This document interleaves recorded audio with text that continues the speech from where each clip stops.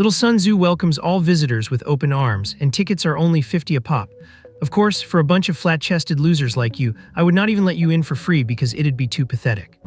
Chen Ming never dreamed that just after taking over a zoo on the verge of bankruptcy, the cockatiel he sent out to drum up business would be hitting its quotas like this. Listening to the thunderous roars of protest outside the gate, Chen Ming felt his scalp tingle. Through the window, he saw a dark sea of over 100 people gathered outside the entrance. There was a tough guy who had been precisely targeted by bird droppings, waving a baseball bat in futile rage, and a socialite who had been mocked for her lack of curves, red-eyed and calling in backup to trash the place. And the culprit, the cockatiel named Silver, who had awakened 0.5% of Divine Phoenix bloodline, was cowering at Chen Ming's feet, its golden crest drooping completely in despair. "Boss, I brought back the 200 people you told me to recruit. Can I have some extra chicken for dinner tonight?" Chen Ming looked at the growing, furious crowd outside that looked ready to tear the gate down, and he was so angry he nearly coughed up blood. "Extra chicken, my foot. If we cannot save the zoo today, we are both going to end up as roasted birds on a skewer tonight." Just as the gate was about to be smashed open, Chen Ming silently opened the god-level species cultivation system in his mind. In this absurd start of it all goes back to a gunshot heard just a few hours earlier. A few hours ago. God-level species cultivation system scanning.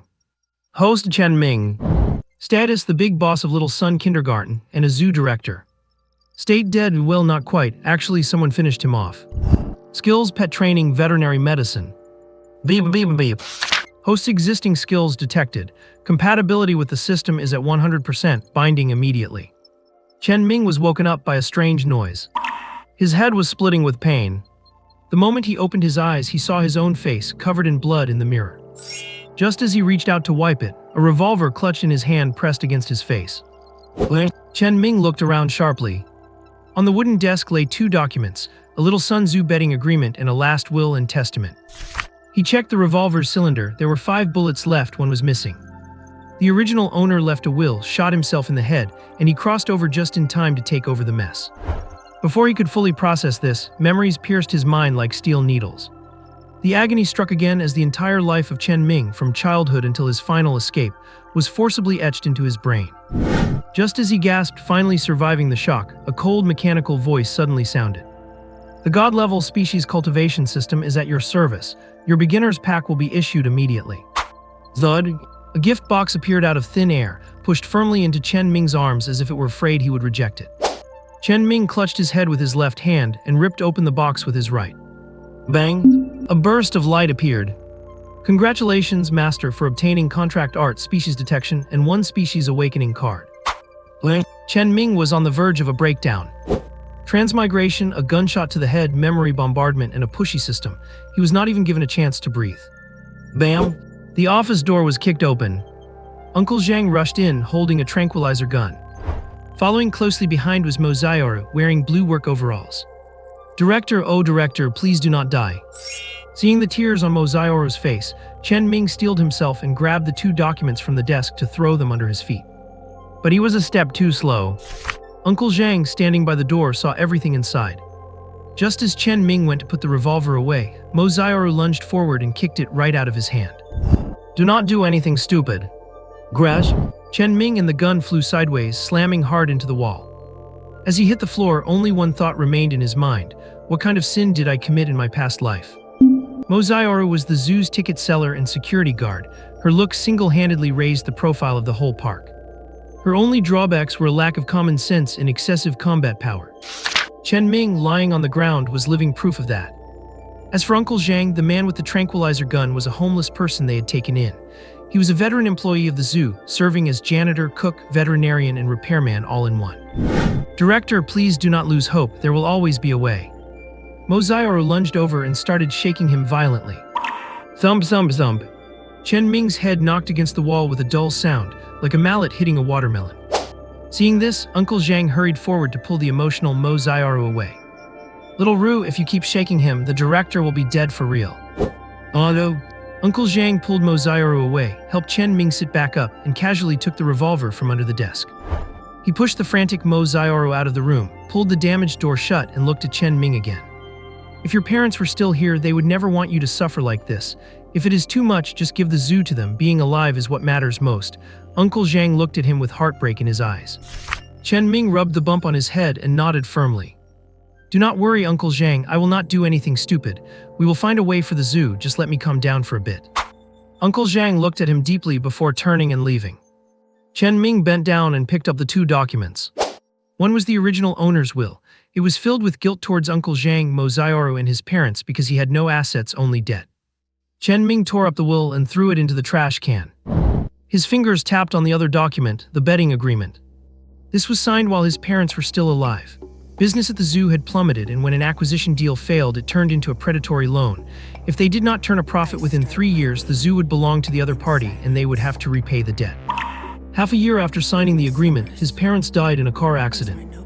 The original owner struggled to keep it going, and now there were only 25 days left until the deadline. Once the time was up, the zoo would change hands, the animals would be seized, and he would be saddled with massive debt. Under such immense pressure, the original owner had committed suicide. Chen Ming took a deep breath and his fingers stopped tapping the desk. He was just like the original owner, a homebody, and if he really had to step into the spotlight, his legs would be trembling. The worst part was, he was not good at running a business either. As he was getting a headache, a white cat jumped silently onto the table. It licked his finger with its rough little tongue, startling Chen Ming out of his thoughts. His eyes lit up, and he remembered the god-level species cultivation system. With a cheat code in hand, why fear a piece of paper? He immediately used the species detection skill on the white cat. Species white cat. Age 8 months. Bloodline contains 2% white tiger bloodline. Skills none. Talent none. A white tiger, one of the 4 legendary beasts. Chen Ming felt a fire in his heart. He immediately cast Contract Art, preparing to use the species evolution card. System prompt: this species does not currently belong to the master, has no formal identity, and cannot be contracted. It failed. Chen Ming cursed silently. The system even checked for registration papers. The cat was just a stray he had picked up, so it did not have an official status. But then he suddenly reacted and scrambled out the door. There were plenty of animals in the zoo with proper identification. There was one right next door. As soon as he rushed out of the office, he ran into Uncle Zhang and Mozioru, who were still guarding the door. Before they could speak, Chen Ming zipped away toward the next room. Do not follow me, I will talk to you later. Chen Ming pushed open the door to the next room, slipped inside, locked it, and then braced a table against the door. Only after confirming it was safe did he look at the cockatiel that was stealthily turning off the TV. The little guy was silver-white, with a silly pale yellow tuft on its head and 2 rosy blushes on its cheeks, currently cocking its head and looking at him craftily. This bird loved watching TV and learning how to use the internet, for which it had been scolded more than once. Boss is great, boss is wonderful, hello there, boss. Not only was it smooth-tongued, but it also expertly let out a whistle. Chen Ming did not have time to indulge it and immediately cast his probe skill. Species cockatiel. Age 3 years old. Bloodline contains 0.5% divine phoenix bloodline. Skills none. Talent none. 0.5% is indeed pitiful, but the potential of the divine phoenix bloodline is enough to make up for it. Chen Ming decisively cast the contract spell, and a golden light shot into the center of the parrot's brow. Master, please select the type of contract. 1. Slave contract, life and death in a single thought. 2. Equal contract, treated as equals, you may add 2 restrictive rules. 3. Sacrifice contract, can be sacrificed at any time to strip away all energy and bloodline. Chen Ming chose the equal contract without any hesitation. A golden thread instantly connected the man and the bird. Contract successful, please add restrictive rules. Chen Ming did not add any yet. Instead, he whipped out a species awakening card and crushed it. Specks of golden light enveloped the cockatiel, the blushes on its cheeks suddenly flared with a red glow, and the silly tuft on its head transformed into pure gold. Immediately after, its eyes rolled back. With a flop, it fell onto the floor. Its beak opened slightly, letting out a curse. Good grief, I am being roasted alive. Having said that, it blew a smoke ring and passed out completely. Half an hour later, the cockatiel groggily opened its eyes. Species awakening complete, please name the species. Chen Ming looked at its silver-white feathers and casually decided, Silver. Name Silver. Species cockatiel evolving. Age 3 years old. Bloodline contains 1.2% divine phoenix bloodline. Skills Phoenix Flame. Talent Language. Locking his gaze on Phoenix Flame, Chen Ming felt a surge of excitement. Silver, try using Phoenix Flame. Silver's tuft shivered, it puffed out its chest, and its face turned red from the effort. Puff. A marble-sized ball of fire was spat out, curved in the air, and landed directly on the floor. The floor was instantly burned through, emitting a pungent smell of burning rubber. Chen Ming's eyelid twitched. Did it burn through the wires downstairs? Is that the chandelier? Before he could finish, a loud crash of breaking glass came from downstairs. Chen Ming stared intently at Silver. Silver shuddered. It has nothing to do with me. Boss, you told me to try it. I do not want to die yet. It fluttered its wings over to the charred hole and inhaled hard. The shrunken phoenix flame was forcibly sucked back into its mouth like snot. Then it instantly transformed into a ground bird, scurrying over to rub its tuft against Chen Ming's pant leg. Boss, I know we are poor, but we cannot be cheap on the kid. I am only a 1-year-old baby. Chen Ming's head was spinning. The power of the phoenix flame was indeed fierce, but he really could not afford to pay for that chandelier downstairs. He grabbed Silver and held it up in front of him. Restrictive Rule 1, guard the little Sun Tzu. Restrictive Rule 2, do not use your skills without permission unless your life is in danger. These 2 rules were etched into Silver's mind like iron laws. The zoo was where Chen Ming built his living, and restricting its skills was to avoid being taken away for dissection if exposed. Although there were difficulties, he already had a plan. Looking at Silver, whose tuft was pressed flat against its neck, Chen Ming smiled. Silver trembled, squeezing out 2 drops of tears. I have an 80-year-old mother and a nest of eggs to feed, and roasting me would not even yield 2 ounces of meat. Spare me, boss. Plub. A teardrop hit Chen Ming's hand. Chen Ming was amused to the point of anger, and the light in his eyes grew brighter. This ridiculous talent for language would come in handy. Stop acting, go out and work to make money, bring in 200 visitors, and I will give you extra meals. Silver froze, then lowered its head to wipe its tears on Chen Ming's sleeve. Boss, you should have said so earlier, leave it to me. But first things first, I sell my talent, not my body. You sure have a flair for drama. Chen Ming grabbed that tuft of hair and carried it out the door like a kettle. Mozaioru was rushing up from downstairs like a gust of wind. Director, this is bad. The lobby chandelier fell down. Before she could finish, she had already thrown herself into Chen Ming's arms. The feigned fear was obvious enough for even Silver, being held by its tuft with its claws tucked in to see through.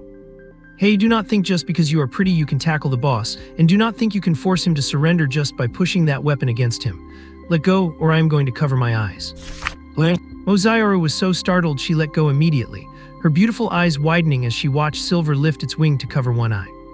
Since when has it been able to talk so smoothly? Chen Ming straightened his wrinkled shirt and tossed Silver out the door. Go to work. If you do not finish the task, we are having come and Parrot tonight. Silver fluttered its wings and flew away, chattering, that was too big, way too dangerous. As expected of the boss, he could actually hold back. Chen Ming had not caught on, but Mozaioru's face flushed red. One more word out of you and I will pluck your feathers. But Silver vanished in an instant. Mozaioru suddenly realized, Director, why did you let it go? The bird does not know the way, it will be gone for good. Chen Ming, however, was not the least bit worried. The awakened cockatiel had gained intelligence. Not only could it act, its wit was also far beyond what it had been before. Chen Ming gave a confident smile. I sent it to scout for customers, you just keep an eye on the front gate. It's scout for customers, Director, have you lost your mind? Mozaioru scratched her head awkwardly. We have only had 3 visitors in half a year, the animals are almost out of food, and my salary has not been paid for 8 months. Ahem. Chen Ming lifted his chin slightly. Believe in me, everything will get better. The sunlight hit Chen Ming, and Mozaioru could not help but swallow her saliva uncontrollably.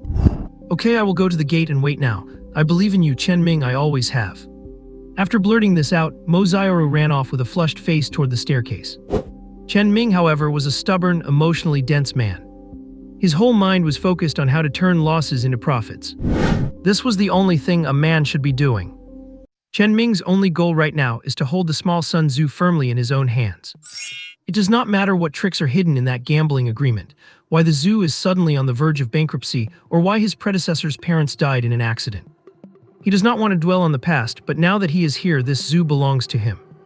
Though he is a homebody who hates socializing, that does not mean he is someone to be trifled with. If someone is indeed pulling strings behind his back, he would not mind letting them have a taste of his phoenix flame. Chen Ming walked downstairs and called out to Uncle Zhang, who was cleaning up the debris of the chandelier. Uncle Zhang, stop sweeping for a moment and come walk with me. All right, but just for a little while, I still have to come back and make dinner. Uncle Zhang sighed. The animal's food can only last for another 3 days at most. Chen Ming was momentarily choked by the news, looked at Uncle Zhang, who was nearly 50, and waved his hand. Never mind, I will walk by myself, you keep busy. If he kept talking, he was afraid his just stabilized mood would collapse again. Chen Ming strolled alone through the empty zoo. The ground was covered in fallen leaves and trash, looking bleak. Uncle Zhang simply could not handle such a vast park all by himself. In their enclosures, the animals were gaunt and dirty, occasionally emitting weak, hungry whimpers. Chen Ming felt heavy-hearted. Right now, he was just hoping that Yinzi could bring in some visitors to slightly alleviate the crisis of running out of feed. Little did he know, Yinzi was almost in tears at that moment. It was trying its best to promote the zoo to everyone it met, but the passers-by only wanted to catch it. Can this parrot really talk that clearly? Quick, catch it. It is worth a fortune if we sell it to the circus. Sticks, stones, and nets were all being swung towards the sky. If it were not strictly bound by restrictive rules, Yinzi would have loved to blast this group of two-legged beasts with a mouthful of phoenix flame. It could only fly high, hide in the treetops, scratch its head in frustration, clear its throat, and continue shouting. Small Sun Zoo sincerely welcomes visitors of all kinds. Admission is only 50 per person. Lions, tigers, red pandas, melon seeds, peanuts, mineral water. Wrong script. Did you hear that? This feathered menace is worth even more than we thought. Call for more people. The word menace instantly ignited Yinzi's fury. Even its boss, Chen Ming, had never called it that. The little golden tuft of hair on top of Yinzi's head stood straight up. You are the damn menace, your whole family is. Do you really think I am easy to mess with? You lemon-headed, rat-eyed, hook-nosed, eight-character-browed, fan-eared, big-lipped, snaggle-toothed, uneven-legged, mismatched-armed, pigeon-chested, dog-bellied, bucket-waisted, rotten-smelling loser. If you have got the guts, come on up here. The crowd under the tree fell into a sudden, deathly silence. They looked at each other, still thinking Yinzi was scolding someone else. A single sentence from Yinzi shattered their delusions. Do not look around, I am talking to all of you. Did you never dare to look in a mirror because you were afraid of being scared to death? You are stupid, and on top of that, you are hideous. Under the tree, a fat man with a thick neck turned bright red. Catch it? If we cannot catch it here, we will go to the Small Sun Zoo to hunt it down. I do not even care about the money anymore. I am going to pluck all its feathers and freeze it in the fridge. I am going to deep fry it. It talks worse than my wife. The crowd chirped and clamored, plotting all sorts of cruel punishments. But this actually gave Yinzi a new idea. The task Chen Ming gave was to attract visitors. The point is not how to lure them, but to get people into the zoo. Yinzi had a realization. Since the standard approach did not work, it should try a different strategy. It lifted a claw to groom its tuft, feeling that it finally understood its boss's true intention. The boss has a sunny and upright image, so he could not possibly say the offensive things himself. Yinzi's eyes lit up, thinking, I will take the fall for this. The boss better give me extra chicken drumsticks tonight. Having achieved complete enlightenment, Yinzi flapped its wings and took to the sky. It dove down, unleashing a barrage of aerial droppings. It did not forget to shout, I stand by my words and deeds. I am Yinzi, the cockatiel of the Small Sun Zoo. The fat man who was looking up and waving his net took the brunt of the attack. A glob of brown hit him precisely in his wide-open mouth. The fat man clutched his stomach and began retching violently. The others fared no better, with their heads and faces getting hit one after another. The bombing precision was perfect. By the time they finished retching and looked up, Yinzi was long gone. Did we just get taken down by a parrot? Can you wipe the poop off your face before you talk? Small Sun Zoo, right? Let us go. Let us go demand an explanation from them. I cannot swallow this insult.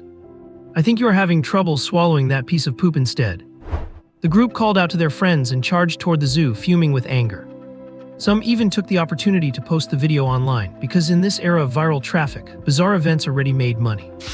At this moment, Yinzi was not heading back yet. It was still far from the 200-person quota Chen Ming had set, and it was already scouting for new targets. Before long, a group of beautiful women carrying bags of all sizes walked out of a mall. Yinzi's little eyes brightened as it muttered, one beauty brings 3 friends, so a dozen could bring how many people? It did not matter that its math was not great, it knew that beauties could bring in a large crowd. Yinzi landed directly on a branch in front of the women. Wow, so many beautiful little rich girls, beautiful as a painting, fairy-like. Yinzi from the Small Sun Zoo pays its respects to you ladies. The dozen or so girls stopped in their tracks. Looking at Yinzi on the tree with its natural rosy cheeks and a golden tuft, their hearts instantly melted. Such a cute cockatiel, it actually knows to call us rich girls, ha ha ha. Your mouth is so sweet. Come down and come home with me, I will make sure you live in luxury.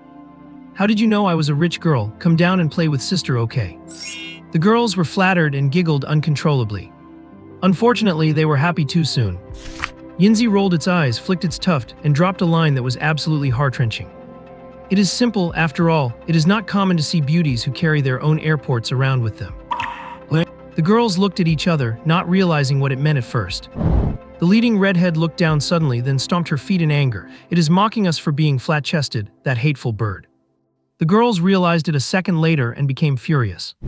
Yinzi had already flapped its wings and risen into the sky. A group of little rich girls carrying their own airports, ha, flat front and back, such tiny cups, how laughable. Accompanied by arrogant laughter, Yinzi flew away, leaving the girls who were about to cry standing there staring in frustration. The redhead gritted her teeth and pulled out her phone. Sisters, call everyone. Let us go to the small sun zoo. We must catch this bird today. Butler, bring the household security guards and find me at once. I have been bullied. Well, daddy, come and save me quickly. I am mad. Yang Wei, did not you say you liked me? Now that I have been bullied, you would better handle it. Daddy, someone teased me at the zoo. They even dragged me into Hwa. The red-haired girl hung up the phone, tossed her head, and lifted her chin. Done. If I cannot sanction this hateful bird today, I Yi Yuhan will dye my hair green tomorrow. Sister Han, my dad is bringing over 400 workers. Is not that a bit too much? Too much? It is just a zoo that is about to be abandoned. If we have to, we will just tear it down. A storm was brewing. Countless people were setting off from all over, gathering toward the Little Sun Zoo. Chen Ming, at the center of the storm, was completely unaware.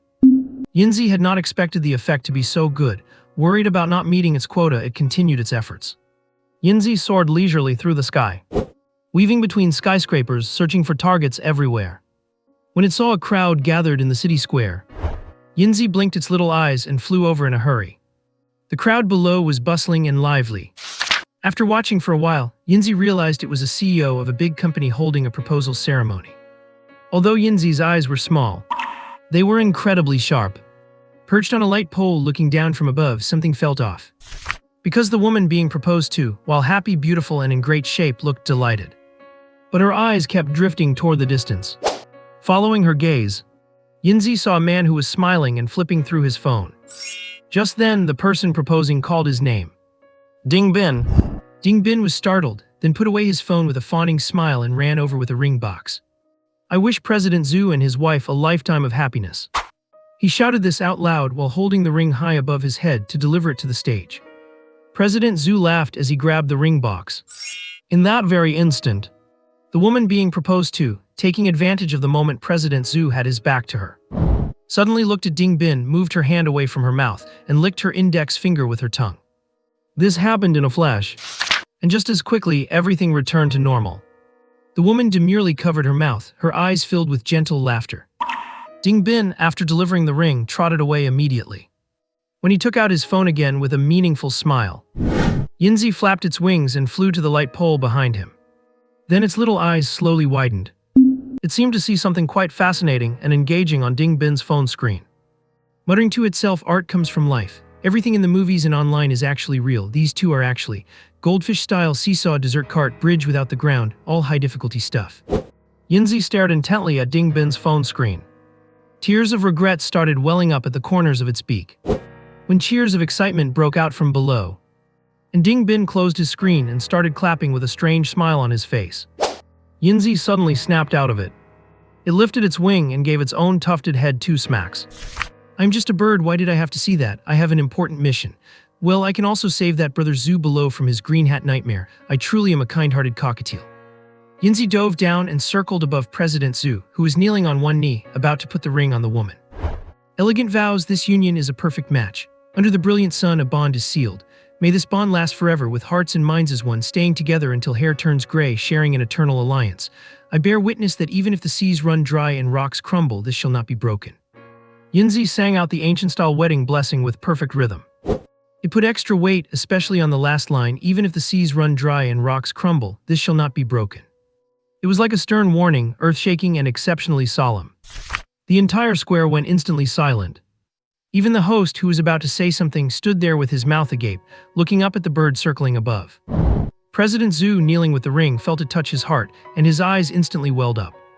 He looked up at Yinzi in the air. In a hoarse voice he said, Thank you, Zhu Dapeng will certainly never betray this promise. After saying this, he tightened his lips and turned to look at the event planner. But the planner, having had his lines stolen, was completely stunned, staring at the sky with an expression of awe.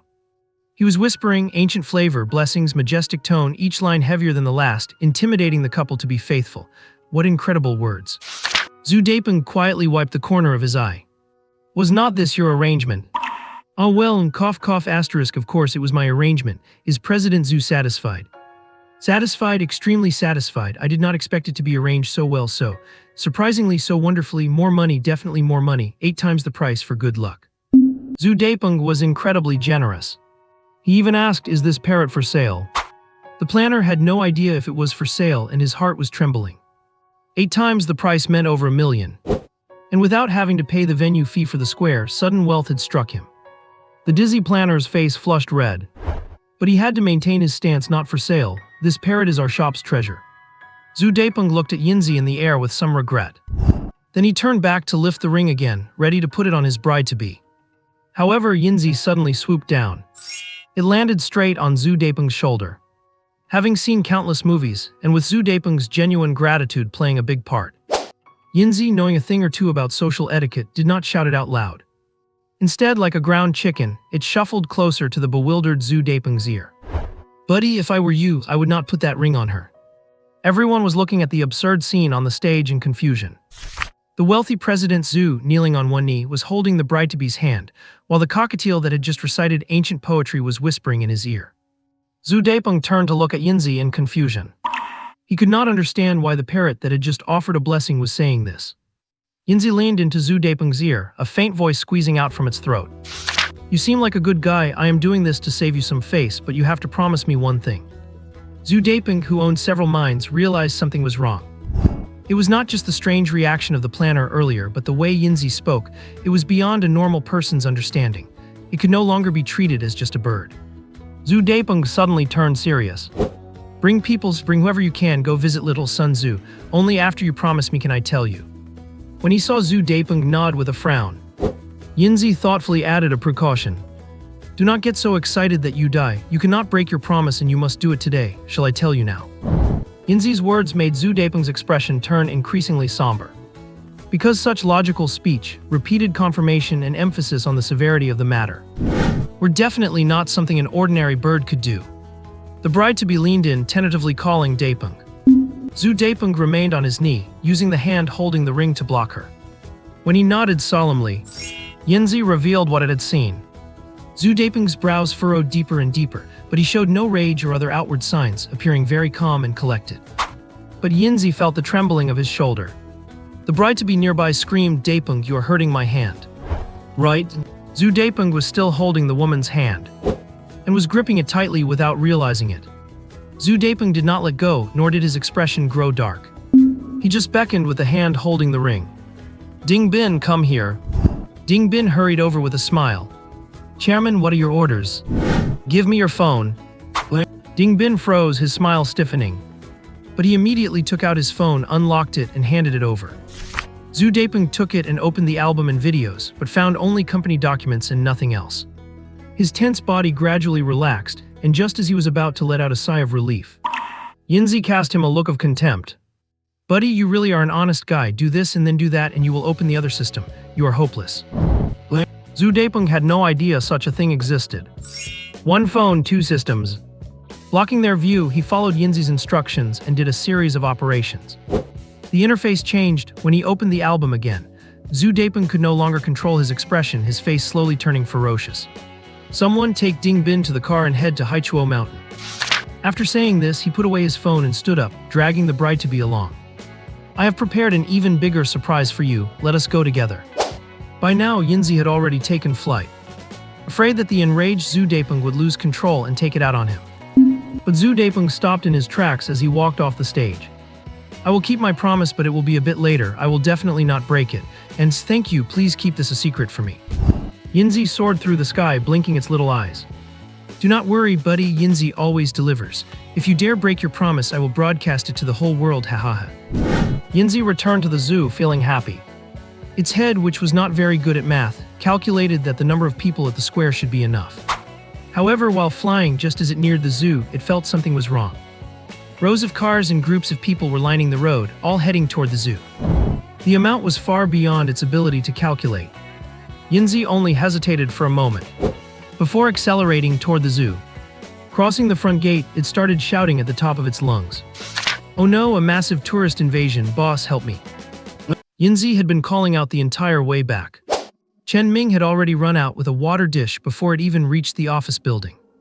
As Yinzi landed on his arm, Chen Ming spoke first. Do not rush to talk, you must be thirsty after flying all this way. Drink some water. Yinzi instinctively raised its crest. Boss is so warm-hearted, Yinzi is going to fall in love with you. Chirp chirp. Watching Yinzi lower its head to drink, Chen Ming headed upstairs with it, accompanied by Uncle Zhang, who had come running over after hearing the commotion. Once they arrived at the office, Yinzi had finished its drink. Boss, Yinzi has been working heart and soul for you in the zoo, fearing neither hardship nor fatigue to carry forward our spirit. Under Chen Ming's gaze, Yinzi's voice grew quieter. Chen Ming tapped his fingers on the desk. What is going on? What tourists? What invasion? Boss, did not you ask me to go fetch customers? And then the result, seems like I might have overdone it. Chen Ming had never expected such a hardcore method of soliciting customers. Looking at Yinzi in front of him, its crest shriveled up. Then turning his head to look at Uncle Zhang, who was so stunned he had not even reacted to his broom falling to the floor. Chen Ming did not criticize or blame Yinzi.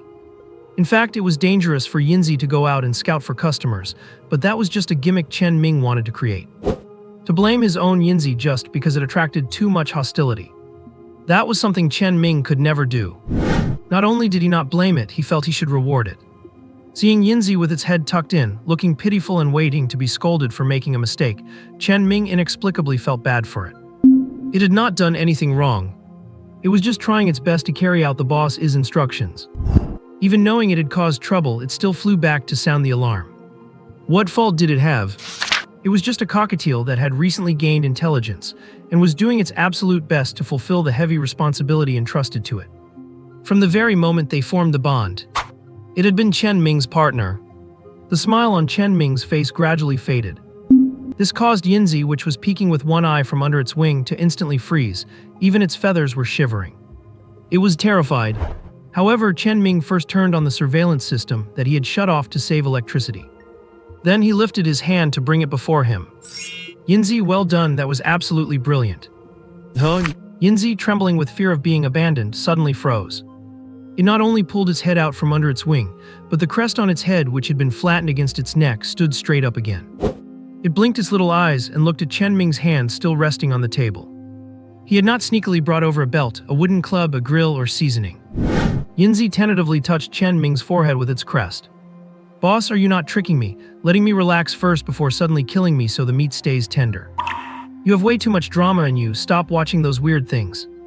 After saying that, Chen Ming ignored the suspicious Yinzi. He placed it on his shoulder and turned his attention to the monitor. Little Sun Zoo was built at the foot of a mountain, with the overall terrain much higher and sloped relative to the road. There was only one road leading to the main entrance of the zoo. Outside the gate, there was a large parking lot. At this moment, the monitor showed a long line of cars slowly driving along the single road. Chen Ming calmly picked up the walkie-talkie. Zioru, come in. Zioru here. Be ready for the impact. There is a massive amount of tourists coming up the mountain. Whoever it is, whatever they want, they must buy a ticket to enter. Hey, what is a massive amount? Chen Ming looked at the endless stream of cars. He was actually quite nervous. About over 1,000, I would say. Cough, cough. Chen Ming, do not think you can joke around just because you are the director. Do not think I am easy to fool. Our zoo did not even get 500 visitors all year last year. Zioru, I am speaking to you very seriously now. Guard the entrance, no ticket, no entry, can you do that? As Chen Ming's tone grew firmer, Zioru immediately withered. I can, the ticket price is only 50, it is not expensive, it is already at a 20% discount. Zioru's words suddenly reminded Chen Ming of something. He first glanced at the bewildered Uncle Zhang, then raised his hand to stroke Yinzi, who was still staring at him from his shoulder. Double the ticket price, 100 per person. Director, are you crazy? It has been so hard to get some. Chen Ming interrupted her before she could finish. Do as I say, Uncle Zhang and I are heading over right now. Okay. Zioru drawled out the word, clearly thinking Chen Ming had lost his mind. We are supposed to be attracting tourists, who goes around ripping them off. Clearly, she still had not realized the gravity of the situation. Chen Ming put down the walkie-talkie. His heart was pounding. Before him lay a crisis, but also an opportunity. As long as he is not pinned down and beaten on the spot, it should not be a big problem. But if he really gets beaten, as long as he does not die, it is a huge, rich source of funding. Images of the zoo flashed through his mind. Dilapidated fences, rusty cages, damaged roads, withered yellow grass, leaves and branches left uncleaned. Plus those skeletal, starving animals. The words Uncle Zhang said echoed in his ears. The animals' food supply can only last for 3 more days. Driven to the brink by poverty, Chen Ming pressed his hands firmly against his forehead. He ran his hair back from his forehead. A spark of fire seemed to dance in his eyes. Then he grabbed Yinzi and brought it before him. Yinzi, if anyone dares to reach the gate and refuses to buy a ticket, what should you do? Looking at Chen Ming's intensely hungry eyes that seemed to be sparking with flame, Yinzi swallowed cautiously, thinking back to the series of actions taken by its boss. The golden crest on its head stood completely upright, and even the fluff on its neck stood on end. It tentatively asked, I continue to provoke them. Chen Ming's eyes widened instantly. Louder. I'm going to scold them to death, make them so angry they have to come in and catch me, and to come in they have to buy a ticket first. Yinzi's voice was deafening, making the window frames hum. But Chen Ming nodded in satisfaction. Do not get caught, do not insult parents or families. Everyone has parents. You can anger them, but do not go too far. Try to settle things amicably and make money. Chen Ming laughed as soon as he said that. He felt that the phrase settle things amicably was a bit of a contradiction. But at this moment, Chen Ming could not care about that. Uncle Zhang, go to the entrance and support Xiaoru. Uncle Zhang, who had returned to his senses, looked at Chen Ming and Yinzi, who were acting quite abnormally. Being a sensible man, he did not ask a single question. Instead, he picked up the tranquilizer gun and walked away. Chen Ming did not follow immediately. Looking at the seemingly harmless Yinzi before him, Chen Ming gave a very serious instruction. Unless it is a life-or-death crisis, do not use your phoenix fire, and if we get beaten, do not interfere. Yinzi reluctantly shook its crest. But it was me who lured those people here. What if they get violent and beat you to death, boss? No buts, if I really die you leave. Find a safe place to live, do as I say. Chen Ming rubbed Yinzi's head with a smile. It seemed like he was talking to Yinzi, but also to himself. Everyone has to die someday, and the turning point is right before our eyes. Have no fear. After saying that, Chen Ming grabbed the walkie-talkie from the table and rushed to the zoo entrance. Whether they live or die, it all depends on this move. But Chen Ming did not notice. Just after he left the office, Yinzi did not follow him, but instead opened the white cat's cage. Chen Ming headed straight for the zoo entrance. From a distance, he could already see people gathering there. Mo Xiaoru was famously violent. It seems these people had checked the situation at Little Sun Zoo online. Come to think of it, Mo Xiaoru might be even more famous than the zoo itself. She had already arrived by the time Chen Ming took over the zoo. The youthful, beautiful, and fit Mo Xiaoru went viral as soon as she started working there. Even when the zoo was in financial trouble, it gained many new visitors just because of her presence. However, Mo Xiaoru just looks youthful and pretty.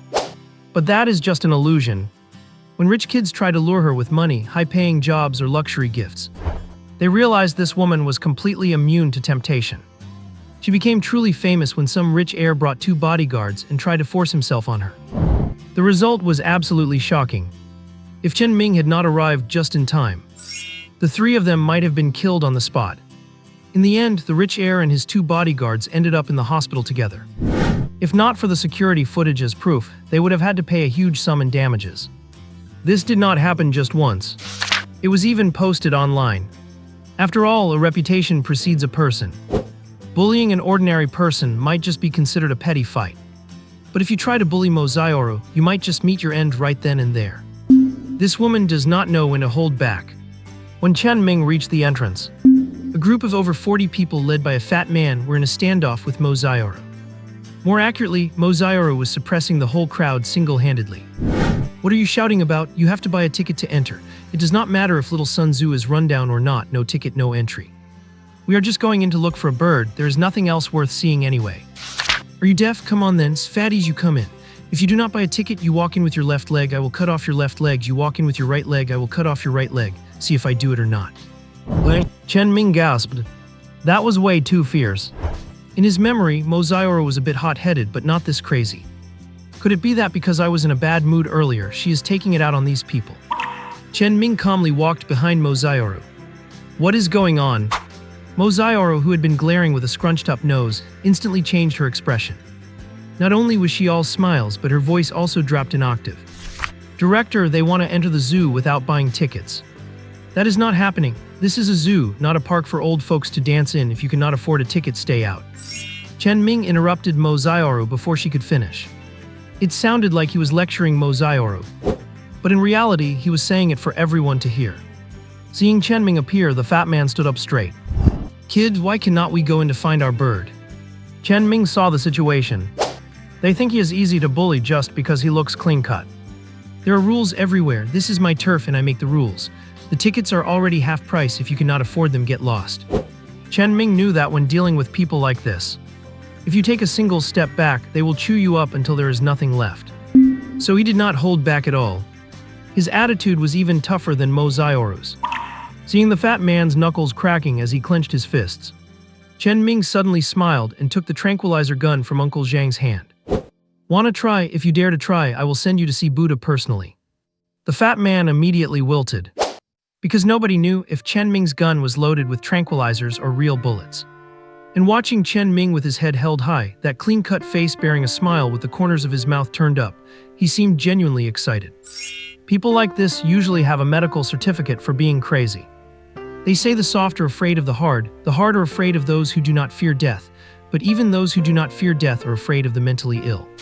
If something actually happens, he just slams his papers on the table, and even if you're turned into dust, he will keep living his life just fine. This is just too frustrating. The fat man did not think risking a shot was worth it, but he did not want to lose face in front of his brothers. So he just stood there blankly at the ticket gate. However, the next second, several strong hands pressed onto his shoulders. Bro, if you're not going in, do not block the way. Hey, ticket seller, I want a ticket. I am here, move aside, do not block the path. Mo Zioru shoved the fat man aside and pushed away the men in suits at the same time. She was so strong, Chen Ming felt she could probably uproot a willow tree bare-handed, a true freak of nature. Because little Sun Tzu was short-staffed, there were only 3 of them, including Chen Ming. They had all come to the entrance to handle the chaos. As for what the tourists already inside were doing, they would just have to fend for themselves. They could not look after them anymore. At this very moment, the fat man who had been pushed aside finally started to get nervous. A group of bodyguards in black suits and sunglasses had taken control of the entrance. They were buying tickets for everyone and clearly did not care about the cost. He could not keep up the act anymore. How about we retreat? It looks like some big shots have arrived. Look, there's a whole bunch more behind. The dozens of people discussed it. Not only did they not retreat, they even moved aside voluntarily. They stood on the side, took out their phones to record videos, and just watched the show. Chen Ming did not bother with them. He could not anyway. He was too busy checking tickets. Fortunately, these people were all well-behaved. They did not cause trouble, just bought their tickets and ran into the zoo. If you did not know better, you would think there was a gold mine inside. But Chen Ming finally understood how poisonous Yinzi's mouth was, to be able to get so many people to swarm in. These people were following the rules. Chen Ming relaxed a bit. But only a few minutes later, something went wrong on Mo Zioru's side. Director, we have sold out of all 400 tickets, what now? 400 tickets equaled 40,000 yuan. In just this short time, not only was Mo Zioru stunned, even Chen Ming felt a bit dizzy. But he was the director, the one in charge. Others could panic, but he could not.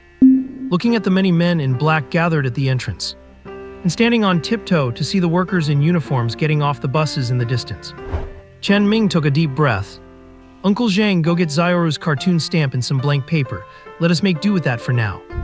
Just as Chen Ming finished speaking, before Uncle Zhang could leave after nodding, a girl with red hair parted the crowd and stood before the ticket gate. She put her hands on her hips and glared at Chen Ming. Chen Ming had heard about this little rich girl from Yinzi. He instinctively glanced at her assets. What are you looking at? Look again and I will gouge your eyes out.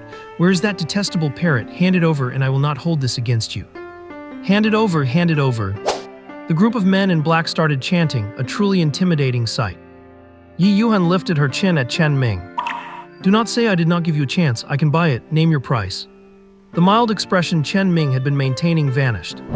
He stepped closer and looked down at the somewhat arrogant, pretty girl. Not for sale. If you want to enter, buy a ticket. If not, get lost. Kid, do not be too arrogant. No one has messed with the Hua Cheng group for years. Do you want to find out what happens? An old man dressed as a butler walked out, leaning on a cane. He came up to Chen Ming, took off his hat, and revealed a head of silver hair. Chen Ming searched his memories. He knew Huacheng Group was a local powerhouse. But that was not a reason to sell Yinzi. Are friends something you can just buy and sell? If a man betrays his own friends, what is the point of being alive? Chen Ming might be a bit of a homebody, but he had a backbone and a tough one at that. Chen Ming smiled subtly, but his words were razor-sharp. Old man, I am afraid that if we do try, you will be meeting your end on the spot and will not be able to leave the mountain. Well, the surrounding bodyguards erupted in an uproar. Even the red-haired girl was stunned. They had not expected this clean-cut young director to be so bold. But the old butler's eyes only flickered for a moment before returning to normal. After all, he had seen his fair share of storms. He continued to look at Chen Ming with indifference, as if observing a bug he could crush at any moment. Chen Ming did not back down and met his gaze. He even slightly shifted the gun in his hand, pointing it toward the old man. This scene was posted online by the fat man and his group. The headline was even more outrageous. Thousands attacking little Sun Tzu, what could it be about? The video was reposted rapidly and spread wildly, and some people identified the man confronting Chen Ming. Several sharp-witted media outlets had already set off for the zoo. Those who recognized the relevant figures rushed over to provide support. It even alerted a very special department. Once they verified the cause, they reported it immediately, and an unmarked SUV sped toward the zoo. At this moment, the about-to-be-abandoned little Sun Tzu had become the center of a storm in Huacheng. And the two in the standoff had yet to make another move. A tiger's roar suddenly echoed from inside the zoo. Roar? Everyone present was taken aback. Chen Ming took the brunt of the shock. This was his zoo. If a tiger truly broke out of its cage and hurt someone, financial compensation would be the least of his worries. Chen Ming would have to bear all other responsibilities. It was not the responsibility Chen Ming feared, but the possibility that the entire zoo would be shut down. But the more nervous he felt, the calmer Chen Ming became. The zoo's surveillance cameras were all on. If a tiger really did attack someone, it must mean someone had intentionally used tools to open the tiger cage. And if there were any real danger, even though Zai could not use her phoenix fire, she would at least give a warning. However, the very next second, Chen Ming's brow furrowed, because from the distance came screams, "Ah, a tiger, the tiger is out, the tiger is eating people." Chen Ming's heart sank to the bottom. Meanwhile, the old butler opposite him began to laugh.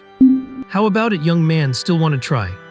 No sooner had he finished speaking than a dozen people came running out, being chased. Right behind them was a magnificent tiger. Strangely, even as the people ran past them, this tiger, while gaunt, looked imposing yet showed no desire to attack, even though it was so hungry that saliva was dripping from its mouth in thin strands. It did not attack anyone. This way did not make sense. At least it did not fit Chen Ming's understanding of animals. Chen Ming tried his best to remain calm. He watched as the tiger with slightly clouded eyes approached. Closer and closer, until it pressed against Chen Ming's leg and sat down slowly. It let out a heavy breath, looked up, and issued a deafening roar. Saliva sprayed over a meter away. It even landed on the face of the old butler, who had already retreated past the ticket gate. But he did not dare to move a muscle. He did not even dare to wipe the saliva off his face. The red-haired girl nearby also had a string of transparent saliva on her head, her face pale with terror. The tiger, having finished its roar, panted heavily. Its tiger eyes glared at the dense crowd outside the ticket gate. Then it tilted its head and licked Chen Ming's fingers.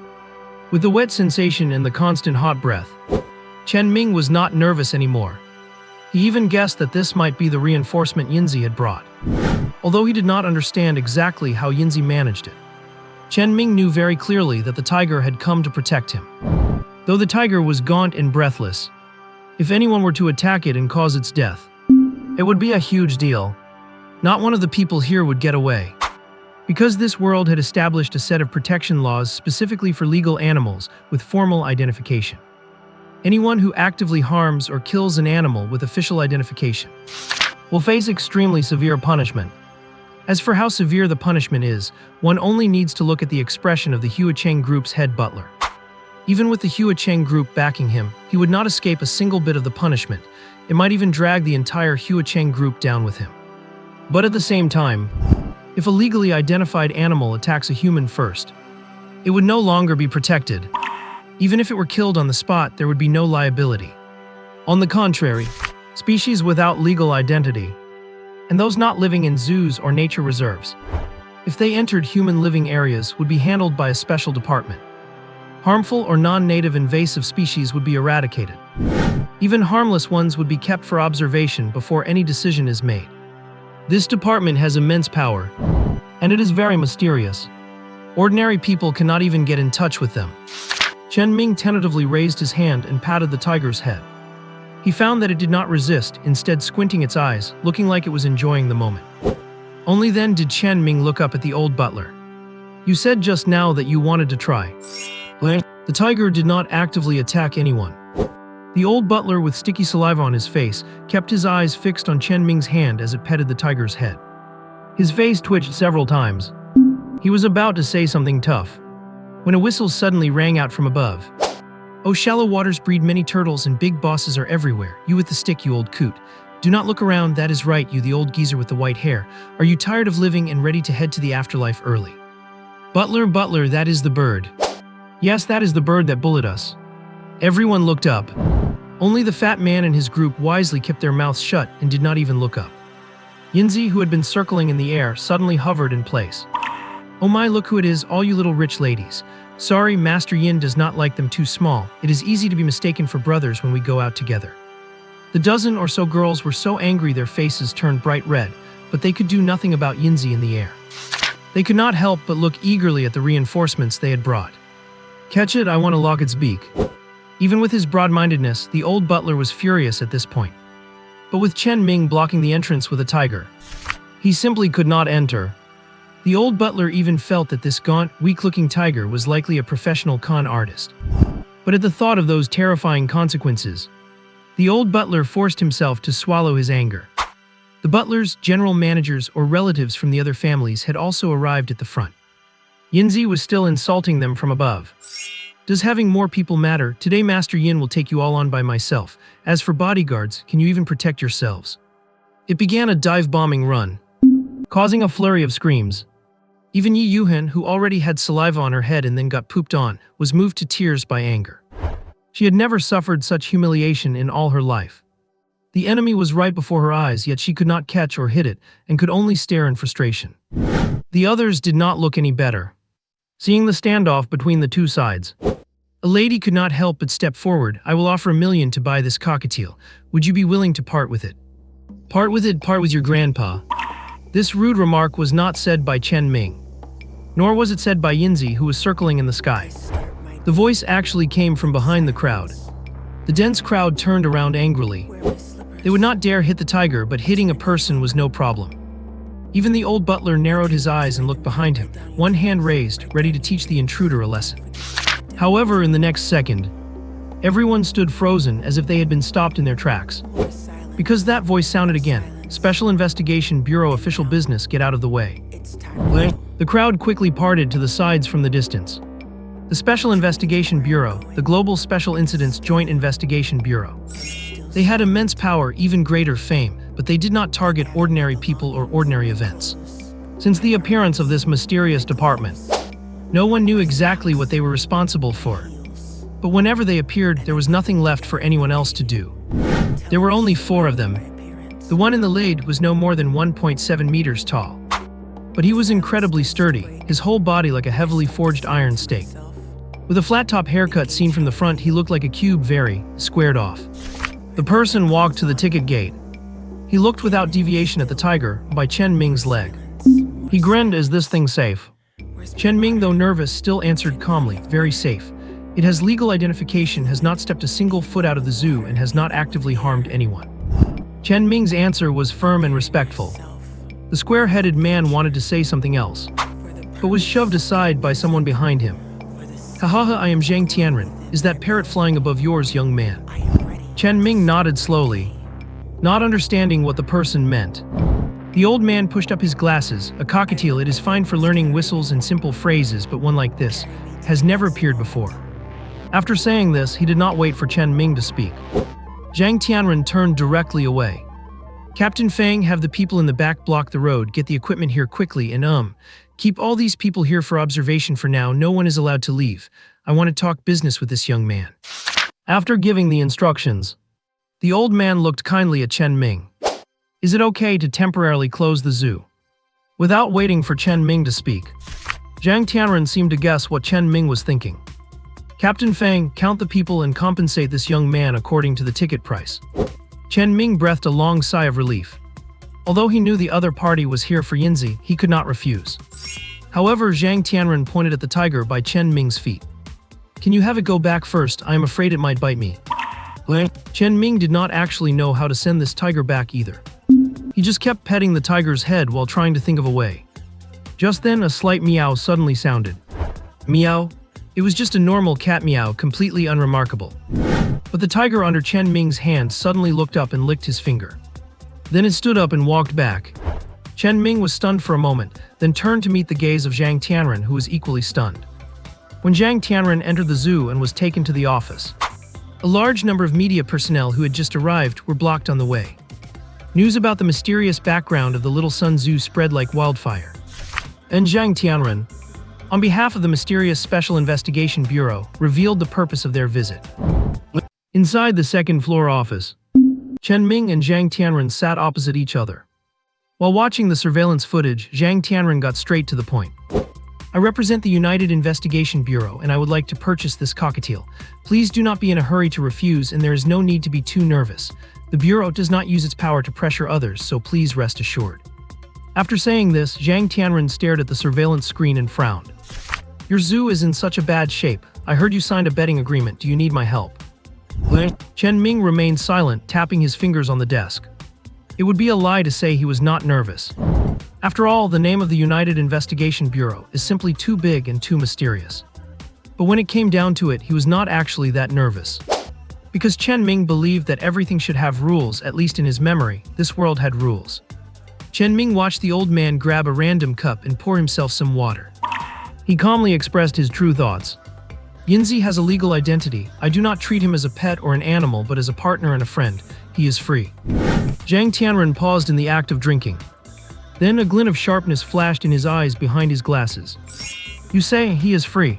That means he can make his own choices if he wants to, and you support those choices. The benevolent smile on Zhang Tianren's face vanished. He set down his cup and looked at Chen Ming seriously. But Chen Ming just nodded gently. Yes, that is exactly it. Upon hearing Chen Ming's reply, Zhang Tianren's tense and serious face suddenly blossomed like a flower, wrinkles bunching up. The concept of being partners and friends is excellent, but as for freedom, that remains to be seen. Just as he finished speaking, Zhang Tianren pointed curiously at the surveillance screen. This tiger went back into its cage by itself. How did you train it to be so obedient? How would Chen Ming know why it was so obedient? He could only remain silent. Fortunately, Zhang Tianren did not ask further, as if he were just curious. At this moment, the walkie-talkie suddenly rang. Director Zioru calling director. This squarehead wants to take over the zoo temporarily. Should I beat him out of here? Cough cough, squarehead, a very apt description, hahoha. Zhang Tianren choked on his water instantly. And Chen Ming quickly replied, no need, just come back. Oh's alright then. Listening to Mo Zioru's slightly disappointed voice, Zhang Tianren, the old man, looked at Chen Ming with intense curiosity. Winking and gesturing in a very gossipy manner. Is this girl always this bold? Are you going to be a victim of domestic violence in the future? Chen Ming was speechless. When Mo Zioru arrived, Uncle Zhang had also finished securing the tiger cage door and came to the office. At the same time, Chen Ming saw many people on the monitor carrying strange equipment and probing everywhere in the zoo. Zhang Tianren gave no explanation. He just smiled happily, watching without saying a word. It was not until Squarehead, Captain Fang, also arrived at the office with people and equipment, that Zhang Tianren calmly put down his teacup. He looked around. After receiving a prompt from his subordinate, he swept his gaze across the faces of Chen Ming and the others one by one, and then slowly spoke, let me talk to him. Whether we succeed or not, this old man will protect your zoo. After saying this, Zhang Tianren stood up. Let me introduce myself formally. I am Zhang Tianren, the person in charge of the Huacheng branch of the Global Special Incident Joint Investigation Bureau, and this is Captain, cough cough, Captain Fang. Chen Ming also stood up immediately. Chen Ming, director of Little Sun Zoo. Before the old man could speak again, Chen Ming took a step toward the window. Yinzi, you're back. The sound of flapping wings followed. Yinzi landed steadily on Chen Ming's shoulder. The tuft of feathers on his head bobbed up and down, and his little eyes were very sharp, darting toward the room. Several late-arriving staff members hurriedly pointed their detectors at Yinzi. And Zhang Tianren also looked at Yinzi with the tuft on his head. "Hi, how are you? What is so good about me?" Needless to say, Zhang Tianren was stunned. Everyone in the room was bewildered. Only Mo Xiaoru let out a snicker. Then, sensing the atmosphere was off, she covered her mouth. Zhang Tianren, who had been bested by a parrot for the first time, pushed up his glasses to hide his embarrassment. But his eyes behind the lenses radiated a sharp light. When he looked at Yinzi again, he was still all smiles. "I would like to take you to a wonderful place.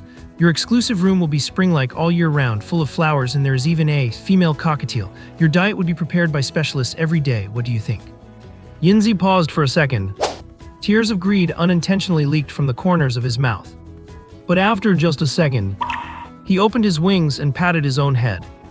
"I think you are having pipe dreams. An old man at your age trying to use a honey trap on a bird. Do not those wrinkles on your face hurt? I am the top dog of little Sun Tzu. Who are you looking down on?" Chen Ming was numb, expressionless. But Zhang Tianren, who was shaking, was the exact opposite.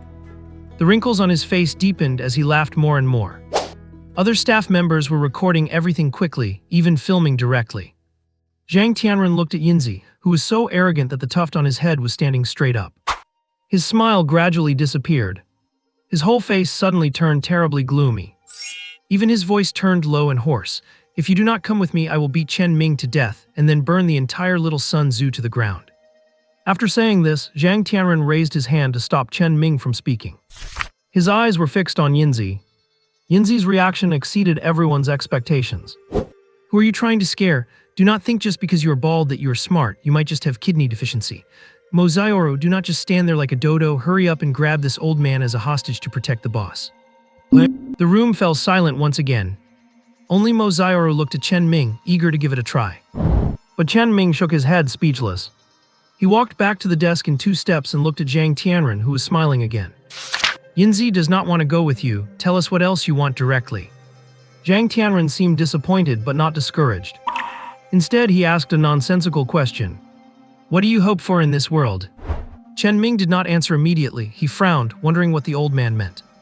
A moment later, Chen Ming's brows relaxed and a gentle smile appeared on his face. Harmonies, love, mutual aid, and looking out for one another. That was Chen Ming's greatest hope for the world. And when he finished speaking, Zhang Tianren suddenly stood up and gestured to leave. "Very good, we are pulling out.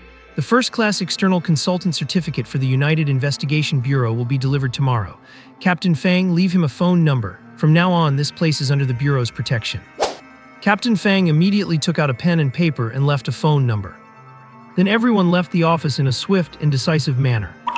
This left Chen Ming and his team completely confused, not understanding at all what these people had come for. However, as soon as Zhang Tianren and the others left the office building, a technician walked up to him to report. "Report to Director Zhang, no energy reaction was detected in the zoo. That parrot only had a faint reaction, nothing strong. The tiger is a normal creature. The strongest energy reaction came from that ticket seller."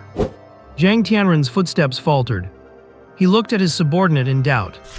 The technician immediately explained. Her physical energy reaction was at least twice that of Captain Fang.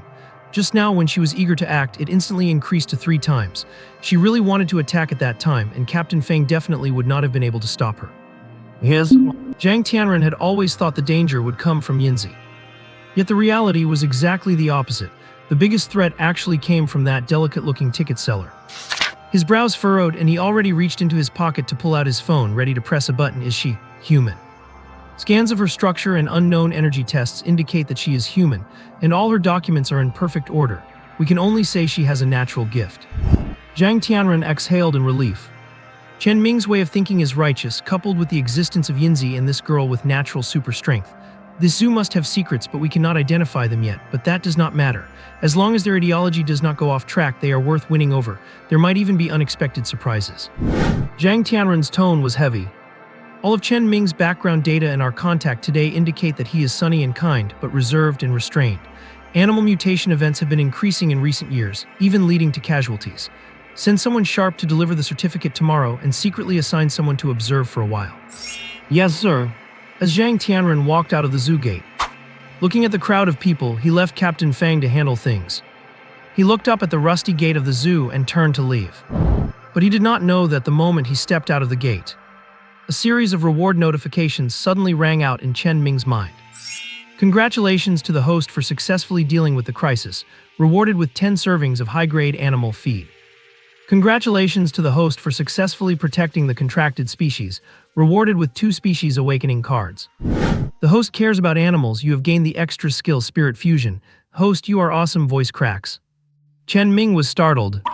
He always felt that this thing wearing the mask of a system was a bit abnormal. Mo Zioru and Uncle Zhang were still in the office, so Chen Ming did not check the rewards right away. Instead, he made an excuse to send them away. Zioru, Uncle Zhang, go back to keeping an eye on the entrance. Oh right, that old guy, he said he wants to pay for tickets, including those for the people who did not get in yet. Go collect the money, quick. As soon as she heard the words ticket money, Mo Zioru's eyes lit up with greed. She grabbed Uncle Zhang and dashed out, calling out as she went, quick, do not let them get away. In a good mood, Chen Ming watched the two of them leave with a smile. Actually, he had a pretty good impression of the unusual investigation bureau. Despite having so much power, they did not use it to bully others. Though they did scare Yinzi with talk of killing Chen Ming, it was no big deal in the end. Most importantly, they did not act superior or look down on common people. They were quite approachable. They did not get angry even when Yinzi trembled in fear, did not try to extort money, helped the zoo out of a tight spot, and even gave Chen Ming a protective talisman. Chen Ming felt that this mysterious department had been greatly exaggerated in rumors. It was not nearly as terrifying as the stories suggested. Crucially, they followed the rules and were not overbearing. That made him feel at ease. Chen Ming looked at the empty office. He placed Yinzi, who was nearly asleep on his shoulder, onto the desk. Seeing the little guy's eyes drooping to mere slits in his exhausted appearance, he realized he was fast asleep. Chen Ming knew Yinzi had not rested at all since he went out. Feeling a pang of heartache, he reached out to stroke the little guy's head with its unruly tuft of hair. Sensing Chen Ming's presence, Yinzi leaned into his palm, rubbed against it gently, and the final slits of its eyes snapped shut instantly. Chen Ming fondly flicked the tuft of golden hair on its head with his thumb. At the same time, he took out the advanced food. Chen Ming had expected a large chunk, but after taking it out, he found it was only the size of a fist, looking like a bead. Its surface was colorful and emitted a strange scent. But right at that moment, Yinzi, who had been fast asleep, suddenly woke up with a start. Though its eyes were not open yet, it lifted its head and swayed as it walked toward the advanced food. Chicken legs, foie gras, bear paws, it smells so good. It mumbled nonsense in its sleep. Yinzi finally opened its eyes and saw the advanced food in front of it. Those little eyes slowly widened. Drool began to drip from the corner of its mouth onto the desk. Boss, what is this? It looks delicious and smells so good. Can Yinzi have a bite? Even half a bite is fine. Having suddenly woken up, Yinzi circled around Chen Ming's hand. Even with drool pooling on the table and spinning in anxious circles, it still held back, waiting for Chen Ming's permission. Chen Ming placed the food on the table and poked the tuft of hair on Yinzi's head with his index finger. It is all yours, just do not overeat and get a stomachache. Boss, long live. Before it could finish speaking, Yinzi bit right into the advanced food. Chen Ming thoughtfully grabbed a water bowl. Eat slowly, no one is competing with you, do not choke. Momo. With its mouth stuffed full, Yinzi made a series of muffled sounds. Before a smile could even reach Chen Ming's face, a sharp, impatient meow suddenly echoed in the office. Yinzi instantly spread its wings into a circle, shielding its head and the advanced food. A second later, the white cat leaped onto the desk. It let out a low, muffled purring sound. Its tail was wagging like an electric fan, and drool was uncontrollably running down its mouth. Its raised paw seemed like it wanted to swat at Yinzi, but it forced itself to stop. After trembling in the air for a moment, a pair of amber slits suddenly looked at Chen Ming. Meow! The white cat leaped and dived into Chen Ming's arms. Its two little paws kneaded back and forth like a kitten, and it rubbed its head against Chen Ming, ingratiating itself completely. Chen Ming could not resist such charm. He laughed heartily and took out another piece of advanced food. The white cat's kneading paws stopped instantly, all its attention focused on the food. But it was smart enough not to try to snatch it with its claws. Instead, it just looked up fixedly, pressed against Chen Ming's neck. Chen Ming did not tease it, especially since his collar was already soaked with its drool. One for each, no fighting, go eat on the table. He placed the food on the desk.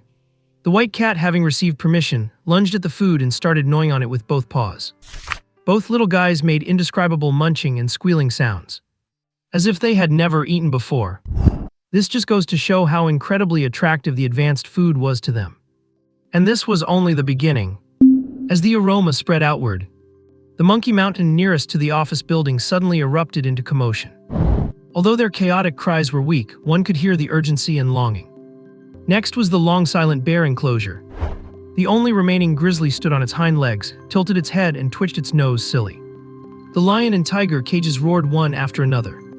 Even the few red-crowned cranes and peacocks in the bird park were squawking at the top of their lungs. And the sloth, which was always slow as a snail, turned its head toward the office building at its fastest speed ever. The result was falling straight out of the tree, saving at least 15 minutes of climbing time. As for the golden python that usually stayed curled in its cave, so thin its bones were visible, it rarely slithered out of the cave, lifted its head and flicked its tongue. Unable to roar, it just spun in circles, almost tying itself into a knot. The Sun Tzu, which had been silent for years like a dead zone, suddenly boiled over without any warning. So much so that Mozaioru, who had just finished collecting money at the gate, froze for only a second, before turning and rushing into the park to investigate. Captain Fang from the bureau followed her in. Yet even though he gave it his all, he could not keep up with that seemingly delicate ticket seller. The lingering trace of indignation in the battle-hardened Captain Fang's heart was shattering. He had heard the technician's assessment, but he had not believed it. A little girl could beat him, a soldier hardened by countless battles. Absolutely impossible. Now he believed it. When he caught up to Mozaioru, who had stopped, Captain Fang looked at her side profile. She was not even red in the face or out of breath after sprinting. What happened? Mozaioru shook her head, pulled out a key, and opened the bear enclosure gate. She walked in without hesitation, jumped up, and slapped the nose of the grizzly that was roaring at the sky. Then she dragged the standing grizzly to the ground. What are you howling for? Roaring your head off wastes energy, and that means eating more food, which is a waste. There is hardly any food left in the park. Mozaioru said righteously. This made Captain Fang's face twitch continuously. The grizzly in front of them, while a bit thin, must have weighed 200 or 300 kilograms. Yet it was dragged down by Mozaioru just like that. Even when it fell, the grizzly started crying. Its tears were shiny and looked so pathetic. If that were a person, she could probably swing them into a wall.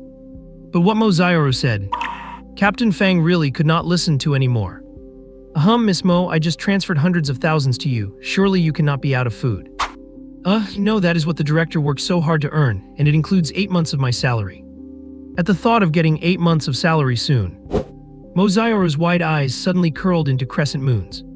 In a sudden good mood, she leaned over and patted the grizzly's head. Be good, okay? I'm going to see the director. We will give you extra food today, maybe just one extra bone. Captain Fang was speechless.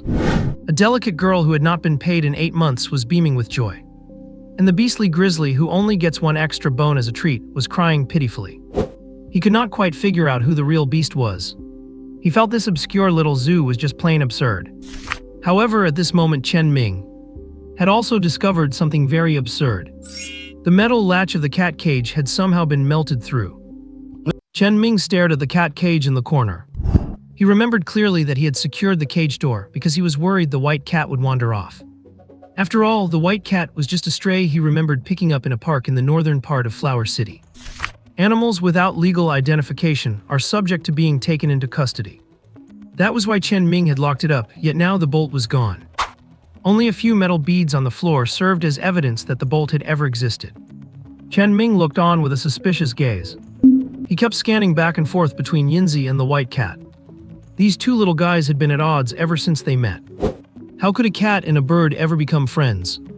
In his memory, the white cat had tried to catch Yinzi more than once. And Yinzi had also frequently launched aerial attacks while the cat was asleep. Ultimately, he had no choice but to keep them in separate rooms to avoid them meeting as much as possible. But clearly, that was not the case right now. Chen Ming watched the two little creatures devouring their food for dear life, his fingers tapping the desk unconsciously, feeling like he had missed something. Suddenly, Chen Ming frowned. He recalled the almost ignored meow when the tiger had come to hold the line and eventually left. At that time, Chen Ming had not known how to send the tiger back. After a soft meow, the tiger licked Chen Ming's finger, then obediently returned to the tiger cage, even thoughtfully biting the iron gate shut. Chen Ming's fingers, which were tapping the desk, suddenly stopped. He finally realized that the two little ones in front of him had worked together to release the tiger to hold the line. Although this answer was completely ridiculous, but Chen Ming had used the species detection skill on the white cat. He knew it possessed white tiger bloodline. Although it was only 2%, that concentration was far higher than Yinzi's 0.5%. So some strange occurrences were not entirely impossible. Watching the two little guys scarfing down their food, he realized. A smile gradually spread across Chen Ming's face. Yinzi opened the cat cage to let the white cat out, and the white cat then urged the tiger to come and hold the line. I did not realize you two little guys were such a perfect team. The humming and chirping sounds suddenly stopped. Yinzi, who had been using his wings to protect the high-grade food, lowered them, and the stray feather sticking up on his head slowly flattened against his neck. He tilted his head toward Chen Ming, pretending not to understand. But that cautious appearance completely gave away his inner thoughts. The white cat was even more dramatic. After gulping down a mouthful of golden food, it rolled its eyes and fell straight over. Its limbs stiffened, revealing its soft pink paw pads. Chen Ming was so amused he laughed out loud. What is the meaning of this? Playing dead. Nice acting, but you have barely eaten a fifth of it, not even as much as Yinzi. Hey, little white. Chen Ming, who was teasing them, suddenly noticed something wrong. The white cat was not just pretending. Its body was trembling, just like someone having a seizure. And even a hint of black markings suddenly appeared on the tip of its pure white tail. Chen Ming scooped it up into his arms. The white cat had lost consciousness, and the fisher-like black markings were spreading from the tip of its tail. One streak turned into two. The slender, dark markings were irregular, like ink-tipped brush strokes across rice paper, leaving blurred, bristly edges wherever they passed. Although there were only two, against the backdrop of its white fur, they looked exceptionally deep and sinister. Just as Chen Ming was frowning, preparing to take it to the inspection room, Yinzi, who had finished his high-grade food, hopped over to the desk like a chicken. Do not worry, boss, he is just stuffed. He will recover after a rest. He is different from me. Yinzi scratched his head, struggling to express himself. But Chen Ming understood what he meant. Yinzi had awakened talents and skills and was even in a state of evolution. But although the white cat possessed white tiger blood, it had not awakened yet. Feeling the trembling of the white cat in his arms subside and its breathing return to normal, Chen Ming used his detection skill to check. He was surprised to find that the white tiger bloodline had actually increased by 0.2. But at the same time, Chen Ming felt a bit dizzy from using the detection skill multiple times. Chen Ming put the white cat back on the cushion in the cage. Then he turned to look at the cowering Yinzi. I am not blaming you, what are you afraid of? After finishing the high-grade food and shaking off his fatigue, Yinzi's drooping feather suddenly stood straight up when he heard that. Even his neck, which had been retracted, stretched out, and his hunched body gradually stood upright. He returned to his energetic self. Oh, so the boss is not angry. I thought I'd get scolded for hiding things from you. After all, the big brothers on TV are always smiling on the outside but plotting to stab their underlings on the inside, totally temperamental. Chen Ming covered his face with his hand. Then he sat back in his chair and ruffled the parrot's head angrily.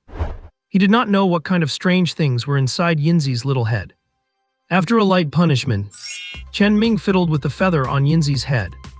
Go to the gate. I previously noticed that girl named Ji Yuhan had an abnormal mass in her brain. Go and warn her, and while you are at it, ease her resentment. After all, we did not handle that properly. Yinzi tilted his head, watching Chen Ming with his little eyes. Boss, what is an abnormal mass? Although he watched a lot of movies and online dramas, this term was truly in Yinzi's blind spot of knowledge. Chen Ming sat up straight and tapped his fingers on the desk. An abnormal mass is a condition that the patient should not know about and needs a doctor to explain to the family. It is likely a tumor. In the early stages, it is very small and has no symptoms, making it hard to detect in routine checks. Tell her to get an MRI. Yinzi, associating this with his own experience, already had a speech ready. He immediately flew out the window and headed straight for the park gate. At the entrance of the zoo, a crowd of people were unable to advance or retreat. There were even several media vehicles blocked on the road. Yinzi listened to the sounds echoing from all directions. He shrieked at the top of his lungs. Although it was unclear what he was saying, the rowdy crowd slowly calmed down. His linguistic talent was just revealing the tip of the iceberg. When Yinzi arrived at the gate and landed on the fence, his gaze locked onto the red-haired girl Yi Yuhan like a searchlight. Hey, that little rich and red-haired fairy princess. Yi Yuhan looked up suddenly. She glared at Yinzi, gritting her teeth. You detestable bird, I will. Do not be in such a hurry, or people will think you have been single for so long you are desperate enough not to even let a bird off. Ahem, got off track. I noticed you had a problem earlier, and I specifically lured you here just to save your life. Yi Yuhan was so angry her face tightened. The young ladies around her also glared at Yinzi with indignation. The old butler was also fuming, his face livid, but he had to swallow his anger. After all, the staff from the investigation bureau were right there. Yinzi calmly raised his claw, though he could not actually perform a divination gesture. The scene became a bit awkward, but that did not stop Yinzi from continuing his act. You Fairy Yuhan had a connection with me in a past life, so today I will help you resolve your illness. Simply put, you have a sickness in your brain and must get treated immediately. Your brain is the one that is sick, your whole family is sick. You hateful parrot, you only know how to bully people, boo-hoo. Yi Yuhan, having arrived in a high-profile manner only to be repeatedly angered and feeling helpless, burst into tears. Even the old butler had already decided in his heart that he would mobilize special forces if necessary to kill this parrot. However, right at that moment, Yinzi slowly shook his head. Early-stage abnormal mass lesion in the left hemisphere. Treatment is still possible. The you of this lifetime simply does not understand Yinzi's painstaking efforts. Saving you today has settled our past karma. After saying this, Yinzi looked up at the sky, leaving a single tear. The old butler, who had been livid just a moment ago, turned pale at these words. Ordinary people might not understand the term abnormal mass, but he knew it very well. Whether true or not, the heiress of the Flower City Group could not afford to gamble with this.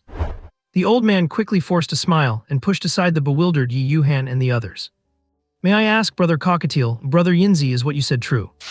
True gold is refined by red sun, my heart is truer than gold. His words were sonorous and powerful, leaving a lasting impression. After saying this, there was disappointment, decisiveness, and melancholy in Yinzi's eyes. He then looked up at the sky, seemingly not wanting anyone to see his vulnerable side. This left the old butler shocked and uncertain. He could not understand why he felt a sense of melancholy, loneliness, and determination from a parrot. In the end, he could only offer a cupped fist salute. I will get her checked as soon as possible. If it is as you say, the Flower City Group owes you a great favor. The past karma is settled, no need to bring it up again. Yinzi turned away, leaving behind a bleak figure, and took flight back into the park. The rest of the crowd just looked at each other in confusion, having no idea what had happened. Only the old butler anxiously took out his phone and made a call. Seeing that the old butler was a bit unsettled, Yi Yuhan, with tear streaks still on her confused face, tugged at his sleeve. Grandpa Butler, what happened? The old butler did not reply, because the call had already connected. Sir, there is a bit of a problem. I need to take the young lady for an MRI as soon as possible. It is hard to explain in a few words. It is quite mysterious and needs to be discussed in person. There is an abnormal mass in the left brain, and we will not know the results until the examination is done. Listening to the old butler's serious words, a group of wealthy young ladies fell silent instantly. Is Yuhan really sick? Did we misjudge that cheeky parrot? Past lives linking to the present, how romantic. Exactly in that line, true gold is tempered by fire, my heart is truer than gold. It was said so powerfully, full of masculine energy.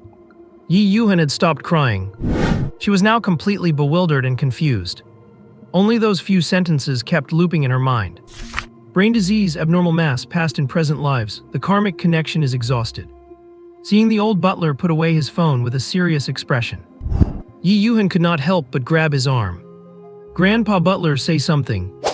The old butler lovingly raised his hand to wipe the tears from her face. He did not explain anything, just comforted her. Do not be afraid. I have already arranged a VIP lane. You will be fine after a checkup. What exactly is an abnormal mass? And that line about a brain disease, it was not scolding me. It was not scolding you. Captain Fang, I have an urgent matter that cannot wait. The old butler jumped up anxiously, waving his hands. When Captain Fang and Mo Xioro arrived at the park gate, he urgently leaned in to whisper what Yinzi had said. Then he pleaded, our Huacheng group has not done anything to harm the zoo. We followed the rules to buy tickets and did not cause any trouble. Besides, it was Brother Yinzi the parrot himself who said it. What do you think? Captain Fang was stunned. The talk of past lives combined with those clanging ancient verses was just too surreal. But these people had finished their accounting, and there was no need to keep watching them. Plus, Captain Fang was very curious about whether this was a farce or some special ability. So he did not stop them and let them go.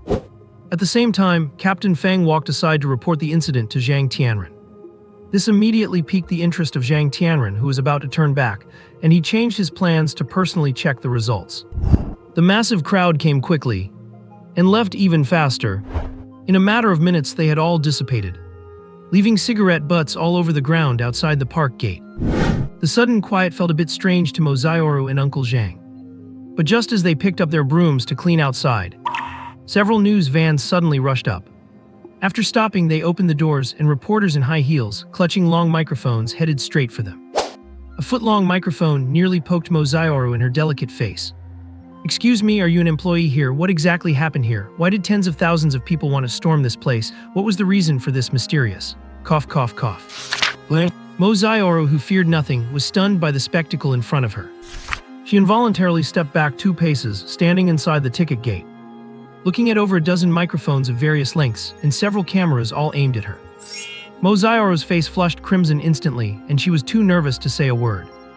Outside the gate, they were still rattling off their introduction. "Here is the scene of the incident, the Little Sun Zoo. It is dilapidated, on the verge of closing, and the environment is poor, yet it hides a big secret. Now follow our camera to find out."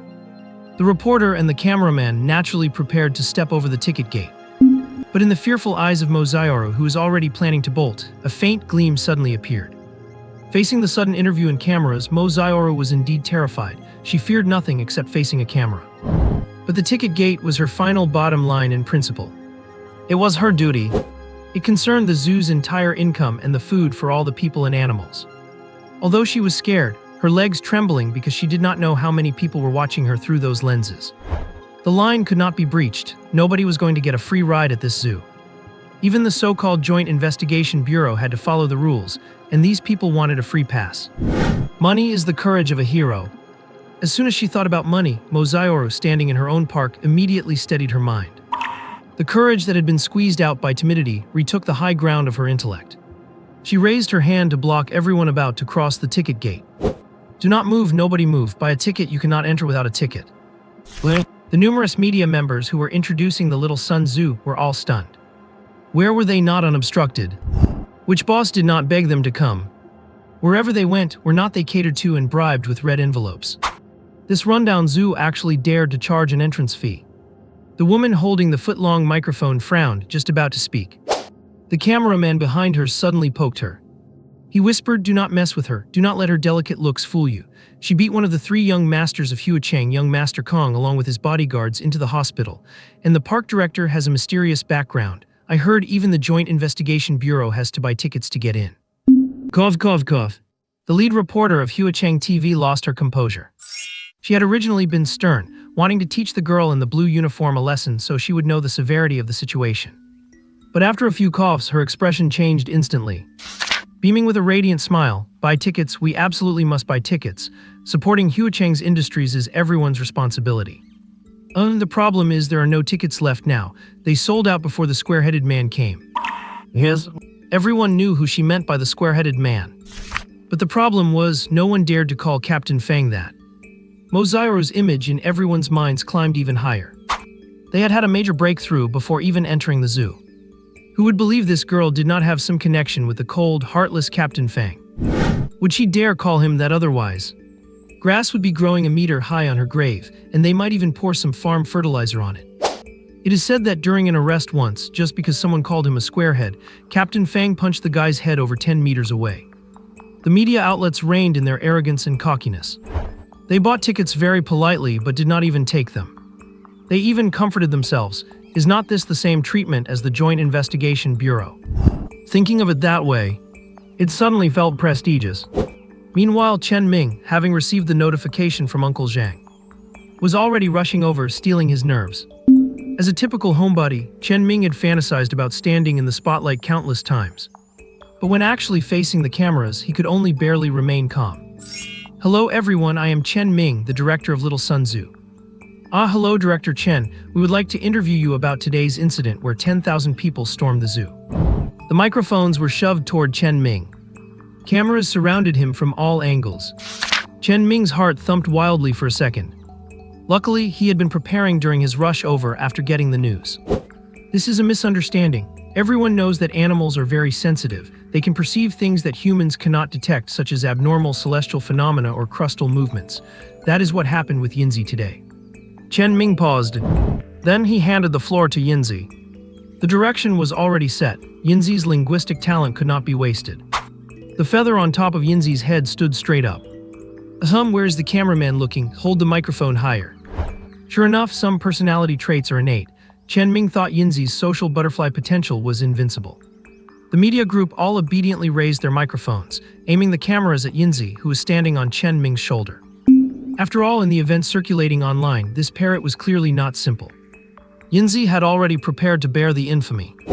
Little Sun Tzu sincerely welcomes visitors from all walks of life. The ticket is only $100. Yes, you heard me right, not $999, not $666. The ticket is only $100. Tigers, lions, red pandas, peanuts, sunflower seeds, cough, cough, cough. Chen Ming was numb, and the reporters holding the microphones and the cameramen carrying the gear all cracked up. Never before had anyone dared to brazenly advertise in an official interview. But the protagonist in front of them did not seem to be human either. Not giving anyone a chance to react, Yinzi went straight to the topic and emotionally told a story. However, Chen Ming's gaze turned to look outside the park gate, where a large group of strangers was approaching along the single road. I listened to Yinzi spinning his tails. I watched Mozairo step out through the turnstile to greet them. Chen Ming had not intended to receive any more visitors.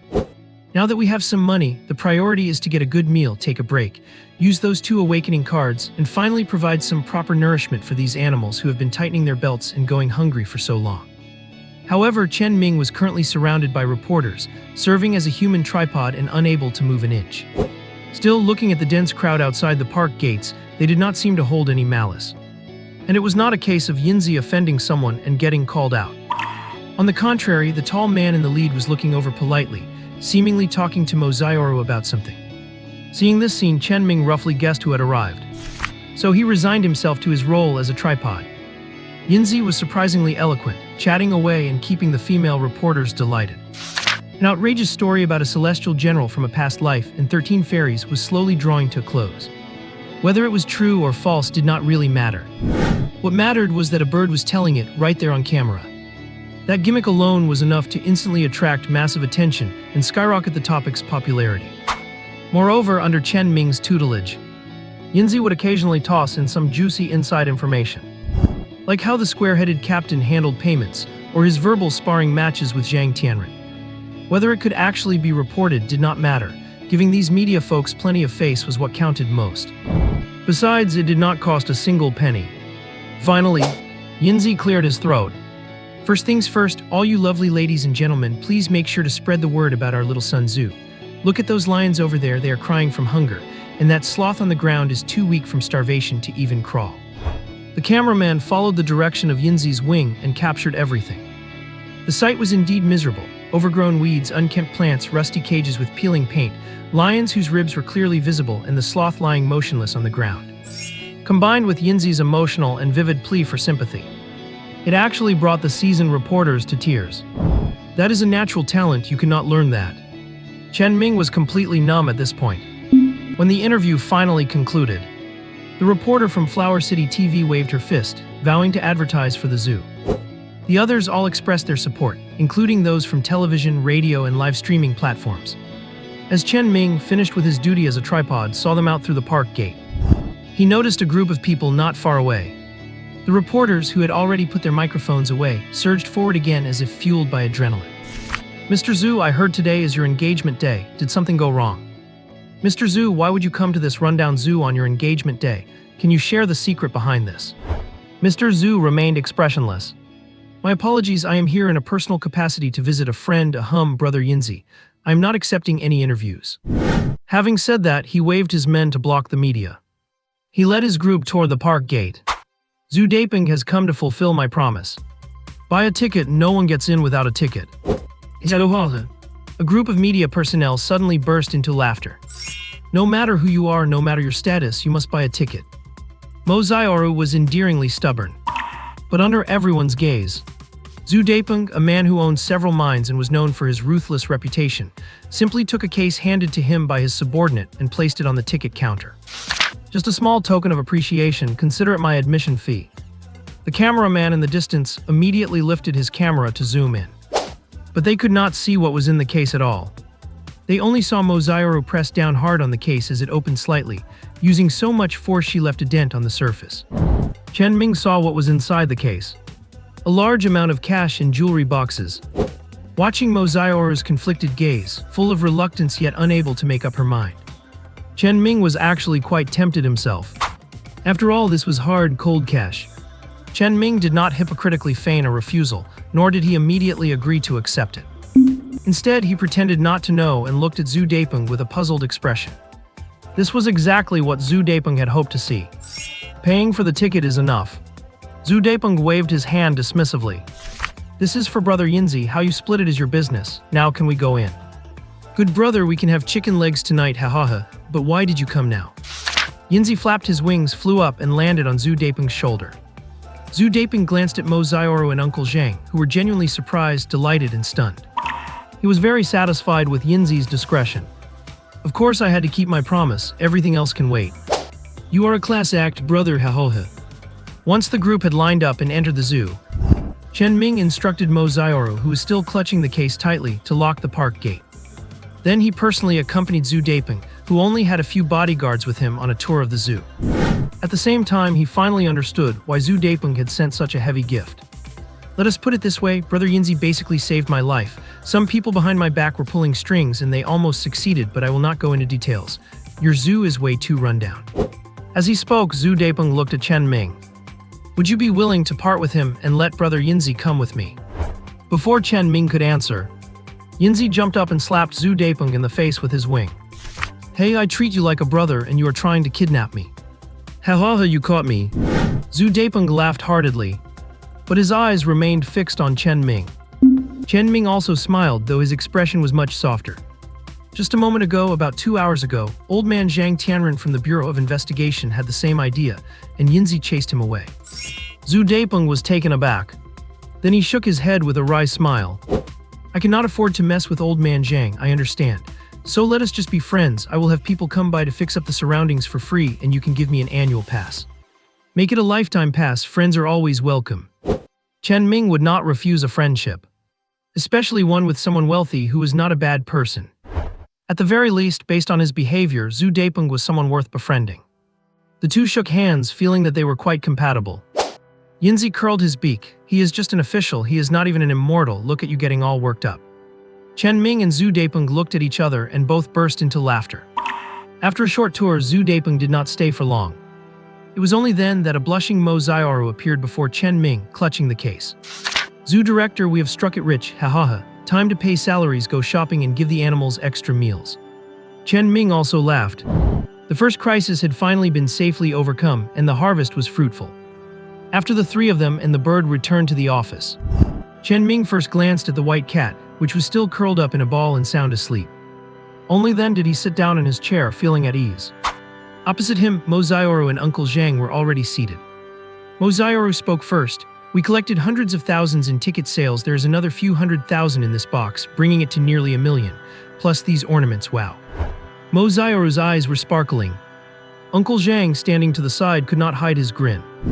At this moment, Chen Ming remembered that since the species detection skill could be used on humans, why not check the two people in front of him? Name Mozioru. Species human. Age 22 years old. Bloodline barbarian 12. Skill physical enhancement.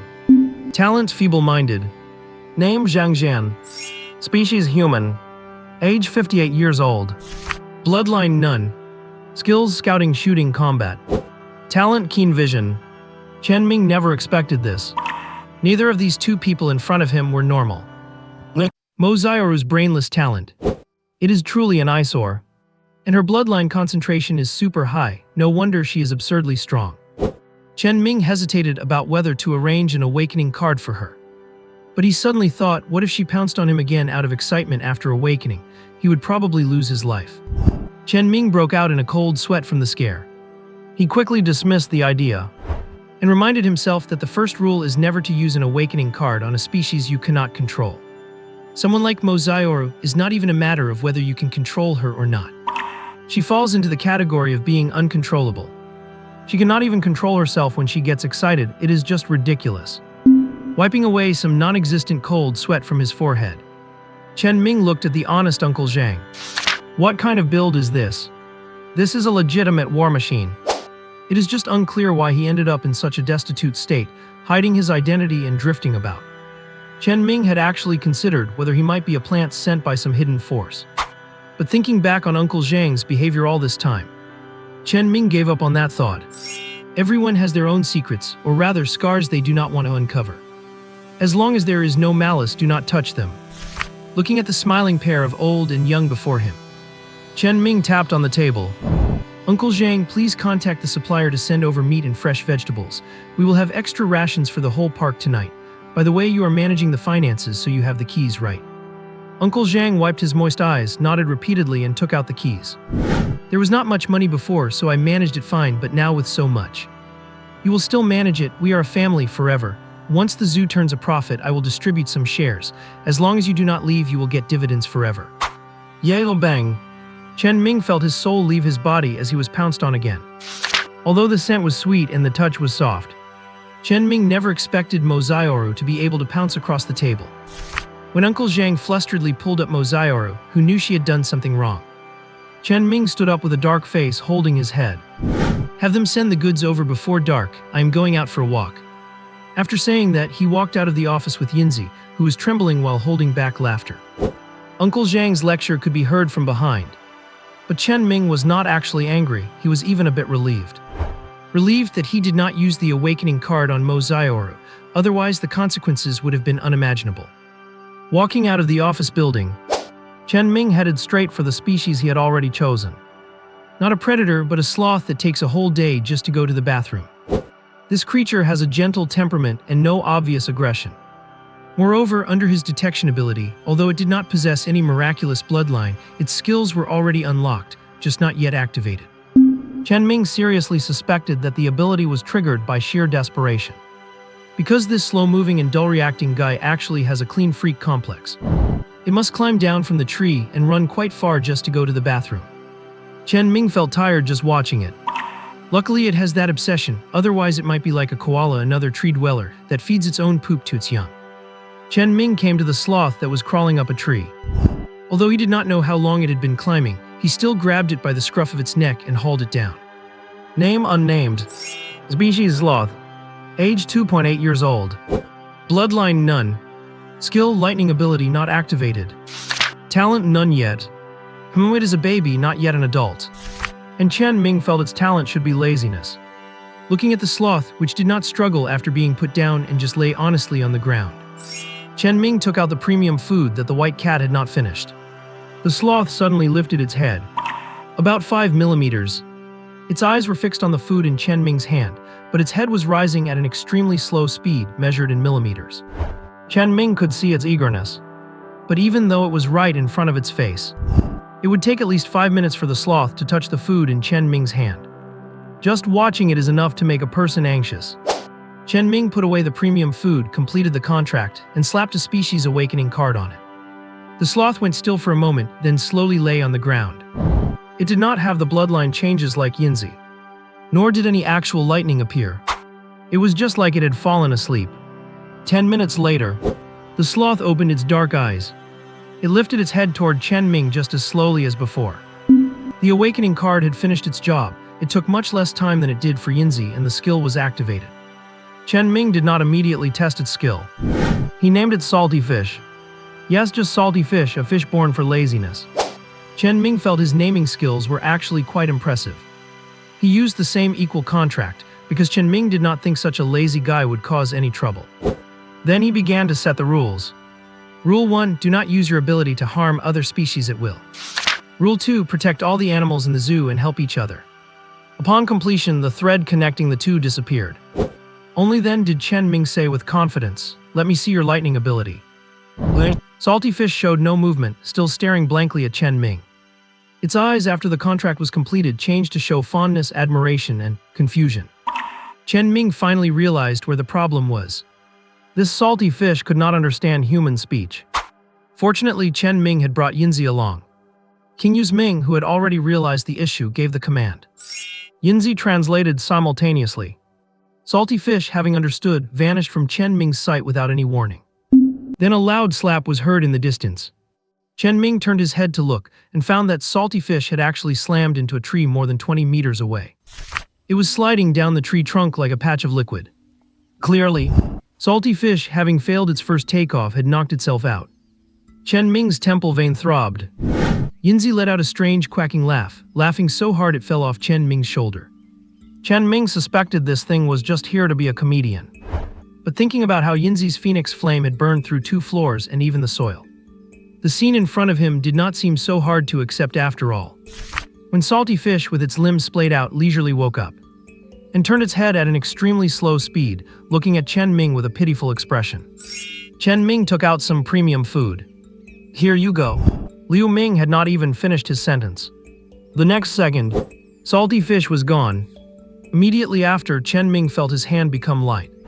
Salty Fish, having snatched the premium food with lightning speed, was already back on the tree trunk. Never mind Chen Ming being stunned, even the chuckling Yinzi was dumbfounded. Chen Ming stood up and rubbed his forehead speechlessly. As expected, food is the ultimate motivation. Looking at the sloth Salty Fish hanging more than a meter off the ground, gnawing on the tree trunk, Chen Ming walked up close in a few steps. Salty Fish did not eat as cleanly as Yinzi or the white cat. Small crumbs were falling. Chen Ming and Yinzi, observing Salty Fish closely, did not notice. The crumbs that fell into the grass were grabbed by a dung beetle and being eaten. The name of the dung beetle might be known to few, but it is also called a scarab, iron armor, night-traveling general, and poopball roller. After observing for a while and finding no problems, with one awakening card left in his hand, Chen Ming planned to use it after getting legal status for the white cat. Next, King Yu Ming came to the tiger enclosure. Thanks to that emaciated tiger coming out to hold the line today, otherwise things might not have turned out well. Opening the cage door, the tiger, whose royal character mark on its forehead was thinned out of shape, lay down on the ground, ears back to show submission. Chen Ming did not feed it immediately, but activated the probe. He discovered that this tiger had no bloodline skills. It was just an ordinary Siberian tiger. Only then did he take out the premium food. The moment the food was taken out, the tiger looked up suddenly, drool dripping down. But it did not attack. Its tail just kept wagging while its eyes were fixed on the food in Chen Ming's hand. Chen Ming broke off about 1/5. Tell it that if it eats too much, it will burst. After Yinzi translated, Chen Ming looked at the wet patch already on the ground. He hurriedly leaned down and handed the small piece of food in his palm. A soft, warm tongue lapped it up, leaving not even a crumb. After swallowing, the tiger affectionately nudged Chen Ming's pant leg, then slowly closed its eyes and drifted off to sleep. It was simply too weak. The terrible living conditions and long-term hunger and malnutrition had caused it to lose its royal demeanor. Fortunately, Chen Ming had brought it hope. By the time Chen Ming returned to the office building, it was already dark. The meat and vegetables had been delivered, and Uncle Zhang and the others were working hard to prepare them.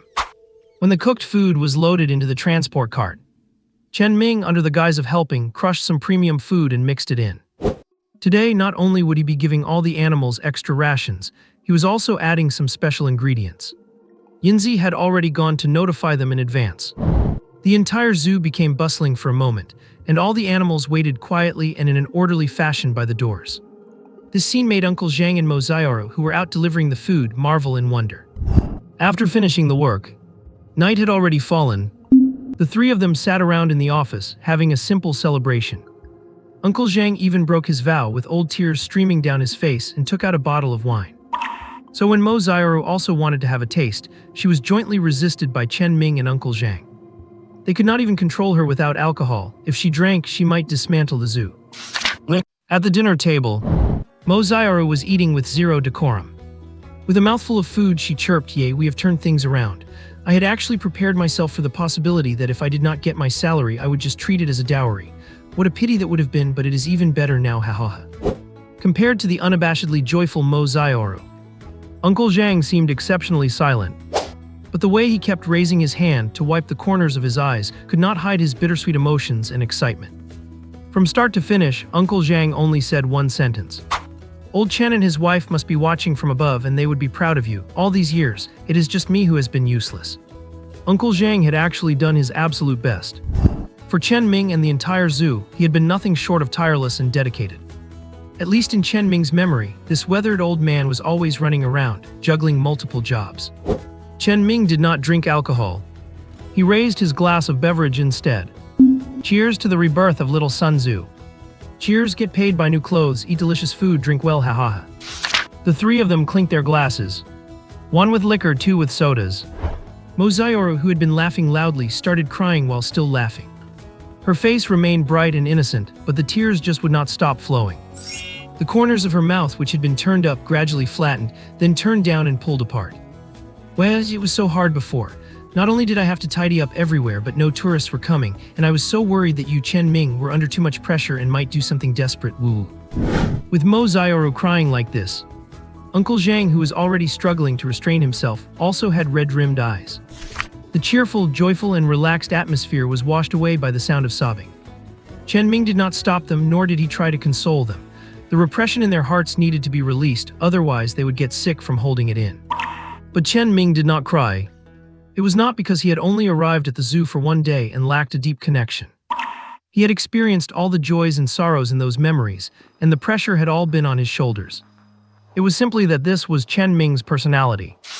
An arrogant in victory, fearless in defeat, calm in adversity, and humble in prosperity. That was the kind of person he was, born with it. Chen Ming put down his glass. He stood up and reached his hand out across the table. Under Mozayoru's dazed gaze, he stroked her delicate cheek, using his thumb to wipe away the tear sliding down her cheek. Zayoru, do not cry. A rebirth calls for joy and smiles. You look prettiest when you smile, and now you have cried yourself into a mess. Mozayoru swallowed hard. She had imagined this scene countless times, yet none were as real as Chen Ming at this very moment. A wave of heat flushed her neck, spreading up to her head. That fair, delicate face turned red in an instant. Mozayoru's already not-so-bright brain felt as if a nuclear bomb had been dropped on it. Boom! Her mind went completely blank. Crash! The chair shattered. The door was pushed open. Mozayoru dashed out of the office. Uncle Zhang wiped the tears from his eyes, smiling and shaking his head as he sighed. You too. And Yinzi, who was watching the show from the sidelines, scratched his head with his paw. Muttering to himself, good heavens, seriously, good heavens, the boss lives up to his name. He hides his cards too deep as an abyss. Chen Ming calmly sat back down. He picked up his chopsticks and reached out for food. She needed to let it all out, and besides, she could not spend the whole night crying. Hello. Uncle Zhang seemed a few years younger. His eyes were shining. I am old and do not understand you young people, but either way, just keep on doing well.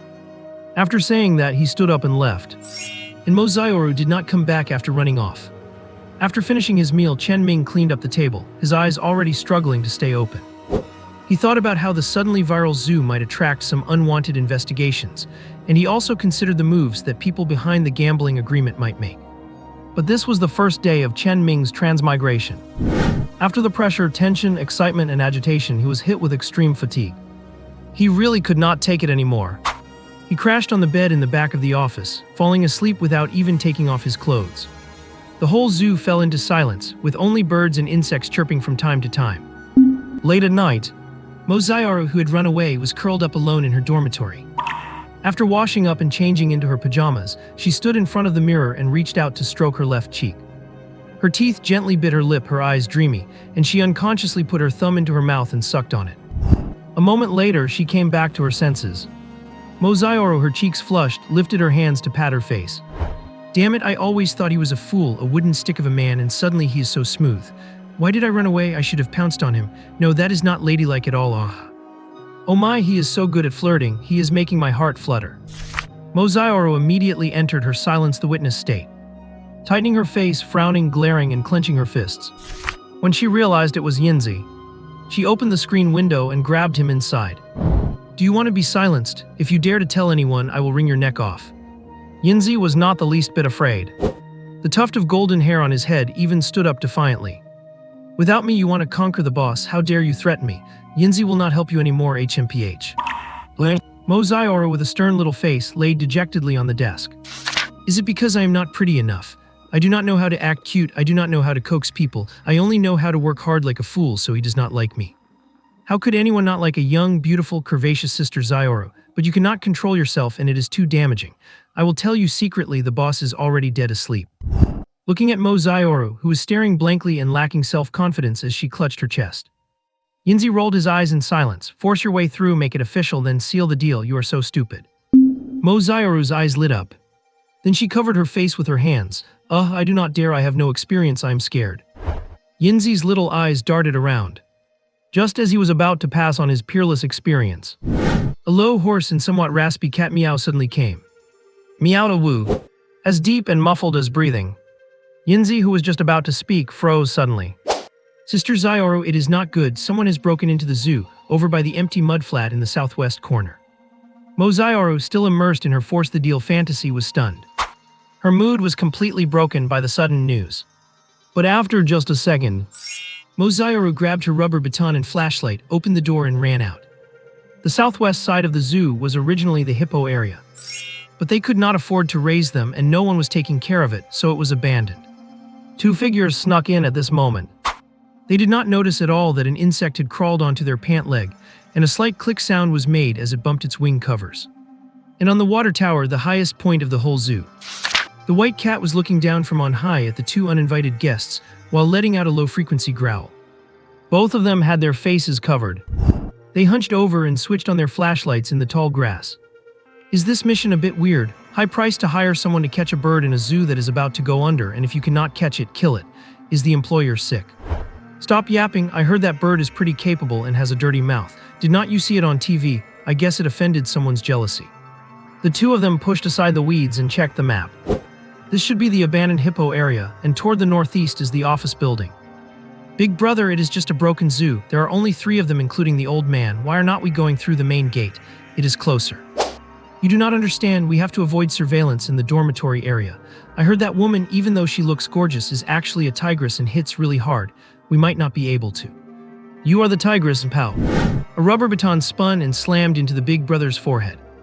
The big brother was still talking, but his eyes rolled back. He fell straight backward and an egg-sized lump grew on his head. The younger brother was startled. He hurriedly got up and used his flashlight to scan the surroundings for the target. A girl with a side ponytail, wearing rabbit pajamas, appeared in his field of vision. Seeing a beautiful woman, especially one wearing pajamas, the younger brother froze instinctively. But then he saw this beauty rushing over with an icy face. Oh my god, oh my god, oh my god, listen to me, a poof. Mo Zioru, who had her fantasy interrupted, attacked with vengeance. An uppercut knocked the younger brother into a curled-up shrimp with his feet off the ground. Then an elbow strike to the back of the neck, and the younger brother happily passed out. At this moment, little Sun Tzu was quiet. The white cat squatting at the highest point suddenly turned its head to look outside the park gate. Several cars were driving up the single path. Beside Chen Ming in the office, his phone screen was flashing continuously. It showed the contact as Captain Fang. Everything that was happening had nothing to do with Chen Ming. He was sleeping exceptionally soundly. Chen Ming was not only sleeping soundly, he was even snoring and smacking his lips from time to time. His phone by the bedside was flashing, but it remained deathly silent due to do not disturb mode. This left Captain Fang, who was about to arrive at the zoo, completely speechless. Normal people, no, everyone who gets his number treats it with 12 points of caution. No matter what time it is, even in the middle of the night if he calls. It gets picked up within 3 rings. Because the Joint Investigation Bureau does not call just anyone, and if they do, it only means one of 2 things. 1, you have committed a crime. 2, you have not, but they need your cooperation. Either way, everyone treats it with extreme seriousness. After all, being even remotely connected to the powerful Joint Investigation Bureau might just save your life one day. That is why most people set a special alert for Captain Fang's number. And for internal calls, there is one more condition. If there is an emergency mission, you must depart immediately. This is the first time Captain Fang has encountered a situation where a call goes through but is not answered. It is only past 11. Is he sleeping that soundly? Zhang Tianren, who was resting with his eyes closed, remained calm and composed. Maybe he set it to do not disturb or is busy with something else. After all, that little girl is really gorgeous. We are almost there, right? If not, let us just climb over the wall. With that flippant remark, the matter was considered closed. Zhang Tianren's mind was filled with Yinzi's special ability. Exactly. The MRI scan had already been done, along with several other tests. A comprehensive 3D scan from head to toe, inside and out.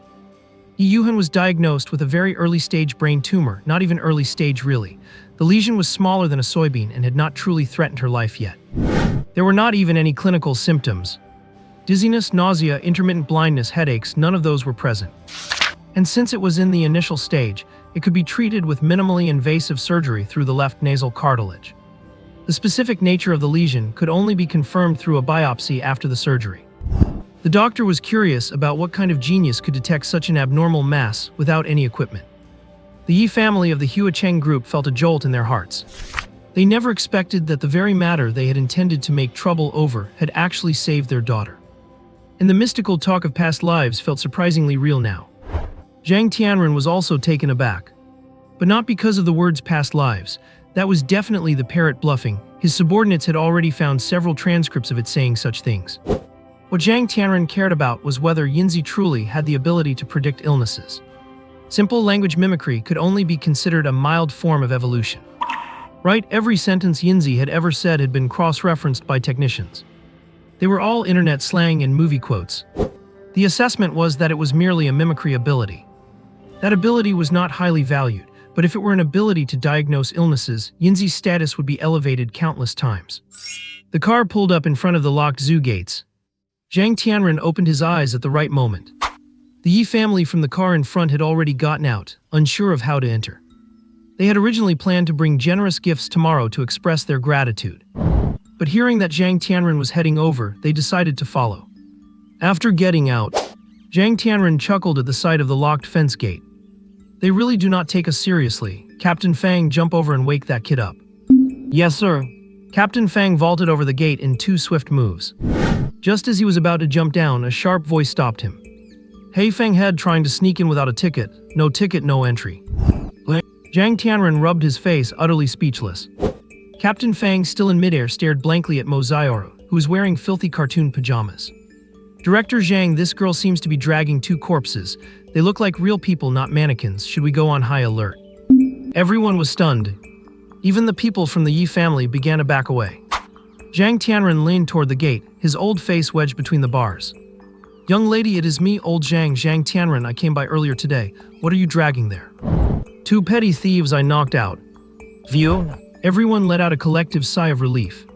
When Mo Xiaoru walked closer, Zhang Tianren finally saw the large bump on one man's forehead and his periodically rising chest. That meant they were still alive. We are looking for Chen Ming and Yinzi. He has not been answering his phone. The director must be asleep. His phone is on silent. As she spoke, Mo Xiaoru unlocked the gate. She had grass blades on her head, her face was dirty, and her pant leg was torn. She held out her hand with a serious face. Buy a ticket. You cannot enter without a ticket. Even if you are looking for the director, you still have to pay. She yawned as she spoke. The Yi family looked at Zhang Tianren in unison. It was unimaginable that someone would dare demand a ticket fee from the Joint Investigation Bureau. But Zhang Tianren was looking at the 2 people Mo Xiaoru had tossed aside. Captain Fang, wake them up and interrogate them thoroughly. Mo Xiaoru thought they were petty thieves. But Zhang Tianren did not think so. Yinzi's existence had been reported, and no matter the motive of these intruders, it had to be taken seriously. Captain Fang, who had already jumped down, picked up the 2 men and prepared to return to the car. But Mo Xiaoru grabbed his wrist, squeezing it until it hurt. You have not gotten the director's permission yet. The Yi family members on the side were already numb. Does the Joint Investigation Bureau need your director's permission to arrest someone? Does not the Bureau have the authority to arrest anyone without question? Anyone who questions it gets arrested. Anyone who pleads for them gets arrested. Anyone who inquires about it gets arrested. That is how tough and overbearing they are.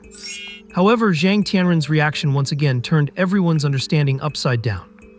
Alright then, take them with you to see Chen Ming, and you behind there, stop watching the show. Where is the ticket money? The Yi family hurriedly rushed over with a briefcase. The principal member in front, the old butler behind. I am Yi Minjiang from the Huacheng group, here to thank your Zoo's Yinzi for saving my daughter's life. It is too rushed tonight, so we only brought a humble gift. There will be a greater reward in the future.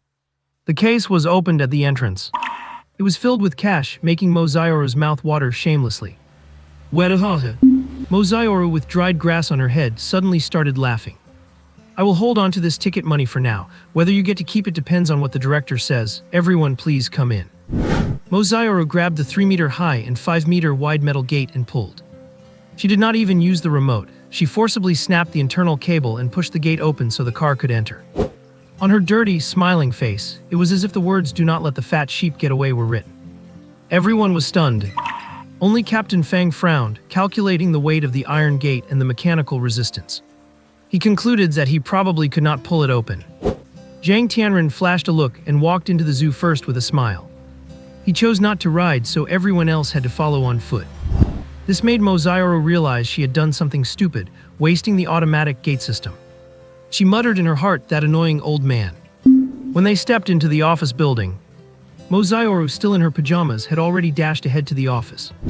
She turned on the light and found Chen Ming fast asleep in his clothes. She called out several times, but he would not wake up. Zhang Tianren and the others had already entered the office. For the sake of the money, the little Sun Tzu, and Chen Ming's dreams and persistence, Mozairo scooped Chen Ming up in a bridal carry.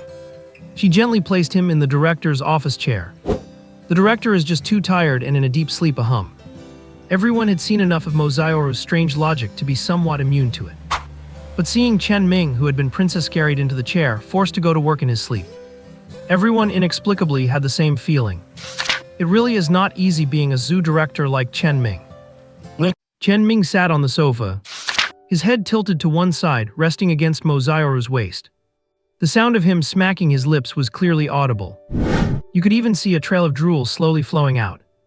The Yi family, being a prominent local clan in Flower City, seeing this, got up preparing to leave. It was quite rude to disturb someone in the middle of the night. But Zhang Tianren rubbed his forehead and waved his hand, signaling them to sit back down. Girl, at least wake him up. Do you expect to communicate with him while he is sleep-talking? Look, the Yi family is already about to leave. Why do not you collect the ticket money from them first? Mozairo looked at Yi Minjiang and the old butler, who were caught between staying and leaving. Then she glanced at the smiling Zhang Tianren. How could she let money that was already in her reach slip away? That would be the greatest disrespect to money itself. Mozairo raised her hand high, but she let it fall gently onto Chen Ming's face. She grabbed his head with both hands and shook it back and forth, losing control of her strength in her haste. Chen Ming's tongue even flapped out. The world spinning around. Or is the world turning upside down? Chen Ming struggled to open his eyes just a crack, only to see the light in the room spinning. It felt like he had been tossed into a washing machine.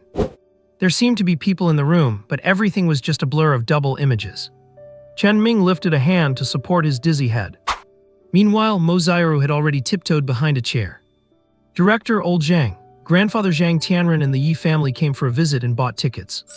What director, what Old Zhang, where am I? Chen Ming dazedly raised his hand to scratch his head. He felt like his brain was in a fog and the whole world was swaying. When his vision cleared, Chen Ming stared blankly at the few people smiling off to the side. Especially that old man Zhang Tianren, who was grinning most lecherously. Chen Ming tapped on the desk unconsciously, while his brain desperately tried to recall what had happened. Celebrating with a meal, then crashing on the bed to sleep, that all made sense. Why am I sitting in an office chair? Chen Ming was completely bewildered. He even wondered if he had been sleepwalking. When he turned and saw Mozairo with grass leaves all over her messy hair, Chen Ming was startled, nearly blurting out a curse. What the? Where did you go digging? Only just noticing her disheveled appearance and realizing Chen Ming had seen her at her ugliest, Mozairo bit her lip and stayed silent. Zhang Tianren spoke up with a cheerful smile. It is like this, Yi Yuhan of the Yi family has been confirmed recovered, so they came to thank you. As for me, I was just passing by. Well, and this girl caught 2 thieves, so I am taking over. Zhang Tianren said it lightly, but the Yi family was already swearing inside. It was clearly Zhang Tianren who insisted on dragging them here in the middle of the night. Yet they had no choice but to put on a smiling face. We were in too much of a rush, please accept this small gift. When my daughter is fully recovered, we will surely come in person with a grander gift to express our thanks. May we see Yinzi. Mozairo quietly moved to the side of the desk and opened the suitcase. She poked Chen Ming under the table. Chen Ming was also taken aback by such a generous offer. Originally, having Yinzi pass on the reminder was just to resolve a grudge. After all, he could not in good conscience profit by making the young lady look bad. He never expected the other side to be so polite. Brushing aside the finger that kept poking him, Chen Ming gestured toward the next room with his chin. Yinzi is sleeping in the next room, go call him over. Oh right. Mozairo originally wanted to say that Yinzi had just been with her. But thinking that her own appearance had reached an all-time low, she just wanted to leave as soon as possible. So she rushed out. Not long after, a sleepy-eyed Yinzi, looking like a disoriented chicken, stumbled into the office. While jumping along, he tripped over his own feet and fell to the floor. It seemed the sudden fall snapped him wide awake. He shook his head and finally remembered he could fly. Only then did he flap his wings and fly toward Chen Ming, landing steadily on his shoulder. Yawn, why did boss call me? I was having such a nice sleep. Yinzi yawned and rubbed his head against Chen Ming. Chen Ming affectionately reached out to fiddle with the little tuft of golden hair on Yinzi's head. The Yi family wants to see you. This is a thank you gift. Wow, chicken legs, so many chicken legs, the Yi family. They are such good people. Cough, cough, I'm Yi Minjiang. I have come to thank you for saving my daughter. I wanted to ask. Stop asking, the past is gone like the wind. From now on, let us just live our own lives in peace. Why bring unnecessary trouble upon yourself? Yinzi's words sounded like a Zen monk's. It left Yi Minjiang, who had not even finished his sentence, stunned for a moment. Meanwhile, through the earpiece in Zhang Tianren's ear, a technician's voice whispered lines from the movie Zoo Warriors and a Chinese ghost story, word for word. Zhang Tianren nearly spit out the water he was drinking. Watching Yi Minjiang, who had fallen into deep thought and seemed completely absorbed. Zhang Tianren did not interrupt. Instead, he watched the show with interest. A moment later, Yi Minjiang let out a long sigh, seemingly having truly realized something. Minjiang will pass this on to my daughter. Although it started with a misunderstanding, it has ended well. The Yi family has nothing to offer in return, but we carry some weight in Flower City. Should you encounter any difficulties, Minjiang will not fail to do my utmost. After speaking, he gave a signal. The old butler placed a business card on the table with both hands. The two then bade farewell and left, because what followed concerned the Liaison Investigation Bureau. It was better not even to hear it. After they left, Zhang Tianren set down his cup. I only want to know one thing. Does Yinzi have the ability to peek into or predict things like detecting illnesses in advance? Yinzi's ability is not something you could. Yinzi's haughty words were cut off before he could finish. Do not speak, I do not believe a word you say. I want to hear it from Chen Ming. Yinzi's fur stood on end in an instant, but he was calmed by Chen Ming raising his hand to stroke him. Yinzi does not have such abilities. It is just a kind of animal instinct, much like dolphins can sense a pregnancy. Chen Ming was telling the truth. Yinzi really did not have that kind of ability. As for the animal instinct theory, that was common knowledge and served as a logical explanation. Zhang Tianren adjusted his glasses and did not speak. But he kept his eyes fixed on Chen Ming. When his earpiece transmitted a psychological profile, no lies detected, eyes, mouth, body language, and tone are all consistent. I believe you, the two thieves were hired by someone unknown and the trail has gone cold. During the day, someone will deliver a consultant certificate to you. No salary, no tasks, but you will receive special information briefings. After finishing, Zhang Liang also stood up and left. But as soon as he walked out of the office building, Zhang Tianren took out his phone and made a call. Assign more personnel to the Little Sun Zoo for long-distance surveillance. I suspect there are other non-aggressive special ability species here. If you discover anything unusual, do not act rashly and certainly do not turn a friend into an enemy. Zhang Tianren believed Chen Ming's words. He also believed that Yinzi had no other special abilities. But as one of the oldest veterans since the founding of the Liaison Investigation Bureau, he preferred to trust his intuition. The reason he gave that instruction is precisely where Zhang Tianren's depth of character lies. Turning a friend who bears no malice into one of our own is the correct path. Offending talented and extraordinary people recklessly is pure stupidity. The Yi family had left, and Zhang Tianren had left as well. Even Mo Xiaoro had disappeared somewhere. Silence returned to the office. This left Chen Ming, who had been woken up, very annoyed because he was no longer sleepy. He took the stacks of cash out of the suitcase and counted them. There was a full $1,000,000 there. Chen Ming felt his blood rush and his face was burning. However, before he could put the money away, a meow sounded at the doorway. The white cat, with something in its mouth, walked with elegant steps and jumped onto the desk. Plub! It dropped a black-brown bug 2 centimeters in diameter from its mouth. It was a dung beetle, still kicking its legs in an attempt to turn over because it had landed on its back. It looked foolishly cute. The white cat reached out a paw and nudged it toward Chen Ming. Chen Ming naturally assumed the cat was trying to feed him. After all, it is quite common for pet cats to catch mice or bugs and bring them to their owners. Just as Chen Ming was about to refuse, he suddenly remembered that the white cat did not lack intelligence and should not be treated like an ordinary pet. Staring at its round pupils, Chen Ming used species investigation on the dung beetle. Name none. Species dung beetle. Age 4 months. Bloodline ancient rift armor beetle 1%. Skills split fusion inactive. Talent cleaning. What is going on? Chen Ming never expected a dung beetle to cause such a ruckus. Dung beetles do not have long lifespans. They do not even live past a year. But there were strange bloodlines and unactivated skills appearing. Could this zoo really be hiding some unknown secret? Chen Ming fell into deep thought. He only had one awakening card, which was originally intended for the white cat. After all, who does not love a cat that is sensible, obedient, and knows how to be affectionate? But this insect right now was brought back by the white cat. Chen Ming is not someone who dwells on things. First, use the contract spell. Then take out the species awakening card and use it on this dung beetle. A golden light connected to the top of its head, and the dung beetle, which had been struggling to flip over, instantly went still. Then, it began to grow like a balloon being inflated. By the time those sharp, bone-spiked claws were about to pierce Chen Ming, it had already reached a diameter of 1 meter. Chen Ming had to stand up and dodge. When the awakening finally finished, a giant black beetle with a ferocious appearance and spikes on its back that had even pierced through the office desk appeared before Chen Ming. Considering that the insect might not understand human speech, Chen Ming asked Yinzi to act as an interpreter. "Let me see your skills." Clatter. The giant beetle disappeared. A large pile of normal-sized dung beetles accumulated on the office desk, with nearly half falling to the floor with a clattering sound. "Good grief," Chen Ming blurted out. The scene before him was just like a magic trick. However, the next second, the scattered insects began to clean the room. The dust from the crevices in the floor and the gaps in the sofa seats was dug out, mixed with paper scraps and other debris, and rolled into small balls. In a very short time, the small balls turned into big ones. They were as big as soccer balls. Chen Ming had never imagined that this clean-looking office would have so much filth. But because of this, he caught a glimpse of the scattered trash in the zoo. And dung beetles are known by another name, the scavengers of nature. This gave Chen Ming an idea. He immediately set some rules. First, do not let any human see your fused form without permission. Second, do not harm the existing animals in the zoo. Without these restrictions, Chen Ming was afraid this guy would eat the tiger after fusing. Chen Ming immediately asked Yinzi to translate. "Clean up the trash in the zoo and you will be rewarded for good performance.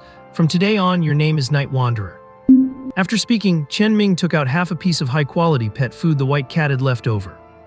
A room full of over 1,000 dung beetles turned in unison to look at the food. It made Chen Ming feel creepy. He immediately put on a stern face and said, "Only good behavior gets rewards." I do not know if it understood or if it was the effect of the previous translation. Anyway, as soon as Chen Ming finished speaking, the entire swarm of dung beetles opened their elytra, making a clicking sound. They flew out in a fearless manner, shattering the glass and disappearing. Chen Ming and Yinzi stared blankly at the shattered glass. Yinzi's little eyes darted around and it blurted out. They said, "Charge, click, click, click, clean up the trash, click, click, click." Chen Ming's mouth twitched, nothing will go wrong, right? The white cat calmly licked its paws and groomed its fur. Meow. Chen Ming stood by the window for a while. He could not see anything in the pitch-black night. He simply turned around, picked up the briefcase, and went to find Uncle Zhang to store it, as he remembered that back when his parents were still alive, Uncle Zhang was the one who kept the safe. However, just as he walked down the stairs, Uncle Zhang's voice came from the shadows around the corner. "I am right here." Chen Ming was startled, and even Yinzi flapped its wings and flew up. "Goodness, Uncle Zhang, you nearly scared the bird to death." Uncle Zhang walked out of the shadows, wearing his work uniform and holding a tranquilizer gun. His face was flushed, his eyes were bleary, and he responded while rubbing his head. "I am getting old and my reflexes are slow after drinking. I did not even notice someone had come into the house in the middle of the night." Looking at Uncle Zhang, whose breath still reeked of alcohol, Chen Ming suddenly wondered if there had been dangerous incidents in the past that Uncle Zhang had quietly resolved. He scratched his head. Chen Ming handed over the briefcase. "The Yi family came to thank Yinzi for the gift, 1 million in total. Please look after it, Uncle Zhang, and deposit it into the zoo's account tomorrow." "Good, very good. The young masters and misses from wealthy families all have precious status. If it were not for, you should be very precious too, no worse than them. I am just getting old and talk too much, look at my mouth." Uncle Zhang wiped his face and took the case, his face full of joy. It was as if his own child had finally succeeded and got into a prestigious university. Chen Ming's eyes suddenly flashed. "Uncle Zhang, you have worked hard all these years. Have there been any night attacks in the past?" They were all *******. Nothing of the sort, do not think nonsense. It is too late, I will put the money away and deposit it tomorrow. Uncle Zhang, whose eyes were originally bleary, instantly snapped awake. He took the case and turned to leave, walking as fast as if he were running away. Chen Ming, who had taken advantage of Uncle Zhang breaking his drinking rule to probe him, wore a smile on his face. The past had nothing to do with him. The old man in front of him silently guarding him was the most precious thing. Chen Ming took everything to heart. He turned, went upstairs, took a shower, and then comfortably snuggled into bed. He had wanted to sleep while cuddling the fluffy white cat. But this creature disappeared in the blink of an eye. The next day, the sky began to brighten. Uncle Zhang, who was used to getting up early every day, made breakfast and took a broom, planning to clean the path leading to the zoo gate. As a result, he was stunned the moment he walked out of the office building. He even raised his hand to rub his eyes hard, afraid he was seeing things. Before him, the road surface, which originally had cracks and even weeds growing, was extremely clean. Not only was there no fallen leaves or trash, but even the weeds in the cracks had been cleared away. And on both sides of the road, not a single leaf, cigarette butt, or twig could be seen. It was as if dozens of people had cleaned it with vacuum cleaners overnight. Looking at it at a glance, although it was still dilapidated, it was exceptionally tidy. Uncle Zhang carried the broom and, not believing it, walked toward the distance. The further he walked, the tighter his brow furrowed, forming a Chinese character for river. Because everywhere he looked, the entire zoo seemed as clean as if it had been licked by a dog. An image of dozens of dogs lining up and crazily licking the lawn and cement road surface popped up in Uncle Zhang's mind. This was simply hard to accept. The most critical point was, Uncle Zhang walked through the entire zoo but did not find where the trash had ended up. The trash cans were all empty, as if they had been licked. The trash that was originally inside the garbage truck, including plastic bags and cigarette butts, was all gone too. This really was a bit strange. What was even stranger was that Uncle Zhang checked the grass roots in the cracks of the road, and the cuts were jagged and uneven, as if they had been chewed on by something. Uncle Zhang squinted his eyes and took out a cigarette to light it. Smoking was originally not allowed in the park, as the animals were very sensitive to the smell of smoke.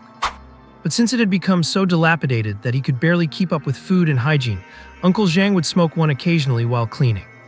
Uncle Zhang fell into deep thought, and the Joint Investigation Bureau staff, who had been assigned to monitor the situation inside the zoo from afar, were completely dumbfounded at this moment. After they were sent there late at night, they had received the footage filmed during the day and a map of the Little Sun Zoo. By comparison, the scene before them was not an abnormal situation at all.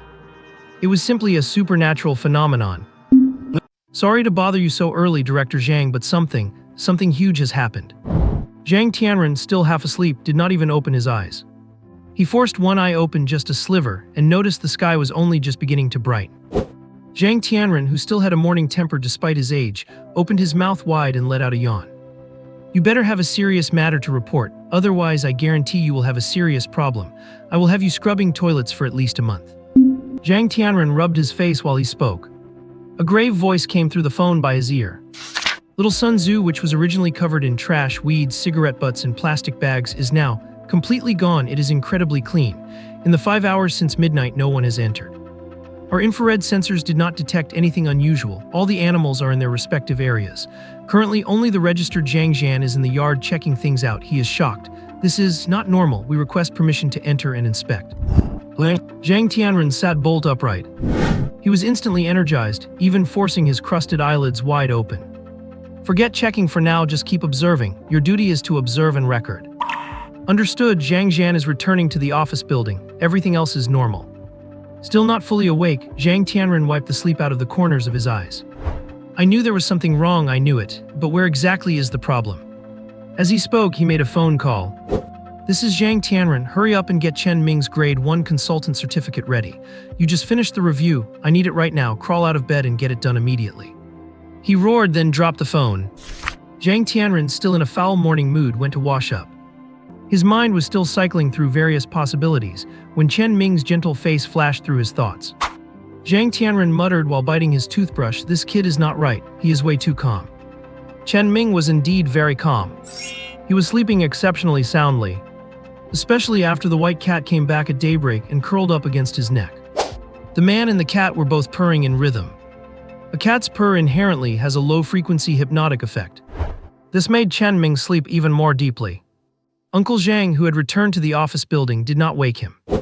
Instead, he prepared the animal feed, and when Mo Xiaoru arrived, the two of them drove the small cart out to feed the animals.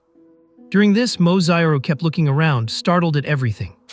She even hopped off the cart from time to touch and inspect things. When she discovered that even the feces in the tiger and lion cages had been cleaned out completely, Mo Xiaoru could no longer hold it in. She looked in amazement at the stone-faced Uncle Zhang. Wow, Uncle Zhang, you are amazing. When did you clean all this up? Why did not you call me to help? Uncle Zhang, steady and composed, did not explain. He simply changed the subject, hurry up and finish the work, then go back to eat. We still have a lot to do today. Alright, you are the best, Uncle Zhang. After happily finishing the feeding, the sky was already bright by the time the two returned to the office building. Uncle Zhang stayed downstairs to cook, while Mo Xiaoru skipped upstairs. She went to the office, tiptoed to the door of the inner room, and pushed it open quietly. She discovered Chen Ming was still fast asleep. Mo Xiaoru instantly transformed into a little thief. She snuck to the bedside, stared happily for a while, and even leaned in to sniff him. Then with her face flushed red, she grabbed the white cat and tossed it away. Chen Ming, wake up and eat. It is already past 7. Chen Ming was woken up by a yawn. By now the fatigue had vanished and he was full of energy. Looking at the sunlight outside the window, and then at Mo Xiaoru by the bed with her hands behind her back, chest out, and head tilted with her ponytail. Chen Ming felt like he was in a dream. But when he saw Mo Xiaoru trying to secretly reach out her hands while he was distracted, Chen Ming instantly recited to himself, "Concrete seals the heart, immune to all poisons."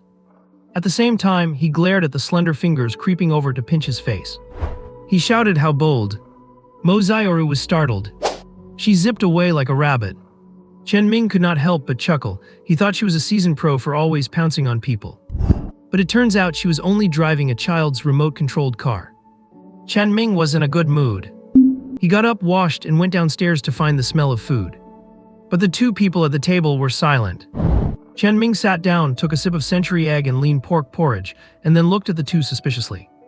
"What is wrong? The atmosphere feels strange." Uncle Zhang did not speak, just kept his head down and ate. But Mo Xiaoru immediately opened the floodgates. "Uncle Zhang, he got up so early and blah blah blah." Mo Xiaoru recounted the story of how clean and tidy the zoo was. With that exaggerated tone, surprised expression, and look of worship. It was as if she had seen Uncle Zhang cleaning the entire zoo in the middle of the night with her own eyes. But Chen Ming, who had just stuffed a meat bun into his mouth, nearly choked to death. Turning to look at the silent Uncle Zhang, Chen Ming fell silent too.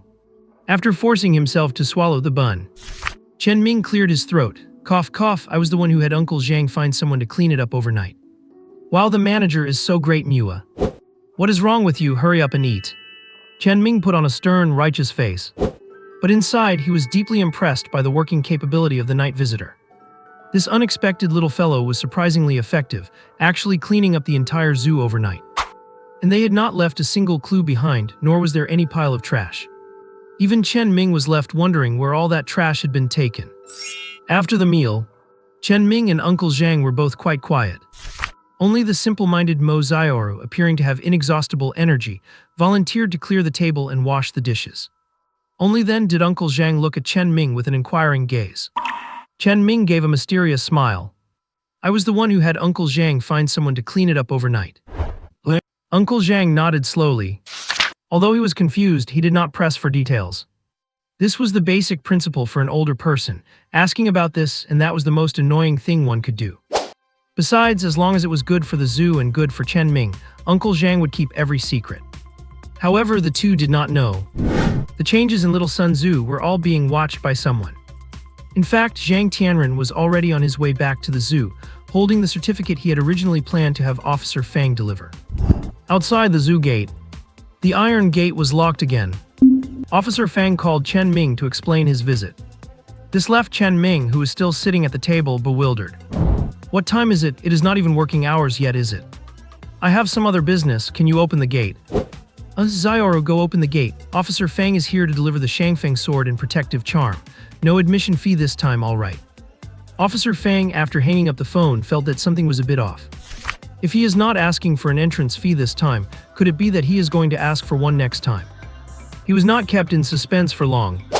Mo Xiaoru rode her e-scooter to the gate to unlock the chain. The group drove their vehicles to the office building. Chen Ming even stood downstairs to greet them to show respect. When Zhang Tianren got out of the car and locked the door, having seen the changes in the zoo's sanitary condition along the way, he smiled at Chen Ming. "You kid are not being honest. The whole zoo was cleaned up in a single night. Do not tell me you hired people to clean it in the dark of night."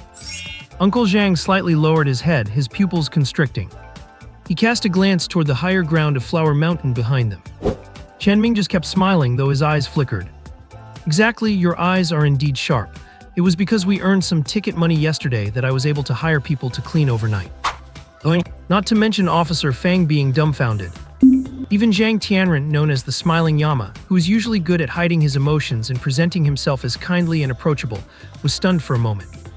Listening to the psychological profile transmission in his micro-earpiece.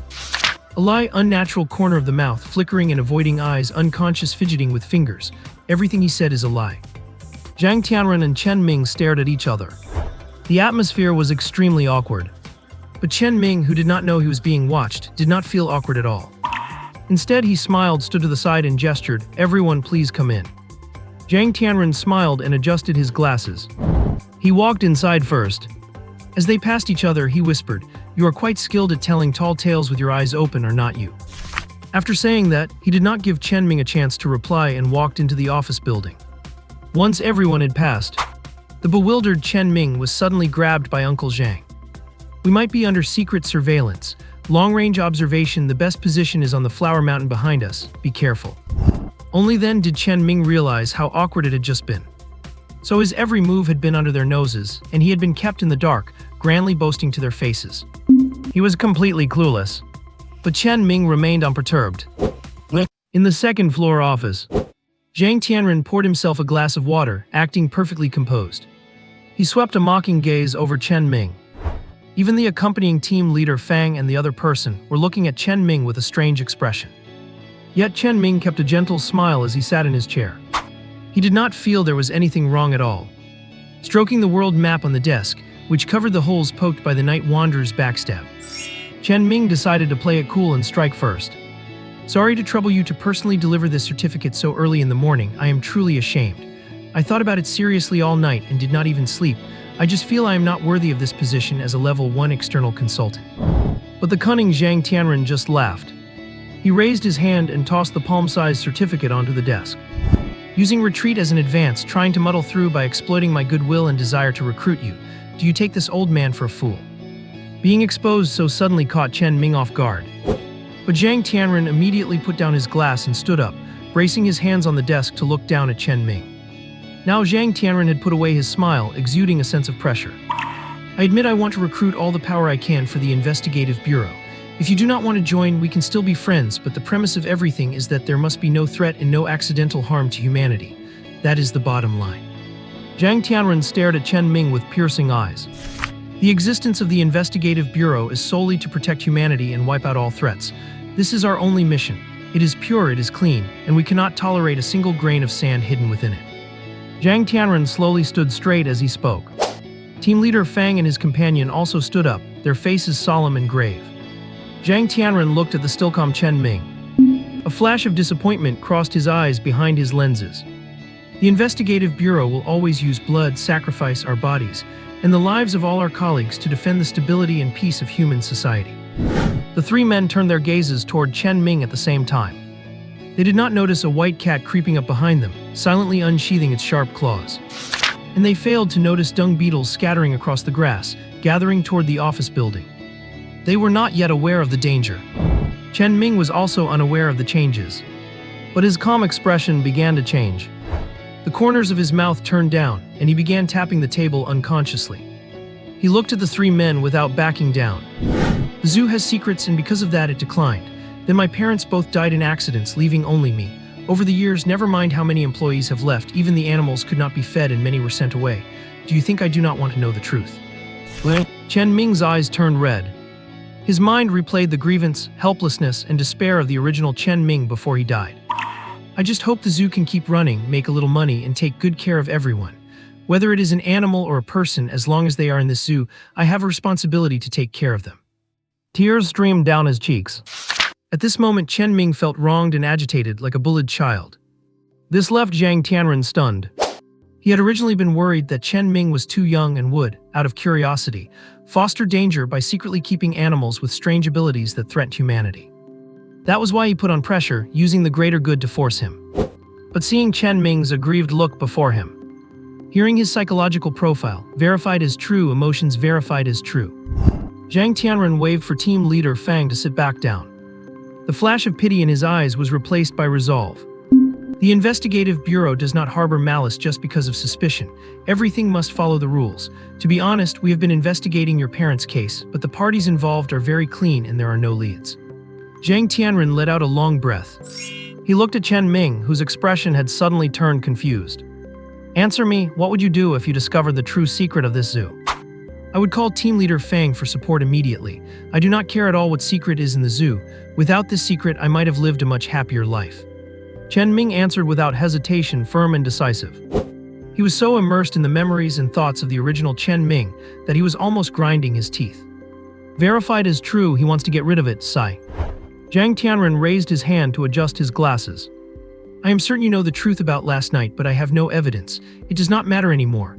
I hope you remember what you just said and do not fail the goodwill of an old man in a sensitive position. Chen Ming looked into Zhang Tianren's eyes with a very serious expression. I am very grateful and I cherish this goodwill, and I promise never to do anything that would endanger human society. The stern look on Zhang Tianren's face gradually softened.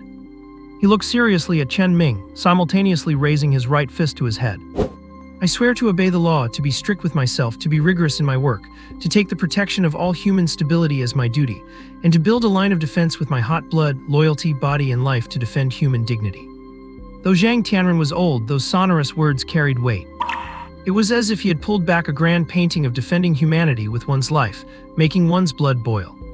Chen Ming understood Zhang Tianren's intention instantly. He rose immediately to clench his fist and swear, willing to defend all of humanity with his life. Looking at Chen Ming with tears still on his face but a tense, serious, and solemn posture, Zhang Tianren held up the Level 1 consultant certificate with both hands. Accepting this certificate also means accepting the responsibility. Are you willing? I am willing. Chen Ming took the certificate solemnly without hesitation and opened it on the spot. It was printed with the oath he had just taken, with no photo, only his name and a serial number. Seeing Chen Ming carefully put away the certificate, Zhang Tianren's smile returned to his face. He sat back down as if the previous pressure had never existed. Chen Ming also relaxed, feeling incredibly relieved. The investigative bureau has immense power, it is true. But they are even more rigorous, follow the rules, are strict with themselves, and only take action after thoroughly investigating the complete chain in multiple directions. When they strike, it is with solid evidence, leaving no other possibilities. That is why they can exert global deterrence just like they do now. At least in Chen Ming's memories, there was not a single case that could be reversed. Even if it were overturned, it would eventually be nailed down by piece after piece of solid evidence. This is the investigative bureau. Mysterious, powerful, fair, and rigorously demanding in following the code. Chen Ming looked up and wiped away the tear stains on his face. The repressive atmosphere in the office had drifted away with the wind. At this moment, both sides were very relaxed. Zhang Tianren even picked up his water glass with a smile. You must have discovered some secret. I look forward to the day you give me a surprise. I hope it is not a shock, otherwise my old arms, legs, and heart probably cannot take it, haha. Chen Ming smiled subtly. In his heart, he could not help but agree that the old man had a sharp eye. Fortunately, everything must be done by the rules, and Chen Ming is the most rule-abiding person there is. You could even say he is just a slacker without grand ambitions who only wants to run the zoo well, and then stay at home and enjoy life. Chen Ming never proactively causes trouble because he hates the hassle. But he is never afraid of trouble either, and he will not give others a chance to step on his face. He took a sip of water to calm his nerves. Chen Ming smiled as he looked at Zhang Tianren, who was getting ready to leave. The colleagues on Huashan Mountain, can they be withdrawn? Wait and observe for a while. A clear conscience never fears the shadow, and besides, observation is secondary, the most important thing is protection. Chen Ming agreed with this, especially after testing Uncle Zhang last night. So he accepted this protection and stood up to see them off. Upon returning, Chen Ming slumped into his office chair. He lifted the plastic map to look at the triangular holes poked into the desk. I was almost discovered, that was really close. Chen Ming, who had been tense, slumped down. Only when he fully relaxed did he break into a cold sweat. The Bureau of Investigation is fair and rigorous, that much is beyond doubt. But Chen Ming has a guilty conscience. There is simply no way to explain Silver's ability, or why the zoo was suddenly cleaned up. He wiped the cold sweat from his forehead. After giving it some thought, Chen Ming decided it would be better to take a shower and freshen up. When he stepped out of the bathroom with a towel on his head, Chen Ming saw a head with a crooked ponytail poking out from the corner of the wall. Meeting Chen Ming's eyes, Mo Xiaoru turned and tried to run. But Chen Ming, torn between amusement and annoyance, called out to stop her. "Call Uncle Zhang to the office, I have some things to arrange." "Hello, okay." Mo Xiaoru ran off. And Chen Ming, still with his towel, returned to the office feeling a lot lighter. The white cat jumped into his arms, circled around, and settled into a nest, looking incredibly comfortable. Chen Ming lifted his hand to stroke it, enjoying the fluffy sensation. "In a little while, I will take you to get an adoption ID, so you will not be a stray cat anymore." Just as he was saying that, a dung beetle laboriously crawled onto the office desk. It gestured at Chen Ming with its two front legs. It was this little guy's overenthusiasm that caused all the trouble. But Chen Ming would not take his anger out on it. What is wrong with being hardworking? There was absolutely nothing wrong with working hard to clean the entire zoo. Even if it was wrong, even if it attracted attention or caused thrills, Chen Ming felt it was because he had not explained things clearly enough. The little guy in front of him was not at fault. On the contrary, it had done a good deed. Chen Ming first soothed the white cat. "You cannot steal the food, okay? There will be plenty for you later. This is a reward for Night Traveler." Having said that, regardless of whether the white cat understood, Chen Ming took out a whole portion of high-quality food and placed it on the desk. "This is your reward. You need to keep this up in the future. Keep it quiet. Do not let anyone find out." Only after he finished speaking did Chen Ming remember that Night Traveler might not understand him. But Night Traveler's reaction was once again beyond expectations. It bobbed up and down on the desk as if nodding. Then over a dozen clones crawled in rapidly from the window and doorway. They grabbed the high-quality food together, opened their elytra, and took flight. A meter off the ground, sticking to the wall, they scurried away stealthily. They even left two behind to pick up the fallen crumbs, leaving nothing to waste. Chen Ming stood there, completely dumbfounded. The smile on his face felt a bit stiff. It was not until a while after Night Traveler had disappeared that he came to his senses. "This little thing, I feel like it is smarter than Xiaoru." "Speak of the devil. Director, I am here." Mo Xiaoru bounded into the office, her crooked ponytail bobbing with every hop. But Chen Ming had developed an instinctive reaction after being tackled so many times. He raised his palm and extended his arm straight out. "Stop, sit down." "Oh, Mo Xiaoru pouted in disappointment and sat down obediently. Just then, Uncle Zhang walked into the office and closed the door behind him. Chen Ming took out the certificates, placed them on the desk, and pushed them toward the two of them. "Bureau of Investigation Consultant Certificates. Consider it a lifeline. At least you do not have to worry about suddenly disappearing in an accident." "Wow, Chen Ming, you're amazing." Mo Xiaoru did not care about the details. She probably did not understand them anyway. She just excitedly took the certificate, flipped through it, and even rubbed it against her face. As for Uncle Zhang, while equally happy, he used his eyes to ask what the people on Flower Mountain had to say. Chen Ming wiped away a bead of sweat that was not really there. "Barely passed, do not worry about them. We have nothing to hide, and besides, as long as your heart is aimed toward the light, you have nothing to fear." Uncle Zhang understood. After all, Chen Ming was not a person with high ambitions. He certainly was not the kind of kid to go out and bully others. Looking at the two of them so happy, Chen Ming tapped on the desk to get their attention. As it turned out, he accidentally tapped through the map, revealing the hole pierced through it. Mo Xiaoru, who was still holding the certificate blissfully, did not notice. But Uncle Zhang narrowed his eyes and frowned. The next moment, Chen Ming raised his hand to block it. He shook his head slowly at Uncle Zhang. "We will not open the zoo gates today. Uncle Zhang, go handle the finances later. Xiaoru, you watch the place. I am going to take the cat to get its legal status." Me watching the place again. I want to go out and play. I want to go shopping for new clothes too. We can only rest easy if Xiaoru is watching the place. If a bad guy comes, we have to rely on you. This trick worked every time. The listless Mo Xiaoru was instantly revived and filled with fighting spirit. She was one step away from standing up, arms akimbo, laughing out loud and saying, "Who else but me?" And Chen Ming had already turned his gaze to Uncle Zhang. "Replace this desk, also get anything else everyone needs all at once. That is all for today. Oh right, pay the overdue wages at double the rate. Sit down." Chen Ming almost got tackled again. After successfully dodging a disaster, he retrieved the certificate and put the white cat into the cage. That is it then. It just so happens that Zhu Dapeng said he would find a team to help fix the fences for free. Take the day off and do your own thing, I am off. Chen Ming just started walking, when Mo Xiaoru wrinkled her nose and looked up. "But we just got a tiny bit famous. We will lose so much ticket money this way." Ow. Chen Ming pulled a sneak attack and pinched her nose. "Scarcity marketing, stay mysterious, you little money grubber." After letting go, Chen Ming grabbed the cat cage and ran. Mozairo stood there stunned, her cheeks slowly turning red. Only Uncle Zhang let out a hearty laugh. Chen Ming actually did not like leaving the zoo very much. It is the true nature of a shut-in. He prefers his own little corner of the world. Leaving gives him a sense of unfamiliarity and unease. Even while driving, he felt a bit uncomfortable. Fortunately, the traffic in Flower City was not too heavy, and he arrived at the Animal Management Bureau shortly after. After explaining his intent, the staff member handed over more than 10 species inspection and registration forms. Chen Ming froze instantly as if struck by lightning.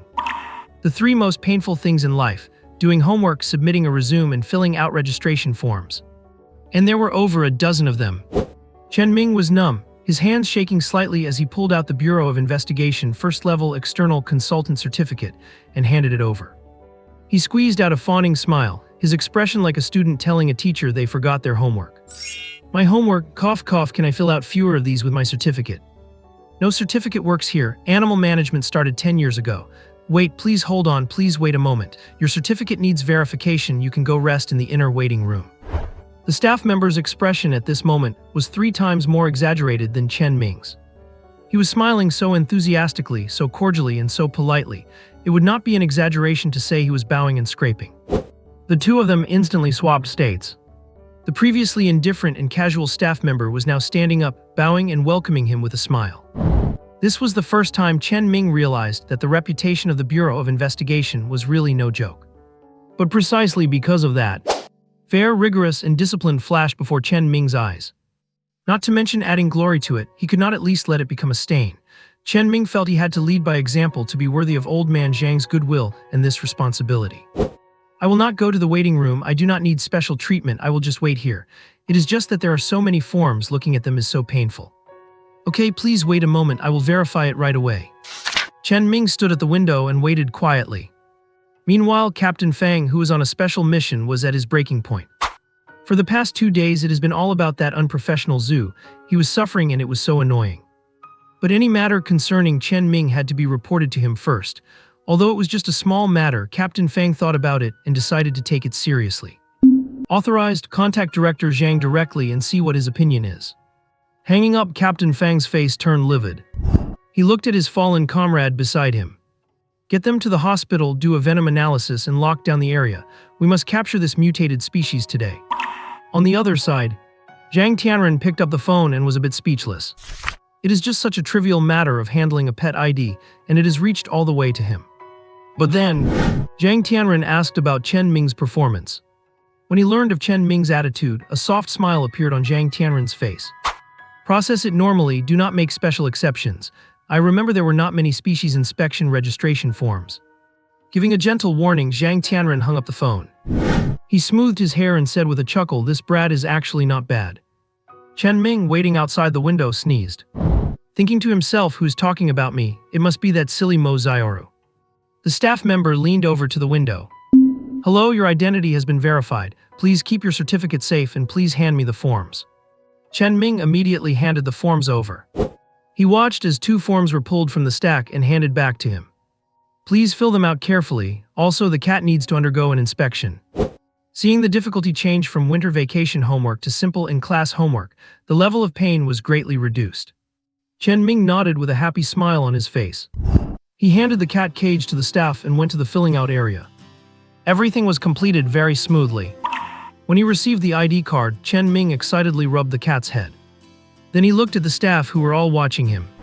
"Sorry for the trouble, everyone. If you have time, come visit Little Sun Zoo, no entrance fee, haha."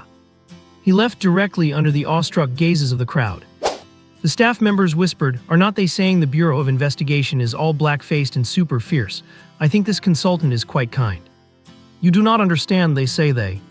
Chen Ming did not know what others were saying about him. Nor did he know that a very dangerous accident was already approaching the zoo. At this moment, he was humming a little tune happily and set off on his return journey. Chen Ming climbed into the car and opened the cat carrier. The white cat gracefully stepped out and leaped into Chen Ming's arms. It found a comfortable spot to settle down and quietly waited to go home. The journey was smooth. However, his path was blocked right outside the park gate. Because Little Sun Zoo had been in the news, it was trending and dominating the headlines. This led many fame-seeking streamers to come and check it out for themselves. But unfortunately, the park was closed to visitors. On the gate hung a sign with 5 crooked snake-like characters written in marker pen. Closed for the day. One look and you could tell it was written by Mozaioru. Seeing that handwriting, Chen Ming could not help but grumble to himself. How can someone so pretty with such a great figure and so much strength have such terrible handwriting? But then he thought about his own and realized it was not much better. Chen Ming dismissed the thought. It was not because his own was bad, but mainly because he was worried Mozaioru might fly into a fit of rage. Chen Ming pulled out his phone and made a call. Zioru opened the gate, the entrance is blocked, deal with it. Not long after hanging up the phone, Mozaioru arrived on her electric scooter with her hair tied in a crooked ponytail. The moment she opened the gate, a group of people holding their phones tried to rush inside. But the gate suddenly swung shut, almost knocking their teeth out. What do you mean by that? We are here to visit the park. That was close, I almost got disfigured. I just had work done on my nose a few days ago, can you afford to pay for it if you break it? Mozaioru pushed against the gate, looking furious. We are closed today, we are not open, and the park director is stuck outside, so move your cars. Oh really, do you know who I am? I am the top streamer in Huacheng's travel sector with 7 million followers. Coming here is a favor to you. Interesting, it is my first time being blocked from an entry-level visit. Do you believe I can report on your zoo's negative side and drive you into bankruptcy? Is this your road? I am not moving today, what are you going to do about it? The cynical comments and heckling grew more and more outrageous. Although Mozaioru was incredibly strong, sharp-tongued bickering was not her forte. Just as she was getting angry and wondering if she should just use force, an extremely ill-timed voice suddenly rang out. That is right, it is my road, my land, my gate. While I am in a good mood, if you do not leave right now, prepare for the consequences. Keep being rude to Zioru and you will regret it. Chen Ming stood there with the white cat perched on his shoulder. He pushed through the crowd forcefully and walked up to the iron gate. The streamer with 7 million followers lifted his head, looking down at Chen Ming through his nostrils. Who are you? Chen Ming slowly turned his head to look at him. I am the director, Chen Ming. This is private property. Are you leaving or not? After saying that, he pointed to the security camera overhead. Do not think about playing the internet shaming card, and do not assume you are the only ones who can post videos. The scene fell into a dead silence. The 7 million follower guy lowered his chin, but still said stubbornly, fine, you win. I did not even care about reporting on you anyway. After that, he got into his car and cleared the way. The others muttered and grumbled, but their actions were honest as they cleared the path. Chen Ming glared at everyone around him. Then he drove his car into the park. Back in the office, Chen Ming had just taken a sip of water. Mozaioru came stomping in. Chen Ming, did I cause trouble? They are all streamers and our cameras are not on. What if they really smear us? Business only started getting good today. Mozaioru pouted, her brows furrowed. She paced back and forth across the office with her head hung low. It was clear she was really worried. But Chen Ming just sat there holding his tea, smiling and completely unfazed. This made Mozaioru, who had turned to him for a strategy, get anxious. Hurry up and think of something. Is that badge of yours any good? Did not you say it was very powerful?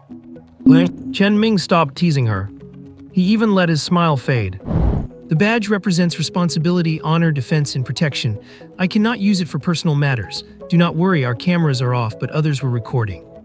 After saying that with a serious tone, Chen Ming beckoned her over as if they were sharing a secret. Mozaioru, who had been pouting, quickly leaned in with curiosity. When she heard that there were people from Huashen and the surrounding areas keeping an eye on the zoo, her brow relaxed, and she let out a long sigh of relief. She was always this simple. But a second later, those relaxed brows knit together again. Old Zhang is untrustworthy, sending people to watch us.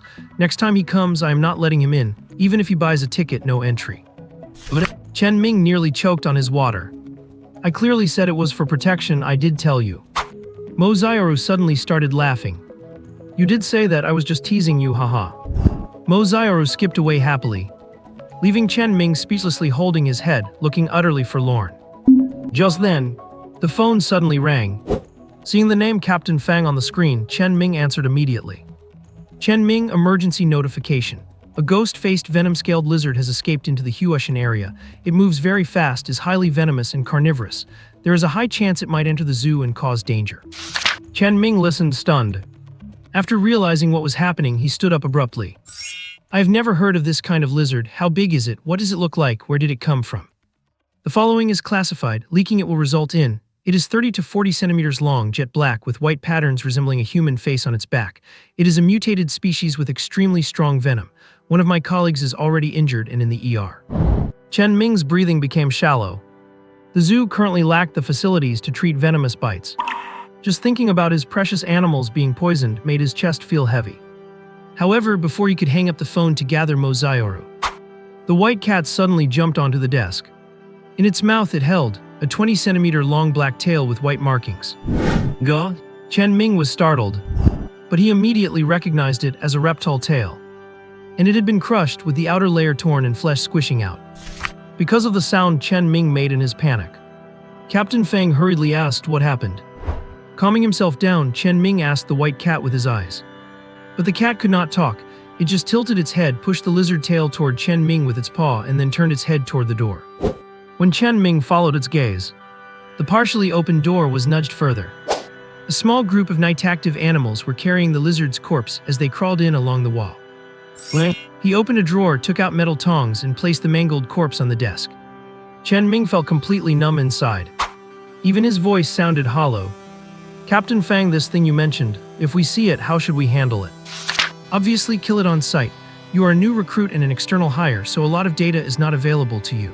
Any mutated biological threat to humans must be terminated immediately. Phew. Chen Ming, who had been worried about legal trouble for killing a lizard, let out a long sigh. This lizard is 30 cm long with a 20 cm tail, sharp head, greenish limbs, black skin with a tough horny layer, and white patterns on the back right. Captain Fang, who was leading a search team on the other end, stopped in his tracks and raised his fist. How do you know more than I do? Could it have come from your zoo? This guess was normal, as even he did not have the complete data on the ghost-faced venom-scaled lizard. Captain Fang's expression was grave. He even signaled his subordinates to get ready to call Director Zhang. But Chen Ming's voice erupted from the receiver. It did not come from my zoo. Stop overthinking, you blockhead. This thing, I already killed it. What did you say? Captain Fang was stunned. His instinct was to disbelieve him. Then Mozaioru's image popped into his mind, and he started to have his doubts. But Chen Ming did not care about his shock or confusion. Chen Ming only cared about one thing. I am also with the Investigation Bureau, so it is not a crime to kill this lizard, right? Right. I was acting in self-defense. Captain Fang's brain was in a mess. But his professional training forced him to stay calm. Are you sure you killed the ghost-faced venom-scaled lizard? If a mistaken information leads to a mutated species escaping and harming humans, the consequences are grave. The call was disconnected. Captain Fang was dumbfounded again. He felt that the zoo was just abnormal and everyone there was abnormal. However, a second later, a photo was sent over. Seeing the mangled corpse of the ghost-faced venom-scaled lizard lying on that familiar office desk, Captain Fang realized Chen Ming had gone to take a picture. But the peace sign being made next to the lizard's corpse made Captain Fang's eye twitch despite finally feeling relieved. In the mission, inform Director Zhang that Chen Ming has terminated a Tier 2 mutated species, the ghost-faced venom-scaled lizard. The photo has been sent. Mission parameters changed. Head to Little Sun Zoo immediately. Several search teams headed toward the zoo in unison. A fully equipped detection vehicle even drove out from the headquarters of the Joint Investigation Bureau. Zhang Tianren, sitting in the passenger seat, rubbed his face vigorously.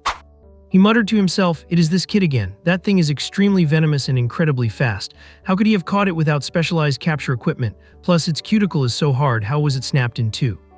It was not that Zhang Tianren had not considered that Mozaioru might have smashed it with a stick. But having great strength has nothing to do with reaction speed or dynamic vision. Even with sheer strength, one could not hit that lizard. After all, Captain Fang and his team were fully armed and fired directly at it, yet they only wounded it rather than killing it. One can imagine how tough that cuticle must be. Unless it was immobilized after being caught, only then could Mozaioru smash it with a solid iron rod to produce the effect seen in the photos. I need to keep an eye out for any solid iron rods at the scene when I arrive. Zhang Tianren's eyes flickered. He was 100% sure the zoo definitely had secrets.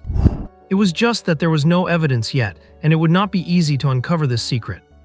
Thinking of Chen Ming's performance could not help but make him relax a little. He smiled and scolded, letting out, "This brat is quite mysterious." Little did he know that at this very moment, Chen Ming felt like slapping himself twice. It really was his first time, and he had made a huge oversight due to inexperience. When his phone received the mutant organism handling protocol sent by Captain Fang, Chen Ming was dumbfounded. Do not disturb the crime scene. It must only be moved after obtaining approval from 2 or more people. Chen Ming did not even read the other scattered points about sampling and testing. Just this single rule alone meant he was completely finished. Chen Ming did not even know where the actual incident site was. And even if he did, he could not take anyone to see it. No need to guess that it was Night Tour that had merged and crushed this thing to death. As for the rule that it must only be moved with 2 or more people present after approval, it is truly beyond words. However, those were not the most important things. The desk in front of him, which had been punctured with over a dozen holes, was literally killing Chen Ming. He had wanted to call Yinzi over, but he discovered that Yinzi was in a special state of slumber. He could only instruct Night Tour to find a place to hide first, and that the reward would be distributed later. Chen Ming leaned back in his chair, speechless, looking up at the ceiling.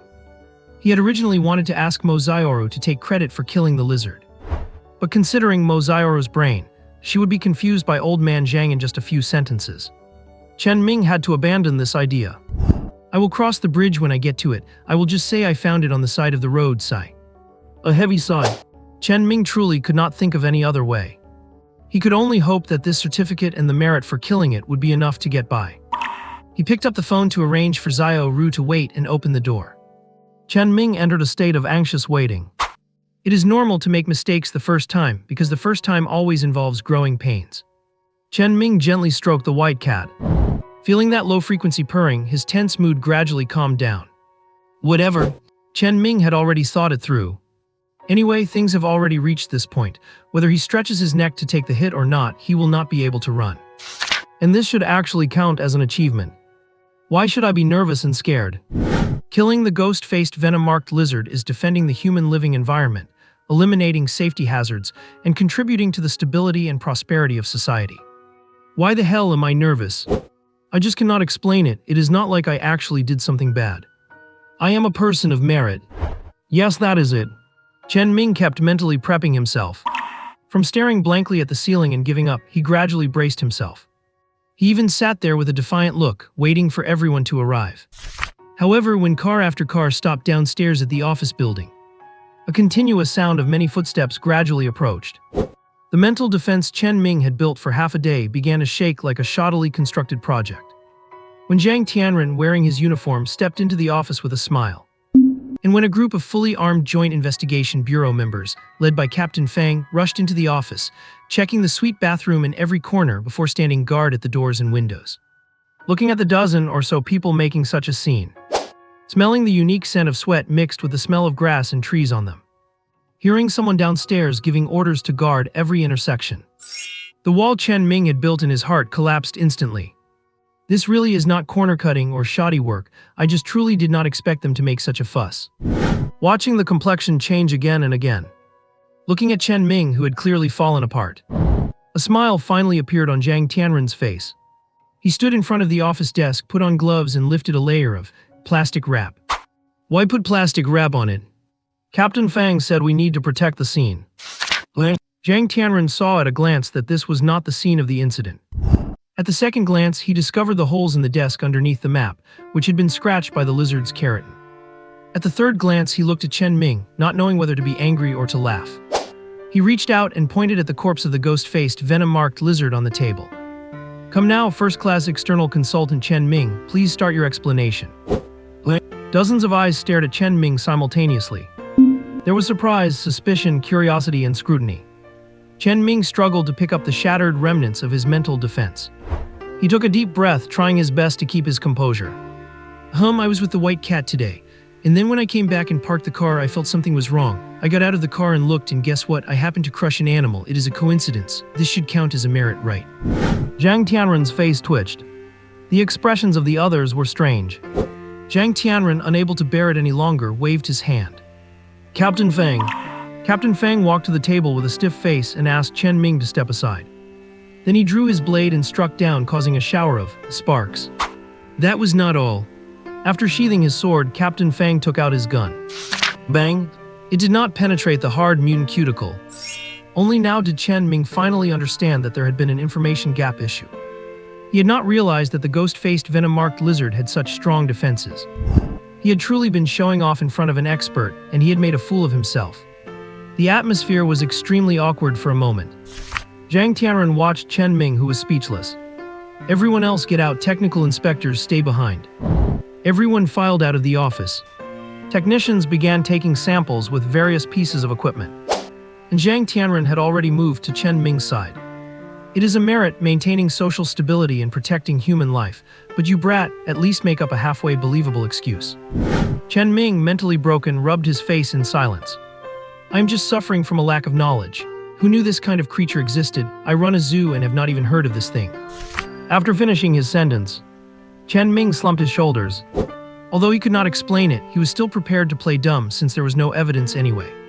Chen Ming made up his mind to dig in his heels and refused to talk, sticking to it until the end. Unexpectedly, Zhang Tianren suddenly rubbed his hair. Tell me what you can tell me. I would not turn a good deed into a bad one. Being able to kill dangerous mutated creatures and avoid casualties is a good thing. A group of technicians and the remaining Captain Fang froze simultaneously. But they returned to normal in just an instant. Chen Ming was also stunned for a second, but he really could not explain it. At least he could not expose the existence of Night Tour. Night Tour, which could kill a dangerous mutated ghost-faced venom-marked lizard, was obviously more dangerous than the lizard itself. Protecting these animals in the zoo was Chen Ming's #1 internal responsibility. Chen Ming shook his head slowly and sighed. I cannot explain it clearly right now, give me some more time. This time Zhang Tianren was extremely reasonable. Whether Chen Ming's performance had gained his approval, or if killing the lizard was really that important. In any case, Zhang Tianren reached out and patted Chen Ming on the shoulder. Fine, I will give you time, but the consequences will be serious if you disappoint me. Could it be any more serious than exposing the ancient shell-cracking beetle and the divine phoenix? Chen Ming muttered to himself in his heart. But on the surface, he nodded repeatedly, putting on an expression of extreme gratitude. Watching him made Zhang Tianren feel like slapping him in the head. Simple testing proved that this was indeed the one Captain Fang's team was hunting. The next step was to bring it back into the vehicle for a complete examination. And then back to the laboratory to get the full results. The good news is that there are antibodies in the lizard's body. The colleague who is being resuscitated can be saved. Su Tianren stared at Chen Ming teasingly before leaving. I do not want to come here for a 5th time in the near future, you brat. And for this achievement, your first-class certificate will be upgraded by 2 levels. The information database will be open to you. Ask Captain Fang if you do not understand. Everyone left one after another. They not only took the lizard away, they even dismantled the office desk and took it with them. Chen Ming did not stop them. He was already very relieved at this point. He sat on the guest sofa and drank some water. He felt a little more at ease only after grabbing the white cat and holding it in his arms. Chen Ming felt like he had just relaxed after finishing the soul-crushing college entrance exam. His mind was completely blank. However, before he could fully relax, he saw a Night Tour pushing an egg-sized bead into the office backwards. Following the hidden command, it pushed the bead along the corner of the wall in a circle and arrived at Chen Ming's feet. Before Chen Ming could even react, the white cat in his arms seemed to have sensed something. It leaped down eagerly, grabbed the bead, and started rolling around. Even Yinzi, who was in a deep sleep, came flying over noisily. So fragrant, what is this smell? Wow, a supersized mega chicken leg. Chen Ming felt his heart, already crumbled into bits, could no longer be pieced back together. What is this again? Chen Ming did not snatch the bead from the child. Instead, he asked directly. Yinzi asked them clearly what is going on. Click, click, click, tab, tab, tab. Yinzi's mouth clicked, and the nightcrawler responded with its hard wing covers. Tap, tap, taps. While cleaning up the garbage and burying it underground, we suddenly dug this up. There is more. I can smell it, but I cannot open it. There is a basin. No, wait, it is a secret chamber, a mausoleum. Yinzi's little eyes widened. A mausoleum? There is a mausoleum under the office building. It was pierced by a small hole, but the nightcrawler could not get in. The location is right. Yinzi was jumpy. The stray hair on its head kept drooping and then standing upright. Boss, it seems to be the place where I was told to spit fireballs to burn through. Chen Ming's shattered heart healed a little instantly. His mood shifted from helpless collapse to great surprise. However, before he could speak, a prompt suddenly rang out in his mind. Congratulations to the Master for eliminating an invasive, dangerous species and protecting the zoo. You have received a reward of 10 portions of high-grade food. Congratulations to the Master for protecting a contracted species and passing the inspection safely. You have received 1 species awakening card. The Master's affection for the contracted beast is truly moving. Master, I love you, voice cracking. The master "I love you" sounded as ear-piercing as a broken speaker. It was so loud that Chen Ming almost jumped up from the sofa. He really felt there was something wrong with this system. Coming and going like a shadow, jumpy and heart-stopping. He clutched his pounding heart. Chen Ming already had 16.5 portions of high-grade food in his hand. He also had the white cat species awakening card. Sure enough, those who survive a great disaster are bound to have good fortune later. And it was a double blessing. How wonderful. Chen Ming steadied his mind. The more joyful the news, the more he needed to stay calm. He should first get a clear grasp of the situation before considering what to do next. Through Yinzi's translation, Chen Ming gradually sorted out the whole thing. It was the night crawlers digging underground to process garbage when they inadvertently encountered a poison-veined ghost lizard that had crawled into the trash transport passage. The moment they met, it started attacking, wanting to eat the many night crawlers. Because it was not a species within the zoo, the night crawlers quickly merged, grew larger, and sprouted spikes. But they could not pierce the lizard's mutated cuticle. Likewise, the lizard's venomous fangs could not bite through the night crawler's shell. Moreover, the soil could not stop them. During the struggle, they drifted from the passage and suddenly fell down onto a hard object that could not be broken. The poison-veined ghost lizard was crushed to death by the merged night crawlers. A portion of the night crawlers was sent to deliver the corpse to the office. The remaining night crawlers continued to explore, intending to use this underground space for trash, but were attracted by an inexplicable aura and discovered the bead in a hole. The whole thing was sorted out. Chen Ming looked at the excited Yinzi. What is the use of this bead? I do not know, it just has a very favorite and delicious scent. Even better smelling than the kind the boss gives, but it just cannot be eaten. Chen Ming knew he was talking about the high-grade food. But the food can be eaten, yet this bead cannot. He complained in his heart, but his face was exceptionally serious. Chen Ming knew this must be the real secret of the zoo. What does a mausoleum represent? Wealth, endless wealth. And right now, this is not just a matter of wealth. Because it involves animal mutation and evolution. Looking at the white cat, which was still clutching the bead and repeatedly licking it with its little pink tongue, and Yinzi, who was also touching it with its head. Chen Ming already realized the severity of the matter. This is not just about wealth. It is about a more mysterious, unknown area. Chen Ming did not act rashly, nor did he contact the team leader to request support immediately as he had previously said. Instead, he looked at the night crawler waiting blankly. Is the passage safe? Will it collapse? Can I go down there? The night crawler nodded first and then shook its head. This time, Chen Ming knew what it meant without needing translation.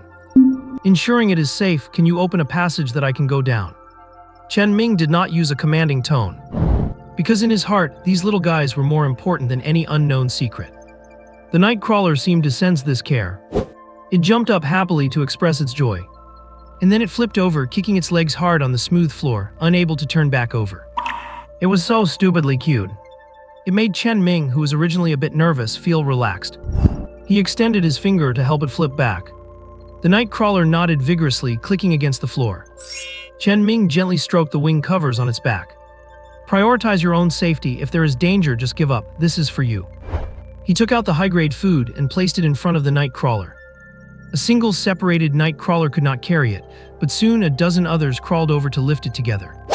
Chen Ming watched these little guys work hard to carry the food out the door. The smile on his face gradually disappeared. Let me see what secret it is that has kept people thinking about my zoo.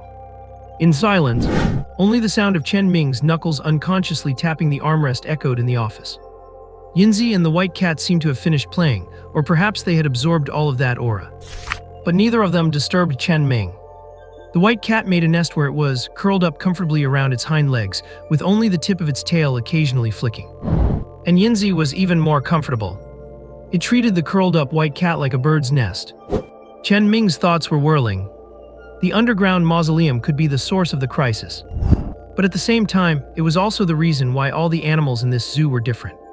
Chen Ming guessed that the faint aura made these animals more intelligent.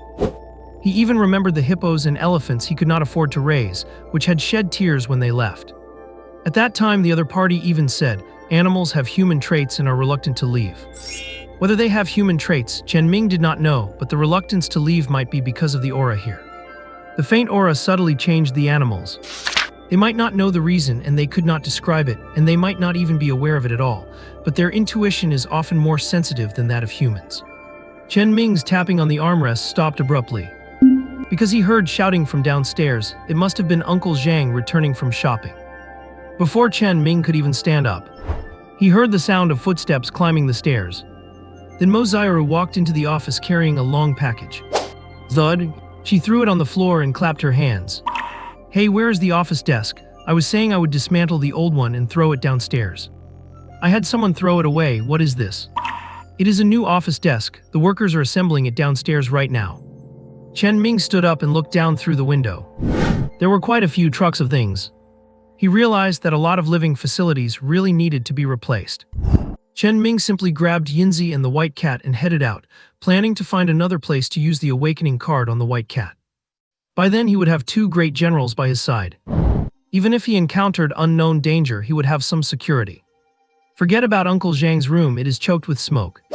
Chen Ming rolled his eyes. Xiaoru, give me your room key. Hey, what are you doing? Free up space for the workers. I want to find a comfortable place to rest for a while. Here, do not lose it. Mo Xiaoru, completely without caution, took out the key. Then she jumped and ran downstairs to work. After going downstairs, Chen Ming headed straight to the dormitory area. He also had a room here, it just had never been cleaned. When he opened the door to Mo Xiaoru's dormitory, a faint fragrance rushed towards him. The whole room was neat and clean, and although it was not big, it was much more comfortable than the suite in Chen Ming's office. Chen Ming did not get on the bed to avoid misunderstandings. Instead, he closed the door and sat straight into the armchair. Yinzi had skillfully gone to look for snacks, while the white cat sat quietly on the floor.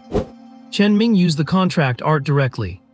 When the golden light connected to the white cat's head, the contract was successful. It was still an equal contract. Then Chen Ming took out the species awakening card. The moment he used it, the white cat seemed to be covered in a layer of golden light, radiating a sharp aura. A tiger's roar exploded within the room. The golden light flowed slowly, completely wrapping the white cat inside. Yinzi, who was eating melon seeds, flew to Chen Ming's shoulder. This guy's aura is so strong. When it first arrived, it actually wanted to eat me, but it was beaten to tears by Yinzi several times, haha.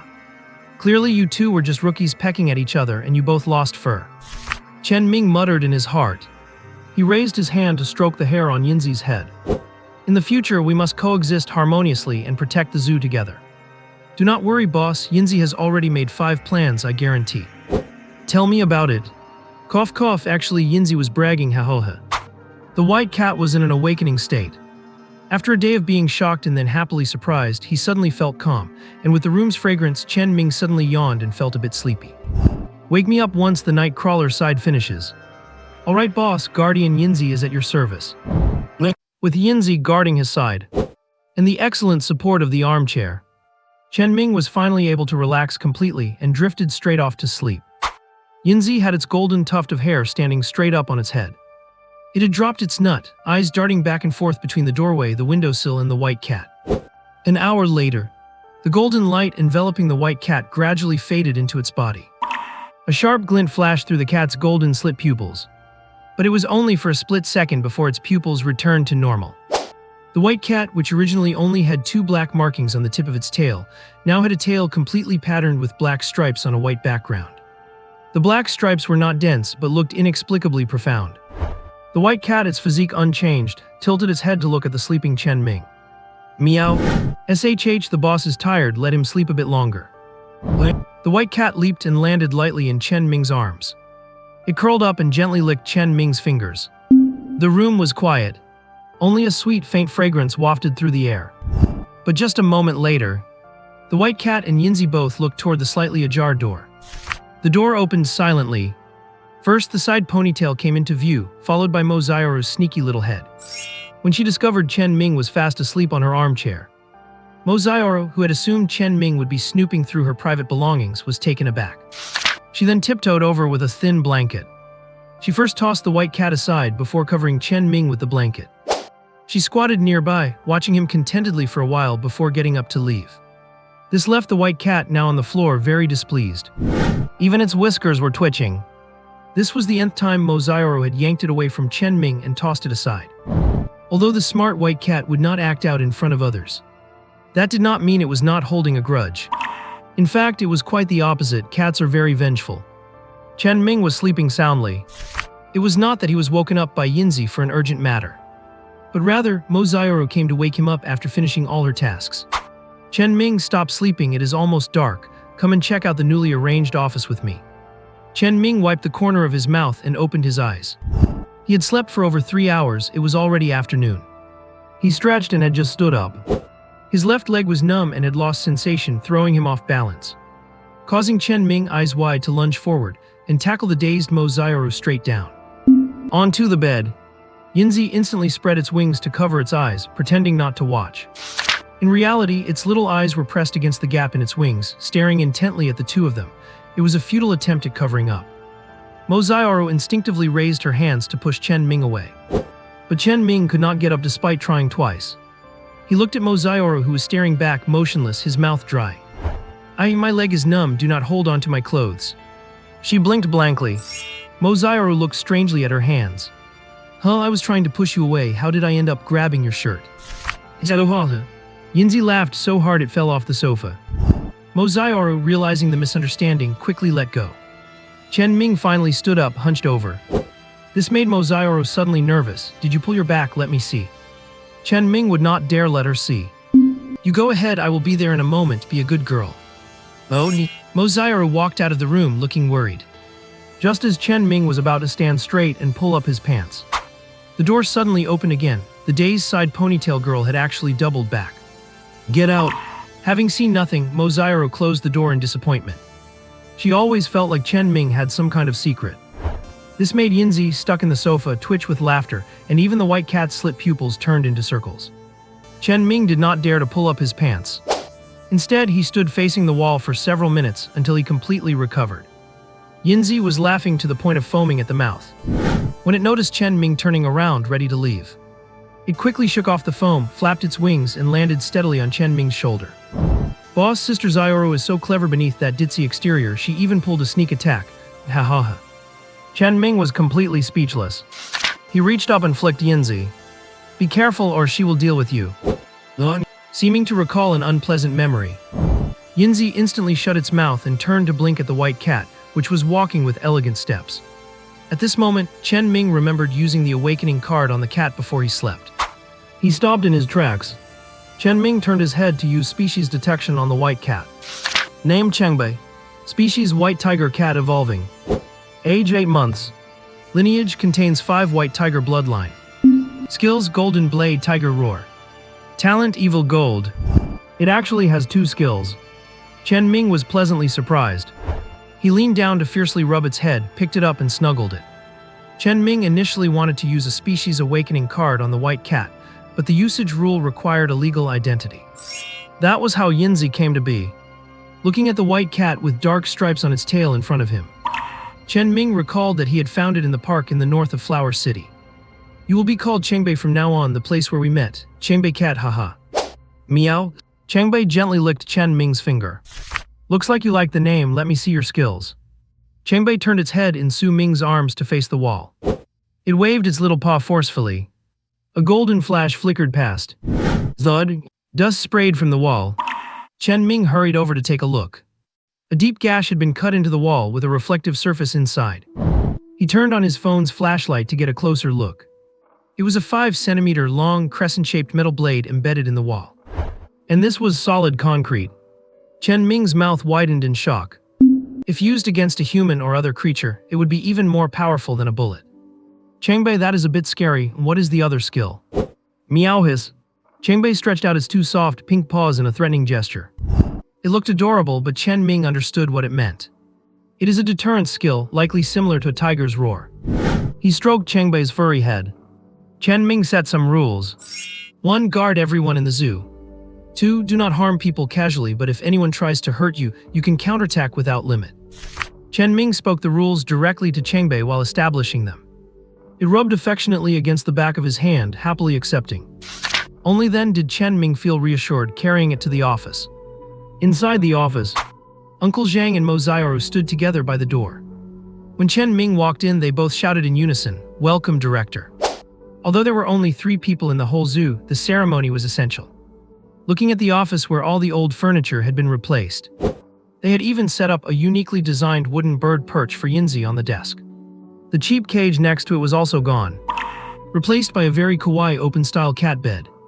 Uncle Zhang's eyes looked sad, but his face was full of smiles. And Mozairo jumped and tugged Chen Ming toward the new office chair. "Director, please sit." Chen Ming obediently let them lead him to the new chair. "Everyone sit, please sit. Thank you all, thank you for always staying by my side." Uncle Zhang and Mozairo sat down happily. But Chen Ming stood up and bowed while he spoke. "Without your encouragement and support, I would not be who I am today, and there would not be a little Sun Tzu today." Chen Ming was not just being polite. In his memory, everyone else had left, only these two remained. Even after 8 months without a paycheck, they never left. This sentiment, whether it was the former Chen Ming or the current Chen Ming, it must be acknowledged. And it must never be let down. Chen Ming had a gentle expression. "The zoo will only get better, we will not suffer anymore, and a complete transformation of the entire park is just around the corner." "Yay, Chen Ming is so handsome." Mozairo jumped up happily. Uncle Zhang silently took out a cigarette, then remembered this was not the dormitory. Just as he was about to put it away, Chen Ming walked around the desk with a lighter. "Uncle, let me light that for you." Click. The flame lit up. Uncle Zhang hesitated for a moment before putting the cigarette to his lips and leaning toward the tiny flame. Exhaling a plume of smoke, it brought a touch of sadness. Uncle Zhang's hands were trembling slightly. He looked at Chen Ming, who stood before him with a gentle expression. "Getting old makes one prone to reminiscing. I would better go outside for smoke, it is more comfortable." Uncle Zhang, who was about to stand up after saying this, was firmly held down by Chen Ming. "Uncle, just smoke here, why go outside when you can smoke at home? Besides, I have something to tell you." The two were locked in a stalemate for a moment. Uncle Zhang nodded in silence. Only then did Chen Ming turn around, jump up, and sit directly on the office desk. He sat there, feet dangling in the air. "The next few days are crucial. No one is allowed to enter the office building as it concerns the entire zoo. Since Zoo Daping is sending people to help renovate the reception area for Zioru, Zioru is not allowed to enter the building either." Mozairo, who had just been bouncing with joy, became unhappy immediately. She pouted about to speak, but Chen Ming raised his hand to stop her. "It is not that I do not trust you. You have been so innocent and cute all along. If I cannot trust you, I cannot trust anyone. But I am worried about you being tricked into giving away information. Just for these few days, it is a matter of the zoo's safety. The back door of the office building will be locked tight, and Uncle Zhang will guard the front entrance." Mozairo did not hear anything else at all. She only remembered Chen Ming calling her innocent and cute. Uncle Zhang's hand holding the cigarette trembled, and he narrowed his eyes at Chen Ming. He did not ask anything, just nodded slowly and warned, "Do not underestimate this old man. No one is getting through the front door, not even people from the Liaison Investigation Bureau. It is not that serious, just stay a bit alert. Who would dare underestimate you, Uncle Zhang, a master of reconnaissance and combat?" Uncle Zhang was taken aback. This was a secret known only to Chen Ming's parents. He did not know how Chen Ming found out. Chen Ming just smiled gently, looking mysterious without offering an explanation. Uncle Zhang did not mind that his identity had been discovered. He was just a little surprised. He raised his hand, tapped the ash into his palm, and snuffed out the cigarette with his thumb. Uncle Zhang stood up and walked out. He took Mozairo along, who was busy biting her pink lips and immersed in wonderful daydreams. Because Chen Ming had suddenly become serious. The reason Chen Ming was serious was because a night wanderer had scuttled in quickly along the edge of the door. It followed the corner of the wall and hid behind the door. When Uncle Zhang and Mozairo had both left, the six-legged night wanderer scurried quickly onto the office desk. Click-lag, click-click-lag. It said it has finished digging, the passage is very safe and we can go now. Chen Ming scooped up the night wanderer and tucked it into his pocket. "There are 3.5 hours until dark. We will go after dark. The place needs time to circulate air, otherwise I will not be able to come back out once I go in." Boss is wise. Yinzi's admiration for the boss is like the endless flow of the Yellow River. Meow. The cowlick on Yinzi's head stood up right on cue. Changbei says his admiration for the boss is like the Yellow River overflowing, simply unstoppable. Chen Ming felt like this phrase sounded familiar, but he could not remember where he had heard it before. While waiting, the construction team sent by Zhu Dapeng had already been led by Mozairo to inspect the fences and iron cages. Team leader Fang also called. He informed Chen Ming that his colleague was out of danger, and that his status as an external consultant had been upgraded, granting him access to the Liaison Investigation Bureau's database. As for the certificate, it would take a few days to arrive. This suited Chen Ming's intentions perfectly. When night fell, Chen Ming shouldered his prepared backpack, grabbed a high-intensity flashlight, and took the Night Wanderer out of his pocket to lead the way. He followed its guidance downstairs. Under the strange gaze of Uncle Zhang, who was guarding the front entrance, he turned the corner and moved forward. Finally, he arrived at the long-abandoned utility room. The place was piled high with junk. Bed frames and feeding troughs were scattered about, covered in dust. The Night Wanderer crawled with ease as if traversing mountains. Reaching the corner, it fluttered its elytra, making a clicking sound. Yinzi stood on Chen Ming's shoulder, serving as an interpreter. Lift the bed frame and there is the passage. Chen Ming bent down and lifted the 3 stacked bed frames. With the aid of the flashlight, he clearly saw a gentle slope appearing 2 meters down. He lay on the ground, stuck his head in to test the air, and finding it fine, jumped straight down. The passage was about 1.5 meters high. Chen Ming had to hunch over to move forward. Chengbei, who had been resting on his back, had been set down and was now walking elegantly behind him. Yinzi had transformed into a flightless bird. Since there was no light, it would hit the walls if it tried to fly. The man and his 3 little companions moved forward quickly. Other night wanderers appeared from time to time to join the team. The path sloped downward, but fortunately the distance was not too great. However, Chen Ming felt his eardrums pressurized, which indicated they were over 10 meters deep. They continued for a few more minutes. Reaching the end of the passage, a circular opening appeared before him. Chen Ming knew this was the location of the collapse. He took off his backpack, set a wedge in the passage, and attached the safety rope. Only then did he lean over to look down the hole. It matched the Night Wanderer's description, with a flat surface 5 meters below covering an area of about 20 meters. He tossed the rope down. The Night Wanderers were the first to crawl down. Only then did Chen Ming, carrying Chengbei and with Yinzi on his head, slide down the safety rope. Once his feet hit the ground, he felt the dampness. A group of Night Wanderers surrounded Chen Ming and opened their elytra. It seemed like they were welcoming Chen Ming to their world. This experience was very novel for Chen Ming. The thrill of exploration was tense, exciting, and a little stimulating. He immediately took out 3 portions of high-grade food to distribute. It felt quite like rewarding his loyal troops. The 3 little creatures ate happily. Meanwhile, Chen Ming took out a hammer he had prepared and tapped here and there. The echoes were dull, heavy, and he could not identify the material. Chen Ming had assumed it was thick stone slabs, so he even tried drilling with a hand drill equipped with an alloy bit. The result was that the alloy layer of the drill bit was worn away without leaving even a scratch. Led by one of the Night Wanderers, he found the small hole. Chen Ming took out a handheld pump-type air detector and inserted the probe into the hole. The oxygen content inside was less than 10%, indicating a hypoxic environment. Fortunately, there were no other hazardous gases and certainly no flammable ones like methane. Chen Ming waited quietly for the 3 little ones to finish eating. "Chengbei, you try." A crisp clanging sound echoed in his ears. Meow. Chengbei's golden blade cut was ruled out. Next was Yinzi. It waddled like a flightless bird to the hole and spat out a marble-sized phoenix flame. His. The phoenix flame dropped into the thumb-thick hole, vaporizing the moisture. Then Yinzi tilted its head and sucked the flame back in, though it had shrunk a bit. "I can smell it." Meow. Clig-clig-lag. Chen Ming did not know what they were smelling. He only smelled a faint, musty odor of earth. As the temperature in the hole gradually returned to normal, a Night Wanderer crawled over. But it got stuck and could not get through. Until Yinzi used the phoenix flame again to widen the hole. By the time it retracted the flame, it was only the size of a soybean. Yinzi looked as if it had been completely drained. Its tongue was lolling out of the side of its beak. The hole was finally wide enough. A Night Wanderer crawled in headfirst. The underground space was deathly silent. He waited for a full 10 minutes. Click-clack sounds suddenly echoed. It was not the one that had crawled down, but the ones waiting at the entrance. They were a collective unit. Yinzi started translating feebly. "It is huge down there, bigger than the zoo. There are stones, people, beads, skins, and lots of bones, that is it." Chen Ming did not think this was a tomb. The materials and the interior did not resemble any tomb he knew of. But he could not get in to see the real scene, so he could not judge yet.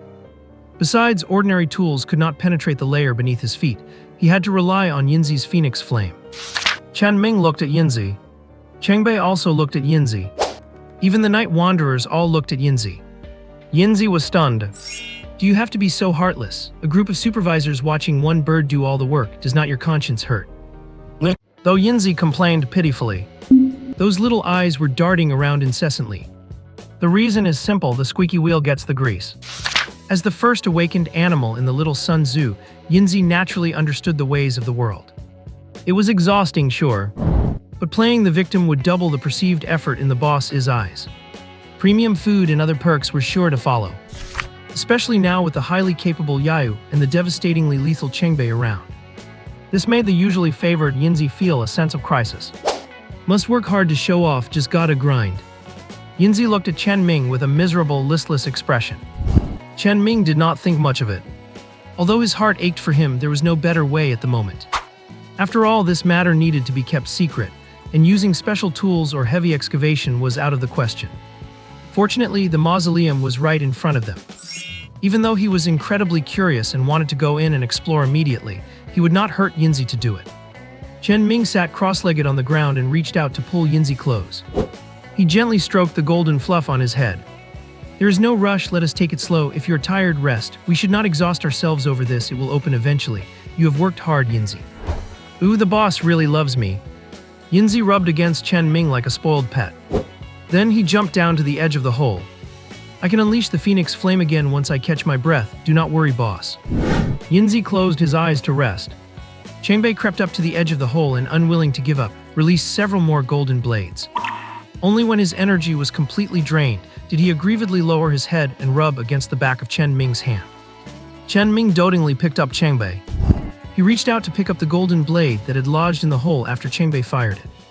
It was black metallic, about 5 centimeters long and crescent-shaped with a sharp outer edge.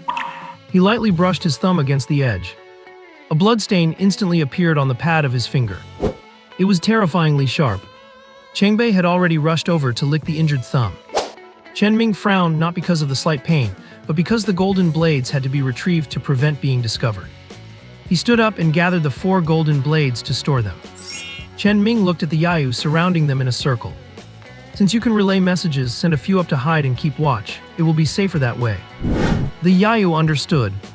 A dozen of them quickly climbed the ropes and disappeared. Chen Ming smiled and grabbed 2 of them, rolling them in his palm like walnuts. You know, they actually feel quite nice when you spin them. The 2 Yayu curled up. They seemed to be enjoying it very much. Chen Ming sat with Chengbei in his arms, rolling the Yayu in his hand. Apart from being a bit damp and the air being poor, the underground space was actually quite comfortable. At the very least, there were none of the sinister traps or dangerous creatures he had expected.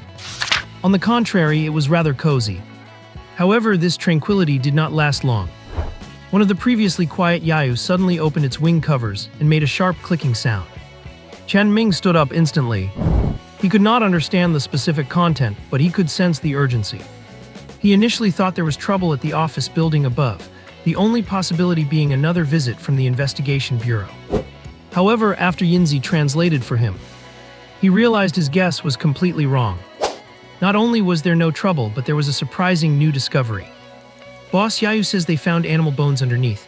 There was a sticky glimmer in the marrow. Bone marrow, it must be bone marrow. After eating it, he grew a size bigger. Boss Yayu is hogging all the food. Yinzi's fur stood on end. He started swatting at the Yayu split copy with his wings. How dare you eat without the boss's permission? Wait, I knew Yayu would not hog it all. Yayu is the best. The reason Yinzi changed his tone so suddenly was because a Yayu climbed out of the hole. Its body was covered in a faint fluorescence, and it suddenly jumped up and landed on Yinzi's mouth. An exotic fragrance spread outwards. It was not just Yinzi and Chengbei who were drooling. This time, even Lin Ming could smell it. Brother Yayu, you are the best, diligent and brave brother Yayu.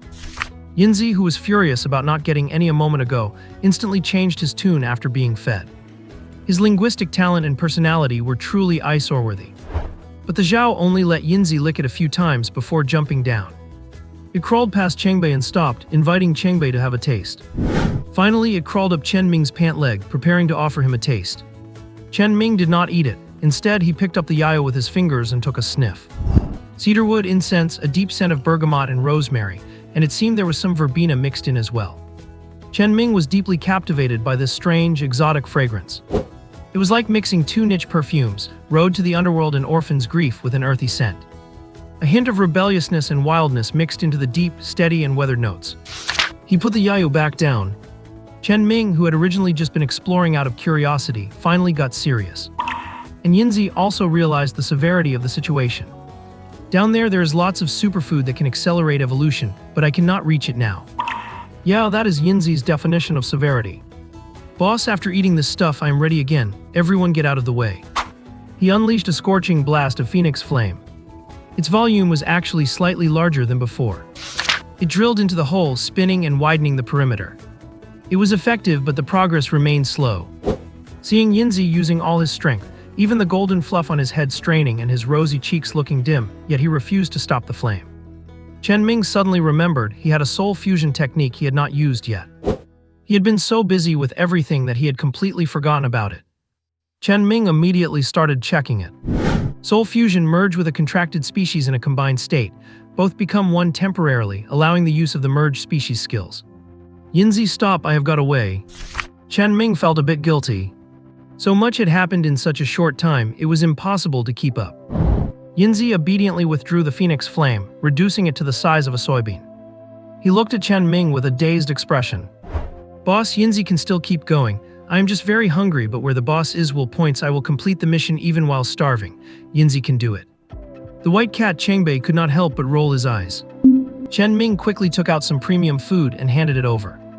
What are you talking about? No matter how good the stuff down there is, it is not as important as you, Yinzi. Boss, a munch delicious. Chen Ming stood up and looked around. Since he did not know the specific effects of soul fusion, he wanted to avoid any accidents. Chen Ming told Yao and Chengbei to move a bit further away.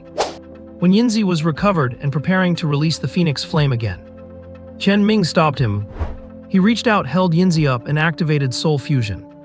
Yinzi seemed to melt, turning into stardust that seeped into Chen Ming's body. A warm, pleasant sensation, Chen Ming felt filled with power. When he used the fused phoenix flame on the hole, a surge of intense heat erupted from his lower abdomen, rushing upwards and forcing his throat open, trembling as it burst forth from his mouth. It was at least in the size of a soccer ball. It landed with a scorching heat, and the ground began to crackle and pop. Chen Ming smelled something burning. Immediately his vision went black, he lost consciousness and fell straight backward. Chengbei rushed out instantly to support Chen Ming's head. Yinzi fell out of his body, also unconscious, just like Chen Ming. That scorching phoenix flame had already melted the surface layer and sunk in. Chengbei slowly climbed out from behind Chen Ming's head. Swarms of Yayu dragged Chen Ming and Yinzi away from the intense heat of the flame.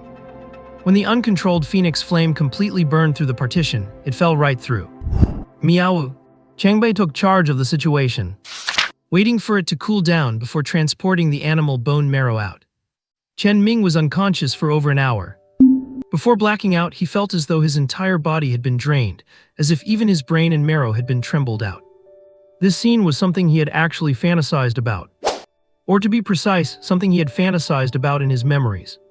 Wondering if he would be drained dry if Mozaoru ever took him on, especially given the severe disparity in their stamina. So rejecting her and keeping his heart cemented was essentially a way to save his life. Chen Ming's fingertips trembled slightly, and his consciousness gradually returned. His mouth felt sticky with a tantalizing fragrance. His throat felt fiery, but with every swallow there was a cooling sensation. Chen Ming opened his eyes. He heard Yinzi's joyful squeaks by his ear. The boss is awake, did not I tell you that feeding you would work? Feeding me? Chen Ming bolted upright. There were still 2 Yayu hanging from his mouth, delivering the strange bone marrow.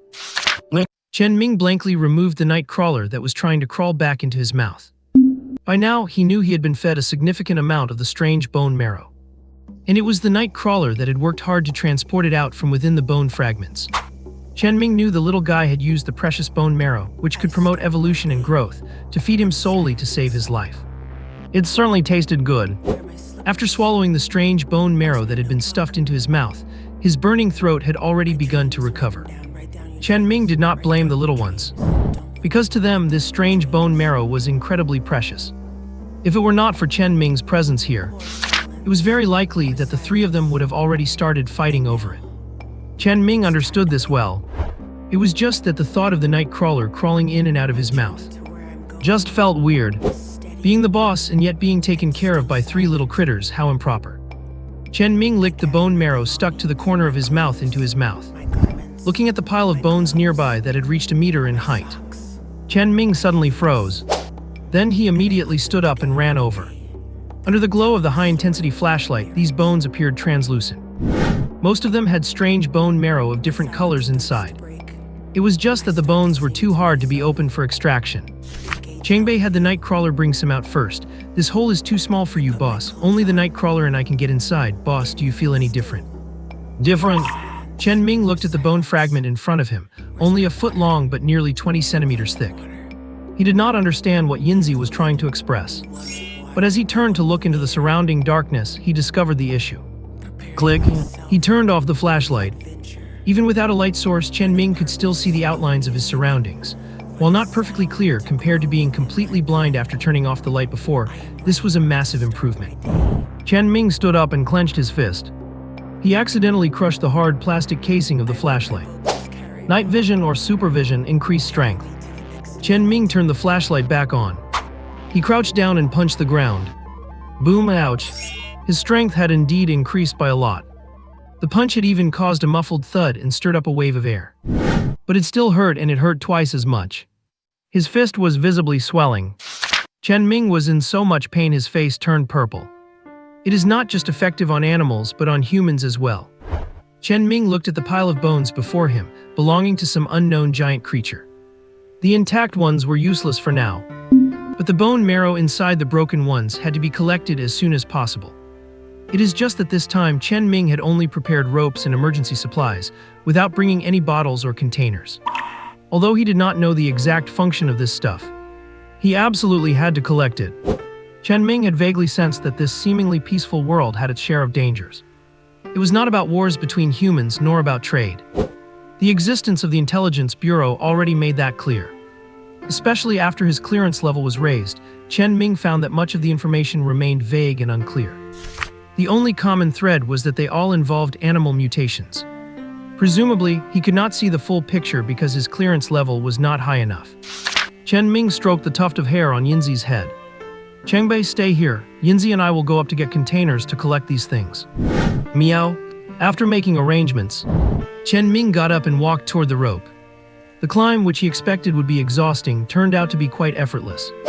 Chen Ming scrambled through the passage and emerged from the abandoned warehouse. At this moment, despite being covered in dust, he looked spirited and sharp. When he reached the lobby of the first floor, it was already late at night. Seeing Uncle Zhang sitting on the steps outside the main entrance, Chen Ming smiled. Before he could get close, the alert Uncle Zhang noticed him. When he saw the filthy Chen Ming, Uncle Zhang did not ask a single question. After sitting down, Chen Ming picked up Uncle Zhang's large tea mug and drained it in one go. Uncle Zhang, go call Xiaoru over. I need a lot of bottles and jars that can be sealed. Today, I am going to do something big. Some things are better left unknown to Xiaoru. It is easy for secrets to slip out. Uncle Zhang, having guessed something, offered a reminder. But Chen Ming already had a plan. It is fine, she is just innocently naive, but she knows the gravity of things. As long as she does not want to talk, no one will be able to pry it out of her. Seeing Chen Ming's persistence, Uncle Zhang took out his phone and made the call. Chen Ming stood up and walked outside. The door cannot be left unattended, I will be right back. After saying that, Chen Ming ran off, moving extremely fast. Along the way, Chen Ming discovered that the change was not just night vision, but an overall enhancement. Dynamic vision, static vision, and even depth perception had all been enhanced in every aspect. Even his original issues with night blindness and astigmatism had disappeared. This made him realize even more how precious the strange bone marrow was. While running, Chen Ming arrived at the area where the sloth was located. With a quick sweep of his eyes, he spotted salted fish laying on a branch, looking over with curiosity. Yinzi, tell him it is time to work, meet at the office building. Boss is wise, it would be a waste if this guy did not become a porter, haha. Yinzi flew off. He returned after delivering the message. Chen Ming jogged in a circle and returned to the office building. Mo Xiaoru, wearing denim overalls, was already there. What are you doing this late at night? Huh, it smells so good. It is so fragrant despite you being so dirty. Is that perfume? Chen Ming raised his hand and pushed her face away as she leaned in. Then he gripped Mo Xiaoru's shoulders seriously. Everything you see and hear tonight must be kept in your heart and never told to anyone. Can you do that? Xiaoru can do it. Before she could continue to ask, Chen Ming took a large bag from Uncle Zhang and opened it. It was full of bottles and jars. Uncle Zhang squinted his eyes. If it is not enough, there are 2 sinks, though they are not sealed. There is a water pump in the garden that drains faster. Let us use these first and talk if it is not enough. Chen Ming knew Uncle Zhang had misunderstood, thinking it was for drainage. But he did not explain. Instead, following the direction of Yinzi's wing, he saw salted fish lying in the shadows of the corner. This guy had snuck over silently. Uncle Zhang saw it too, but before he could react, he saw Chen Ming stride over in 2 steps, pick up the sloth and step into the office building. Zioru, take the flashlight and follow me, quick. Oh, okay. The 2 of them and the sloth turned into the hallway and disappeared, leaving a bewildered Uncle Zhang who could not recover for a long time. He found he could understand Chen Ming less and less. Entering the abandoned warehouse, Chen Ming jumped into the underground passage first. Be careful, never mind, forget I said that. Before Chen Ming could finish, Zioru had already jumped down. She shone the light around out of curiosity. Why is there a passage here? Do not ask, just do exactly what I tell you. Although she groaned reluctantly, Zioru knew the urgency of the situation. She followed silently behind Chen Ming. When they were 10 meters from the end, Chen Ming stopped. You stay here and wait, do not move an inch. Can you do that, Zioru? Yeah, no problem, I was just curious. Do not be curious. Keep your mouth shut, keep the secret, and act as if you were never here tonight. Zioru obeys. When Chen Ming became truly serious, Zioru immediately yielded. Chen Ming gave her a deep look before shouldering the large bag and carrying the sloth as he slid down the safety rope. The moment his feet touched the ground, Chen Ming dropped the sloth and Yinzi took over assigning the tasks. He opened his backpack and laid out cans and bottles of various sizes on the ground. Pack the strange bone marrow in here. Leave the ones that cannot be retrieved for now and be quick. Changbei started sorting the monster bones. Yinzi directed salted fish to use its lightning ability to carry the bones. And he did not waste his own advantage of being able to fly, constantly moving in and out through ball-sized holes. The night crawler was the busiest, having divided itself into 3 parts. One part was carrying materials below, one part was drilling into the bones above to push the marrow out into the bottles, and the last part was keeping watch around the office building. Chen Ming was not idle either. The viscous marrow in the large bone fragments was handled by him. The collective effort was like an assembly line. They would eat some strange bone marrow when tired. One glass bottle after another was filled, and finally even plastic bottles were used. Only then did they manage to extract all the marrow from the broken bones. Yet 1/3 of the intact bones containing strange bone marrow remained. Chen Ming checked the time. It was already 3 in the morning. Aside from the solid intact bones, there were also some scattered beads. The beads varied in size and color. Chen Ming guessed that these beads were likely legendary inner cores or some other form of condensed energy. But that was just a guess, after all, those were only legends. Yet on second thought, he had the divine phoenix, the white tiger, and the ancient beetle right by his side. Besides, there was plenty of talk online about traces of powerful extraordinary life forms having existed in this world. Only the Investigation Bureau could verify the results. That is right. Chen Ming had prepared to hand it over the moment he discovered this place. Mainly because the Investigation Bureau had enough power to deter the world, and Chen Ming had a pretty good impression of them. Plus, considering Zhang Tianren's acts of kindness, he could not let the old man down. Besides, he could use this opportunity to publicize it, ideally to draw out the culprit behind the scenes who had been targeting the zoo. And then there was the fact that making a contribution should come with a reward. It was not that Chen Ming was power-hungry, but he hoped that by being promoted, he could gain higher clearance to foresee the crises he would soon face. His current clearance was too low. He felt like he was looking through a thick fog. Unknown dangers are what keep people on edge, simply because there is no way to know what lies ahead. But the prerequisite for all of this is, he must keep the majority of the benefits for himself. This zoo belonged to Chen Ming, and he was clearer about that than anyone else. As for the rest of the world, it is just so big, and Chen Ming, who would rather lie down than sit, simply did not care about those things. If there were anomalies around Flower City, Chen Ming might secretly lend a hand. That was his absolute limit for now. He could not go any further than that. Chen Ming packed the viscous marrow and most of the beads into his bag, leaving only the smaller ones behind. With some effort, he tied them to the safety rope. Chen Ming climbed up along the rope first. He did not let Zioru, who was staring with wide eyes and counting on her fingers, get any closer. Instead, he swung the extra length of rope toward her. Help me pull this up, but slowly, take it nice and easy. Got it. Zioru was curious, but she did not pry. She took the rope and followed Chen Ming's rhythm to pull the bag up. After untying the knot and throwing the rope back down, Chen Ming wiped the sweat from his forehead, leaving streaks of dirt on his face. Stay back and wait for me, do not open it and do not look. Don't worry, Zioru will not look. Is it antiques or jewelry? In the end, Zioru could not help but ask.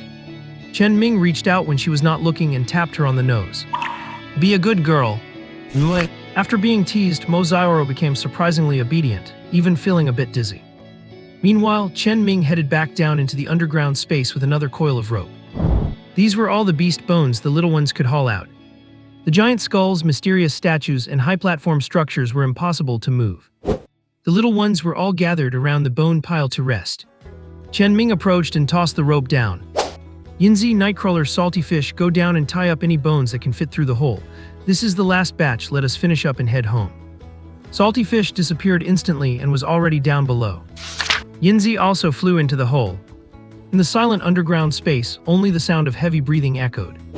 Chen Ming and the four little guys were like scavengers, hauling away everything they could carry. And they even tossed the fragmented bones, which had already been drained of marrow, back into the space. He instructed Nightcrawler to scatter them around neatly. These were useless to Chen Ming, but would surely make the investigation bureau's technicians scream with excitement. It was truly eating the meat and drinking the soup, only leaving the bones behind. Below there was still a giant bone, a meter in diameter, filled with marrow. But Chen Ming suppressed his greed. He took what he could and decisively left behind what he could not. The haul he had already gathered was astonishing enough. If Zhang Tianren knew about this harvest, his old heart probably could not handle the shock. He checked the time. A little past 4 in the morning. Chen Ming moved the large bones, each containing viscous marrow, to the base of the rope. Nightcrawler had already finished the task and climbed up. They used pre-prepared rocks to plug the opening and covered it with dirt to erase all traces. The little ones gathered around Chen Ming once they finished their work. Chen Ming looked up at the flashes of light coming from the hole above. Go on up, Salty Fish, find your own way back to your area. Nightcrawler, you stay behind to help pass the bones, bury this place, and make a small opening in the wasteland area. Can you do that in 2 hours? Nightcrawler did not respond directly. Instead, to be more convincing, it fused right in front of Chen Ming. One by one, the Nightcrawlers gathered and huddled together, merging like liquid. In the end, it turned into a tank-sized, bizarre creature covered in triangular spikes. As the first to discover the site, and having split into thousands of parts to consume the strange marrow, its growth speed was incredible. Chen Ming had not expected Nightcrawler to have grown to this extent. And it was hardworking and simple-natured. Chen Ming reached out and stroked the head of the crouching creature. Then I will leave it to you, let me know when you are done. Click, click, click, a whoosh. The little Nightcrawler broke apart into a pile. Chen Ming climbed up the rope with peace of mind. He put down Salty Fish and signaled for Lin to leave. With his face covered in soot, Chen Ming flashed a grin at Mo Xiaoro, revealing his white teeth. Last batch, do not be scared now. You did not bring out a dead body, did you? If it reanimates, I will take it apart. I have got a club with me. Mo Xiaoro was not stupid. Seeing him sneakily transport things from the underground passage, she guessed he was tomb raiding. Since Uncle Zhang kept his mouth shut, and Chen Ming had been careful not to bump the bags on the way, Mo Xiaoro had no idea the bags were all filled with containers.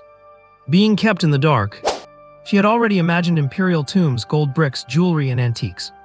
Chen Ming could not be bothered to explain. Seeing that Salty Fish had already slipped away, he tossed the rope down. Just stand there and do not move, start pulling when I tell you to. Mo Xiaoro clutched the rope with one hand and held her rubber club in the other, standing ready. When she heard Chen Ming's command, she bit down on the rubber club and began to pull. When she saw that what was pulled up were 7 or 8 large bones, Mo Xiaoro was completely stunned. Huh, not a body but bones, what kind of animal has bones this big? Seeing her unable to control her curiosity, wanting to get a closer look, Chen Ming immediately stopped her. Stay right there and forget this ever happened. Mo Xiaoro was obedient enough. Her eyes just kept getting wider and wider. Each bone segment was over 2 meters long, and inside there was a viscous substance emitting a faint glow. This was way beyond her understanding. She stared blankly as Chen Ming untied the rope and threw it down again. Then, as instructed, she continued to pull up a bundle. They pulled up 5 bundles in a row. Chen Ming put away the rope and slung it over his shoulder. Let's go, back we go. Wait, we are just leaving these behind. What? She received a sudden tap on her behind, and Mo Xiaoro immediately shut up. She obediently picked up the large backpack and followed him back. At that moment, her heart was racing and her mind was a total blank. Chen Ming was also making a desperate, risky move. Extraordinary times call for extraordinary measures. In a moment of crisis, he had to sacrifice a bit of his image. When the two of them returned to the warehouse, the large bag was not taken away. Chen Ming only took out 2 small bottles, left the rest where they were, and covered them with a bed board. It is not safe to keep these things on me. I can only wait for the heat to die down before retrieving them. Chen Ming returned to the main hall with a silent Mo Zioru. Uncle Zhang was still sitting on the front steps, having kept watch all night. By this time, the sky was already beginning to brighten. Uncle Zhang, come upstairs with me. Uncle Zhang stood up in silence, glanced around, and then entered the office building. They arrived at the office. Chen Ming drew the curtains all around before turning on the lights. Covered in dirt and with a blackened face, Chen Ming grinned silently. Then he handed over the 2 bottles in his hand. Drink them right here, you will experience the benefits for yourself. Then everyone go wash up and change clothes, leave these dirty ones for Uncle Zhang to handle. Uncle Zhang frowned in confusion. This was completely different from the gold, silver, jewelry, or antiques he had imagined.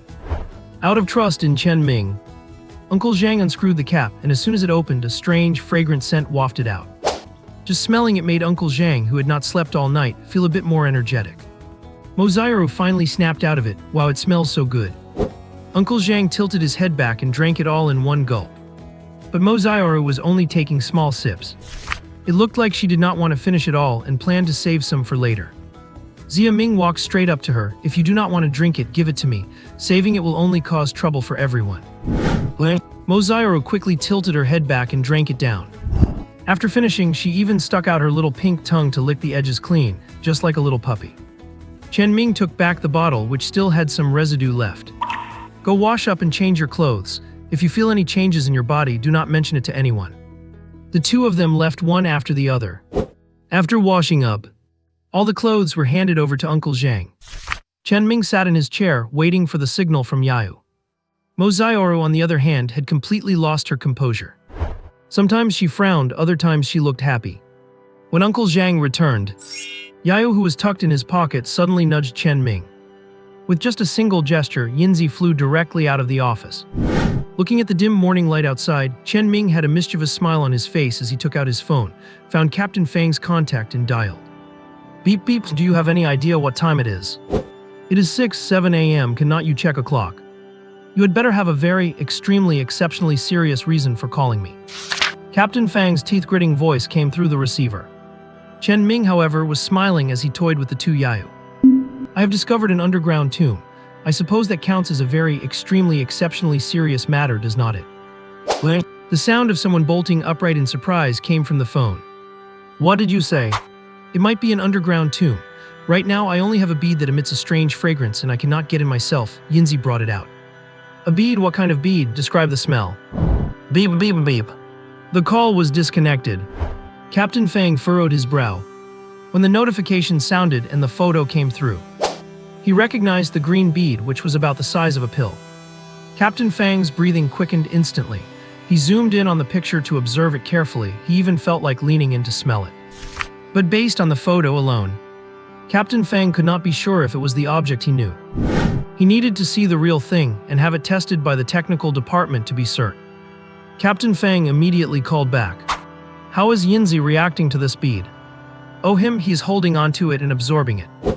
Absolutely not. Immediately seal the bead in a container. I will get there as soon as possible. Are there any other beads there? Where is the location? As he spoke, Captain Fang unconsciously lowered his voice, as if he were afraid of being overheard.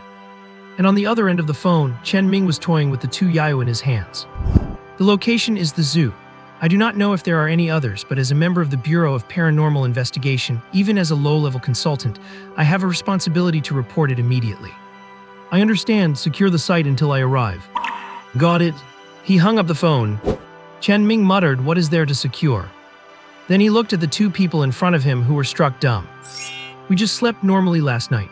Well, Uncle Zhang had insomnia and could not sleep. Just now Yinzi brought back a treasure bead. That is the whole story. I do not know anything else. Oh no. Mo Zioru nodded vigorously. She said somewhat regretfully, why tell them? Would not it be better if we dug it up slowly ourselves? Because we must have a spirit of dedication, a sense of responsibility, and a sense of awareness. Chen Ming spoke in a tone of righteous integrity. Mo Zioru did not really understand. But Uncle Zhang's eyes flashed. After all, Chen Ming had been busy all night. And those bottles were all prepared by his own hands. After drinking that strange viscous liquid, he felt much more relaxed, and there were even more changes he had not had time to fully experience yet. Clearly, Chen Ming had already taken the initiative. Thinking of this, Uncle Zhang reached out and patted Mo Zioru on the head. Do as Chen Ming says. Got it. Quietness returned to the office. After Yinzi returned and explained the location, it stood on Chen Ming's shoulder and started pecking at his hair. Meanwhile, the Global Bureau of Paranormal Investigation was about to be thrown into chaos this morning by information as shocking as a thunderclap. After hanging up the phone, Captain Fang rubbed his cheeks while putting on his clothes and dialing another number. The person on the other end answered quite quickly, but the tone was very bad. Square-headed Captain Fang, do you have any idea what time it is? Do you know that the old man is over 60, has one foot in the grave, and does not have many days left to live? Do not be fooled by Zhang Fairytale old age. His morning grumpiness was still just like when he was a teenager. You better have a very extremely sky-shattering issue that must be solved by me otherwise. Never mind, my old arms and legs could not beat you anyway. Cold sweat inexplicably broke out on Captain Fang's head. He was not afraid of Zhang Tianren getting angry. He was afraid of Zhang Tianren suddenly using sarcastic remarks while in a rage. That meant Zhang Tianren was already holding a grudge and preparing to plot against someone. Captain Fang immediately gave a brief summary, pushing everything onto Chen Ming. Report to Director Zhang. Chen Ming called in saying a tomb was discovered at the zoo. Yinzi brought back a bead suspected to be a beast pill. I have no authority to handle this and need you to take personal charge because the quantity is unknown.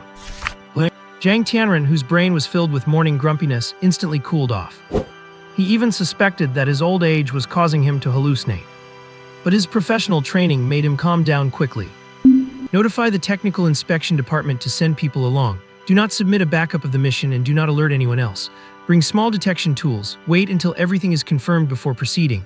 I will authorize it immediately. Zhang Tianren did not even bother washing his face. After granting authorization, he put on his clothes, drove himself, and headed straight for the zoo. At the zoo entrance, Mo Zioru was already waiting there. Zhang Tianren and his group of 4 entered the office and got straight to the point. Can you take responsibility for what you said? The person asking was Captain Fang because he truly found it hard to believe. However, Chen Ming just took the bead out of the drawer and tossed it over. This is the thing, what responsibility am I supposed to take? Captain Fang instinctively reached out and caught the bead. But then his eyes went wide. I said to seal it in a container, I could not just throw it in a soy sauce bottle, could I? Chen Ming spread his hands. The main point was that the soy sauce bottles were gone, and all the available bottles were used to store the strange bone marrow. Captain Fang wanted to say more. However, Zhang Tianren, who was standing to the side, simply took the bead and handed it to the inspection personnel. Perform a rapid inspection offline. The results belong to the Huicheng branch and currently the task is in an unbacked up status. Offline testing means the results will not be uploaded to global headquarters. If it is fake, Chen Ming will not be implicated. This is protection. The results belong to the Huicheng branch, so if it is real, no one else can interfere with the credit. And not backing it up means this mission technically does not exist. The inspector nodded vigorously. Excitedly, he scraped a layer off the bead's surface and began to separate it. The bead itself was placed in a sealed box to be analyzed using radiation. In the silent wait, the atmosphere in the office was a bit oppressive. However, Mo Zioru walked in at this moment carrying a tray. Director, time to eat. Zhang Tianren and the 3 others all stared at Chen Ming. At such a serious and tense moment, you are still thinking about eating. But this was not arranged by Chen Ming at all. In his memories, whenever he did not want to go downstairs in the morning, Mo Zioru would bring the food up. Chen Ming's bad habit of not eating breakfast was broken this way. Ignoring the 4 of them, Mo Zioru placed the tray directly on the desk. Millet porridge, large steamed buns, and a small dish of pickles. Eat quickly, it is not good for your body to skip breakfast. Zhang Tianren and the others felt insulted. Never mind eating, Zhang Tianren had not even washed his face. Cough cough, young lady, dish me a bowl too, we were in such a rush to get here, haha. Chen Ming, I'm going to use your washroom. Bringing food to Chen Ming was a habit of many years. And automatically ignoring the 4 people, that was also a habit. Chen Ming almost burst into laughter. Zioru, please help bring up more breakfast. I think we will be busy for a while, thanks for your hard work. Oh, okay. When Zhang Tianren was done with his quick wash, Mo Zioru brought up another large tray and set it out on the desk. Zhang Tianren quickly thanked her and had just stuffed a bun into his mouth. Beep beep beep, a harsh notification tone rang out suddenly. Director Zhang, the shallow analysis results are out. It is a beast pill and it is very old. Large equipment cannot be carried here. We need to go back to confirm further. Zhang Tianren reached out and grabbed 2 more buns. Chen Ming, take us to the location where you found it immediately. Captain Fang, call for support. Have the bureau guard the zoo. Have other departments blockade the surrounding area. Move. Chen Ming downed his millet porridge in one gulp and ran outside. He ran downstairs, hopped on his e-bike, and headed for the wasteland in the southwest. Yinzi was already circling above the wasteland. It is in that rat hole below. That is where I picked it up. Also, the bead is mine. As it spoke, it landed on Chen Ming's shoulder. Chen Ming stopped Yinzi from asking for the bead again and stood by the hole. Though it was called a rat hole, it was actually more than 10 centimeters in diameter. The inspector took out a handheld instrument and inserted a tube into the hole. A moment later, his eyes became blank and stunned. Spiritual energy reaction, Director Zhang, is this? Zhang Tianren did not explain but looked at Captain Fang, who had already pulled out a micro-detection vehicle. Let us see what is down there. The detection vehicle crawled into the hole and disappeared from sight. Captain Fang opened the monitor. It is sloping downwards. There are traces of an animal crawling. Depth at the end is 19 meters. Stones found, stones unable to cut. Also, are these bone fragments? The micro-detection vehicle gripped a bone fragment and pushed it back out. Captain Fang looked up at Director Zhang, dazed. Zhang Tianren, who had just swallowed his last bite of bun, looked at Chen Ming, who was curiously observing the remote-controlled probe. You kid, you really did give me a massive surprise. Does this count as a meritorious deed? Can I get more clearance to access the archives? Zhang Tianren, who had been very excited and even moved, suddenly did not want to talk to him anymore. He turned around and pulled out his phone. The Huacheng branch has discovered an ancient tomb relic of exotic beasts sealed by stones. The Huashan area is now under S-Class alert. All units come to support immediately. Notify global headquarters. After hanging up, Zhang Tianren looked at Chen Ming, who was still studying the probe. You have performed a great service today, so great you cannot even imagine. The whole world will be shaken by this. It is nothing short of a miracle, Chen Ming. I intend to grant you the naming rights to this exotic beast tomb. It will be recorded in history. I hope you think about it carefully. Chen Ming's eyes lit up, and he blurted out without even thinking. Let us call it the Little Sun Zoo, hehe. The 4 of them collectively froze. Never did they expect such a serious and important matter to be used by Chen Ming for advertising. The United Investigation Agency has always been the most mysterious power institution. It is a globally unified, indisputably the most powerful department, bar none. And as one of the most senior backbone members of the agency, Zhang Tianren has survived countless life and death situations and seen the world. He keeps his emotions hidden, often appearing like a kind-hearted, neighborly old man. But that is just a facade. Only a few enemies have ever been qualified to know how ruthless and fierce Zhang Tianren truly is. Otherwise, the nickname Smiling Yama would not be circulating in the shadows. He has fought in battles, even facing monsters in desperate situations without ever backing down. In his life, he has seen countless people, weathered all kinds of storms, even storms that bring death. Yet he has never met someone like Chen Ming. Never. Zhang Tianren's weathered face twitched. Even the corners of his eyes were jumping. It seemed like he had a strong urge to pin Chen Ming down and beat him to death. He even wanted to roar right into Chen Ming's face and spray him with saliva. Do you have any idea what is beneath this ground? Do you know what kind of impact this will have on the agency and the entire world? Do you even understand the value of this beast tomb built with mountain rocks? But looking at Chen Ming's bright, sparkling eyes, and remembering Chen Ming saying in his excitement, I do not care about secrets, I just hope the zoo can keep running, make a little money, and take good care of everyone. This was his dream, the thing he truly wanted to protect from the bottom of his heart. Zhang Tianren suddenly felt at ease. Everyone has different dreams and pursuits. Chen Ming has the right to pursue the beautiful dream in his heart. Qian Tianren still kept a straight face. He nodded slowly and stiffly. As if gritting his teeth, he said, Fine, the beast tomb shall be named Little Sun Zoo and the excavation code name will be the same. It is officially reported and notified to the world. Thanks for the leeway, Director Zhang, so what do I need to do now? Nothing for now. Once we seal the place, I will need your help with documentation. The fence construction crews will be evacuated for now. Everything depends on the actual value of the tomb once we open it. Understood, so if others come to visit, can I charge admission? Chen Ming rubbed his hands together and asked with a smile. It nearly made Zhang Tianren lose his composure again, tempted to discipline him on the spot. However, in the end, Zhang Tianren gritted his teeth and squeezed out only one word. Charge. All right then, I will head back. I have not fed the animals yet. As soon as he finished speaking, Chen Ming hopped on his electric scooter and rode off. when Chen Ming's figure disappeared completely. Captain Fang suddenly slapped his own face. Ignorance is truly bliss. He has no idea of the value of this beast tomb, only thinking about the zoo. With such a huge treasure sitting here, he is actually worrying about ticket money. Zhang Tianren did not think so. The zoo is his dream, his entire world, and his parents' legacy. How can you judge what gives others joy? And he has achieved so much in just a few days. Is he the fool, or are you? That's just luck. Why do not you have that kind of luck? Do you think he could even take my position as director with the credit from this mission? After saying this, Zhang Tianren paused, then laughed uncontrollably. I bet he would not even accept it. After all, the zoo is probably more important to him than the agency, haha. Captain Fang was stunned for a moment. He scratched his head in speechlessness. Isn't that just being foolish? Is Chen Ming really foolish? Chen Ming did not think so himself.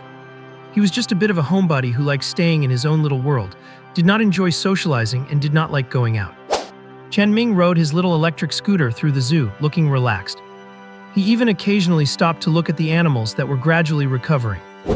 Ever since he started feeding them high-quality feed, the thin and bony animals had completely changed. Physical recovery was secondary. The main thing was the improvement in their intelligence. They would affectionately huddle near the cages when they saw Chen Ming. They would not cry out chaotically, nor would they mess everywhere. There were also a few animals that showed extraordinary potential, but they could not be upgraded for now. They had to wait until everything settled down. Chen Ming parked the scooter downstairs. As he walked into the office building, he saw Uncle Zhang nod slightly, signaling that it was safe. It turned out that after everyone left, Uncle Zhang had inspected the entire office. Even though Chen Ming thought it was unnecessary, Uncle Zhang still stubbornly believed that one should always be on guard. He arrived at the office. Mo Xiaoro, who had nothing to do, was collecting the clothes Chen Ming had changed out of, preparing to wash them. As he remembered, it had been like this for years. The previous Chen Ming had tried to resist, but the result was not great. Though they were similar, the previous Chen Ming had a softer personality. Looking at his underwear in Mo Xiaoro's hands, Chen Ming, who had been single since birth, felt his face burning and could not take it anymore. Xiaoro, I have some good news for you. Huh? Whoosh. Chen Ming caught her off guard, snatched the underwear and stuffed it into his pocket. Before the super-strong Mo Xiaoro could retaliate, Chen Ming took the initiative. He leaned forward, pressed her against the wall with his hands. Looking at Mo Xiaoro's naive, adorable expression and slightly parted lips, Chen Ming said solemnly and seriously, many people will be coming to the zoo soon. Admission must be charged. Whoever it is, if they do not buy a ticket, they do not enter. That is my word. Mo Xiaoro nodded blankly. She had only seen a Chen Ming like this when they were little. Whoever dares to bully her again, do not even think about coming to kindergarten tomorrow. That is my word. But Chen Ming did not remember that. He did not even remember they had a brief connection in childhood. Taking advantage of Mo Xiaoro being dazed, Chen Ming turned around, dashed into his room, packed his things, and locked the door. Only then did he sit leisurely in the office chair. The zoo will be blocked off in the short term. Uncle Zhang will handle the animal feeding, and Xiaoro, you handle the tickets, nothing else to do. Mo Xiaoro walked away silently, clutching the clothes. Once she was outside, she fiercely waved her little fist. He always strikes unexpectedly. I should have pounced on him, and he even took one piece away. Next time I will definitely seize the chance. If I kiss him directly, will I chip my teeth? The naive Mo Xiaoro did not notice. A nocturnal animal was shrinking in the corner. After Mo Xiaoro left, Uncle Zhang looked at Chen Ming with some concern. When we get caught in the act, the agency's style is to search the entire park thoroughly, leaving no stone unturned. Uncle Zhang had already guessed the answer. Even he felt terrified. In his life, anything that happens leaves a trace. He worried that Chen Ming was too naive and would leave too many loose ends to be caught. The strangest thing was that when he tried to erase the traces, he could not find any problems. Chen Ming shook his head with a smile. It's all taken care of, Uncle Zhang, do not worry. Once this passes, after all these years of hard work, you can just lie back and enjoy your retirement. Seeing Chen Ming so confident, Uncle Zhang did not persist and turned to walk out of the office. Chen Ming tapped his thumb on the desk, finally having offloaded the secret, and exhaled in relief. But the entire agency was now in motion. Across the ocean, Mario, arrange a private flight immediately. I am going to participate in the Little Sun Zoo excavation. That is the code name and the name of the mysterious beast tomb. How would I know why they chose such a strange name? After hanging up the phone, the old man in the agency uniform immediately packed his bags. Muttering to himself, could there really be such a zoo in the mysterious East? On the other side, A young but high-ranking investigator was equally excited. An intact beast tomb already discovering beast cores and bone fragments. This value far exceeds the previous one collapsed in the seabed. Its research value is immeasurable. Planes were taking off from all over the world, heading for Huacheng. Meanwhile, convoys from the surrounding areas received emergency orders to rush to Huacheng. This obscure little city suddenly attracted countless guests, and the dark eyes that had been watching the Little Sun Zoo all along had already sensed that something was wrong. Guardian dog, this is bad. The Little Sun Zoo has suddenly been locked down by the Bureau of Investigation. What was not it doing just fine all these years, just about to expire and go bankrupt? No, I have no idea. There was no warning at all. They are expanding the perimeter now. It looks like they intend to seal off the entire Huashan area. What should we do? What are you panicking about? Wait until I get accurate information before we move. I really did not expect my nephew to actually pull off a comeback. Understood, Guardian dog. I will hide and wait for your call. Chen Ming's plan was working. He just did not know it yet. The Little Sun Zoo had been completely locked down. Instruments were being set up all along the zoo fence. Countless people were patrolling everywhere, clearing away weeds and debris outside to ensure a clear view, and they even cut down quite a few trees. Meanwhile, back in the office, the three of them were cooperating with the inspection. Perhaps because Zhang Tianren had given word, the inspection was not very harsh. After all, they were meritorious heroes. The discovery process was not complicated, and there were no signs of any digging. They scanned the entire room with equipment, took records, and then moved on to check the rest of the office building. They even deployed drones to conduct a comprehensive inspection. The entrance to the underground tunnel Chen Ming used was also found. But it was not the only such hole. Given the lack of maintenance and ground subsidence, local damage was normal. Strictly speaking, it was already a dangerous building. Even while checking one of the cracked holes, the investigator barely reached out his hand before breaking a pipe that had corroded to the point of extreme fragility. Like a scam artist, he got sprayed right in the face by the water pipe. The scene was incredibly awkward. When the whole building inspection was finished, heavy construction teams moved into the zoo. They even brought people to fix the pipes so they would work temporarily. Well, after the excavation is done, they will either relocate the zoo or rebuild it, with the costs covered by the Bureau of Investigation. When everyone else had left, Yinzi, who had been flying around, landed on Chen Ming's shoulder. Boss, the night travelers say they have split into 9 groups and are all hidden. One was captured, but because he carried faint spirit energy, he did not resist and just abandoned his physical shell. What is spirit energy anyway? In truth, Chen Ming did not know what spirit energy specifically referred to either. His current clearance was not high enough, but he could roughly guess it was something intangible that could promote biological evolution. He rested his hands on the windowsill, watching the investigators patrolling in the distance. Night travelers, stay scattered and hidden. Do not do any cleaning for now. If you really cannot help it, run further away. Yinzi reminds Salted Fish later that if he gets exposed, I will slice him up and cook him. Every animal and person in the zoo had faint spirit energy reactions. They say this is normal, as they have already detected the tomb radiating spirit energy outward. This place is temporarily considered a treasure land. As long as you do not use your abilities, there will not be any violent fluctuations that attract attention. Chen Ming walked downstairs. He looked at Uncle Zhang, who was once again acting as the gatekeeper. Uncle Zhang did not even turn his head, exhaling a puff of smoke. Xiao Ru went to the front gate to collect tickets. I had nothing to do, so I am watching here. I have already told these people not to scare the animals. Do not worry. I know, Uncle, just treat it like a day off. Chen Ming was, of course, at ease. But he could not show that he was at ease. That would make him look suspicious, like a thief with a guilty conscience. After all, everyone has curiosity. He got on his electric scooter and hung his special work pass from the Bureau of Investigation. First, he went to check on every animal area to make sure they had not been frightened. Then he headed straight for the excavation site. Yinzi was perched on his shoulder as he arrived. Just a few hours ago, it was a small hole, but now it had turned into a large pit. The excavation efficiency was incredibly high. Beside the pit, a group of technical investigators were discussing. As we dig deeper, the spirit energy detector readings are rising. We have no experience excavating a complete exotic beast tomb, so this will be the world's first-hand data. Professor Ning, come quickly. We found a piece of beast bone and half a bead. It really was not broken by digging. It was originally only half. A miracle, this is a miracle. The beast bone from countless years ago has not fossilized. The density is simply too high. An astonishing artifact. It is so beautiful, so shocking. Many of the older professors were blushing with excitement, trembling on the spot, and making exclamations that were prone to misunderstanding. It was not just shock, they were completely stunned, watching a group of people making a fuss over a piece of bone. Although Chen Ming was speechless inside, his face was full of curiosity.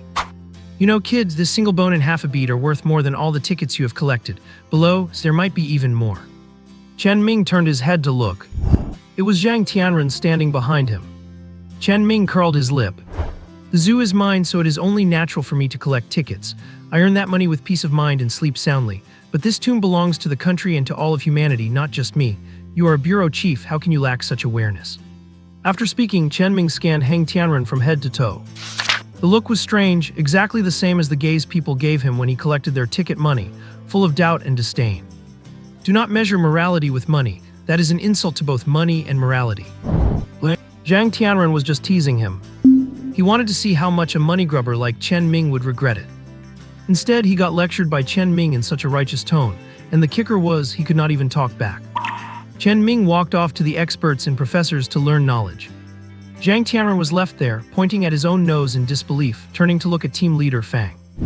Was he talking about me? I insulted money and morality, I lack awareness. If I heard correctly, he was despising you. Both were quite speechless. Chen Ming, whom they thought was a money grubber, suddenly did not seem so obsessed with money.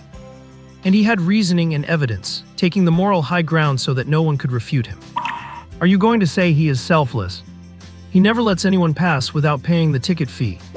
But you cannot say he is selfish either. He handed over this valuable beast tomb, buried deep underground and filled with spirit energy without even blinking. And based on his earlier performance, even after knowing its enormous value, he did not feel any regret, and he did not even care at all.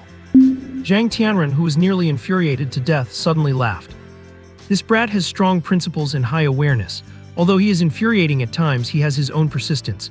If he decides something does not belong to him, he will not give it a second glance. That is very rare. Team leader Fang had not expected Chen Ming to be like this either. Chief Zhang is right, I misunderstood him before. I thought he was blinded by greed, but he was just holding on to this dilapidated zoo. When it is rebuilt, we should help him do a good job. That is the right way to think. Just as Zhang Tianren finished speaking, his cell phone rang.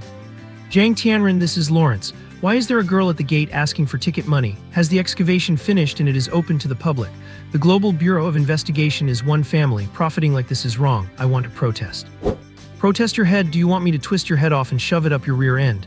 This is zoo ticket money. Even I have to buy a ticket to get in. Also, I advise you not to anger that girl. She can beat up at least 50 of you.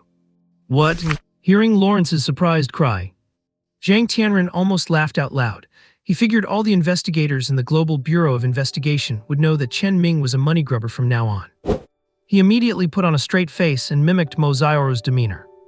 Buy a ticket, no entry without a ticket. The main entrance of the zoo. Mo Xiaoru, with her messy ponytail and blue denim overalls, stood guard at the ticket gate, ready for action. In opposite of her stood Lawrence, a professor of evolutionary biology, who had just been denied entry after presenting his credentials. Wearing an old-fashioned top hat and leaning on a cane, he was fuming as he argued over the phone. Behind him, a group of his attendants looked on like hungry tigers. At a single word from Lawrence, they would immediately pin the delicate girl who only cared about ticket money to the ground. However, after the furious Lawrence hung up the phone, he raised his hand to adjust his collar. Then, to the surprise of everyone, he removed his hat, pressed it elegantly against his chest, and bowed slightly.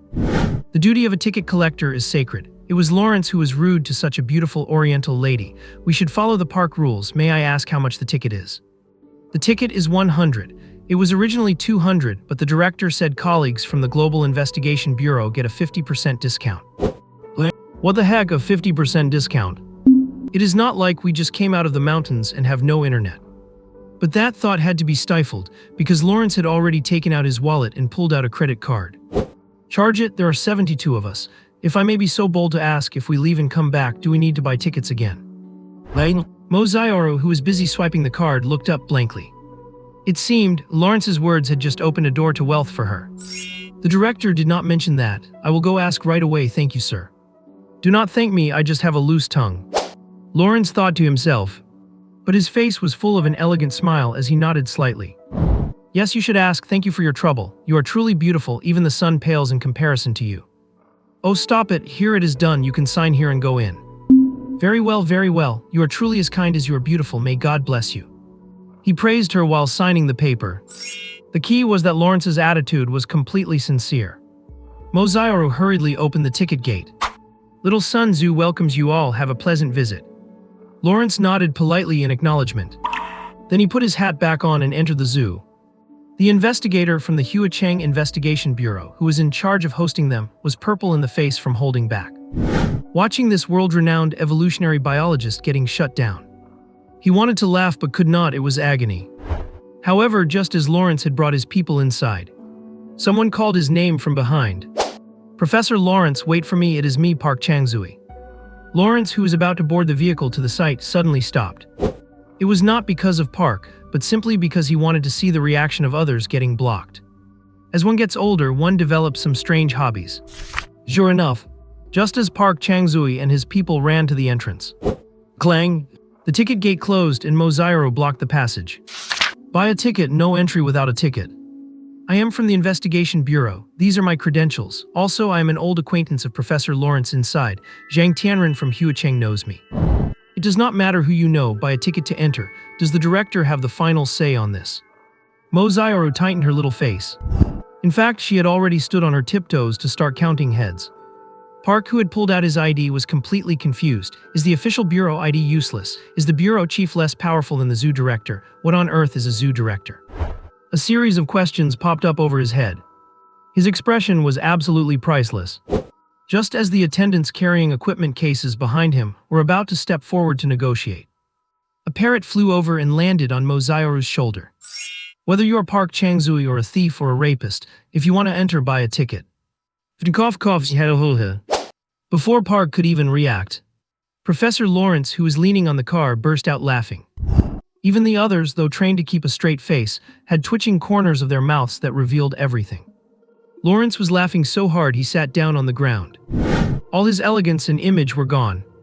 Ha-ha-ha, I an old man, never thought that name could be pronounced like that. This parrot, ha-ha-ha. Yinzi did not move his body but turned his head back. Old man, watch out. Quickly take some heart medication, otherwise I am afraid you will laugh yourself to death. Yes, you are right. Lawrence's face was abnormally flushed.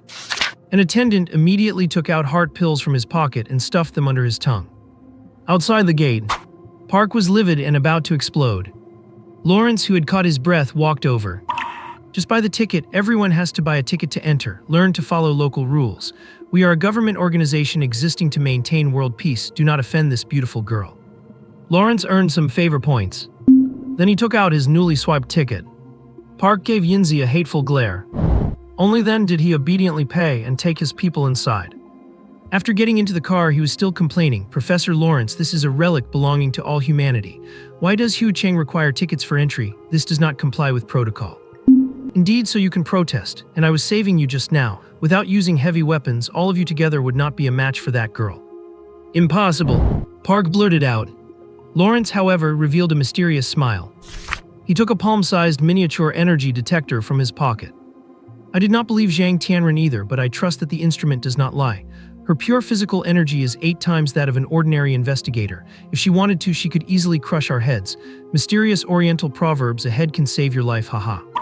Lawrence laughed heartily, but Park was left questioning his life. After a while he recovered. This zoo is not simple. The relic appearing here has subtly promoted species evolution. Perhaps we can make an offer to the director. I heard he is just an ordinary person. Lawrence did not reply. He just pondered the possibilities. When the vehicle came to a stop, both their phones received a special notification simultaneously. They opened it to find it was sent by the Global Investigation Bureau headquarters. The relic belongs to the world, but the Little Sun Zoo belongs to an individual. All investigators participating in the relic development, please cooperate by purchasing tickets. Lawrence suddenly started laughing. I really want to meet this director who misses out on infinite wealth just to focus on ticket money. I am very interested in him. I wonder if he will regret it deeply once he learns the true value of the relic. Park was about to correct his wrong proverb, but he suddenly heard cheering cries from outside. It is open, it is open. Ah, it is a completely sealed beast tomb. The spiritual energy readings are off the charts. Ah. Call the rescue team. Professor Chen fainted from excitement. Professor Ning has fallen too. This is a miracle. This is a gift from the great planet to human. The two in the car looked at each other. They immediately rushed out of the car with no time for small talk and headed straight to the excavation site. Following the stairs, they went straight to the entrance of the cave, ignoring their colleagues being carried away on stretchers. Lawrence threw away his hat and cane and grabbed the spatial energy scanner that had just been dropped. Oh my god, this is a gift from God, a complete stone-sealed beast tomb. My god, beast marrow, a complete skeleton with 3 meters in length and 1 meter in diameter. Hiccup. A sudden hiccup. Lawrence's face turned red, his heart feeling as if it were being squeezed and crushed. He rolled his eyes and fell straight backward. Rescue team, Professor Lawrence has fainted and needs emergency care. The Huacheng investigator caught Lawrence before he hit the ground and rushed him away, as he almost passed away on the spot. Meanwhile, Zhang Tianren, who was equally old but had a strong heart, still stood tall. But the slightly trembling corners of his mouth betrayed his inner excitement. Chen Ming quietly approached. Chief Zhang, are these foreigners too excited as if they have never seen the world? Should we keep them away for now? I am afraid it will be bad luck if someone drops dead here. Zhang Tianren was speechless. In fact, his own heart was beating like it was about to jump out. It was just that he was not a desk worker who rarely exercised, so his tolerance was stronger. And Chen Ming's suggestion was not superfluous. It actually reminded Zhang Tianren. What if a top professor passed away in Huacheng? That would be very difficult to handle. Zhang Tianren quickly organized people to put up a warning cordon and reported the situation to the global headquarters. With their approval, experts and professors with high blood pressure, hyperlipidemia, or heart disease were prohibited from entering the site to prevent any accidents. After all, every one of these old professors was a precious treasure to the whole world. If one really dropped dead from excitement while exploring the relic, this earth-shattering good news would surely be overshadowed. But setting up the cordon made the people from all walks of life who were arriving feel dissatisfied. Protests and complaints were endless, making Zhang Tianren's head buzz as he was busy as a bee. The whole scene was busy. Noises of protest and sudden exclamations of discovery were mixed together. Only Chen Ming W.S. Chinese letter carefree. But inside, he was thinking about something else. With such a big scene, the people hiding in the shadows should know about it now. Chen Ming was right. With such a massive operation, not just the zoo, but the entire Huashan area has been locked down. It would be hard for anyone not to hear about it. Countless media outlets are competing to report on it, and even foreign journalists have caught wind of the story and are closing in. But it is a real shame. No one can pry any information out of the Bureau of Investigation. Anyone attempting to use connections or other means to gain information about the Little Sun Zoo will be treated as a suspect. In the eyes of the Bureau of Investigation, everyone is equal and there are no special privileges. Even those within the Bureau are required to sign gag orders. The result is that while the whole world knows the Global Investigation Bureau launched a secret operation to seal off Huashan's Little Sun Zoo, not a single soul knows what is happening inside. Because this matter is classified even within the Bureau, only high-level managers from various departments have the clearance to know. Even the personnel urgently deployed for external security have no idea what is going on inside. But such a massive operation is impossible to keep hidden. Combined with the airtight lockdown, the outside world is full of wild theories, with some even suspecting that the unremarkable Little Sun Zoo is a deeply hidden criminal den. It had been masquerading as a rundown place for years, while hiding filth and conducting illegal business underneath. Now this tumor is finally facing justice, as the Bureau only goes all out when they have concrete evidence. It is just that this move is a little too big. If you ask me, maybe it is a cartel that got wiped out in one go. Forget it, are you paranoid? There are thousands of people at Huashan now, and I saw heavy equipment being moved in. Maybe they found a gold mine. Hello, I am the head of the Goddess of Liberty Network. Can I interview you for a price? Do you know any inside information? Good heavens, do not get me in trouble. I am just guessing. I do not want to get dragged in for leaking secrets. Wild speculation runs rampant online. It is not just journalists rushing to the scene, but countless streamers too, yet none can get close. Some ignorant people even flew drones just to get attention. But before they could get any flight time, they were shot down, and the streamers holding the remote controls were immediately tackled and taken away. Anyone who tries to pry will face severe punishment. This only infinitely amplified people's curiosity to find out what is going on. The situation online continues to escalate rapidly. But inside the zoo, amidst all the suspicion, the atmosphere is electric. Everything is built of limestone, containing stone statues in human form, altars, and unknown scripts, and the spiritual energy has exceeded the limits of our detectors. Drones are flying in one by one to capture footage. Ground collection vehicles have even been deployed. Every new discovery triggers a wave of cheering. The constant stream of new data and discoveries left Lawrence and the others, who were clutching their chests after being resuscitated, feeling extremely dissatisfied. This is first-hand material. The doctor said I am fine. Why will not you let me in? Zhang Tianren, we are old friends. You are hurting my feelings. Hurting your feelings? Hurting feelings is better than having your heart explode. Zhang Tianren could not care less about that. He kept a cold face and guarded the perimeter line himself. The regular investigators are terrified of dealing with these old guys for fear of being accused of physical abuse. These academics are pros at playing this game. If pulling seniority does not work, they just lie down on the ground. Who knows where they learned that? But Zhang Tianren's reputation as a smiling demon is no joke. Anyone who tried to throw their weight around or leverage their status to breach the line would get a mouthful of spit right in their face. He certainly could not hit them. The consequences would be too great. But dealing with these civilians was just too easy. Grabbing their necks and pinching their thighs, some were crying on the spot. Someone has to play the bad guy. Zhang Tianren is the man for the job. This is only temporary. Once the initial shock of the continuous explosive news settles down. When these people have the mental preparation and capacity to handle it, we will need them to do the research. Zhang Tianren kept a grim face while guarding the line. Suddenly, a phone rang. Everyone left their phones at the tarmac. No one was allowed to bring them into the excavation zone. Inside, they used special secure lines. So when the ringing of the sun is shining melody started, everyone looked at the phone owner, Chen Ming, in unison. Chen Ming answered the phone naturally. Mr. Zhu, what makes you have time to call me? I forgot to tell you the reconstruction is temporarily paused. I am fine, do not worry. I cannot really explain, but it is nothing major. I will talk to you later. He hung up. Chen Ming shoved the phone into his pocket. He noticed everyone was staring at him, even the technician controlling the equipment. Why are you looking at me? Look at the screen, you are about to hit the wall. Oh, right. The technician hurriedly focused on controlling the device. But the elders outside the line were not having it. Spit was flying right onto Zhang Tianren's face.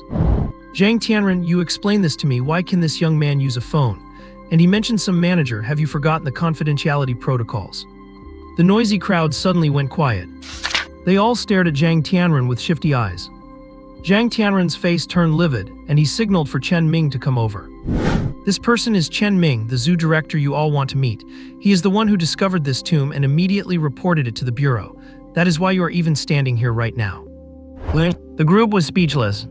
Their eyes as they looked at Chen Ming were filled with respect, sympathy, pity, and curiosity. After all, the value already discovered in this beast tomb is astonishing.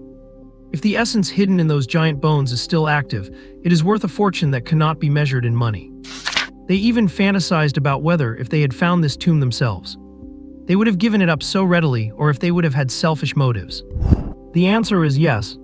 They would have handed it over, but they would have had selfish motives, and at least would have signed a series of agreements to ensure their own benefit. But Chen Ming did not.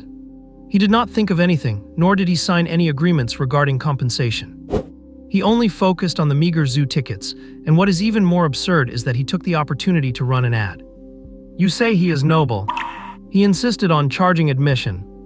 But you cannot say he is not noble. He handed over a beast tomb of immeasurable value without hesitation. Therefore, many people looked at Chen Ming with sympathy and pity, but also with genuine respect. Everyone bowed one after another. Thank you for the contribution you have made for all mankind. In this moment, everyone's feelings were complex. The young director Chen Ming might look foolish, but in terms of ideological awareness, he surpassed everyone present. Even Lawrence, the professor of evolutionary biology, if he put himself in Chen Ming's shoes, would have demanded rights to the research findings. Because these things could potentially have immense value for longevity or promoting self-evolution. They might even create a whole new generation of super investigators. They support Chen Ming's approach and are even in awe of it. It is just a pity for him. A sentence even popped into everyone's mind simultaneously. He is still too young. However, Chen Ming did not think about these things at all.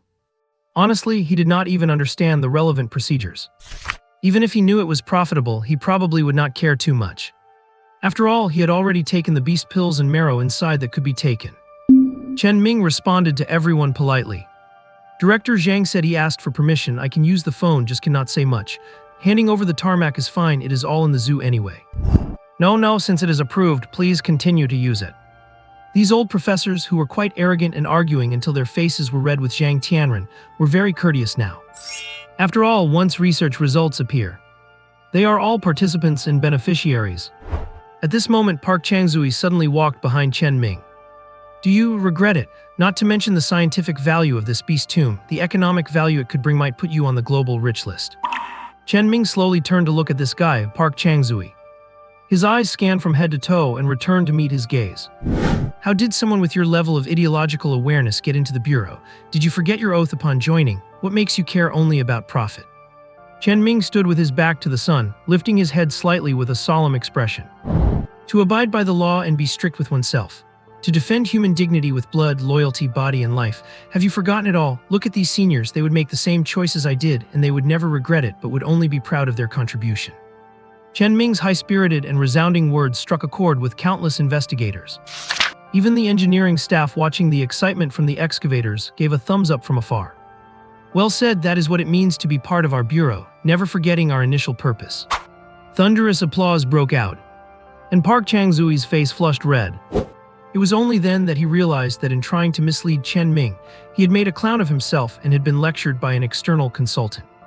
This is what happens when you are young and inexperienced. The many old professors on the side were actually sweating internally. They would never be as great as Chen Ming described, and would not hand it over without hesitation, nor would they be forever without regrets and only proud. Everyone has selfish desires, and even if not for themselves, they have to consider their descendants.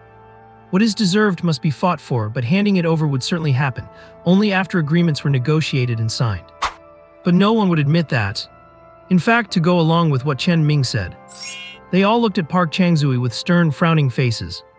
There was no help for it. Who told you to be in such a hurry to jump out and use profit to probe such things at that time? Everyone was curious, and everyone was wondering if Chen Ming would regret it. But we just would not ask to his face. All around, from the many professors to the technicians, and even including the regular investigators, all turned their eyes to Park Changzui. Although looks cannot hurt anyone, the pressure was tangible. This made Park Changzui, who had wanted to cause trouble, instantly become a public enemy. Looking at Park Changzui, whose face was flushed and who looked completely at a loss, a hint of a smile gradually appeared on Chen Ming's serious face. Then he reached out and draped an arm over Park's shoulder. People's thoughts wander off track sometimes. For instance, I occasionally daydream about my zoo booming with business, living a life of luxury and being served by beauties. But wandering thoughts need to be corrected. Fortunately, we are both young, do not you agree? Park Changzui did not expect Chen Ming to offer him an out. After being stunned for a few seconds, he immediately nodded vigorously and apologized. I am sorry, I was being narrow-minded and reckless just now, but please believe in my loyalty and determination to defend the dignity of human survival. As he spoke, he broke free from Chen Ming's embrace and bowed sincerely to offer his apology. At this moment, he was extremely grateful that Chen Ming was willing to give him a way out, which was also an opportunity. Otherwise, once the label of having poor ideological awareness was stamped on him, he would never be able to continue his job and would very likely be dismissed by the Bureau of Investigation. Chen Ming's magnanimity was something he had not expected. What he expected even less was that Chen Ming did not help him up. Instead, he turned his head to look around and began to clap. Everyone makes mistakes in life, but I believe we should give him a chance to correct them. Rather than losing an expert with profound knowledge, we should let him benefit society. The scene went silent instantly. This statement and attitude from Chen Ming were unexpected by everyone, and such breadth of mind is rare in this world. Clap, clap, and clap, clap, clap. Thunderous applause broke out one after another. Only then did Chen Ming help up the ashamed Park Changzui. I hope we can be friends. If there is anything I do not understand regarding animals, I hope you will not hesitate to teach me. Certainly, I will do my very best, thank you. The two shook hands, turning from enemies into friends. The reason Chen Ming did this was not because he was as broad-minded as everyone thought. It was purely because he was lazy. He was too lazy to make unnecessary enemies and too lazy to ruin someone's future. Is not it better this way? More friends mean more options, and he gets everyone's goodwill. At the very least, no one inside will try to sabotage the zoo secretly. He gained a friend, a good reputation, and countless recognition and approval. Is not that much better than slapping someone in the face and making an enemy? Making enemies for no reason just to show off is something only a fool would do. Before him, Park Changzui was full of gratitude. and the hundreds of investigators nearby felt nothing but admiration. After all, honestly speaking, if they were in his shoes, most would take the chance to strike back endlessly. It would be good enough if they did not kick someone while they were down, let alone provide a way out or help them evade responsibility. But precisely because of this, it highlighted Chen Ming's magnanimity and revealed his oriental character. Even renowned experts and scholars like Lawrence did not expect Chen Ming to have such a reaction, and thus they admired this young man, who was once thought to be just a money grubber only interested in ticket sales, even more. Even Zhang Tianren, who had a stony face earlier, was now smiling slightly. Because Chen Ming's performance truly embodied the demeanor of a great nation. When the applause died down, everyone thought Chen Ming would seize the opportunity to give another passionate speech. However, Chen Ming suddenly checked the time. "I forgot to feed the animals, we will talk later." Before he finished his sentence, he was already rushing toward his electric cart. He started it up and sped away, looking quite nervous. Sure enough, the zoo was truly the most important thing to him. This made everyone burst into laughter. In this brief contact, they did not even know each other's names yet. But Chen Ming had won everyone's favor. Young, upright, magnanimous, sunny, high ideological awareness, and a bit of a money lover. These were all labels everyone attached to Chen Ming. So much so that when the excavation work resumed, the dozen or so professors and experts from around the world, who had originally wanted to protest and pressure him into letting them handle the primary data collection themselves, all changed their attitudes. They took 2 steps back and just watched quietly. Even if they were dying to get involved or even dive into the tomb, they could not show it at this moment. After all, Chen Ming had already set the bar so high. A group of technical investigators known as senior masters could not possibly lose their dignity and make the work more difficult, right? If word got out, it would just be embarrassing. Looking at this group of old folks who had suddenly become self-restrained and very graceful, Zhang Tianren also laughed. This brat, he really managed to hold this group of old guys up high. Cannot beat them, cannot lock them up, it is really tricky. Although he complained internally, it did not delay the work.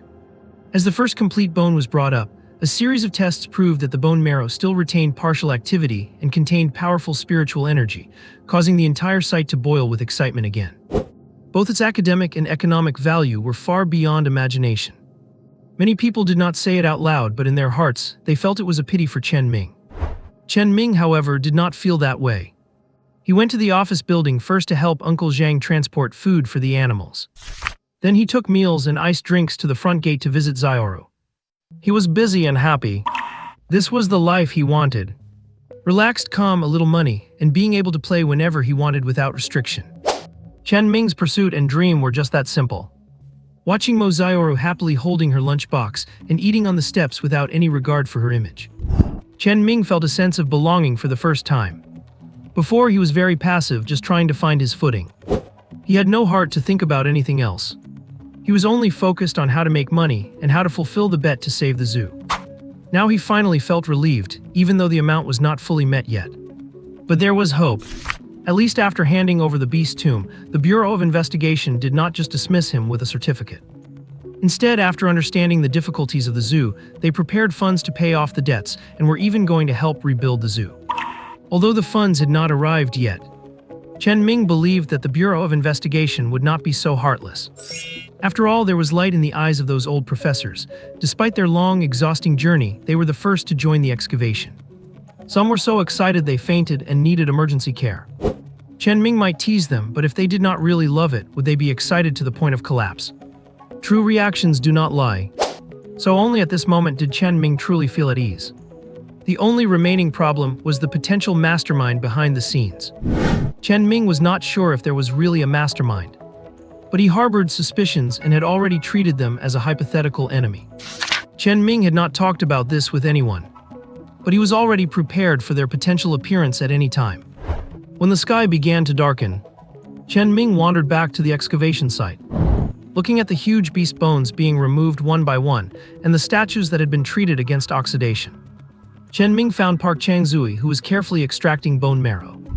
"Am I disturbing your work?" "Not at all, this is just a preliminary extraction. Detailed analysis requires dilution and preparation. Come inside." Park Changzui sealed the thick-walled protective bottle in his hand. Then he took off his gloves and walked out of the temporary containment room. Chen Ming walked into the testing room shyly. "I see all the external investigators are heavily armed. Is there really anyone who dares to target the Bureau of Investigation? Park Chang-zui glanced at the door.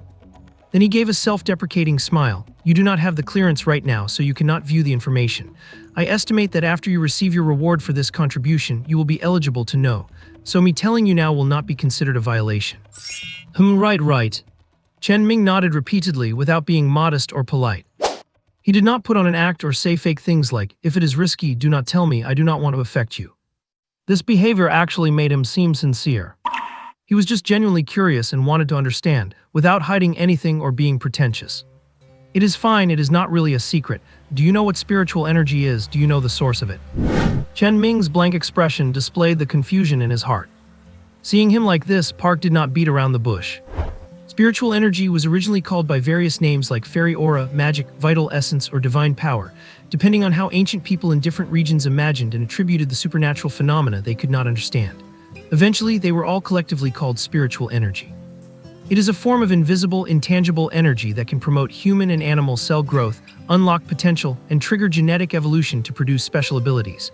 It is just very sparse at the moment, and the concentration you have here is extremely rare. As for its source, there is no accurate conclusion yet. Some say it is the resurgence of spiritual energy, others say it is the reappearance of the ancient world. But the timeline started 8 years ago after a meteorite impact. Plants and animals near the crash site grew wildly, and even monsters appeared. Park Chang-zui did not explain too much.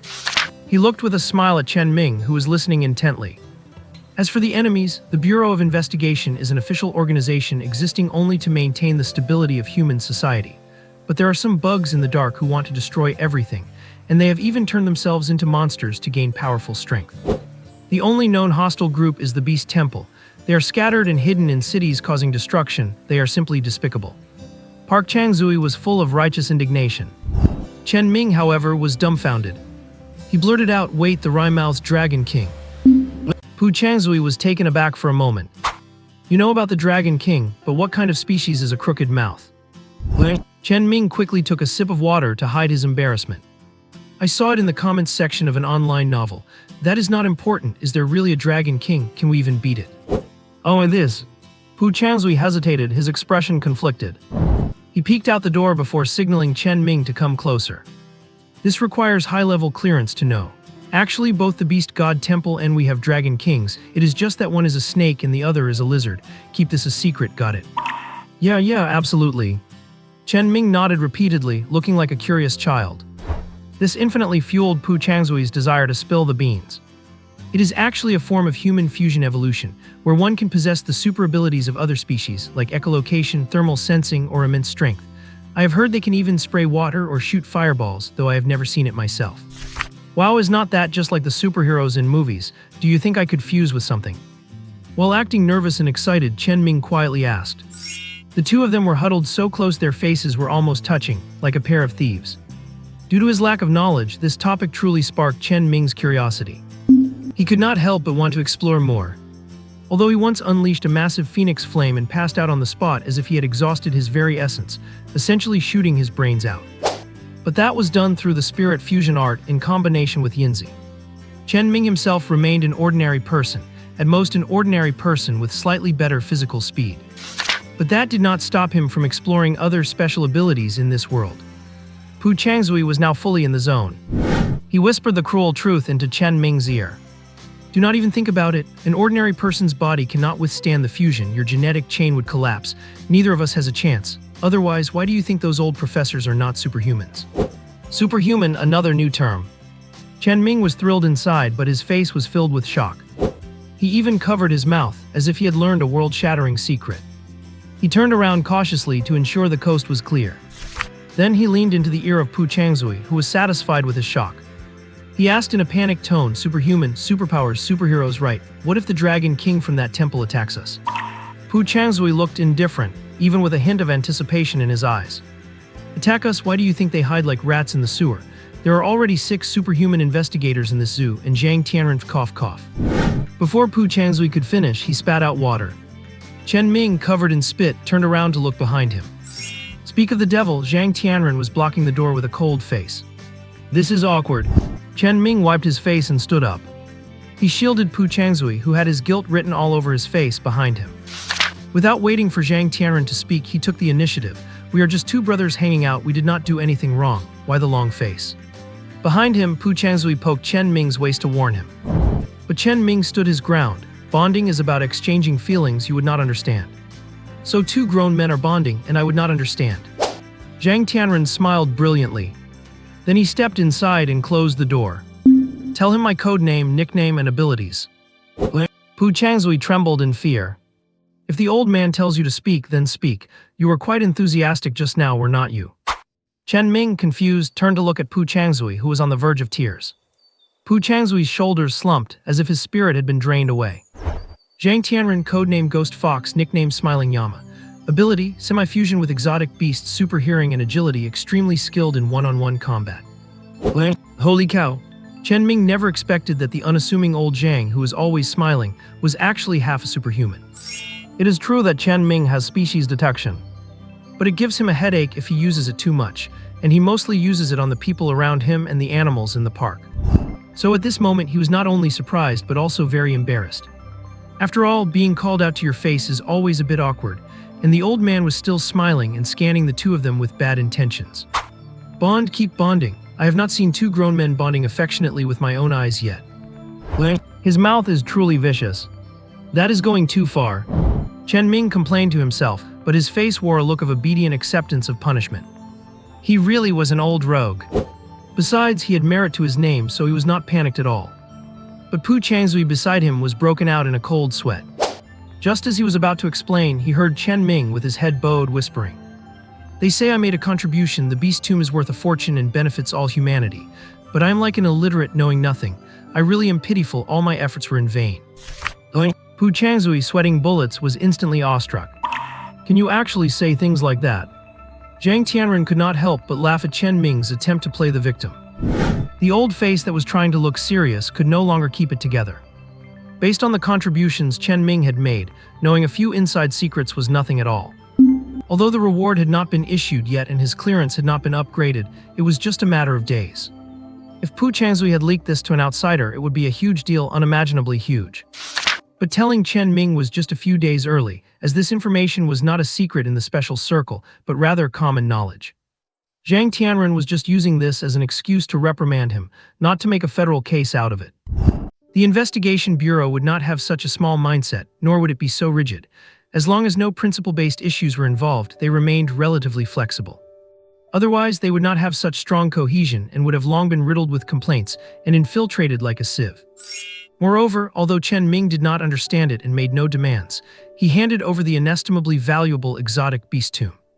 So he would definitely be included in any scientific research results that benefited humanity. But what Zhang Tianren did not expect was, before he could start the reprimand, he was just teasing. Chen Ming actually played the victim to gain an advantage. Someone who did not know better would think the investigation bureau was breaking the hearts of its soldiers and suppressing heroes. Zhang Tianren was so angry he pointed at the apparently pitiful Chen Ming. "Kid, stop with the act. Do not think the old man cannot see the schemes in your mind, and you do not need to specifically shield researcher Pu. After all, this is not an information leak." Chen Ming let out a long sigh. He instantly puffed out his chest and stood tall. "I knew you were a man of great perspective and magnanimity. I was purely curious and pestered Brother Pu for a quick explanation. Do not blame him, it is all my fault for not knowing better."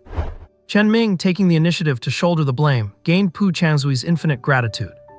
Chen Ming thought it was simple enough. Since he was just an outside hire with no salary, it did not really matter. Zhang Tianren did not want to deal with Chen Ming, who always had excuses and could not be taught a lesson. Tell him about the basic common knowledge of the world we face and the sources of the crisis. Anything that does not involve core secrets can be said, so he does not go around asking like a curious child. Having said that, he looked at Chen Ming seriously. "Once any information is leaked to ordinary people, even I cannot protect you." It was originally a warning to emphasize the punishment for leaks. But Chen Ming's eyes lit up instantly upon hearing this. "There is such a good thing." Zhang Tianren really could not help himself. He raised his hand and gave Chen Ming a slap on the head, clearly without using any real force. However, Chen Ming did not even see Zhang Tianren's movement and was caught completely off guard. It was only then that he realized the old man in front of him was truly full of hidden depths. After Zhang Tianren turned and left, the two of them closed the door and sat back down. Although they had permission to speak, they still kept huddled close together. It seemed that only in this way could they do justice to the high level of secrecy and the thrill of whispering behind closed doors. Commonly known as the thrill of a secret. The two continued to converse in low voices. A scroll of a mysterious world began to unveil itself before Chen Ming. Spiritual energy, superhumans, strange beasts, the mysterious intelligence bureau that protects humanity, evil organizations causing wanton destruction, and neutral civilian groups all took the stage. Strange beasts possess various abilities, running rampant and occupying territories. While powerful, most of them act purely on instinct. Superhumans, on the other hand, are invulnerable to blades and bullets, can tear things apart with their bare hands, breathe fire and spit water, and move with lightning speed. Though slightly weaker as individuals, they rely on overwhelming numbers, intellect, and weapons to guard our borders and ensure a stable life. Every year, many sudden incidents occur with countless casualties. Everyone is nameless, fighting to defend the dignity of human survival.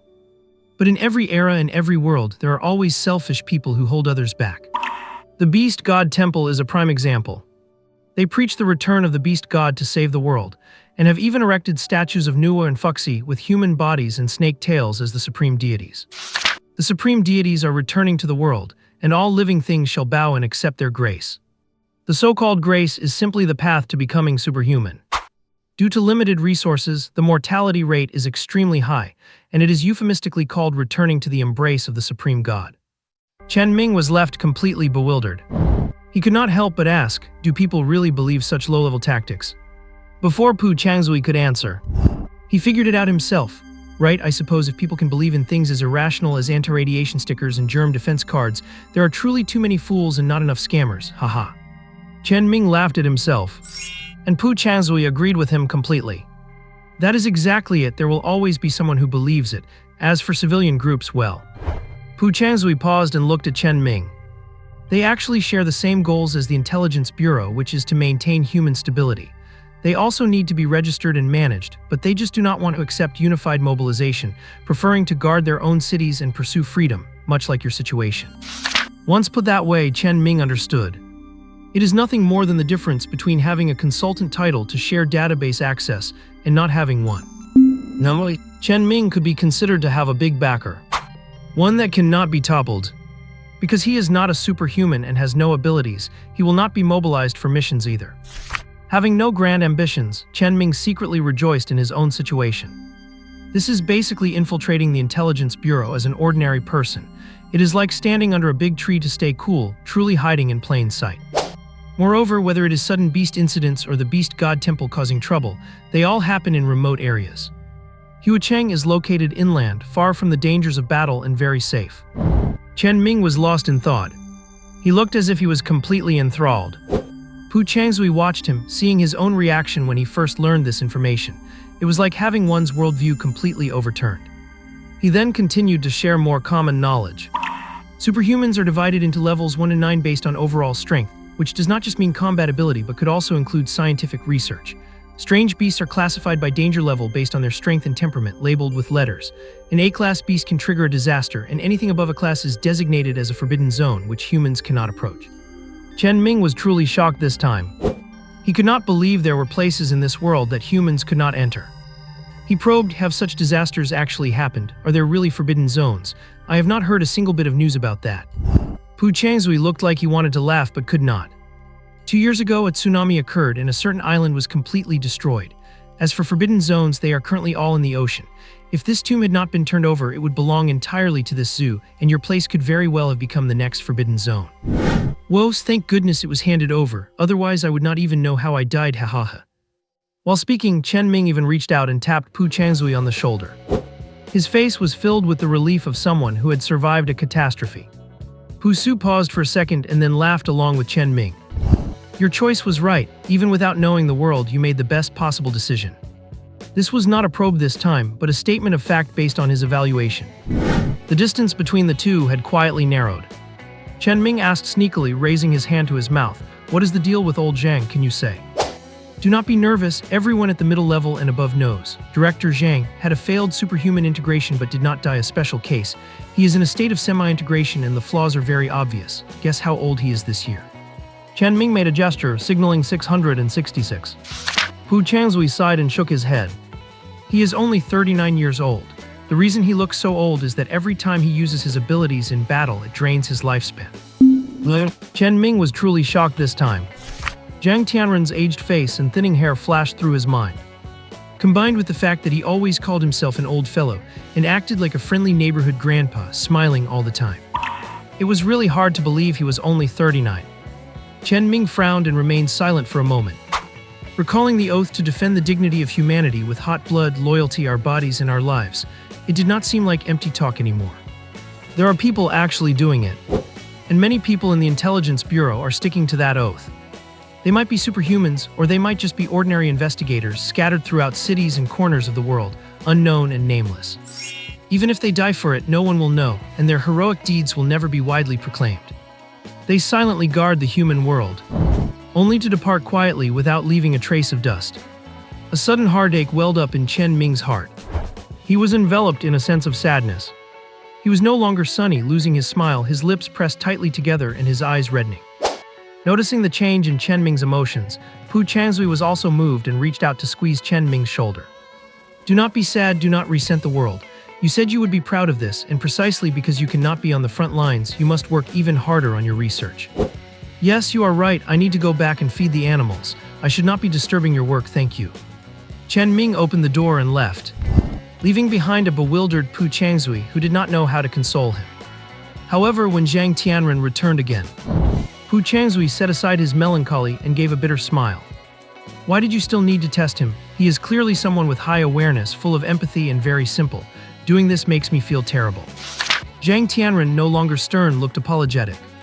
I know he is excellent, and I am even proud of him, but I had no choice. Global headquarters requires a sense of belonging test before issuing a special consultant certificate, and I always feel there is a secret about him, pure intuition. As he spoke, Zhang Tianren put away several disguised micro-cameras. Pu Changzui was stunned. A special consultant, does not that mean his clearance is one level higher than yours? Happy New Year to the readers who stopped by here. May you always carry peace, health, and happiness with you. Best wishes, may you succeed in your studies and pass your exams with flying colors. May you be successful in your career and get promoted. May all your wishes come true and everything go your way. That is all, please leave your mark, claim your own blessings and cuddles. Zhang Tianren was not surprised by this at all. The investigation bureau is fair. Given Chen Ming's contributions, a promotion to bureau chief would have been a matter of course. But Chen Ming is not a formal investigator, he is just an external consultant. Even with a top-level promotion, he would still be an external consultant. The investigation bureau had once wanted to fully integrate him into the staff. But he has his own life. From every perspective, it is clear that his entire focus is on this zoo. Besides, he has no special abilities and certainly no combat power. Maintaining the current state is better for both Chen Ming and the investigation bureau.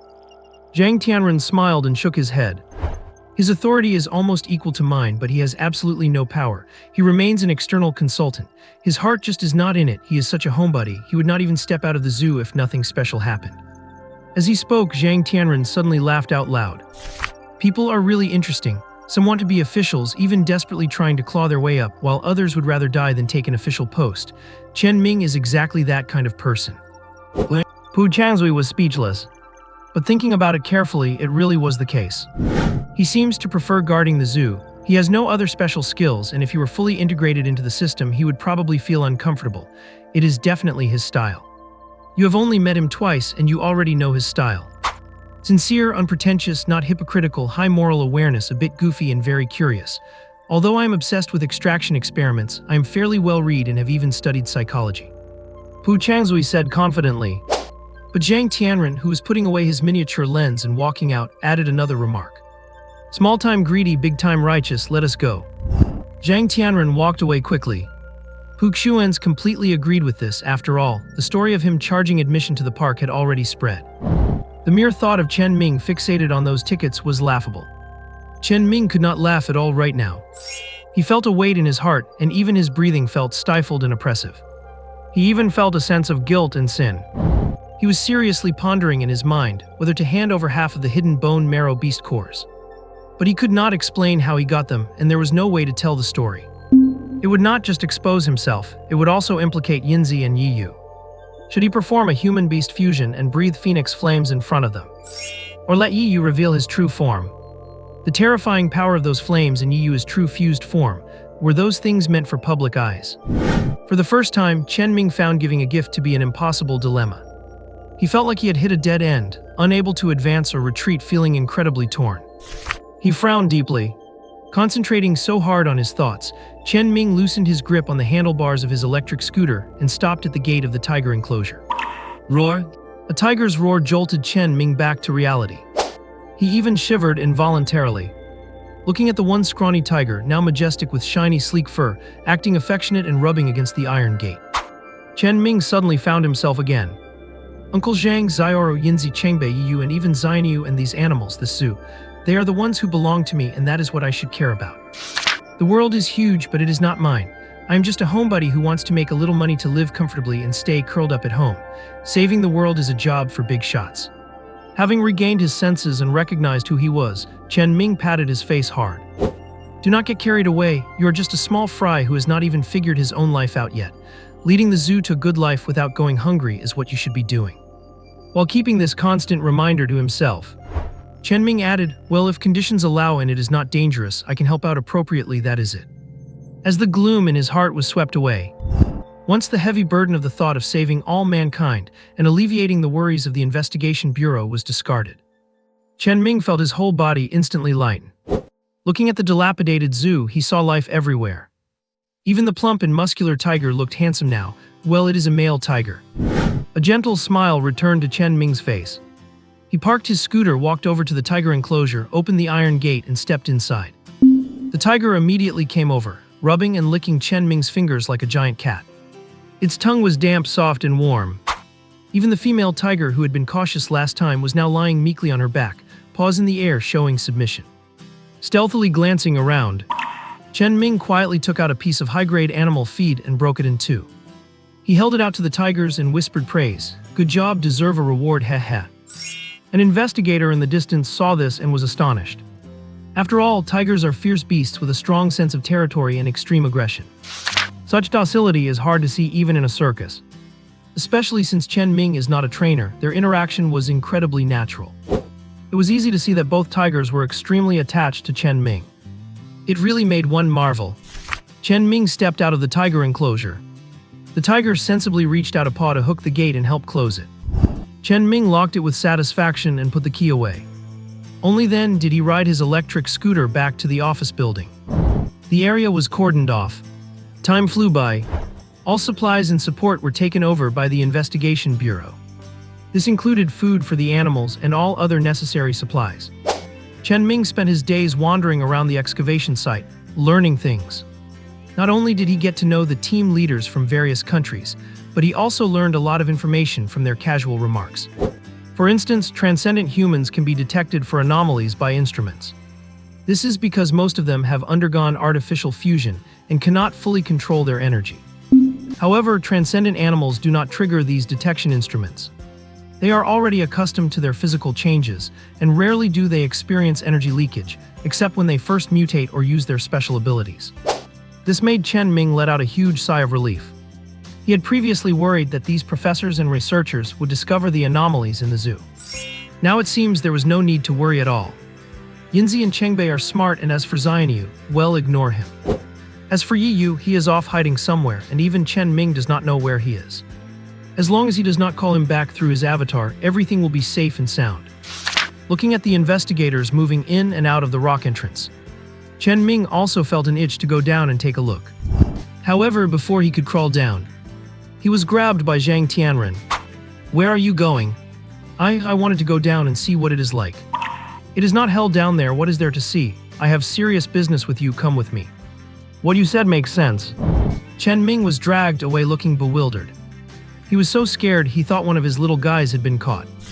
It turned out when they reached the Little Sun Zoo Excavation Command Center, he found many people waiting there. A group of old professors and the leaders from various regions were all watching Chen Ming. Clap, clap, clap, clap. Someone started it and suddenly warm applause erupted.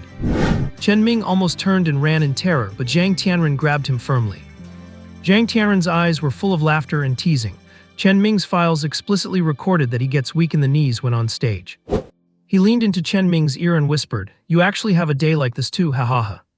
Chen Ming did not hear what Zhang Tianren said. His head was buzzing. Even if he had guessed the reason, his legs felt weak, and he grabbed Zhang Tianren's arm for dear life. This is not a camera lens, these are nearly 100 people. And every single one of them is a big shot. These people do not lack money, nor do they lack connections or power. Right now they are all watching Chen Ming applauding for him.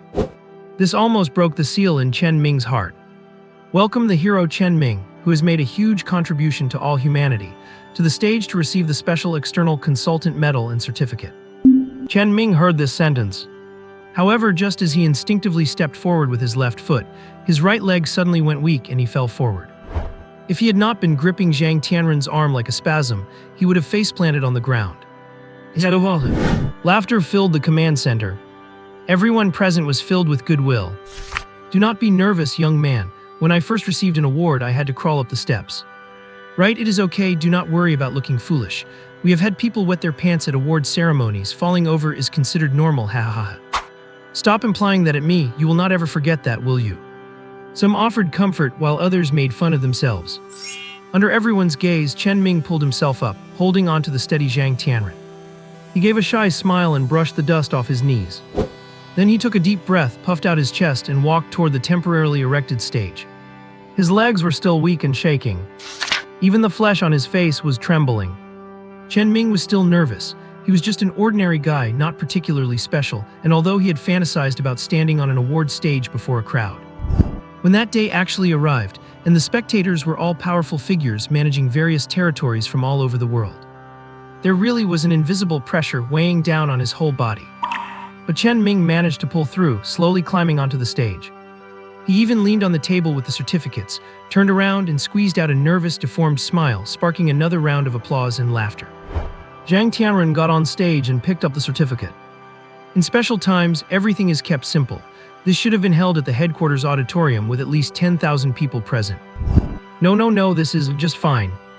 At the thought of 10,000 people watching him, Chen Ming turned pale and could not stand steady. Seeing how nervous Chen Ming was, Zhang Tianren stopped teasing him and directly handed over the certificate and medal. By the way, he whispered, although the ceremony is simple, you should at least say a few words. Chen Ming held the certificate and medal and turned toward the suddenly quiet crowd. Looking at those pairs of wise and kind eyes, he gave his acceptance speech with a trembling but very serious voice. With blood, loyalty, body, and life, I will defend the little Sun Tzu. The crowd, which had been solemn and quiet, burst into laughter instantly. An old professor even clutched his chest and collapsed onto the ground. This kid is trying to send me to my grave, he is killing me, ha ha ha. Did you record that? We must play this video on loop everywhere we go when we get back. It is even more classic than that old guy who wet his pants. I am going to kick you to death. On stage, Chen Ming's mind went blank. He did not understand what was wrong with using the Allied Investigation Bureau's oath as an acceptance speech. Meanwhile, the audience was roaring with laughter, and two elderly people were even dragging each other down to the ground. Half of them were still trying to stay serious, but even with their training, they were struggling so hard their faces had contorted. Zhang Tianren, also standing on stage, raised a hand to cover her face, her shoulders shaking. Called Chen Ming timid. He often pulls off major, unexpected stunts. He has more than once lied straight to people's faces and said things that infuriated them. But call him bold. When he gets on stage, he is genuinely nervous to the point of losing control. Not only do his legs tremble, but his mouth does too. He really is both infuriating and hilarious. Fortunately, the Allied Investigation Bureau does not care much about formalities.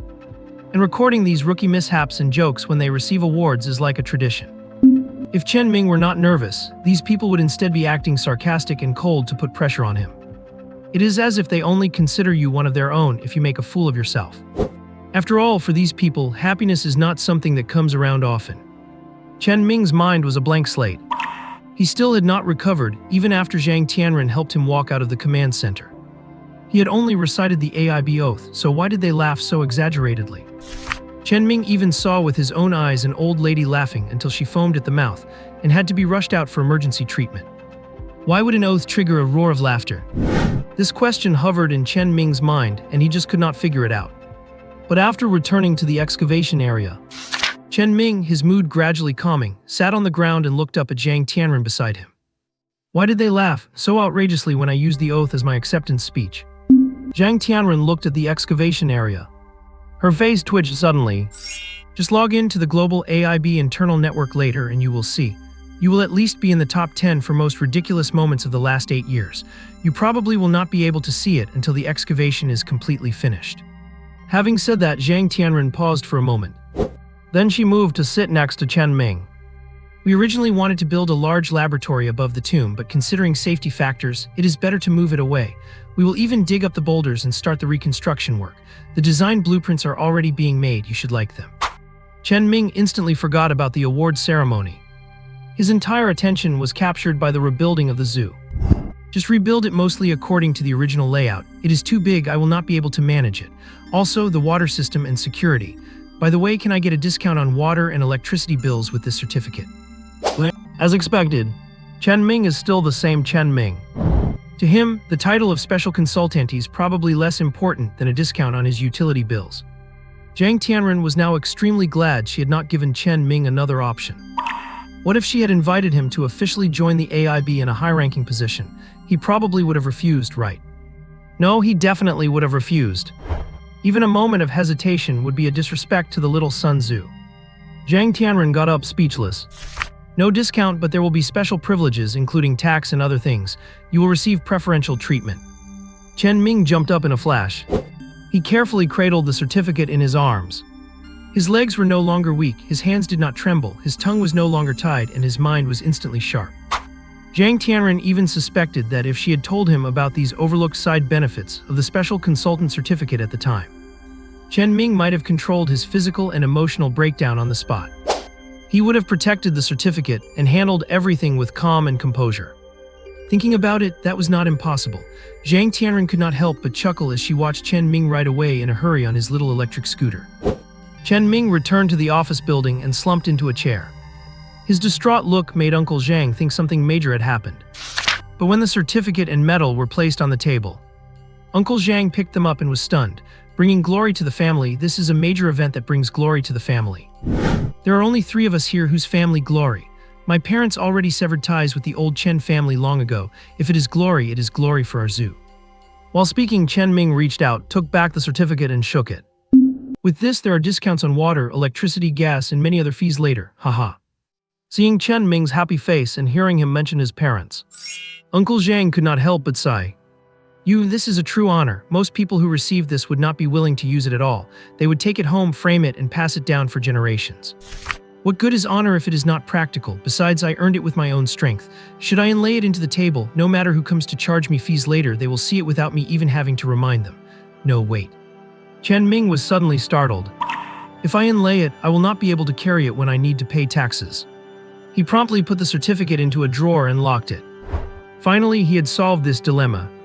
Watching Chen Ming's childlike behavior, a smile appeared on Uncle Zhang's face as well. Chen Ming had been under heavy pressure from all sides, suffering from long-term insomnia, and had not had a real smile, let alone a moment of relaxation. Although he could finally take a breath now, and both the debt and the reconstruction were sorted out, a hint of worry still flashed in the depths of Uncle Zhang's eyes. He was worried that Chen Ming would meet the same fate as his parents. Uncle Zhang hesitated before speaking. Chen Ming, it is best not to leave the zoo anytime soon. The sudden remark made Chen Ming pause, but his expression remained unchanged as he looked at Uncle Zhang in confusion. Uncle, you have been hiding things from me, right? What are you worried about? I just do not want you to be under too much pressure. Uncle Zhang eventually gave no explanation and turned to leave. However, the smile remained on Chen Ming's face, though a glimmer of anticipation flashed in his eyes. With such a big scene and all the speculation from different sides, once the AIB completely withdraws and the zoo loses its protection, they will not be able to help but come and check the truth, right? Chen Ming did not blame Uncle Zhang for withholding information. After all, older people do not want the younger generation to take risks, they want them to live safely. Likewise, elders might have all sorts of experience and be steady and cautious. But they also lack a sense of daring, unwilling to let their juniors take chances. Chen Ming understood all of this, but Uncle Zhang did not know about his current strength. To be precise, the hidden strength surrounding Chen Ming. Chen Ming gave a gentle, shallow smile and leaned over to open the drawer. A stack of identification documents was taken out and placed on the table. Yinzi, Chengbei, Zainyu, and even the insect pet ownership certificates that had belonged to Night Tour years ago. Chen Ming was not even sure if this document applied to the current dung beetle. After all, it was still a baby, only 4 months old. But that did not matter, having a legal identity was the key. He reached under the table, pulled out 2 standby night turbeetles, and placed them in his palm, twirling them like meditation walnuts. Chen Ming was prepared to face whatever came. If it really came to it, the AIB was not exactly pushovers either. 3 days later, the excavation work was finished. Everyone said their goodbyes. The upcoming deep analysis and applied research would be even more important. It is just that the look everyone gave Chen Ming was strange, and some even laughed out loud right there. Until Park Changzui twitched his lips and said, "Defend the little son Zhu," during their farewell. Chen Ming still did not realize what they meant. After all, he had always believed he said defend human dignity at the time. This left Chen Ming completely bewildered. He only thought everyone knew he had made a fool of himself with his weak knees. When all the outsiders had left, the construction crews seamlessly began the reconstruction work. The excavation site was restored first, and then the 3 of them drove their tour vehicle, loaded with all their belongings, into the temporary housing. The biggest task every day was taking care of the animals from the various zones. Fortunately, these animals were all very well behaved, or rather had gained intelligence. Even though they did not understand the language, they were all quite cooperative. Chen Ming even took advantage of the lockdown still being in place to keep things hidden, and under the dark glare of Zhang Tianren, he took the tiger for a walk around the lush flower mountain. The AIB's dedicated construction team was astonishingly efficient. It helped that most of the work was landscaping and garden design. Laying the new underground pipe network was the only thing that took some time. Besides the office building and the dormitories, there was not much to build. There were only 3 people in the entire zoo, which was more than enough space. Because of this, Zhang Tianren proposed an idea. They could arrange for some reliable personnel who had retired due to injury or disability to come and help. Chen Ming did not reply immediately. He seriously considered the feasibility of this proposal. After all, Uncle Zhang was getting on in age, and Zairu was not exactly sharp. But it involved many of his own secrets, so he needed to be cautious. In a blink, 7 days had passed. After various equipment adjustments were completed, the entire zoo was handed over brand new and ready to use. At the same time, it was time for the AIB to withdraw. The little Sun Zhu would lose this solid protective shell and face the elements alone. This, in fact, was exactly what Chen Ming had been looking forward to. Once the construction team got Chen Ming's signature, they began to pack up and leave. The whole process was extremely fast, without an extra word spoken. When only Chen Ming and his group remained in the entire zoo, Zhang Tianren reached out and pressed Chen Ming's shoulder. "I can have Captain Feng stay here with his men for a few more days. Once the global headquarters releases fake news, this place will definitely become the eye of the storm." Seeing Chen Ming's indifferent look, Zhang Tianren suddenly turned serious. Ordinary people might believe the fake news, but some people will definitely come to explore it themselves to find the answer, and they might even use. "Do not worry, Director Zhang, I have nothing here right now, so feel free to explore. Whoever comes, as long as they buy a ticket, it is fine." The smile on Chen Ming's face was very shy, as if he was looking forward to having large crowds of tourists visit the zoo. Zhang Tianren frowned and let go of his shoulder. Some people will not follow the rules like the investigation bureau does. What is there to be afraid of? If anyone causes trouble, I will call you for help and beat them into the ground. Zhang Tianren did not know if Chen Ming was really stupid or just pretending. Offering a warning and leaving Captain Fang's team for short-term protection was the most Zhang Tianren could do. Since it had reached this point, there was no need to keep persuading him. After taking a deep look at Chen Ming, who was still filled with joy, Zhang Tianren shook his head helplessly and finally left behind the words, "Call me anytime if anything happens." Only then did he lead Captain Fang and his team toward the brand new park gate. Take 10 men and hide at the entrance of the only road leading to the zoo 3 kilometers away. Protect this place secretly for a week. It is not an official mission, but this kid does not understand how ruthless those people are. We must at least try our best to protect him. "Yes, sir," Captain Fang answered decisively. Then he looked back at Chen Ming, who was waving goodbye with an excited, sunny smile. Little did he know that while Chen Ming was all smiles, old Uncle Zhang, standing behind him, was muttering worriedly. "Agree to him, why did not you agree? If the investigation bureau is stationed here, no one would dare touch you. I am getting old and cannot protect you for long." The smile on Chen Ming's face remained unchanged. But as the investigation bureau completely withdrew, the bright sky seemed to be splashed with thick ink. Dark clouds gathered as if to crush the city, and a vast shadow pressed down upon the zoo, onto Chen Ming himself.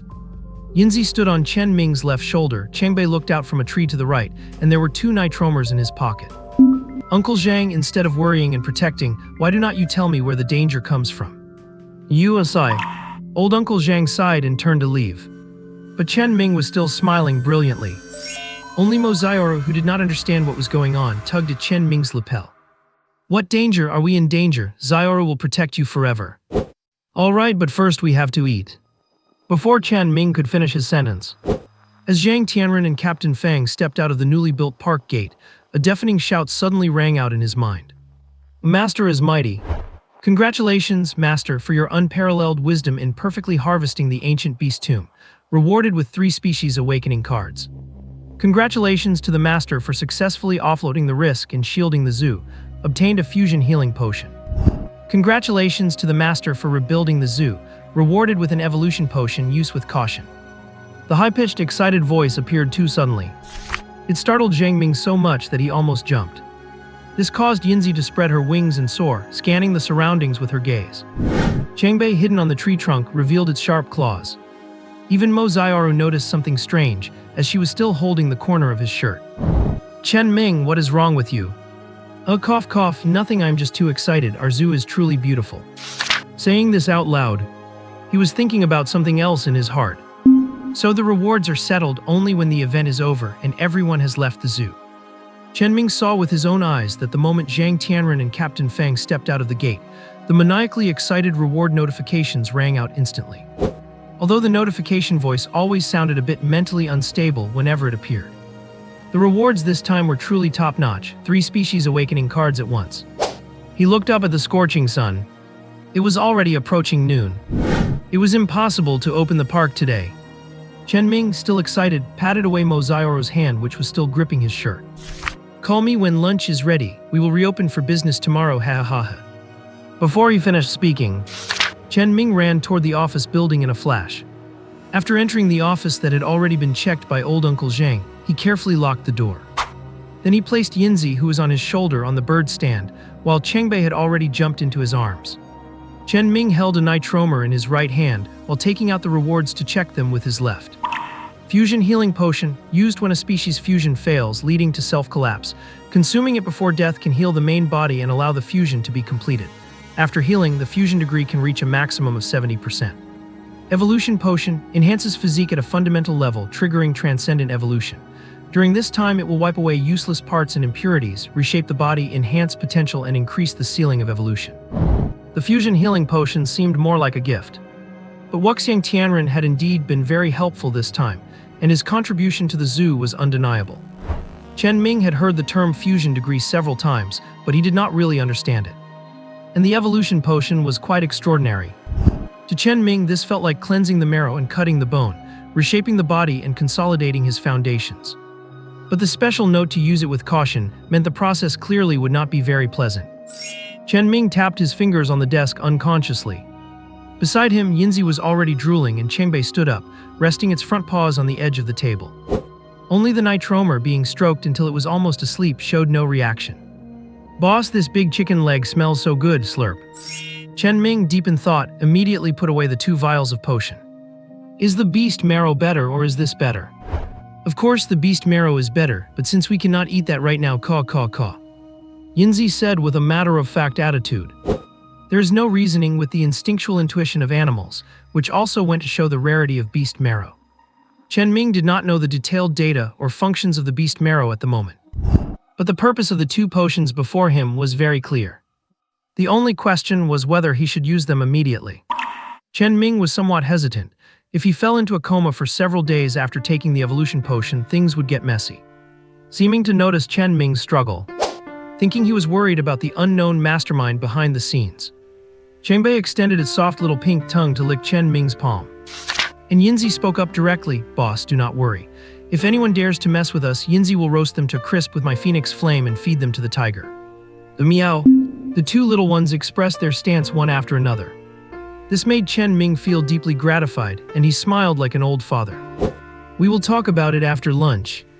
As soon as he finished speaking, there was a knock on the door. Chen Ming, lunch is ready. Why are you locking the door? Are you secretly playing with yourself in the office? Hahaha's meow. Su Ming had a dark expression as he got up to open the door. Mo Xiaoru, who was pushing the door with her head, tumbled inside but was stopped by Chen Ming raising his hand. Do not think of weird things all the time. Do you even have a license for that? Is not at you who is being weird. While speaking, Mo Xiaoru's eyes scanned the room, but she did not find anything suspicious. But she still ran to check the trash can just to be sure. Chen Ming's whole face turned black. Mo Xiaoru, lunch is ready, let us go, let us go. Mo Xiaoru happily dragged Chen Ming away, running down the stairs like a gust of wind. The atmosphere at the dining table was strange. Old Uncle Zhang was frowning deeply, while Chen Ming was deep in thought. Only the simple-minded Mo Xiaoru was full of joy. The zoo was safe and would not be taken away. It was rebuilt and brand new, and the pressure on Chen Ming's shoulders had vanished, and he even smiled occasionally. To her, this was the greatest happiness. After the meal, Mo Xiaoru handled the cleanup, and old Uncle Zhang followed Chen Ming back to the office upstairs. He had wanted to disclose the source of the danger, but Chen Ming spoke first. Uncle, I know there is danger, but there is no reason to spend 1,000 days on guard against a thief. Please check the security system for any backdoors and do not worry about anything else. By the way, guard the second floor entrance. If I do not appear tomorrow, postpone the opening date. After finishing, without giving old Uncle Zhang time to react, Chen Ming locked the office door. Old Uncle Zhang stood in silence for a moment before turning downstairs, though confusion welled up in his heart. How did he know I understand security systems? Why would he be on guard against the investigation bureau? Although old Uncle Zhang could not figure it out, he knew Chen Ming had changed. It seemed like the high-spirited young man from 3 years ago, who inherited his parents' ambition to revitalize the zoo, had returned. Combined with the dizzying series of changes at the zoo, old Uncle Zhang could only choose to support him openly and protect him secretly. At the same time, he was also wondering how Chen Ming would handle it. Chen Ming had already slipped into the suite and opened a crack in the window. When it was rebuilt, many lush trees were planted around the office building to make it easier for the little ones to come and go. At this moment, all 3 little ones were gathered around. Chen Ming, now ready, sat cross-legged on the bed. He took out the evolution potion and drank it in one gulp. Half a minute passed and the imagined pain did not occur. Instead, there was a refreshing fragrance on his palate. Chen Ming smacked his lips. It actually tastes pretty good, oh my god. A sharp pain erupted simultaneously from every limb and bone, as if his flesh were being scraped and his whole body was being pricked with large needles. It felt more like someone had pulled out his dental nerve wires and fixed them onto a musical instrument, using the pain receptors to play a heart-rending melody. Chen Ming was howling in pain, even though he had mentally prepared himself for the agony long ago. And he had not ignored the warning to use it with caution. He also understood the level of pain involved in marrow cleansing and body reshaping. He just did not expect it to be this painful, worse than childbirth or kidney stones. It was even worse than the sum of all 3, plus a hemorrhoid surgery on top. The key is that the human body has a defense mechanism. Once pain exceeds the capacity to bear it, one should fall unconscious. Chen Ming was already biting on a rolled-up towel, waiting to black out. If he passed out, he would not feel the pain, and he would wake up as a superhero. However, that was just a nice thought. The evolution serum did not follow the rules. Or perhaps the evolution forced the defense mechanism to fail. Was it meant to temper his will? Did he have to endure it consciously to better absorb the effects? Chen Ming did not know the reason. But he knew he felt like he was tied up in a cross shape, enduring 1,000 cuts, having his skin peeled, tendons pulled, marrow extracted, and needles drilling into his bones, while his organs felt like they were being gnawed on by insects. It was truly surgery without anesthesia. Chen Ming's eyes were bloodshot from the pain. Dark red blood beads seeped out through his pores, eventually leading to bleeding from his 7 orifices, making him look like a vengeful ghost. The fresh scent in his tidy bedroom was replaced by a sour, putrid stench. It was like the smell of dirt from a belly button, magnified 10,000 times. Chen Ming had already lost his sense of smell, biting the towel as he rolled onto the floor. He did not even realize his teeth had shattered. His whole body was in pain. The toothache was so minor it was practically negligible. Suddenly, the pain in one local area intensified exponentially. Chen Ming, who had been rolling around, stopped abruptly, his eyes bulging as if they were about to pop out. He let out a garbled sound from his mouth, crushing castration, damn it, damn it, damn it. The 3 little ones were spinning around in a panic. But they could not help at all, not even knowing where to start. The golden tuft of hair on Yinzi's head twitched constantly as he scurried back and forth on the windowsill, his little eyes darting around frantically. He was desperately searching his brain for any possible solution. Marrow cleansing, body reshaping, energy. Yayu, go get the beast marrow, hurry. Boss probably needs energy replenishment. Both reshaping and evolution require energy. Even if we do not know if it will work, we cannot just stand here and do nothing. Yayu, who had been frantically spinning on the ground, stopped abruptly. Then he looked up at the open window. A moment later, when Chen Ming was huddled against the wall, banging his head, a group of fist-sized Yayu dragged a bottle into the room. Yinzi grabbed it and flew, throwing it against the wall near Chen Ming. Snap! The bottle shattered. Marrow fluid splashed onto Chen Ming. This made Chen Ming, who was almost out of strength from headbanging, stop for a second. A warm sensation seeped into his body, slightly alleviating the pain. Seeing that it was effective, Yinzi got motivated. Keep going, it works for the boss. He grabbed another bottle and began smashing it. The large plastic bottles were cut open by Chengbei's claws. At the same time, Chengbei cleared away the glass fragments, and the Yayu pushed the spilled marrow fluid onto Chen Ming. A dozen bottles of marrow fluid completely enveloped Chen Ming. Bloody filth, sweat, and marrow fluid mixed together to form a thin film. Unable to bear the agonizing pain, he gradually calmed down. His cracked lips trembled as he whispered inaudibly, "Water, water." Yinzi heard him clearly. He was about to flap his wings to get water when he stopped suddenly.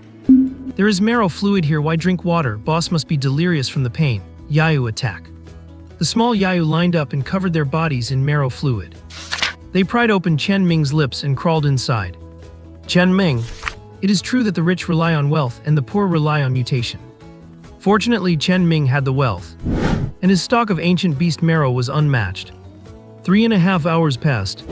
Chen Ming finally survived the excruciating, bone-crushing pain of the body transformation. Happily, he passed out inside the viscous, soft shell. During this time, phone notifications pinged several times, and wild birds that tried to fly into the house were driven away by Yinzi. Even insects attracted by the beast marrow followed their instincts, trying to crawl through wall gaps to get into the bedroom, only to be met by the strictly guarding Yayu general. As for Chengbei, he stood guard by Chen Ming's side, even thoughtfully carving 2 holes in the shell near his nostrils, fearing he might suffocate. Under the care and protection of the 3 little ones, Chen Ming, completely drained of energy, fell into a deep sleep. He had a dream. He dreamed that he had become a leader in a world teeming with ferocious beasts. He stood in front of a palace built upon a gargantuan turtle shell, with dragons and phoenixes guarding him on both sides.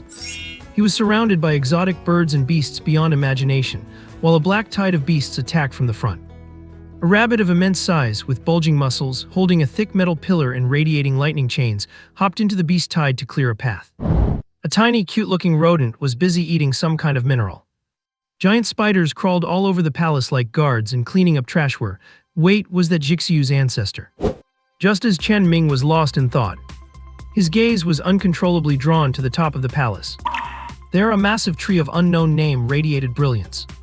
Before he could observe it closely, his vision shifted again as the earth split open, and the gargantuan turtle carried the palace underground. Fierce fighting sounds echoed in the darkness. But the great turtle continued to move forward steadily. Unknown time passed, his vision returned, and an incredibly vast triangular portal suddenly appeared. The area around the portal was piled with the bones of exotic beasts. Faint symbols flickered upon it. Chen Ming faintly heard a sigh, barely passable. Who knows how many eons will pass before the next awakening? Bash it open. Boom! Chen Ming did not know if it had been bashed open. He only knew that the massive tree above shed light to protect the palace. The moment the impact occurred, Chen Ming was jolted awake. Upon waking, Chen Ming instinctively tried to rub his eyes. But he heard a cracking sound. He could not open his eyes at all, they felt glued shut by something. To the 3 little ones. Lu Ming moved slightly, and the completely crystallized shell covering him shattered instantly, falling to the ground like weathered debris. Then he struggled to sit up with his eyes closed.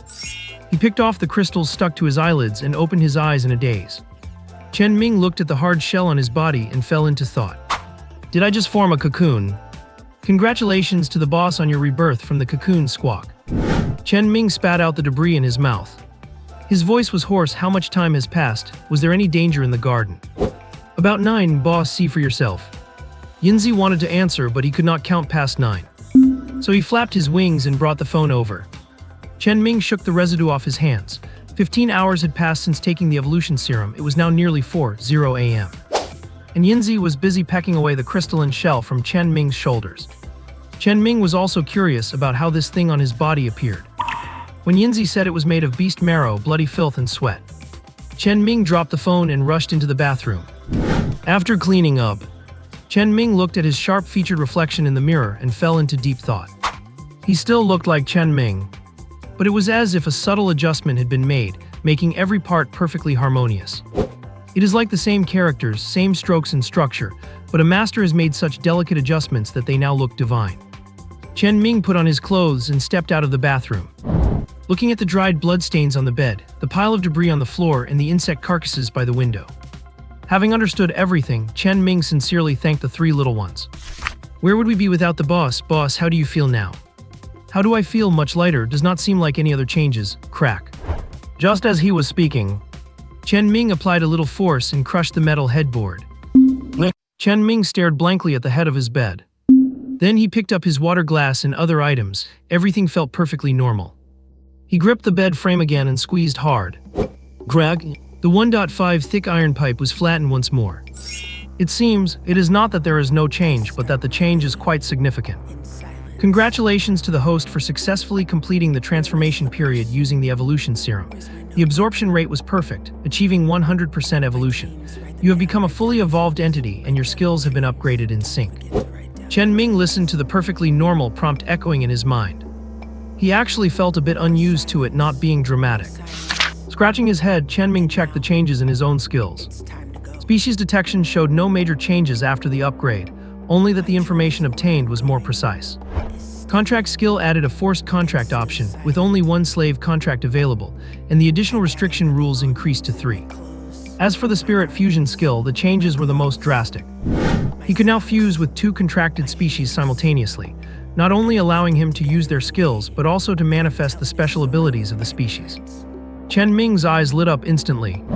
If I fuse with Yinzi, does that mean I can fly?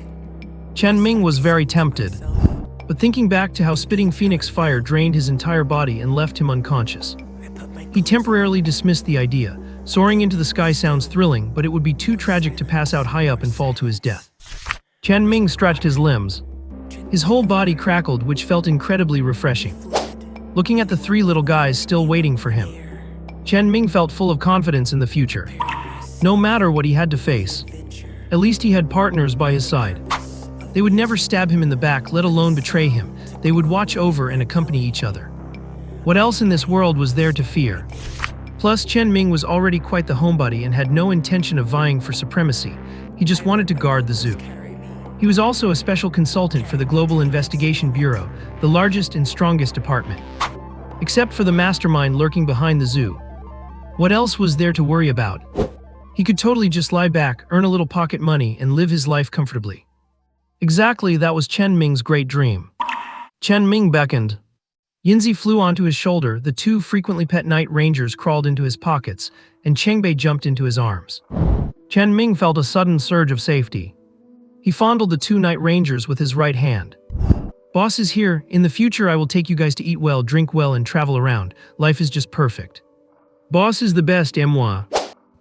Yinzi could even say moi now. Do you still remember you are a male bird? Chen Ming grumbled internally while telling the night rangers who were transporting broken glass bottles to work hard. Only then did he leave the bedroom, preparing to go downstairs to eat, because his stomach was already growling with hunger. Just as he turned the corner of the stairs, Chen Ming locked eyes with Uncle Zhang's piercing gaze. Discovering it was Chen Ming, Uncle Zhang quickly pinched out the cigarette butt in his hand. He whispered, "What were you doing up there? A lot of bugs were crawling up earlier. Even with all the insecticide, I could not stop them." Uncle Zhang's hushed way of speaking was clearly not normal. Before Chen Ming could ask, he offered an explanation. "Zyora wanted to go up, but I stopped her. Worried about you, I slept in the next room. Though this girl is a bit simple-minded and reckless, her heart is with you." Chen Ming muttered a spell in his mind. Cement seals the heart, no evil can invade. But out loud he said, "Uncle, I am hungry, so hungry." Uncle Zhang sighed. He did not say anything more and turned to walk toward the dining room. "I have been keeping it warm for you, come on over." Chen Ming wolfed down his food, while Uncle Zhang hesitated for a moment on the side and began to recount.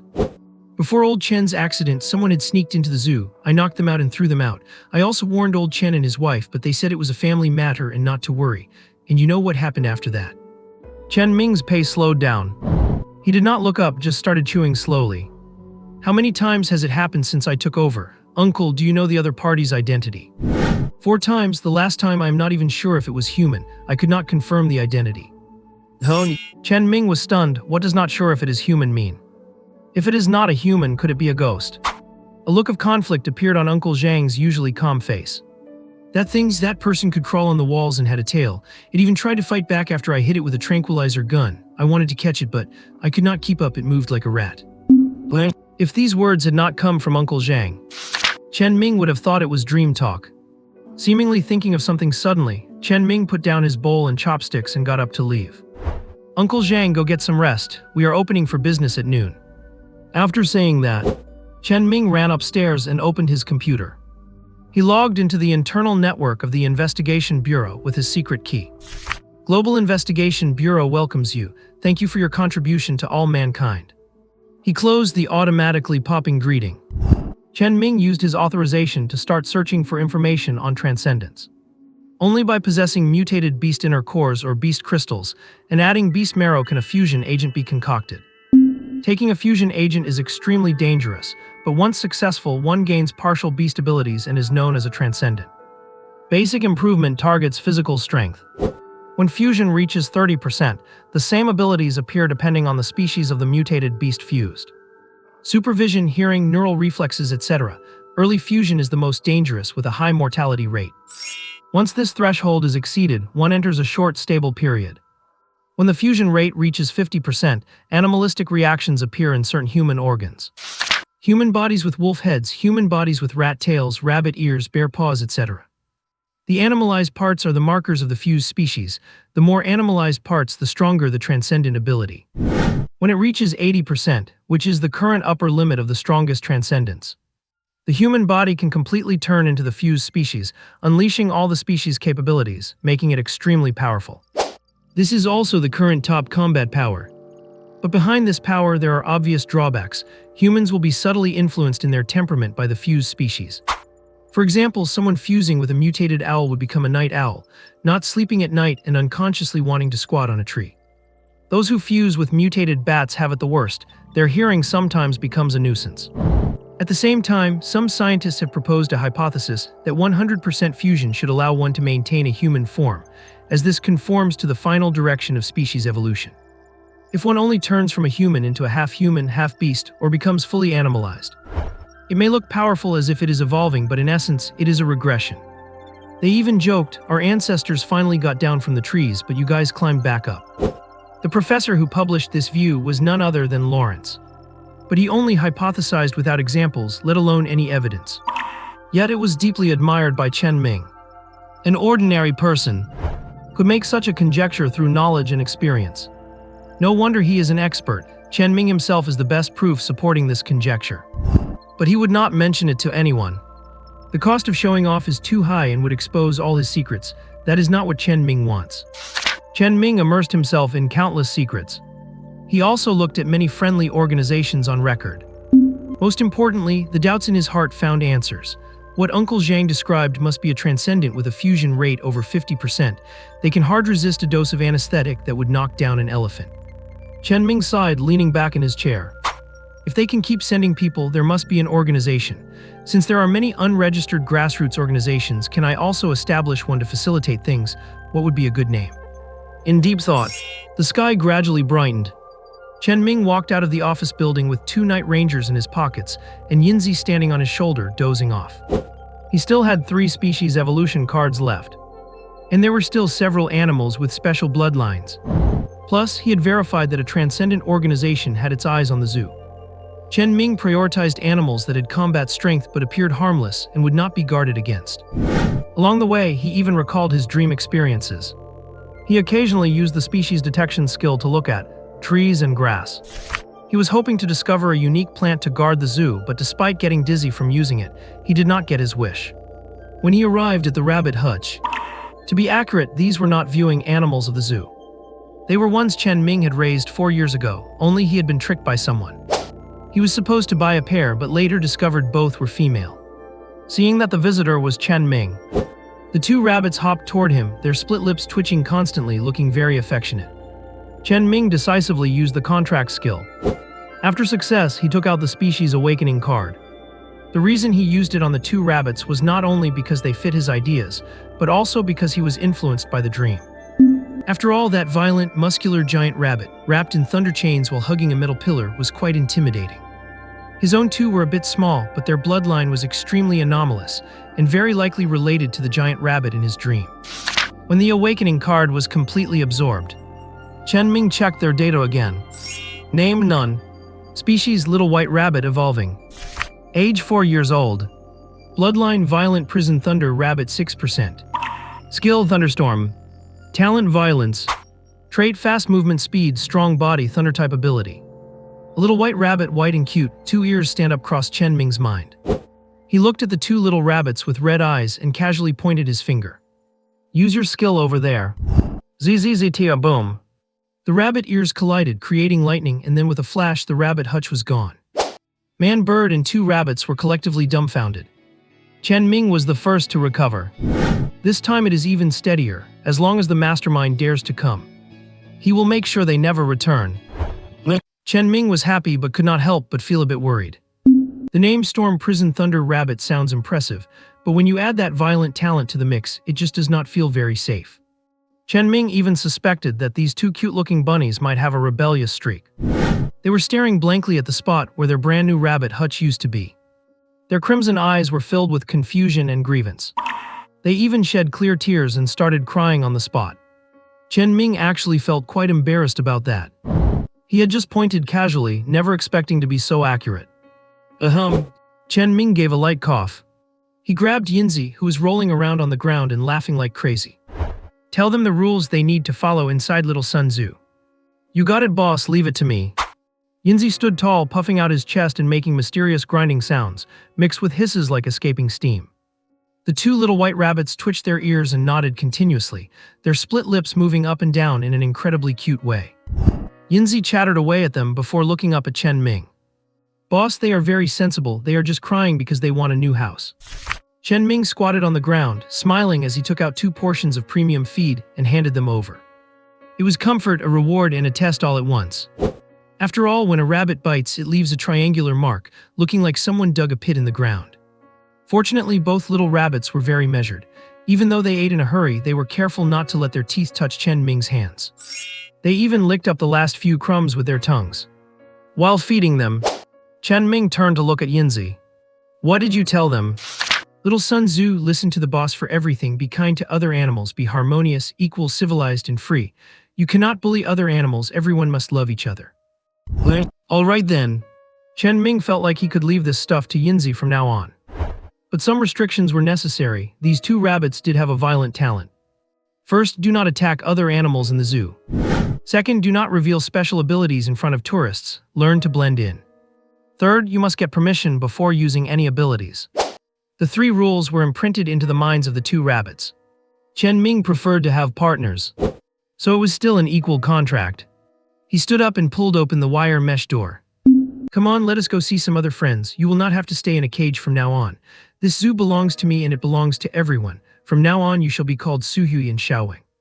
Chen Ming felt he was quite talented at coming up with names. Suhui means returning to the origin and Xiaowing means keeping watch. It was also his expectation for them. After all, that muscle-bound rabbit that was tens of meters tall in his dream had left a deep impression on him. Yinzi had already begun to translate. Giz vuv vuv his. This way of communicating sounded like he had a few jet engines following him. With Yinzi on his shoulder and 2 little rabbits trailing behind him, Chen Ming began his tour of the zoo. By now, all the animals in the zoo had gained sentience. They were even more affectionate toward Chen Ming. Even the tigers and lions, upon seeing the little rabbits behind Chen Ming, just gave a low growl and ignored them. They all knew that attacking another animal would violate the rules Chen Ming had set. After gaining sentience, they were aware of their own changes, and with no shortage of meat and the occasional extra treats, they were well fed. All the animals were unwilling to touch the rules Chen Ming had established. Those were instinctive taboos. They could not wait to curry favor with him. A tiger licked Chen Ming's fingers. It did not even mind when the 2 rabbits hopped into the tiger enclosure. This made Chen Ming very satisfied. He stroked the fluffy tiger head and looked at the 2 rabbits. See that? Everyone has to be friendly, harmonious, and protect each other. Roar. The tiger did not know if it understood, but it gave a soft growl and rubbed against Chen Ming's palm. Even the usually fierce tigress came over and nudged Chen Ming's calf with her head, acting like a pet. Chen Ming quickly took out a small piece of premium feed, split it into two, and fed them. They did not have special bloodlines to awaken, so they could not eat too much. The two tigers and two rabbits were getting along quite well. They tentatively approached each other to sniff, and even when they touched, nothing bad happened. This harmonious and friendly scene made Chen Ming very satisfied. He locked the tiger cage, brought the rabbits along, and toured the whole zoo to help the little guys get familiar with everyone. By the time they returned to the office building, the sun was already high in the sky. Mozioro, who had been drying the bed sheets, saw Chen Ming and ran over immediately. Chen Ming, what did you do in the bed? Why are there bloodstains everywhere? The room smells weird. Well. Chen Ming was dumbfounded by the question. He was about to make up an excuse. But he did not expect Mozioro to bypass him, grab the rabbits by their ears and lift them up, one in each hand. Hey, how did you two get out? Vuff vuff. Suhui and Xiaowing both twitched their split lips but did not dare to resist. Chen Ming rarely fed them. Mozioro was the one taking care of them. She had complained to Chen Ming before that these rabbits would bite, and she had scolded them several times. Chen Ming watched the two life is meaningless rabbits and almost laughed out loud. This was truly bloodline suppression. Put them down, hurry, put them down. You do not need to put them in the cage anymore, just let them roam free. Also, get a better rabbit hutch, I broke their last one. We got it. Mozioro put the rabbits down and wanted to ask something else. But Uncle Zhang was already standing at the door. Come in and eat. I had someone send over fireworks and streamers. I guess not many people will come anyway since we did not advertise. Yay, food time. Mozioro rushed into the building first. She had already forgotten the doubts she just had. Only Uncle Zhang gave Chen Ming a deep look. After the meal, the three of them used a tour vehicle to transport fireworks and streamers to the entrance to start decorating. Theoretically, quite a few people were breaking their necks trying to find out what was going on a while ago. But now that they were really ready to open, there was not a ghost in sight. Chen Ming felt uncomfortable about it. When he took out his phone, he realized it was on silent. There were several unread messages and missed calls. The calls were all from Zhu Daipeng. The messages were about the reward money from the Joint Investigation Bureau being deposited and adding Chen Ming to a group. The group was called Global Joint Investigation Bureau Senior Gossip Group, with over 700 people. Seeing the notification for 10 million, the excited Chen Ming immediately confirmed the group invite to express his thanks. However, he was stunned by a video as soon as he entered. With blood and loyalty, defend little Sun Zhu. What the hell? Chen Ming rubbed his eyes thinking he had misread. But reality was cruel. Welcome to the special consultant, please guide our work. Everyone, let us defend little Sun Zhu together. Thanks to our special consultant for his generosity and integrity, he did not charge for tickets a second time. Congratulations to the special consultant, his award acceptance speech was selected as the best of the year, making it into the top 8. Chen Ming cracked right then and there. No wonder those old men and women were laughing like crazy at the time. And can we stop mentioning the ticket issue? What kind of best acceptance speech of the year is that?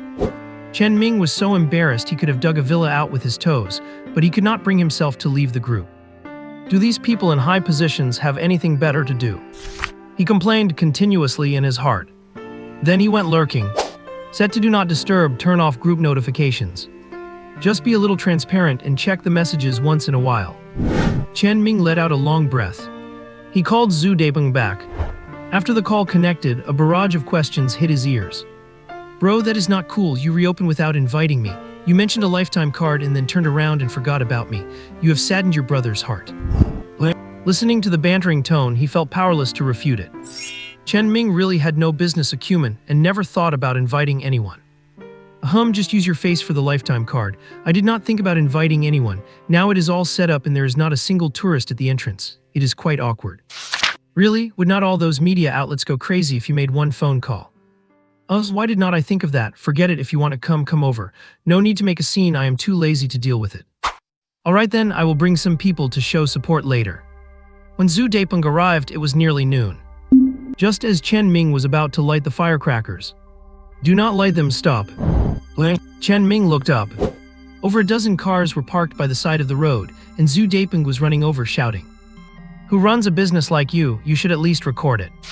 And then in Chen Ming's astonished gaze, a group of men in black suits pulled out a red carpet to the zoo entrance. while flower baskets were constantly being carried from the cars to both sides of the gate.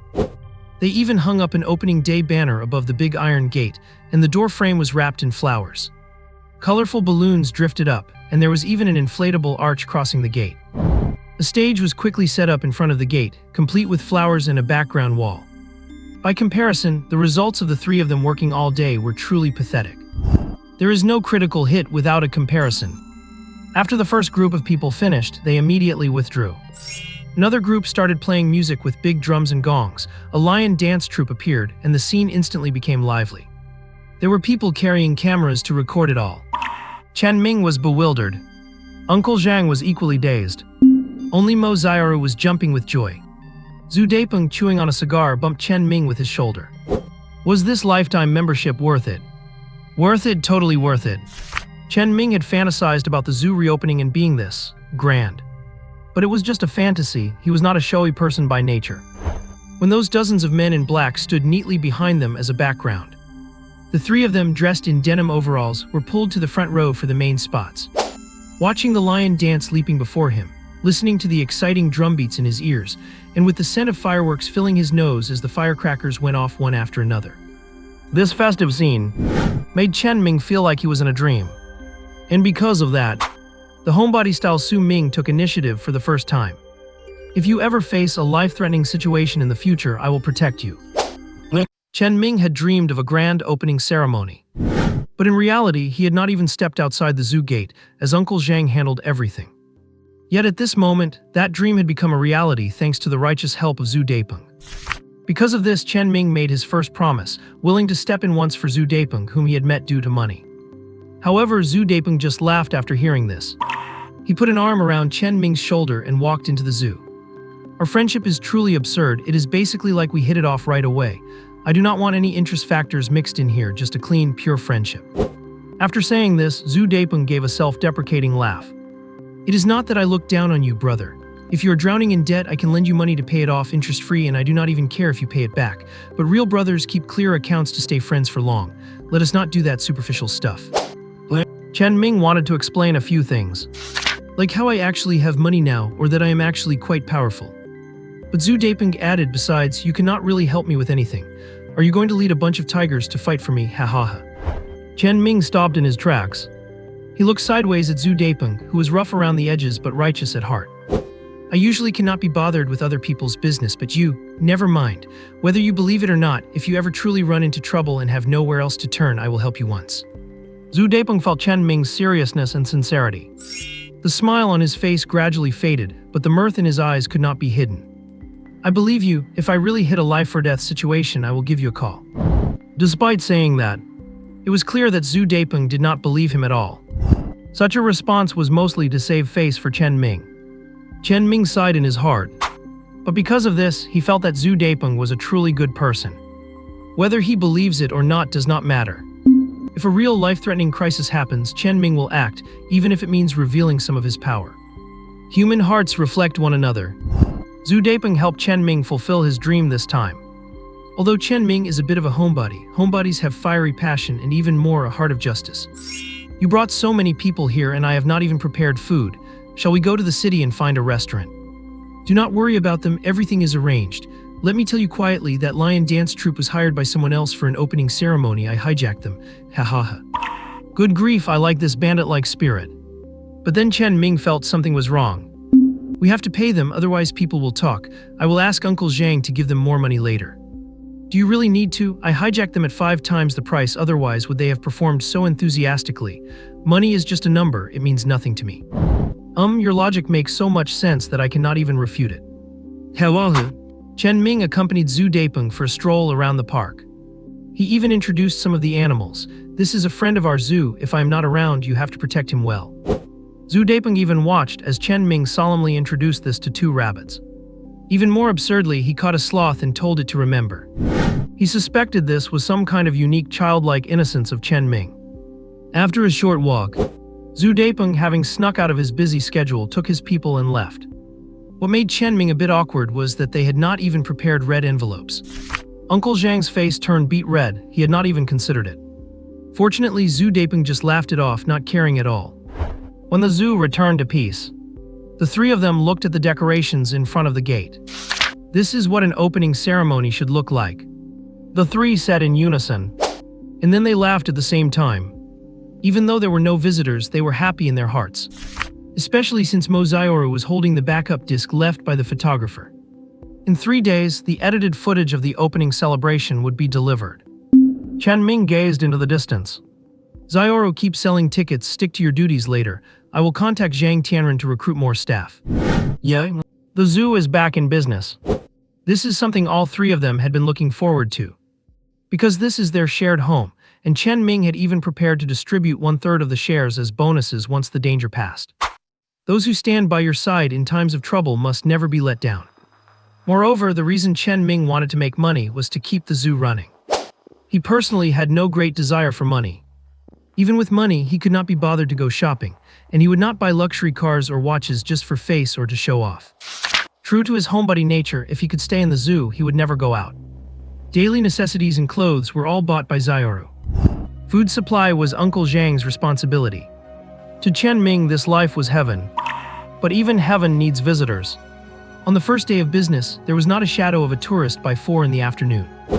Chen Ming thought it might be because the suppression from the investigation bureau was too intense, and also due to lack of publicity. Just as he was considering contacting the media to spread the word, Mozaioru's inquiry suddenly came over the walkie-talkie. Chen, director, the person from the bed is here, what should I do? Finally appeared. A flicker of light crossed Chen Ming's eyes as he grabbed the walkie-talkie. Sell them a ticket and tell him to come find me at the office building. Zioru received. Not long after, Uncle Zhang brought a middle-aged man holding a briefcase into the office. The man bowed. I heard the zoo was in trouble, so I came to visit. The zoo is fine. The deadline for the gambling agreement is almost here. I have turned a profit, so I do not need to pay interest, but I do need to repay the loan, right? The middle-aged man froze before he even sat down. He looked stunned, turned a profit, made 10 million. What on earth happened? Mr. Yang, let us just talk about the agreement and nothing else. I truly appreciate your help back then, but it is time to end this. Uncle Zhang, go ahead and terminate the agreement. Chen Ming took out the agreement and placed it on the desk. Uncle Zhang took it, turned, and signaled for him to leave. Mr. Yang still wanted to ask something, but was forced to leave the office. After they left, Chen Ming sat where he was, not moving an inch. He tapped his fingers on the desk unconsciously, muttering to himself, just puppets pushed to the front, but the agreement is legal, so everyone must follow the rules. Boss, are the bad guys coming? Yinzi flew onto Chen Ming's shoulder, looking indignant. Chengbei also jumped onto the desk, staring steadily at Chen Ming. Even the night-wandering rabbit that had been perched on his head ran over. Chen Ming leaned back in his chair, his expression still gentle. That is right, they have to personally try to squeeze this soft persimmon feel at ease, do not they? Mess him up, Yayu already dug the grave pit, and Yinzi will burn him to ashes and scatter them. Clig clig clig, meow hiss. The little ones expressed their stance one after another. Hello. Chen Ming laughed. For the first time, he laughed with a bit of arrogance. At dusk, Uncle Zhang returned after finalizing the paperwork. Mozaioru locked the zoo gate and followed him into the office. Yay, we finally paid off the debt. No need to worry about being kicked out anymore. Chen Ming smiled gently, but Uncle Zhang's expression was grave. The fig leaf has been torn off, it will definitely. Uncle, do not worry, I am prepared. You prepared what? Give me the gun. Chen Ming did not hesitate. He took the revolver out of the drawer and handed it over. Uncle, I am hungry. Uncle Zhang gave Chen Ming, who was changing the subject, a fierce glare. Only then did he turn to go cook. Mozaioru had no idea what they were talking about, but seeing Uncle Zhang ask for a gun felt wrong. After dinner, the sky was pitch black. Uncle Zhang stood guard at the entrance of the office building with a cigarette. On the side, Mozaioru was still digging for answers. Girl, listen to your uncle, go to the dorm in the back and sleep. No, you guys are hiding something from me, and I am very strong. Is being strong useful? You have to be able to hit someone, little beauty. A mocking voice suddenly appeared. Uncle Zhang stepped in front of Mozaioru, holding up the tranquilizer gun with one hand and clutching the revolver at his waist with the other. Who is it? Snap! A black shadow flashed by and the tranquilizer gun shattered. A yellow-haired youth with a human body and a rat tail suddenly appeared before them. So that is what you used to ambush me last time. No wonder I always wanted to sleep. I am prepared this time. Old man, you heavens. The revolver was pointed right at his forehead. The yellow-haired man looked stunned and did not dare to move. Careful, it might go off. Uncle Zhang was just about to speak. Suddenly, a voice came from behind. After all these years, old Zhang's skills have not diminished a bit. The yellow-haired man in front of Uncle Zhang had already shed his shock, returning to a cheeky grin, and with a flash, he disappeared. The previous shock and fear were all an act. Old man, you might be strong against normal people, but besides sneak attacks, you are nothing in front of me. Wagging. A long black tail knocked Uncle Zhang unconscious. The yellow-haired man looked at the leader, who was carrying Mozaioru with one hand. Dharma Protector, why not just kill them? They are just two ordinary people. The Protector just gave him a cold glance. He walked into the office building while carrying the unconscious Mozaioru. Boss, there are 3 of them. 2 are walking up, and one disabled the surveillance cameras and is lying on the roof. He flew up with wings that looked like a raven's. The one in the north of the city has already snuck in. Yinzi relayed the information sent back by Night Wanderer. Chen Ming was actually very nervous, yet he sipped his tea leisurely. A moment later, a mocking greeting came from the doorway. My dear nephew is so calm, it seems you have something to rely on. A flash of shock crossed Chen Ming's face. He never expected it to be a relative from his memories. It was Kaio Feng, the older brother of Chen Ming's mother.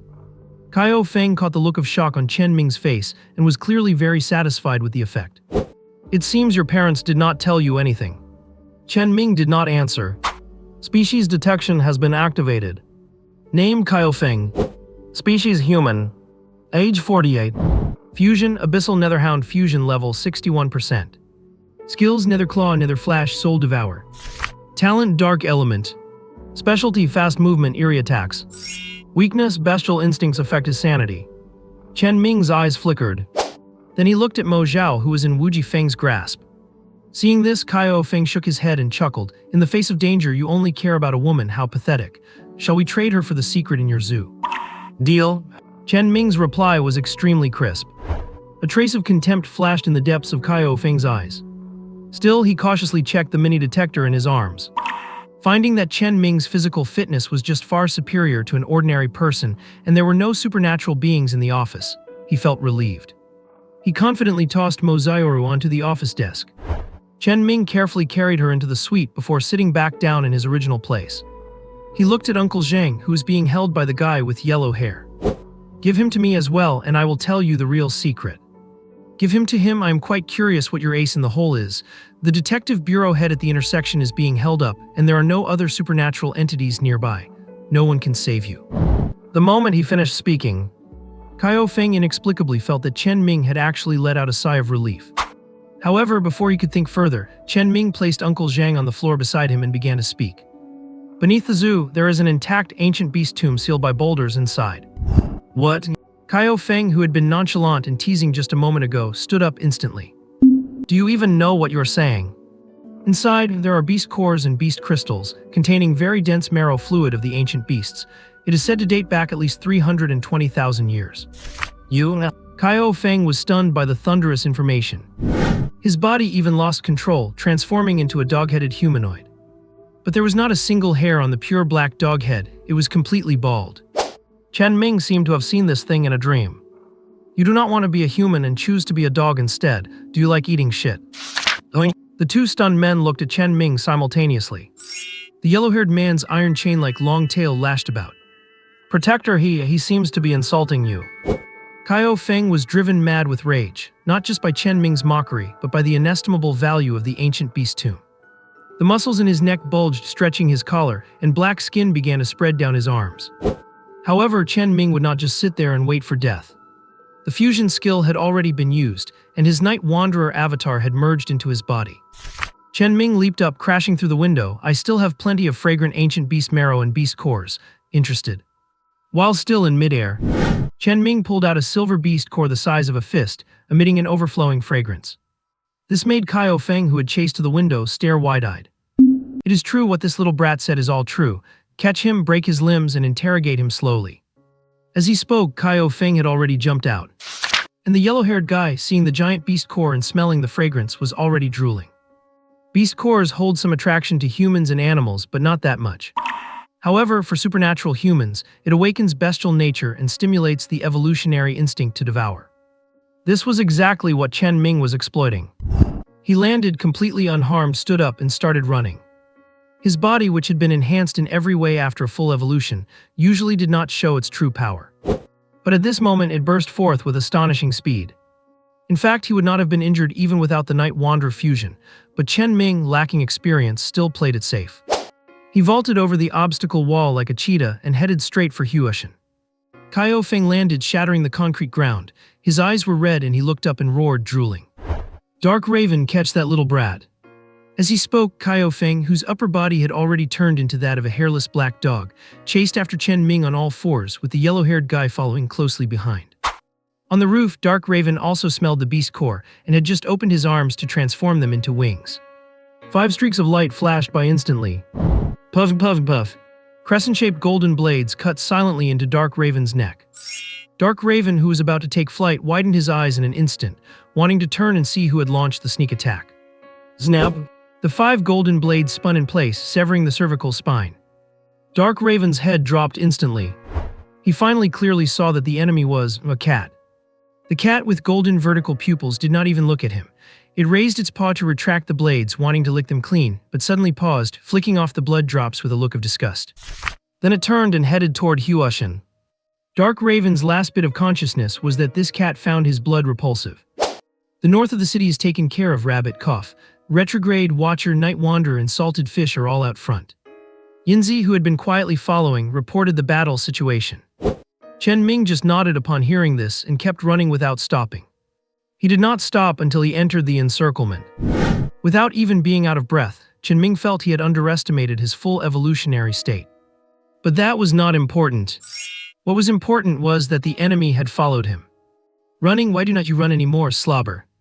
He wiped the thick drool from the corner of his mouth. Kaio Feng suppressed his instincts and cautiously observed his surroundings. They had entered Huoshan, where there were trees everywhere. Theoretically, Chen Ming had no night vision and should not have been able to make it here. "The ace in the hole you have behind you can come out now. Which supernatural faction are you with?" Chen Ming did not answer. At this moment, one after another, Night Wanderers were continuously merging beneath his feet. He looked at the hairless black dog in front of him with disgust. "What kind of mangy dog are you? You are too ugly. You do not know a damn thing. This is the bloodline powerful Hell Netherhound. Is not it still a dog? Once a dog, always a dog, and dogs cannot stop eating shit." Kaio Feng raised a paw and slapped his dog head. "Damn, this little brat's mouth is foul. Yellowhair, break his limbs. First, get the beast core and spirit marrow and bring them back for slow interrogation." "Got it, protect, sizzle, boom." 2 little white rabbits jumped out from behind the yellow-haired guy like thieves. The yellow-haired guy was not dead yet, but his waist had been blown away. His 2 legs and tail stood in place, while his upper body was blown a meter away and hung on a low tree. "Protector, save me." Seeing his own 2 legs still standing there, he was terrified. However, Kaio Feng was also so scared that he instantly became sober. He did not say a word and turned to run. The boss did not say you could leave and you still want to run. Meow. Looking at the parrot flying in the air, and the white cat standing on a tree branch, looking down and letting out a low growl. Kaio Feng already knew he had been tricked. Chen Ming had no outside support or aces in the hole. These pets were the most terrifying ones. Zmag. Without warning, he was slapped on the face by a paw, leaving wounds deep to the bone. Kaio Feng was stunned. Because in his cognition, the Hell Netherhound was naturally adept at speed and perception, and his fusion rate with it reached 61%. Yet he had not noticed who had attacked him. Snap crackle. 2 rabbits, their sizes swollen to the height of a knee, each grabbed one of the yellow-haired guy's legs and pulled in opposite directions. After pulling them apart, each rabbit held a leg. Then they bared their split lips and began to gnaw. Kaio Feng was horrified. But Chen Ming's face darkened, his tone low, "Retrograde, Watcher." The 2 rabbits' perked-up ears instantly drooped. They immediately dropped the yellow-haired guy's 2 legs and hopped to Chen Ming's feet. Can you control exotic beasts? Is this the secret Kaio Nan and Chen Guanda left behind?" Chen Ming did not answer. Instead, he was curious about the real reason why his dear uncle would resort to killing. "Why did you murder my parents?" "I did not kill them. It is a miracle they did not kill me." In the split second, Chen Ming was stunned. Kaio Feng's eyes flickered, his dog's skin gleaming as he instantly swiped and pounced, his foot-long claws glinting coldly. Kaio Zia launched the sneak attack without a sound and without any nonsense. The little ones did not move. Chen Ming had ordered to keep him alive, and with the Night Wanderer fully merged, his defense strength was completely fearless. However, a gleam of light suddenly shot from the eyes of the pouncing Kaio Feng, entering Chen Ming's glabella. "Rip out your soul and everything will be mine." Kaio Feng was full of confidence. Many supernatural beings far stronger than him had fallen to this move. Chen Ming, whose eyes were already dazed from the hit, suddenly had his glabella bulge as a large entity was pulled out from the shadow. But the next second, an unexpected change occurred. Chen Ming's glabella suddenly split open, revealing a colorful egg that the shadow had caught. "Great Master, oh wait, a crossbred abyssal netherhound, daring to use soul devour on the bastard. Your ancestors would not have had the guts. Come here, become nutrients for the bastard to grow." 5 colored lights spread along the shadow, drilling into Kaio Feng's eyes. "Ah, woodawoof." Kaio Feng let out a miserable howl and a dog bark at the same time. A half-dog, half-human soul shadow was ripped from his eyes and shot into Chen Ming's glabella. "The last relic was so delicious. I cannot let the master find out I ate it, and I definitely cannot leave any traces." 5 colored light swept across the surroundings. And then it vanished, as if it had never appeared. Chen Ming felt as if he had been locked in a dark room in a daze.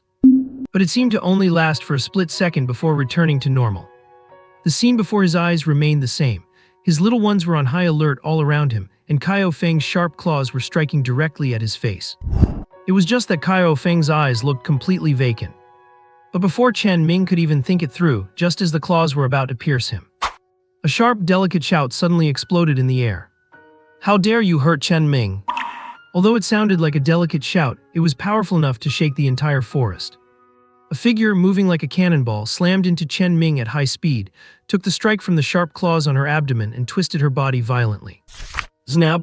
The 4 razor-sharp, glimmering claws were snapped clean off. The vacant-eyed Kaio Feng did not put up any resistance. His whole body swung like a wet towel and slammed into the ground. Thud! A muffled sound. A shockwave emerged. Grass and leaves were sent flying. And this was only the beginning. The figure, standing over 2.5 meters tall with a crooked ponytail, continued her frantic assault. Kaio Feng was knocked unconscious by the second blow.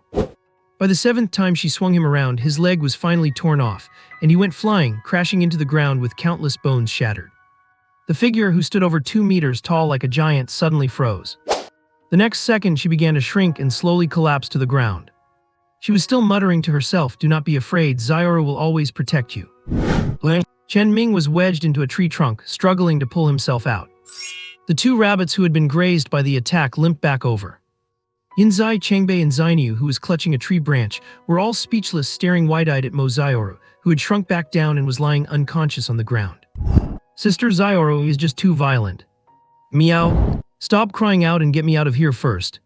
Chen Ming was completely bewildered. It was only because he had taken the evolution potion for a full enhancement and had the Night Wanderer fusion that his defense was ridiculously strong. Otherwise, that hit would probably have sent him straight to the ICU. And whether he could even be saved would be anyone's guess. Chen Ming braced his hands against the tree trunk and managed to pull himself out, thinking about Mo Zioru's transformation and her unconscious words before passing out. It left him with a bitter, helpless smile. Using his inspection skill, he discovered that Mo Zioru was in a state of forcibly activated wild body. The lose reason talent was truly terrifying. Without a shred of reason, she only remembered one thing. It was both moving and vexing, yet he could not even bring himself to be angry. Chen Ming checked her. She was only unconscious from the forced activation of her wild body, so he took some beast marrow that Night Wanderer had prepared in advance and fed her a few gulps. He threw the rest to the Suhui Watcher, who had been hit by friendly fire. Then he walked over to the twisted, mangled Kaio Feng. There were still many questions he needed to get answers for. Transcendents have incredibly tenacious life force. Even though Kaio Feng no longer looked human, he was still alive. But even after waking him up, Kaio Feng, who had previously been ruthless and decisive, just stared blankly with drool hanging from his mouth, as if his brain had been scrambled. Chen Ming frowned and asked, "Yinzai, did you notice anything unusual just now?" "Unusual number, just that Sister Zioru sacrificed herself to block the blade for boss, and accidentally embedded boss into the tree, hahaha." "If you do not know how to speak, then keep quiet." Chen Ming turned his head, his face dark, to look at the yellow-haired man. Suddenly, the corners of his eyes tightened, and in an instant, he was in front of the yellow-haired man's upper body. The man was already dead and somewhat shriveled. His eyes were sunken and his skin wrinkled. He was almost becoming a dried corpse. Yinzai was instantly alarmed and flew up to check the surroundings, but found no danger. Meanwhile, Chengbei was circling around the yellow-haired man. He raised a claw and pointed at a small tree that was just over a meter tall. Meow. Without waiting for a translation, Chen Ming instantly activated his species inspection skill. Name none. Species Gladitsia tree. Age 6 months. Bloodline 3 gold skin thorn vine tree. Skills none for now. Talent wood poison. Trade bloodlust. Yes. Chen Ming rubbed his smooth chin. Truly, the search was fruitless despite scouring the park, only for him to find a mutated plant right here. He leaned down to check the base. Hidden among the sparse green thorny branches were several red vines. The tree's thorns had pierced the yellow-haired man's skin, and the vines had burrowed inside, which was the reason for his withered appearance. But was this the gold-skinned tree being unable to stand the loneliness, or the Gladitsia coming out of the closet, or the vines overstepping their bounds? How on earth did these three things grow together? Chen Ming was filled with confusion. Theoretically, woody plants and herbaceous plants are completely different species. But the existence of special bloodlines seemed to have broken through the species' boundaries. The gazes of Chen Ming and the little ones seemed to frighten it. The slender vines that had burrowed into the yellow-haired man's body slowly retreated and hid in the tree roots. Is this thing alive? Yinzai was startled, his tuft of hair standing on end. The two little rabbits were eager to try, seeming to want to take a bite. But Chen Ming raised his hand to stop them. Chen Ming was determined to have this tree. Furthermore, the fuzz of the goldskin tree is toxic and even deadly. The Gladitsia thorns are incredibly tough, and with the wood poison talent, if he could move this back to the zoo, his safety level would skyrocket. But he could not form a contract without a legal identity certificate. Chen Ming slowly stood up. Suppressing the discomfort in his heart, he dragged the shriveled, yellow-haired man away from the small tree. At the same time, he deactivated the soul fusion art, and the pile of Night Wanderers fell out. Night Wanderer, clean up the battlefield and wipe away the traces. Chengbei Zainiu, take the Suhui Watcher and head back first. After saying that, he took out his phone and called Zhang Tianren. But to his surprise, the line was busy and he could not get through. He turned and tried calling Team Leader Fang, only to find the same situation. Little did he know that at this moment, Team Leader Fang was explaining the ambush to Zhang Tianren. And upon learning of it, Zhang Tianren immediately and acutely spotted the problem. Luring the tiger away from the mountain, your blockhead brain is just plain stupid, snap. She hung up the phone. Zhang Tianren quickly ran downstairs and got into the car. She dialed a number while pressing down on the accelerator. Before Chen Ming could even open his mouth after picking up, Zhang Tianren asked hurriedly, Chen Ming, you are in danger. Someone is tying up Team Leader Fang. Evacuate immediately. No matter what happens, find a way to hold on. I will be there soon. Cough, cough, report to Director Zhang. The danger has been cleared. One yellow-haired man had a rat tail, and there was also one who just called himself the Hell Pluto Dog. Screech. A harsh sound of tires screeching came from the earpiece. You could tell just how hard Zhang Tianren had slammed on the brakes. Both of them are on the Investigation Bureau's most wanted list as members of the Beast God Palace. Where are you? Zhang Tianren was clearly shocked. She even instinctively suspected it was a fake, but the information was so precise that it left her feeling uncertain. Chen Ming had already passed the initial stage of discomfort. He was not panicked. I'm at Huashan. I ran to Huashan, cough, cough. I am coming right now. Stay put and protect the scene. After hanging up the phone, Zhang Tianren, who had appeared calm, instantly turned furious. She pressed down on the gas and connected to Team Leader Fang, launching into a barrage of insults. You have not made any progress in 2 years as a team leader. Calling you a blockhead is a compliment. Is your brain filled with stinky tofu? Chen Ming has already been ambushed and he has already gone and killed 2 transcendents, yet you're still sitting there studying how to repel the enemy. Why did not you go eat 2 bowls of tofu pudding to celebrate? She hung up and threw the phone aside. A sharp light flickered in Zhang Tianren's eyes. I said this kid had problems, I knew it. Zhang Tianren sped away. On the other side, Team Leader Fang, who had been cursed out, was also bewildered. Although he did not know what exactly had happened, he noted that Chen Ming had killed 2 transcendents. The sudden news was like another earthquake. The Huacheng Investigation Bureau was forced to operate in the middle of the night. Killing famous transcendents from the wanted list of the Beast God Palace was no small matter. Forensic technicians, and even the foreign team leaders and old professors who had not left yet, all joined in. All heading to Huashan. Boss, should I scatter the ashes of this bad guy? Yinzi looked eager to try. But Chen Ming vetoed the suggestion. Rules must be followed, and besides, this is a meritorious deed. I am the victim here, so it is not a bad thing at all. Chen Ming raised his hand and stroked the cowlick on top of Yinzi's head. You fly a bit further away and coordinate with me for a little intimidation. Chen Ming leaned in to whisper the instructions. Then with a cackle, Yinzi shot up into the sky. By now, the Night Wanderer had basically restored the surroundings to their original state. But some loopholes were bound to escape the investigation of the Federation Bureau, though that did not matter anymore. In many cases, the attitude and the outcome are what really matter. As long as those 2 points are covered, the process can be appropriately overlooked. Waiting quietly, Chen Ming took off his coat, draped it over Mozaioru, and propped her up against a tree trunk. He discovered that the claws that had pierced her body had already been pushed out by her flesh, leaving not even a scar behind. The barbarian bloodline may be mindless, but the physical durability is truly top tier. Looking at Mozaioru's innocent face, he recalled the way she had charged forward as if her life depended on it. Chen Ming felt touched deep inside. Although, regardless of whether she came or not, the outcome would not have changed. But that sense of worry, care, and urgency was not fake. It is just that Chen Ming's heart is not set on this, or rather, he instinctively repels it. This relates to a past unpleasant experience of being gaslit. Ever since then, Chen Ming has not believed in romantic love, focusing instead on family and friendship. The phone rang. Chen Ming hung up immediately, because he had already seen the beam of a flashlight. Team Leader Fang, I am over here. Indeed, it was Team Leader Fang who was closest, arriving first with his men. After getting closer, Fang swept his flashlight around and gasped. You did this. You could say that. There is another one on top of the office building. Also a superhuman, 3 of them. Fang's eyes widened. He got chewed out just for 2 superhumans, but 3. Can this life still go on? Chen Ming's expression remained gentle. It is just that his tattered clothes looked a bit strange. Yeah, that one can fly, and its wings look like a crow's. Dark Crow from the Beast God Temple. Fang excitedly grabbed Chen Ming's tight-fitting vest. But then he remembered this was a ruthless man who had just killed 3 superhumans from the Beast God Temple, not the little zoo director he once knew.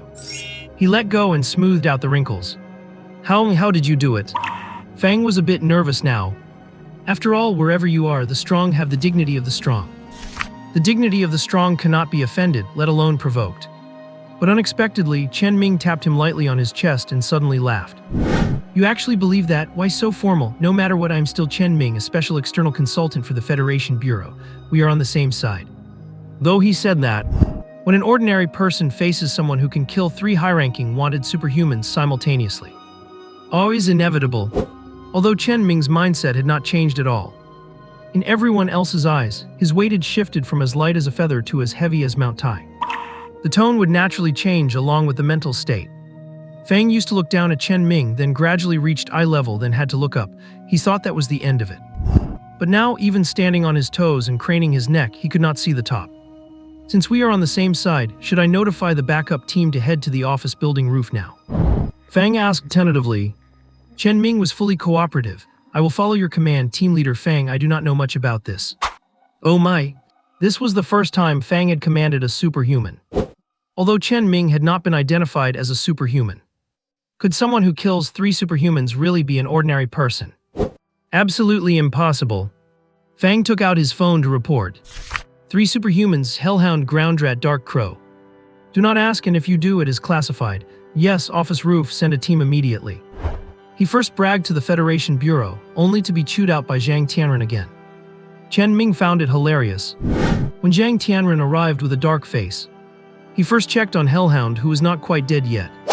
Crushing force, half the bones in his body shattered, his arms ripped off. What kind of superhuman is this, a gorilla? As he spoke, he turned his head to look at Chen Ming. However, the way Chen Ming shielded Mozaioru made Zhang Tianren's eyes narrow slightly. He stopped asking and stood up to look around. Identity confirmed beyond doubt. Hellhound, one of the 3 protectors of the Beast God Temple, ranked 21 on the wanted list. We only had his name and physical features, no real identity records. Did not expect it to be you. I will record it as killed by me. Fang was stunned. This was clearly Chen Ming's merit. But Chen Ming's eyes lit up and he gave a thumbs up. Bureau Chief Zhang is authoritative. Protecting a special consultant is everyone's duty. Do not say I stole the credit, but you blockhead Fang, are you a vegetable? Do not you know how to keep a secret for special consultant Chen? Oh, I understand. Fang stumbled through his reply. He turned and ran, and the investigators he brought also intelligently followed him to spread out around the perimeter. Only then did Zhang Tianren grit his teeth and look at the decapitated blonde. This person killed 4 investigators. His tail was like an iron chain and as hard as a spear, and he had quick reflexes and could run like the wind. Residual lightning powers. Zhang Tianren sighed. Do not tell the old man you are a lightning-type superhuman, and with an assimilation rate of at least 70%, that is why the results are so violent. Chen Ming's face remained gentle. That upturned smile was practically a doting grin. The more he looked at it, the more annoyed he became. Zhang Tianren almost blew up on the spot. However, before he could act, a forensic result suddenly came through his earpiece. Identity of the superhuman on the office roof confirmed. Dark Crow from the Beast God Temple, ranked 27 on the wanted list. Cause of death: cervical spine severed by multiple small, sharp implements. Suspected metal-type ability. Looking at the smiling Chen Ming again, he was really becoming more punchable by the second. Great strength, metal, lightning. Even if the strength is related to that little girl, how do you explain the other two? Zhang Tianren sat down on the ground. I might not be able to handle this burden alone. You at least have to come clean. I do not doubt your attitude or your loyalty to the Federation Bureau, but the results are here, and no one will believe this if it gets out. Chen Ming watched as Zhang Tianren sat on the ground in a fit of pique. He scratched his head and sat down next to him, cast a cautious glance around, and then leaned in, shielding his mouth with his hand. To tell you the truth, I joined an organization yesterday called Superheroes Defending the Globe. Damn it. Wang Ming had not finished before Zhang Tianren interrupted with a violent coughing fit. You brat, put some effort into your lies. What kind of organization would take such a middle schooler name? Are they elementary students? What is wrong with elementary students? Let me tell you, old Zhang, they are sincere. Not only did they send 3 elementary students, 3 superhumans to help me deal with the bad guys, they especially admire you and left you a gift. Chen Ming sounded mysterious, but Zhang Tianren did not believe a single word. He looked up at the sky and asked sarcastically, what gift? Do not tell me it is transformation serum in Superman underpants. A healing serum that can treat failed species assimilation. What? Zhang Tianren turned cold and stern instantly. His eyes fixed on Chen Ming like blades. Chen Ming quickly explained, I did not leak anything, they asked me to pass it on. They said it can allow for secondary assimilation, boosting it up to 70% non-toxic, harmless, and with no side effects. Zhang Tianren stared steadily at Chen Ming. Do you know that the Federation Bureau has gathered dozens of top scientists and still has not been able to research this stuff? That is why they want you to use it on the spot. You cannot even take the vial away. As he spoke, Chen Ming took out the serum and then immediately tucked it away again. Although Zhang Tianren was not sure if the serum was effective, he could see the intricate craftsmanship of the vial. One-piece molded crystal encapsulated syringe. The Bureau is still working on such syringes without success. Does such a middle school-named organization really exist? Chen Ming felt personally offended. He tilted his head toward Hellhound and the blonde, his meaning obvious. Zhang Tianren pondered for a while, recalling the agony every time he used his superhuman ability. Who wants to look like a 93-year-old with sagging skin when they are in their prime at 39? Who wants to go bald while still young? Fine, I will take the fall for this. I wanted to provide cover for you anyway. If it really can do a secondary assimilation, I can announce the kill process on the dark web, mock the Beast God Temple, and draw all their fire. But I am duty-bound to report this middle schooler. Mysterious organization. Zhang Tianren made it clear he was going all out. And Chen Ming grinned and stretched out his palm. Is it a deal? It is a deal. The two men shook hands. Zhang Tianren always felt he had been duped again. But this time it was of his own free will. Zhang Tianren was also suffering immensely, tortured by his own failed fusion of supernatural abilities. Is he powerful? Much more powerful than an average trained person. But the cost is just as high. Every time he uses his ability, his body ages, and the investigative bureau has tried countless ways to cure it, all to no avail. In the end, that once brave champion could only hide away in a corner of Flower City. Never did he expect that an accidental investigation of a dilapidated zoo would lead to such a breakthrough. He originally just wanted to protect and help the younger generation. Yet he ended up being the one who was helped instead. Do not let Zhang Tianren's usual cheerful demeanor fool you. When it comes to matters of principle, he remains extremely cautious. First, it is not yet certain if this serum is effective, and second, if it is, can you contact them so I can negotiate? The investigative bureau is willing to trade for technology of equal value. After all, just by that cringy, hot-blooded organization name, one can tell they aim to defend the whole world. Or perhaps, is this an organization you, Chen Ming, completely made up? You do not want to mess with a sharp-minded man like Zhang Tianren. After his initial surprise, he now wears a smiling face, yet he is probing for information relentlessly. probing for that organization's intentions, their bottom line, and their authenticity. However, Chen Ming had long been prepared. He quietly signaled behind his back. They do not want to show their faces, claiming they need to maintain an air of mystery. It does seem a bit cringy as for their authenticity. Chen Ming drew out the last word. Zhang Tianren squinted his eyes, concentrating hard. Yet in the next second, he abruptly stood up, ready for battle. A blazing fireball the size of a fist flew through the air. It was not an attack, but rather it circled above them like a display of power before quickly speeding away. Chen Ming scratched his head. That looks like Fire Kid from Superheroes Defending the World, ranked 4th. He always wears a Calabash Brother mask. Zhang Tianren was left speechless. He looked down at his ability detector. He muttered to himself, ability intensity level 6, fusion rate at least over 65. Based on the stats alone, this far exceeds the Hellhound. Truly cringy. Is this a show of strength because I doubted their existence? With a cunning smile on his face, Zhang Tianren stared into the distance. But then he heard something unexpected. Detected the source of the energy, but no supernatural humans found. Flower Mountain has lush vegetation and many birds and small animals. No other large species or supernatural beings detected. Zhang Tianren, who thought he had everything under control, had wanted to conduct a secret investigation. He knew just by the name that this was a group of hot-blooded, cringy teenagers. He had intended to provoke them to verify their authenticity, then appeal to their sense of logic and emotion, typical official strategy. In the end, he ended up proving nothing at all. While feeling a bit awkward, he could not help but feel a secret tremor of fear. The strength of this superheroes defending the world group is not to be underestimated. Zhang Tianren raised his hand and rubbed his face. Let us resolve the current matter first, then go to your office to take the serum. Think carefully. If the serum is ineffective or even has side effects, you will be the one held responsible. Are they that bored? Why would they kill 3 supernatural beings just to poison a half-dead, aging guy like me? Chen Ming turned around and carried Mo Xiaoru on his back. Zhang Tianren thought about it and realized he was right, so he followed him down the mountain. Behind them, the investigators who had just arrived were bagging the corpses of the Hellhound and his partner.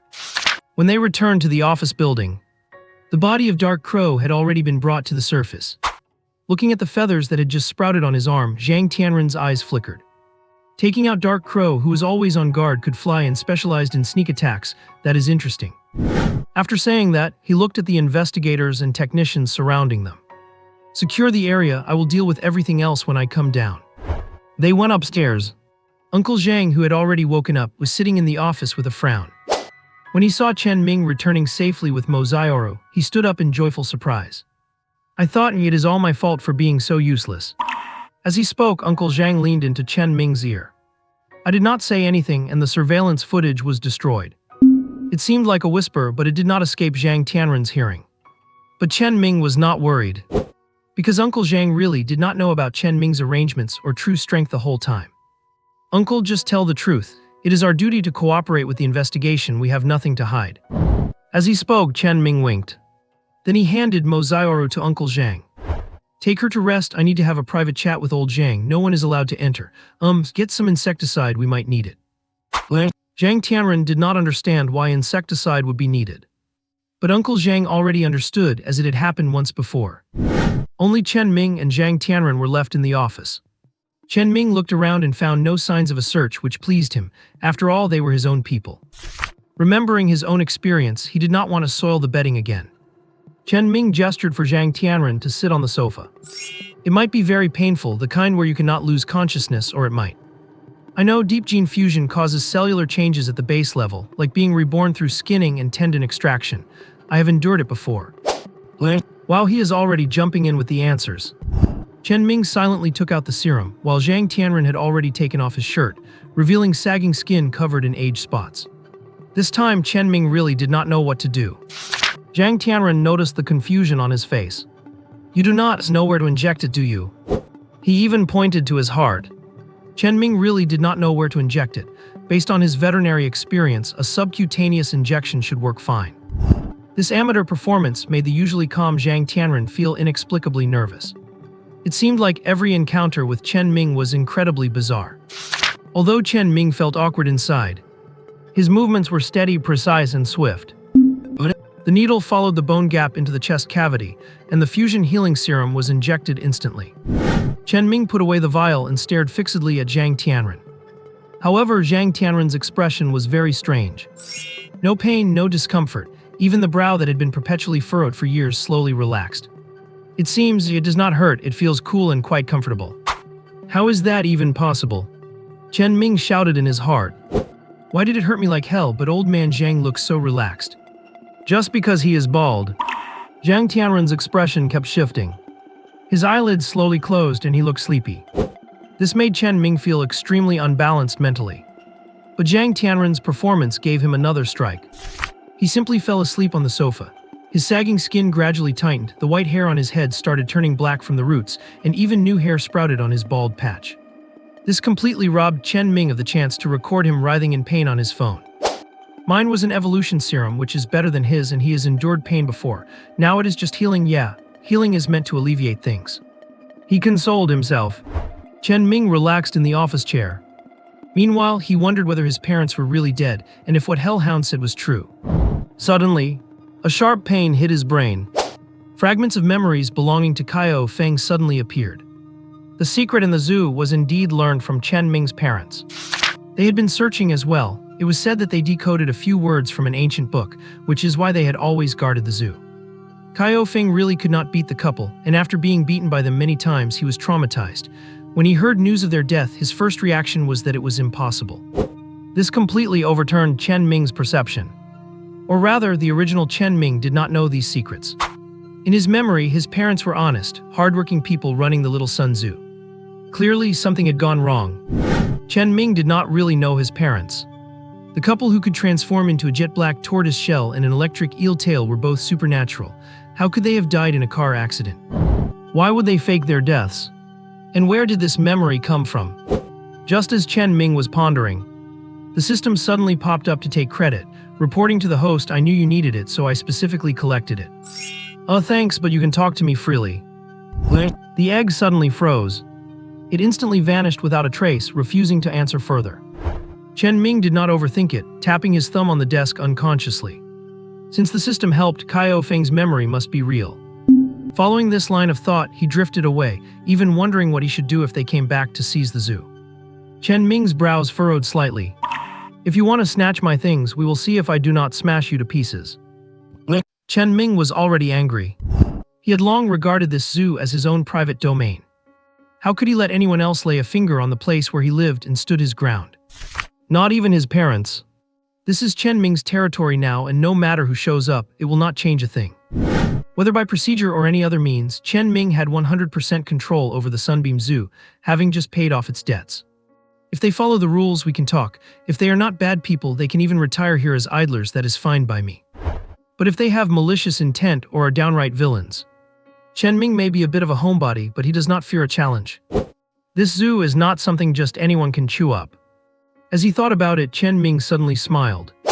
The mastermind behind the scenes has already been brought to justice. And with Zhang Tianren volunteering to stand in the front line and draw the fire.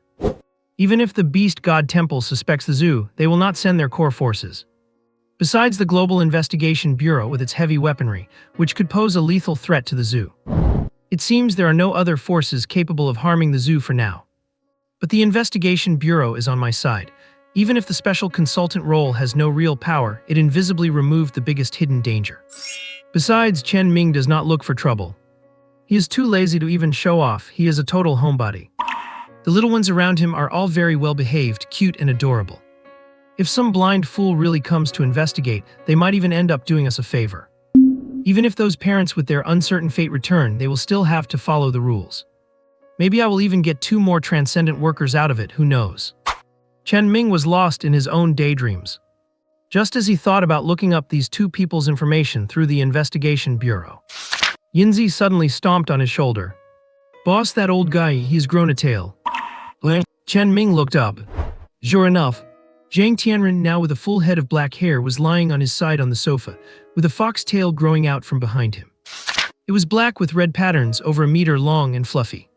Chen Ming instinctively raised his hand, wanting to go over and give it a pet. But immediately after, Chen Ming balled his hand into a fist and stopped. His heart was filled with repulsion, because this cute, fluffy fox tail was growing out of the backside of an old man like Zhang Tianren. The thought of a fox tail prop even flashed inexplicably through his mind. Chen Ming was losing his mind right there. What kind of twisted image is a bald old man with a fox tail sticking out of his back? It is practically scorching to the eyes. No, wait. It is enough to make me want to gouge my eyes out. Chen Ming hurriedly lowered his head. He raised his hands and rubbed his eyes vigorously.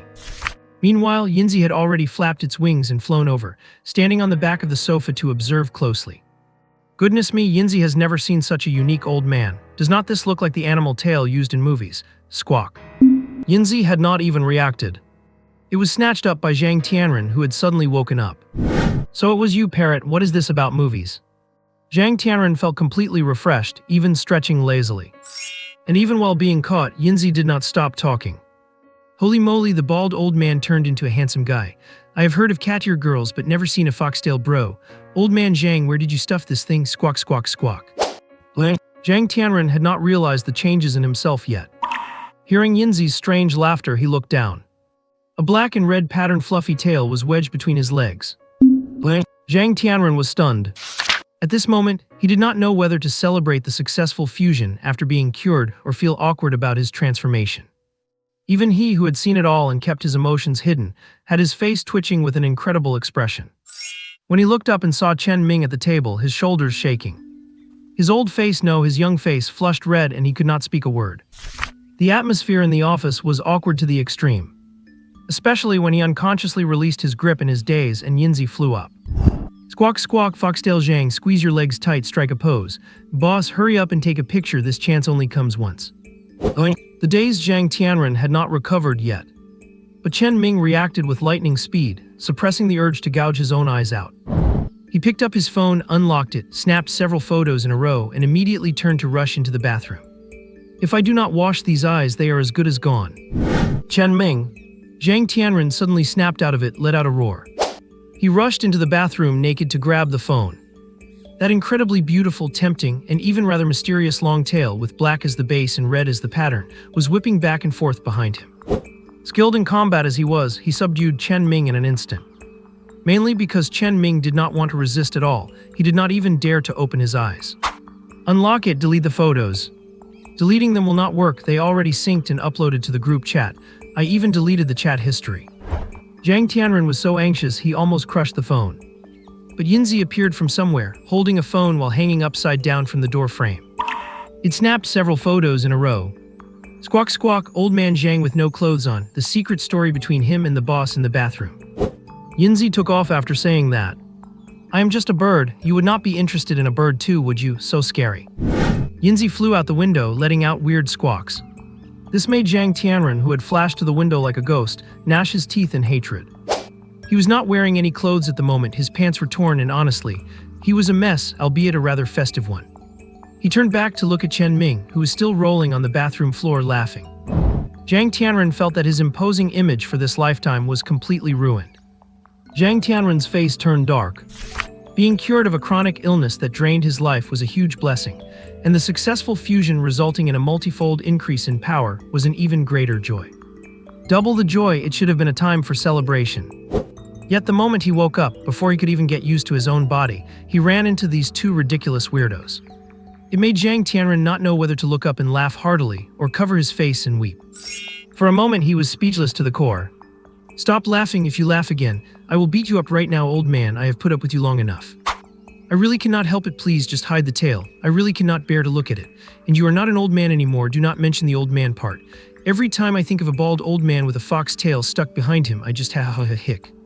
Chen Ming lay on the floor, hiccuping from laughter. His words reminded Zhang Tianren.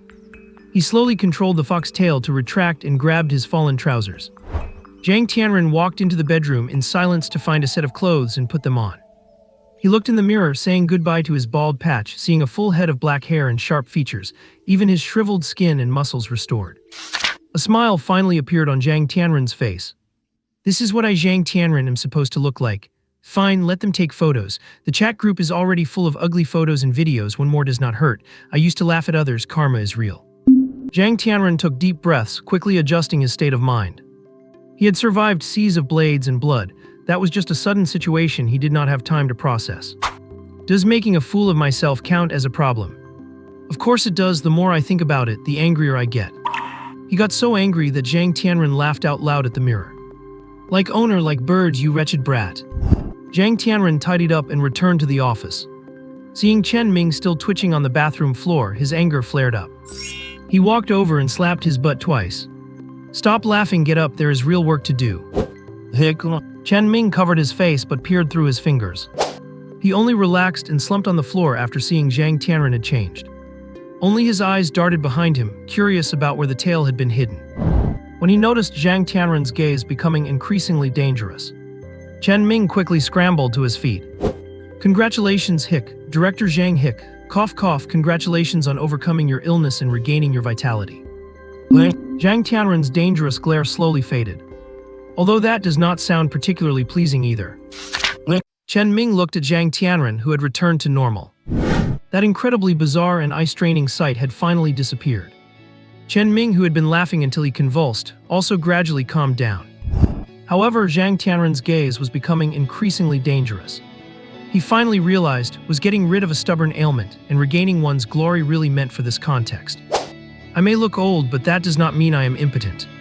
No wonder something felt off the whole time. This brat is truly asking for a beating. The more Zhang Tianren thought about it, the angrier he got. If Chen Ming showed even a hint of a smile, he would immediately turn him into a bruised mess. But Chen Ming simply calmed his mood, sat on the office chair with a gentle expression, and gave Zhang Tianren no chance to lash out. Ahem, shall we talk business? As he spoke, Chen Ming poured a glass of water and pushed it over. This left Zhang Tianren with no choice but to abandon his plan to give him a thrashing. Taking the glass, their eyes met. I can feel my body changing as if I have shed several heavy winter coats and now feel light as a feather. Plus, using the skill just now did not cause any damage to me.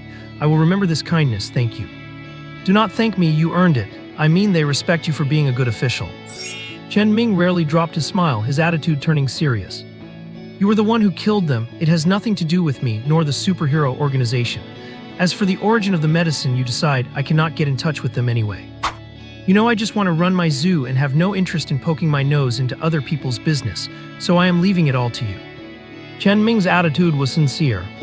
This left Zhang Tianren, who was still dwelling on the healing potion recipe, forced to swallow his words. This time, both Chen Ming and that mysterious organization had truly helped him a lot. It was no exaggeration to call it a life-saving favor. Moreover, taking down 3 wanted members of the Beast God Temple was a monumental contribution. Although Zhang Tianren had suspected Chen Ming, the test data clearly indicated that Chen Ming was not a transcendental being, merely someone with physical fitness far exceeding the average person. Being subtly nourished by the ancient tomb's spiritual energy was considered normal. Even though he wanted to get the recipe to help more people, Zhang Tianren really could not bring himself to be ungrateful and harass someone. He sighed and stopped questioning him. Understood, but I must warn you, the Beast God Temple is no cute mascot. They will investigate in secret and they might very well come after you again. I am just an ordinary person, I hope they do not come for me. Chen Ming rubbed his brow, looking quite distressed. But in his heart he was thinking, come at me and I will kill you. Do you really think I am a soft target? However, this performance of his confirmed one thing in Zhang Tianren's eyes. That superhero did not leave anyone behind. Sure enough, these middle school syndrome teens are unreliable, leaving a mess behind for the detective bureau to clean up as soon as they are done. Zhang Tianren checked his watch. In the blink of an eye, it was already 2:00 a.m. I need to adjust to my body's state, turn around. Chen Ming got up and left without a moment's hesitation. His first reaction was actually to raise his hand and cover his eyes, terrified of seeing something visually traumatic again. This made the veins in Liu Tianren's forehead twitch once more. He returned to his bedroom and locked the door. Chen Ming immediately opened the group chat, selected 3 photos, and sent them directly. Enjoy this fashionable foxtail temptation photo. Our special consultant is something else, he plays hard. I actually kind of like it. Wait, what is this? This is a man. Behave like a human being. Where did you get these disgusting pictures from? Wait, this side profile looks familiar. Could this be old Zhang the ghost fox? Brother Foxtail, help, I am blinded. Facial pattern analysis confirms it is Zhang Tianren. He recovered. How did he do it? This is disgusting. A man wearing foxtails. My eyes are no longer pure. I need to gouge them out. This is an insult to foxtails. Give me back my beastier girls. Just end it all. The technical staff were more concerned about how Zhang Tianren recovered, while everyone else was focused on how much the photo hurt their eyes. The whole chat group instantly exploded into chaos. Chen Ming closed the group chat with satisfaction. This should make them forget about my acceptance speech for now, right? Chen Ming thought blissfully. But from inside the office came a deafening roar from Zhang Tianren, Chen Ming. Half an hour later, Chen Ming had a bruise on his left eye socket and a swollen lip. He followed obediently behind Zhang Tianren as they walked out of the office building. Everyone was extremely curious about what had happened. The professors who were in the chat group had already crowded around, looking at the young Zhang Tianren with excitement. But before they could ask anything, Zhang Tianren raised his hand to stop them. Today, I, Zhang Tianren, personally executed the 3 members of the Beast God Temple by the banks of the Manhwa River northwest of Huacheng. Pack up. Everyone stared at the rejuvenated Zhang Tianren in stunned silence. Zhang Tianren twitched his mouth. Squarehead, do you not understand what pack up means, and the rest of you? Yep, that is definitely our smiling Yama. Everyone hurried to work, carrying the evidence bags. The old professors looked at each other and asked nothing. They just gave a smiling nod to Chen Ming, whose lip looked like a sausage, and left immediately. Even though they had countless questions, this was not the time to talk. Zhang Tianren personally claimed he killed them, which was clearly suspicious, coupled with his sudden recovery. But that is how the detective bureau worked. You could joke and banter all you wanted in the relaxed chat group. But when it came to real business, everyone was serious, exceptionally united, and always had one single voice. Whatever Zhang Tianren said now was the official account of today's events. Everyone's story remained consistent. Chen Ming watched them all leave. Only then did he lock the gate with the help of Uncle Zhang. On the way back to the city, the two walked side by side. Uncle Zhang hesitated before speaking. I have seen that blonde guy, but I did not know who was behind him. I am truly old, I did not help at all. Uncle, what was your relationship with my parents? The sudden question caught Uncle Zhang off guard. He did not hide anything. Things were not going well, and I did not want to make money by doing evil things. Your parents took me in to help manage the zoo, so I had food to eat. I wanted to protect you to repay the favor, but alas. Chen Ming cheered up. He threw an arm around Uncle Zhang's shoulder. Uncle, from now on you are the head manager here. In a few days, old Zhang, will arrange for some people to come work here and we will only get better. Uncle Zhang did not say a word. He just kept nodding and wiping his eyes. After returning to the office building, he told Uncle Zhang he did not need to work the night shift. Chen Ming, unable to sleep, rubbed his slowly unswelling lip. Yinzi, find a way to explain the business situation to all the animals in the park. We have too few animals, we must have a unique feature to stand out. I am good at this, but Sister Zio Ru's phone is running low on power. I want to use the tablet. It is best to gather them all together for a unified class. We need to be attractive and have unique traits to get chicken legs. Chen Ming froze for a second. Is not this a KPI evaluation? Considering Yinzi's mathematical talent, where she could only count up to 9. Chen Ming decided to accompany them personally. Developing the zoo was a big deal, he could not take it lightly. He turned off the lights. He turned off the security cameras he had just repaired. Chen Ming used the cover of night to open the cages one by one. Lions, tigers, deer, and giant pythons were all released. There were not many animals, as many big eaters had been sent away and had not been brought back yet. Dozens of animals lived harmoniously and followed Chen Ming to the central garden. Chen Ming cleared his throat. Just as he was about to deliver his opening line, Yinzi let out a loud, strange cry. The group of animals quickly circled and laid on the ground, all staring at Chen Ming. Gaga, boss, show them the treasure first. Chen Ming turned into a utility worker sighed. His opening statement was discarded. Nothing to be done, there was a language barrier. Chen Ming took out a portion of premium animal feed and a small bottle of beast marrow. The golden tuft of hair on Yinzi's head stood straight up as she shuffled on the ground like a chicken. The little sun refresher course is now in session. In the spirit of harmony, unity, love, and mutual aid, everyone must love each other and gain skills if you want to earn rewards. Yinzi held her head high, talking incessantly. Chen Ming could not understand a word and began to drift off. Early morning. The sunlight was just peeking through, and the darkness had not yet fully receded. Chen Ming, who was fast asleep, felt a little brush rubbing against his face. He opened his eyes in a daze. It was Chengbei licking him with its little tongue. Meow. Chen Ming scratched his head. He only then realized he had fallen asleep on the grass while listening to Yinzi's lecture. Well, basically all foreign language lessons have a hypnotic effect, and English is pretty much like bird chirping anyway. Chen Ming rubbed Chengbei's head. He stood up, looked around, and found Yinzi sleeping on a tree branch. The other animals had all disappeared. Placing Chengbei on his shoulder, Chen Ming quietly poked Yinzi with his finger. Yinzi was startled and flew right up, squawking, "How bold, what kind of little? Oh, it is the boss, caca." Yinzi flew back and landed on Chen Ming's other shoulder. "They have all gone home. I told them to lock their doors, split the big chicken legs equally, and the supersized ones were in the bottle, so I did not hand them out yet. Boss, how come you fell asleep?" "I could not understand your gibberish, so I just fell asleep." Chen Ming yawned. He headed toward each animal enclosure.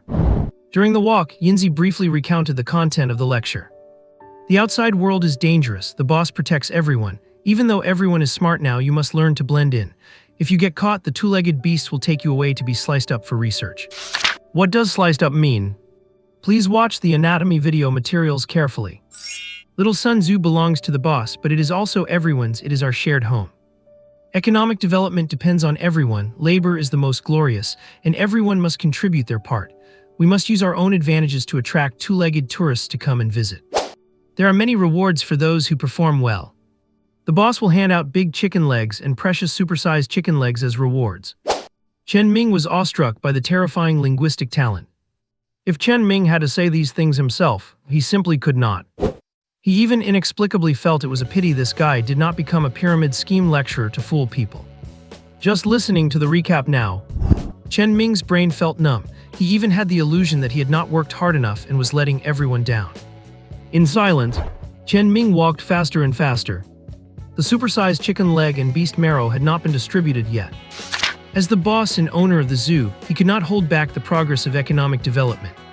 Chen Ming walked into each enclosure one by one. He distributed a bit of marrow to each animal, watched them lick it clean, and then locked the doors. Many animals, while intellectually enlightened, lacked special bloodlines and remained ordinary animals, just much smarter. Chen Ming did not treat them differently and treated everyone fairly. But ordinary animal bodies could not handle too much, so each only got a few drops. Yet just those few drops of marrow were enough to make them so excited they wanted to put on a performance for Hang Ming. For instance, the golden python with 0.02 dragon bloodline performed its specialty, the physical knot, right on the spot. Even if it were not for Chen Ming's help. The guy was drooling a puddle of tears and could have rolled itself to death on the spot, looking not very bright at all. Chen Ming had originally planned to use his last awakening card on it. But this guy was too lazy, clumsy, and could not control its drooling. This was a fatal flaw. If it were exposed, that would be bad. After touring the entire zoo, Chen Ming fed the remaining marrow to Yinzi and Chengbei. He tossed the bottle on the ground, and the night travelers would clean it up and collect the empty bottles. Yinzi had told him that these things could be sold for money to create economic benefits. As a result, the night travelers had already hoarded many empty bottles.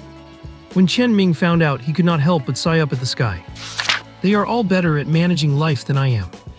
On his way back to the office building, Chen Ming received a call from Zhu Daipeng. "What is going on with your zoo? I heard it was sealed off again last night. Do you have to reopen it all over again?" "You are certainly well informed. A surprise safety inspection. It is fine. It is officially open now. Come visit when you have time." "I am busy. No time to play. You have got nothing there. How about I take you out to experience what playing really means sometime? Want to try the ice and fire, the submarine scooping, or the desert storm? I will set you up with the best technician." Zhu Daipeng was full of mocking laughter. But Chen Ming just stared blankly. Zhu Daipeng's hearty laughter came through the receiver. "Ha ha ha, are you dumbfounded? I will not tease you anymore." The call ended. Chen Ming still had not collected his thoughts. As a shut-in, he was a theoretical master of these ways of playing, although his practical experience was basically zero. Chen Ming put the phone away and rubbed his face. "I do not want to go play with you, Humph." He put his phone away with a bit of a huff. Chen Ming hugged Chengbei tightly and could not help but pet him a few times, which left Chengbei utterly confused. "Meow. I'm a boy, boss, what are you doing?" And Yinzi on his shoulder had already lifted its wing to cover its head, unable to bear watching. Chen Ming, who had been quite happy, suddenly was not so happy anymore. He only regained his smile when he ran into Uncle Zhang downstairs at the office. Uncle Zhang quietly extinguished his cigarette and hid it. "Our zoo, it has many changes. We do not even have to clean anymore. I will not ask, but I just want to know, will there be any danger?" Uncle Zhang was experienced. Every change in the zoo was seen by him. The animals were enlightened and became smart. When fed, they did not roar like they wanted to eat people, and they even closed their cage doors themselves. Some he discovered directly, some he observed in secret. But he never asked and never spoke, keeping everything in his heart. until he could not sleep in the early morning and went to patrol, finding the cages empty and becoming extremely nervous, even seeing Chen Ming from a distance sleeping soundly in the middle of a group of animals. Lions, tigers, and pythons surrounded him in a circle, as if they were holding a meeting or protecting him. This made him too nervous to disturb them, so he quietly returned and turned on the repaired surveillance equipment. He saw with his own eyes that as it approached dawn, the animals returned one by one and closed the doors. This bizarre scene made him unable to hold back his question. Chen Ming put his arm around Uncle Zhang's shoulder. It is safe. Yinzi is teaching them to follow zoo rules and contribute to the economic development of Little Sun Zoo. Uncle Zhang tensed up. He understood every word Chen Ming said, but put together it was preposterous. Had these animals become mythical spirits? Was it related to the tomb exploration from the other day? Due to confidentiality measures, even though Uncle Zhang was close by, he did not know any information about the tomb. Chen Ming sensed his tension and led him into the building. Do not worry, all changes are under control, it is all good. I am so hungry, time to eat right. Hearing Chen Ming say this, Uncle Zhang finally relaxed. Zioru has not woken up yet. That is easy, I will go call her, hee. Chen Ming ran toward the dormitory. Uncle Zhang nodded repeatedly. He has paid off his debts, solved his troubles, and no longer wears a worried face all day. He finally put down the heavy burden and regained some of his childishness. Chen Ming arrived at the dormitory. He lifted the quilt and found her curled up in the jacket from last night. He confirmed she was just sleeping, and the aftereffects of her forced awakening had long since passed. Chen Ming leaned over and whispered in her ear, "Time to eat, there is braised pork, fried chicken, and spiced beef." Food. Mo Zioru sat up with a start. She began pulling at her clothes with her eyes closed, getting ready to change. But she realized something was wrong, the clothes. They were buttoned backward on her chest and the two sleeves were tied in a knot behind her back. She opened her eyes and saw Chen Ming grinning at her. She looked down and finally remembered the events of last night. Everything except her underwear had been ripped apart. Her neck started heating up, and her cute, blushing face became as red as a sunrise. Her little fists clenched, making cracking sounds. She was so ashamed and furious that she looked ready to explode and attack. Chen Ming had already reached the door, ready to run. However, to his surprise, Mo Zioru managed to control herself despite her clenched fists. Her face was flushed like she was drunk, and she tilted her head to look at Chen Ming, forcing a very reluctant smile. "Is my figure pretty?" Chen Ming would not have been surprised if she had tackled him, beaten him to a pulp, or even bitten him. But this Mo Zioru was truly shocking. Visions of snowy mountains and plum blossoms inevitably drifted through his mind, though he really had not paid attention at the time. Seal the heart with concrete, ward off all evil, cut it out. Chen Ming was caught completely off guard and turned to run. This made Mo Zioru, who was also feeling awkward and just trying to stay strong, suddenly laugh out loud. The shyness and anger on her face faded rapidly, and for a moment she was breathtakingly beautiful. They finished breakfast in an awkward atmosphere. Mo Zioru put on her overalls and rode her little e-bike to the main entrance of the zoo. Meanwhile, Chen Ming paced back and forth in his office with his hands behind his back. How did she suddenly get so perceptive? Does not that make things even more dangerous, damn it? A moment later, Chen Ming slumped on the sofa. He muttered, "This is not scientific. How could a simpleton who only knew how to tackle and hit people suddenly change?" Director, a visitor has arrived. They have already bought a ticket and entered. Chen Ming sat up in a flash. "Who is it?" "That red-haired girl who caused trouble last time, but now it is dyed green. She says she wants to find Yinzi to continue their past life destiny. She seems like a total airhead." Chen Ming turned his head to look at Yinzi, who had golden feathers sticking up. The man and the bird looked at each other in silence. A moment later, Chen Ming gnashed his teeth with wide eyes. "As long as she pays, never mind a past life destiny, I will even find her child from a previous life. I think the night travelers are up to the task." Yinzi's feathers instantly stood on end. Its neck grew a circle thicker. "Boss, you are going too far." Yinzi was genuinely panicked. Flapping its wings, it flew toward Chen Ming, whose eyes were filled with a playful smile. "Boss, you said before that making money requires a conscience. Yinzi has worked his tail off for the zoo. You cannot sell me out. I am just a bird, and even though I have seen countless films, I do not have the capacity for any actual hands-on operation." "Hello."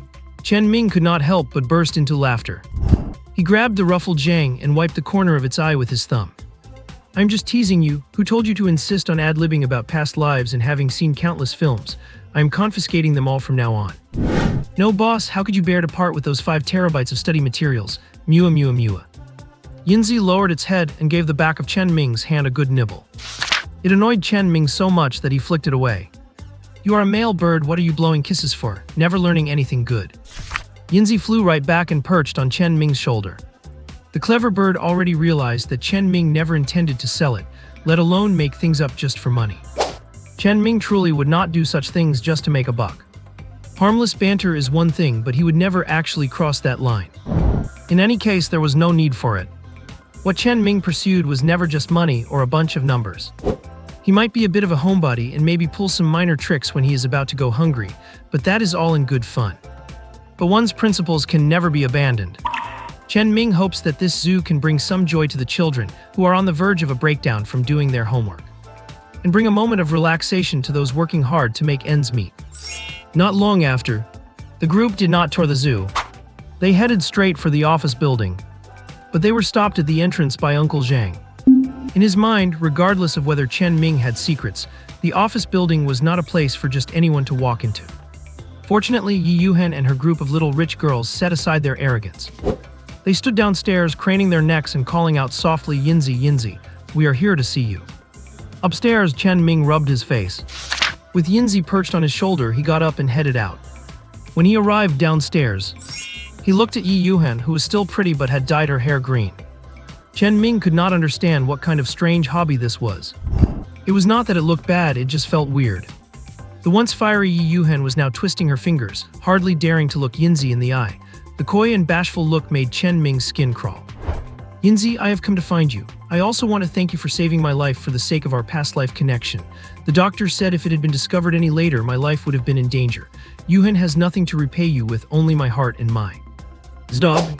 Chen Ming and Yinzi shouted in unison. Both human and bird were terrified.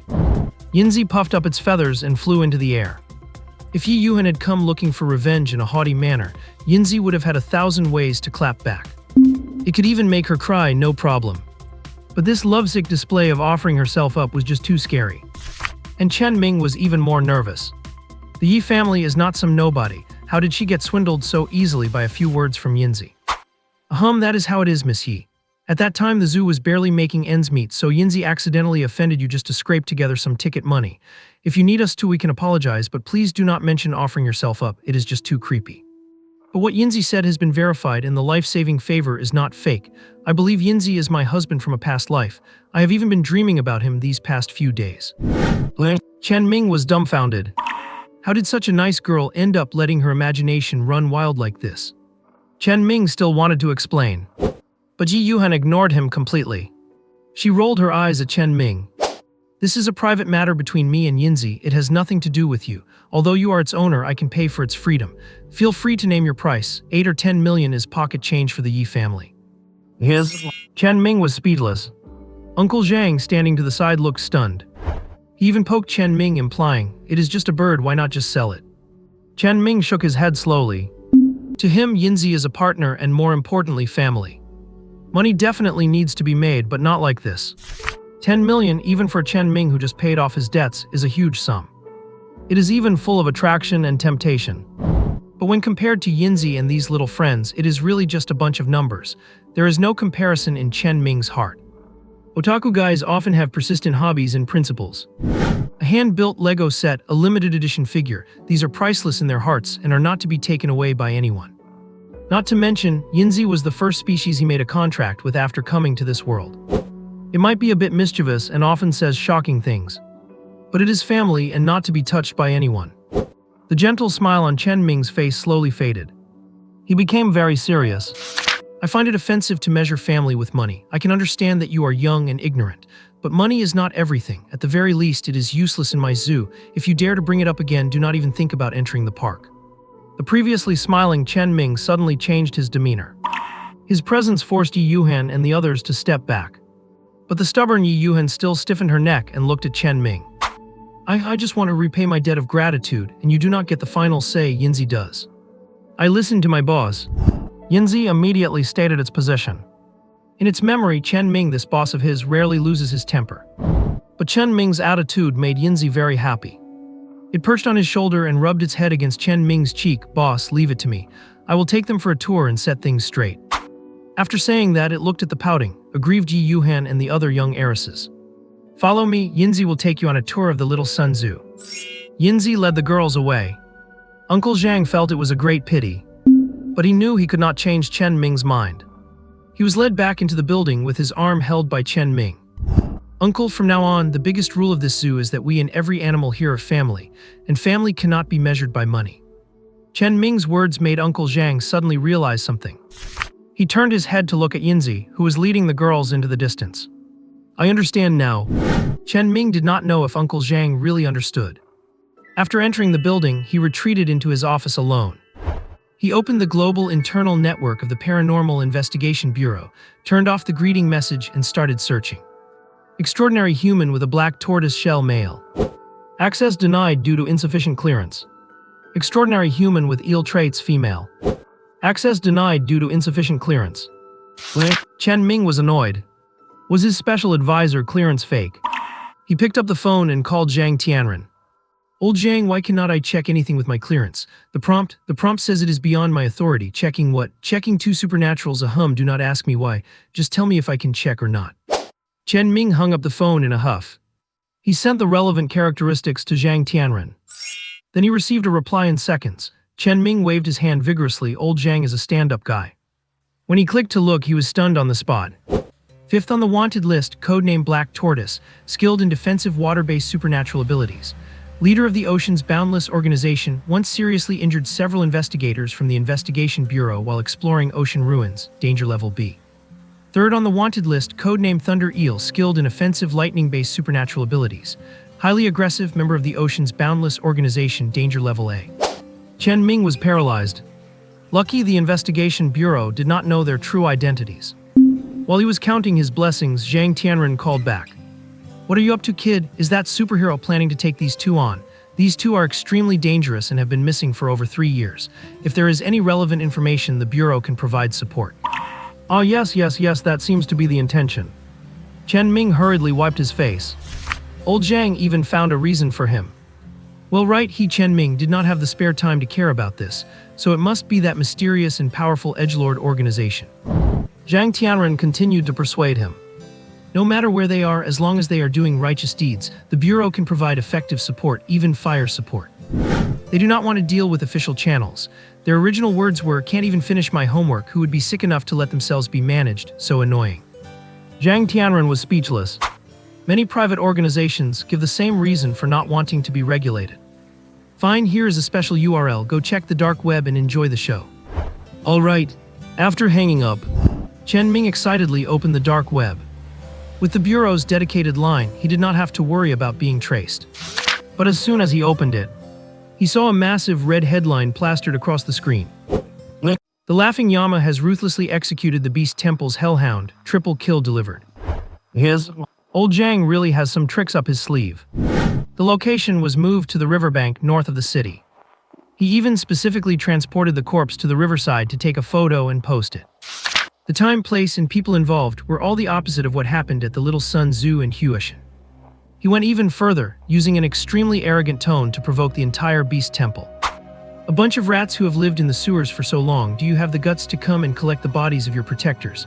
You have seen the Hellhound's dog head, do you want to see the Dark Raven's bird wings? You are courting death, the great beast god will surely bring down punishment. Zhang Tianren, you are finished. Do you really think my Beast Temple is afraid of you? I heard that every time you use your skills, you consume your lifespan. You must be feeling pretty bad right now, right? Chen Ming watched cheerfully. He even grabbed some melon seeds and a drink. Old Zhang's trash talk is also very on point. Zhang Tianren's counterattack almost made Chen Ming laugh out loud. The great beast god, should I steam it or barbecue it? I heard that eating it makes you immortal, you want to kill me. Using your mouth, why not send the peacock saintess over? Using her mouth would not be bad either. Those who insult the beast god shall die, those who insult the saintess shall die. A group of fanatical believers stepped up. Even the peacock saintess stood up to confront him. You half-crippled, failed, transcendent old man, where do you get the courage? Even if I were to use my mouth, are you even capable? Whether I am capable or not, why do not you try and see? Photo. Zhang Tianren posted a photo, looking very imposing, handsome, and wearing a cold, wicked smile. No receding hairline, no bald spot, no age spots on his face, and his skin had no sagging wrinkles. Instead, it was a selfie of a tough guy who had recovered, even showing off an 8-pack of abs. Do not you want to try? I have roamed through fields of flowers for years and have not tasted a saintess yet. By the way, let me plug an ad. The Allied Investigation Bureau's latest scientific achievement, the Fusion Healing Potion. I am the result of its healing effect. A barrage of photos were thrown up. Front, back, left, right. There was even a shot of his entire upper body transformed into a beast. It instantly stunned a whole crowd of people. The black web, which allowed access without checking identities or registration as long as you had the address, had been discovered and shut down several times. But it always rose from the ashes and kept being rebuilt. It is better to guide than to block, and many civil groups also needed a platform where they could interact without restrictions. The Allied Investigation Bureau simply set up shop there themselves. From time to time, they throw out some experience and technology to communicate with transcendents from all sides, and it also serves as a deterrent. They even use this to recruit quite a few transcendents. But one can only truly join the Bureau after countless evaluations. As for those with ulterior motives, they could never pass the multiple evaluations, and their final whereabouts were unknown. It was simply killing many birds with one stone. Chen Ming watched with great interest. He even saved old Zhang's photo. He put it together with all those black photos that Yinzi had sent him before. No matter how handsome or fierce he looks now, the nickname Foxtail Boy is never coming off. Chen Ming took a sip of his drink, watching the dragon and tiger struggle on the black web. Impossible, the Allied Investigation Bureau is truly shameless and is lying again. Many brothers were cheated and disappeared. Zhang Tianren will start a video call with you right now, leak my address, and even fight in person if you want. I am only afraid you might be into guys, dare you? Who would dare to leak an address to the Allied Investigation Bureau? Do not even try to fish, I do not believe it. Actually, most people did not believe it. There were even more people tearing him down and smearing his name. At this point, a guy with the ID cane jumped out. I will do it, leaking an address is nothing, everyone already knows my address. Chen Ming originally thought this person was a stooge for the Bureau.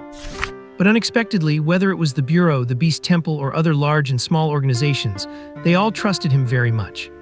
Old Pedant is always impartial. If you do the verification, I will believe it. Peacock Saintess, then I will leave it to you, Big Brother Vampire.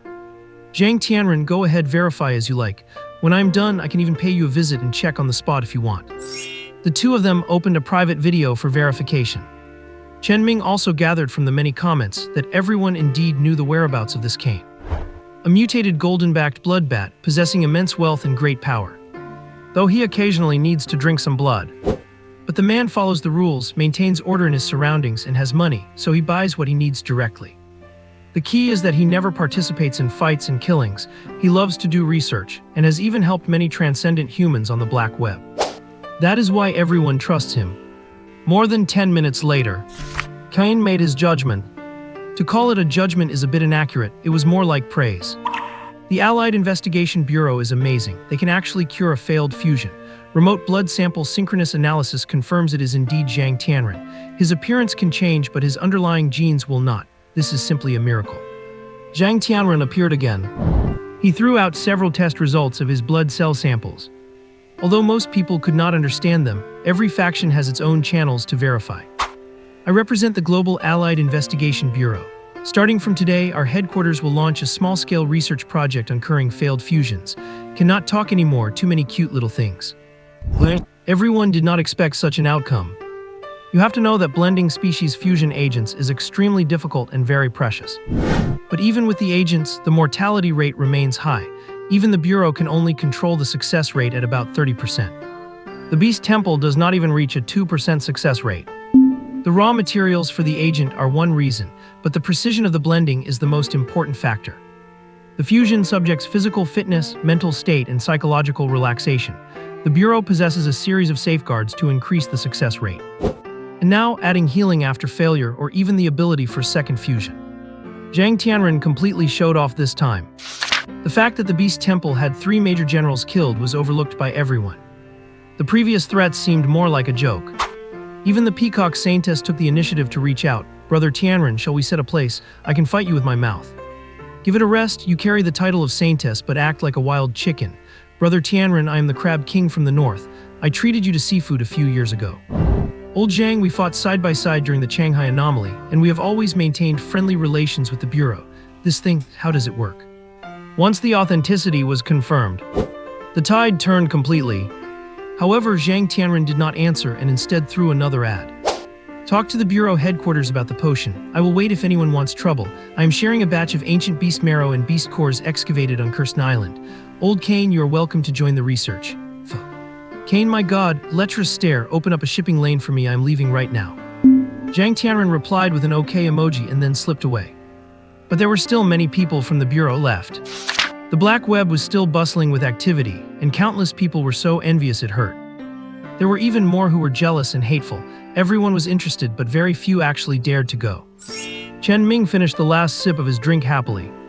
Old Zhang is really good. The way he steered the conversation shows he has a flight license. There are quite a few fools on the black web. Chen Ming tapped his fingers on the table. Nobody knows more about the fusion healing potion than Chen Ming. He only announced the beast marrow and beast cores now, clearly to protect the zoo. He only treated Zhang Tianren to return a favor, and he did not even let him touch the potion bottle. He thought that was the end of it. He did not expect the Bureau to be able to make such a big splash out of it. Attracting all parties to come forward and express goodwill, it was truly an empty-handed swindle. Sure enough, your position determines your perspective. If you are not sitting in that chair, you cannot imagine so many twists and turns. When they clearly had nothing in their hands, they not only projected military might but also gained countless friendships on the spot. Chen Ming was not annoyed by this, but instead thought it was a good thing. He had no interest in socializing and did not want to attract attention. He just wanted to guard the zoo that belonged to him. The current situation is simply perfect. The Bureau has attracted everyone's attention, and there is absolutely nothing left for him to do. Chen Ming happily logged off the black web. He took out his phone and sent a message to old Zhang. Director Zhang, you are mighty. Reviving your glory, picking fights with saintesses, BD is ruthless. Speaking of steering the conversation, who is not good at that? Zhang Tianren replied instantly, so, you were implying something about me last night, were not you? A slip of the tongue and the cat was out of the bag. Chen Ming chuckled and logged off. He got up and went to the window, only to find Yinzi bringing a group of happy little rich women back. Her linguistic talent is truly terrifying. He had explained it before, and Yinzi would definitely not repeat her mistakes. Chen Ming could not understand how many years of experience it took to orchestrate such a happy ending for everyone. Chen Ming frowned slightly. It is impressive enough that he managed to explain things clearly and coax Yuhan into a good mood. But what kind of sorcery is it to have a bunch of wealthy young ladies wrapped around his finger, all beaming with joy? Worried that Yinzi might mess up again, Chen Ming quickly ran downstairs. He had just stepped out of the office building when he heard Yi Yuhan's crisp voice.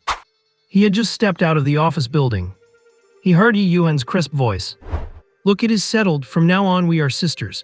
Even if we did not have a destined connection in a past life, we have our bond as sisters in this one. I never expected you to be a girl. Exactly, you even tricked us earlier. But Yinzi, you are surprisingly logical when you speak. You are nothing like a parrot at all. Sayed is all self-taught. One must have a skill to rely on, unlike you sisters who were born into such wealthy families. Chen Ming, about to step out of the building, froze in his tracks. He then slowly backed up and hid himself. He never imagined that Yinzi would be able to just make it all up on the spot. He even went as far as imitating a female voice. Yikes. Chen Ming stood shivering in the hallway. He was witnessing a romantic pursuit of a man by a woman transform into a budding friendship between besties. They even sent Yinzi back to the office building, cuddling and sticking close to each other. Yikes. Chen Ming truly could not grasp the female train of thought.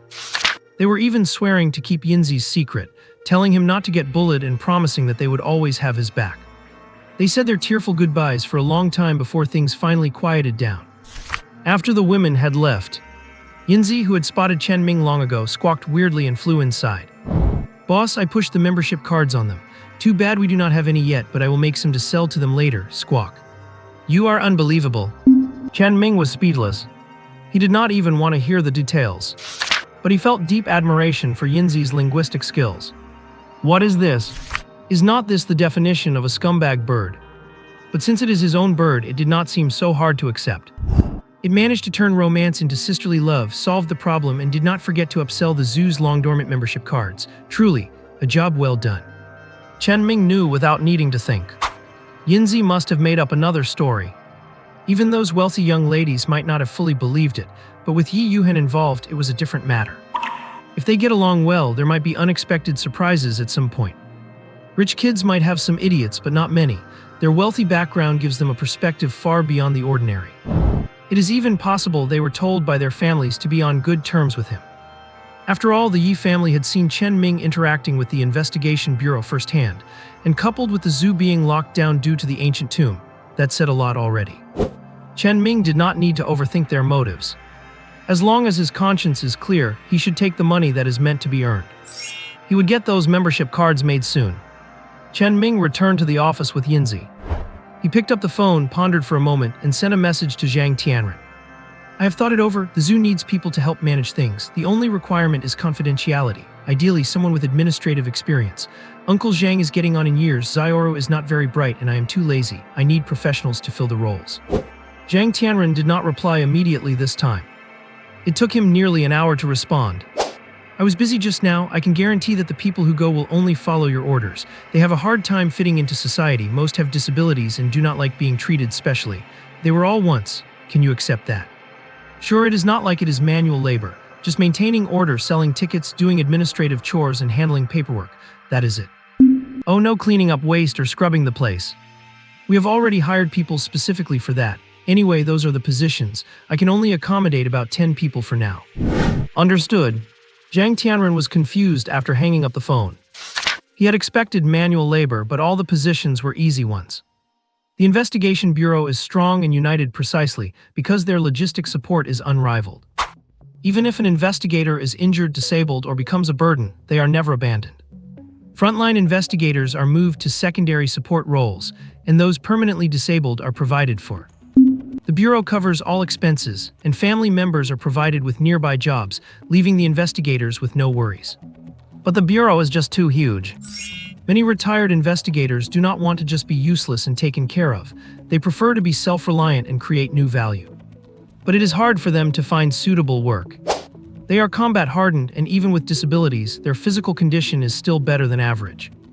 However, most lack management or social skills, and they do not play politics, so they often feel out of place among ordinary people. Forced placement is possible, but they are internally sensitive after being disabled, and with the Bureau's confidentiality protocols in place. Nobody knows who they are or what they have done for the world. Instead, they are easily looked down upon or accused of using backdoor connections. Zhang Tianren had expected that when they arrived at Chen Ming Zoo. They would also be assigned dirty, exhausting work, but he never expected such easy jobs. This kid, he is young but always surprising, how thoughtful of him. Zhang Tianren thought Chen Ming made these arrangements knowing their situation. But the candidates still need to be carefully selected, as it goes both ways. Chen Ming is willing to take them, but they also have to be willing to go. They must feel their value is being utilized, because they do not want to drag anyone else down, otherwise they will end up quitting sooner or later. Meanwhile, Chen Ming felt quite relaxed after hanging up the phone. Staff who can keep secrets are the best. As the number of tourists grows, he will need to hire more people eventually. Now that he has reliable staff, he can solve his labor needs and provide employment. It is perfect. As for the disabilities, Chen Ming is not bothered at all. In fact, he feels nothing but respect. Without those people clearing the path, how could there be the peace we enjoy today? Chen Ming tossed the phone aside and ran downstairs. Uncle Zhang, we need a batch of bedding, the good stuff urgently, and dining utensils and work uniforms. Actually, have the uniforms custom tailored. I'm going to clean the dorms to welcome our new staff. Uncle Zhang, puzzled, chased after Chen Ming, who had already grabbed a mop and a bucket. What new staff? Explain yourself. They are her. Chen Ming suddenly choked on his words. He cannot talk about this, but he cannot not explain either. Chen Ming turned slowly to look at Uncle Zhang. They are in a similar situation to you, just that they have some physical disabilities. Uncle Zhang was stunned but quickly realized what he meant. I will go order them now. Does not need to be too fancy. I understand them better than you do. I will have them delivered ASAP and then I will help you clean. Chen Ming, thank you. Chen Ming did not think there was anything to thank him for. If anything, they should be thanking them instead. The two of them cleaned the dorms together. By dusk, Moziru had brought back the bedding and daily necessities. The three of them finished everything before eating dinner. During the meal, Moziru kept asking questions until Uncle Zhang finally pressed down on her head. They are just like your uncle. Whether Moziru understood or not, she kept her mouth shut. Her eyes kept darting toward Chen Ming's face. After dinner, Moziru began moving her things. Moving from the dorm building to the room next to Uncle Zhang's. It was not quite appropriate for a young girl to keep living in the main dorm building. The left side of the office building was for living, and the right side was for the kitchen, storage, and feed processing. The space and facilities were huge, but it felt empty with just the three of them. By the time everything was settled, it was late at night. A slightly exhausted Chen Ming took a shower and crawled into bed to sleep. Changbei had snuck out as soon as it got dark, standing on the highest point to watch over the surroundings. Nightshade quietly swept the zoo under the cover of darkness. It was his favorite thing to do. Only Yinzi remained on the bird perch, dozing off while keeping watch over Chen Ming. In the dead of night, the phone Chen Ming left on his desk suddenly lit up. It was in do not disturb mode, so it made no sound, but it still startled Yinzi awake. Seeing the name Zhu Daipeng on the screen, Yinzi opened his beak and laughed silently. He grabbed the phone, flew up to the roof, and answered the call. Zhu Daipeng's panting voice came through the receiver. "Brother, if there is real danger, will it implicate you?" "I am Master Yin, the boss is asleep, tell me what is wrong." Yinzi, "Forget it, I will find another way." As he spoke, panic erupted on the other end. "Brother Daipeng, they have caught up. If we have to, let us fight them." Zhu Daipeng was ready to hang up. The tuft of hair on Yinzi's head stood straight up. "Speak up, what kind of danger? Minor stuff does not need to wake the boss." Zhu Daipeng, who was about to hang up, seemed to recall Yinzi's miraculous behavior before and changed his mind. "I was attacked by monsters at the mine. A human spider with 8 legs, a leopard demon, and another one I could not clearly see. Every move was lethal. I have lost quite a few brothers already, and now I am driving for my life down Yanjiang Road. Come to the zoo. As long as you reach this place, no matter the demon, ghost, or monster, they will all be taken down. Squawk. Where is Yanjiang Road?" "Other side of Huashan. Are you sure it is okay? These are real monsters. I reported it, and they called me a lunatic. Maybe you should wake Chen Ming and give me the number for the investigation bureau." Zhu Daipeng was feeling very anxious. However, Yinzi started laughing. "As long as you can make it to the zoo, Master Yin guarantees you will be perfectly safe. If you cannot, then there is nothing I can do." "Alright, if this will bring you guys trouble, just say so. Life and death are at stake, no shame in that. I would rather keep driving into the city than implicate you brothers. I only called because I wanted the investigation bureau." Zhu Daipeng made his real intentions clear. Yet Yinzi replied with something that left him puzzled. "You have been here several times, but you have never really seen the little Sun Zhu." Zhu Daipeng hung up the phone, still half doubting the situation. His mind was a complete blank at this moment. He had been suddenly ambushed at his own mine, and the attackers were powerful inhuman monsters. If not for his habit of keeping a group of bodyguards around him, he might have vanished into thin air at that mine. Though he escaped, the event was beyond his comprehension. Ordinary people could not handle such bizarre incidents. Having managed mines and survived countless dangers, he quickly calmed down. He had called because he sensed the danger, intending to seek help from the investigation bureau through Chen Ming. But Chen Ming was asleep, and Yinzi's extremely confident words left him both surprised and bewildered. He was skeptical but still clung to a shred of hope. After all, Yinzi had helped him out of a jam before and indirectly saved his life. Plus, the zoo had been cordoned off by the bureau for over 10 days, yet Chen Ming remained unscathed. The whole zoo had even been rebuilt. Chen Ming's promise from a few days ago sounded like a joke told to save face back then. But thinking about it now, there might be more than met the eye. The only explanation Zhu Daipeng could think of was that someone from the mysterious and powerful investigation bureau was hiding out in this unassuming zoo. "Go to Little Sun Zoo. Boss, we should go to the city center. These freaks must have some misgivings," the driver said in a rush.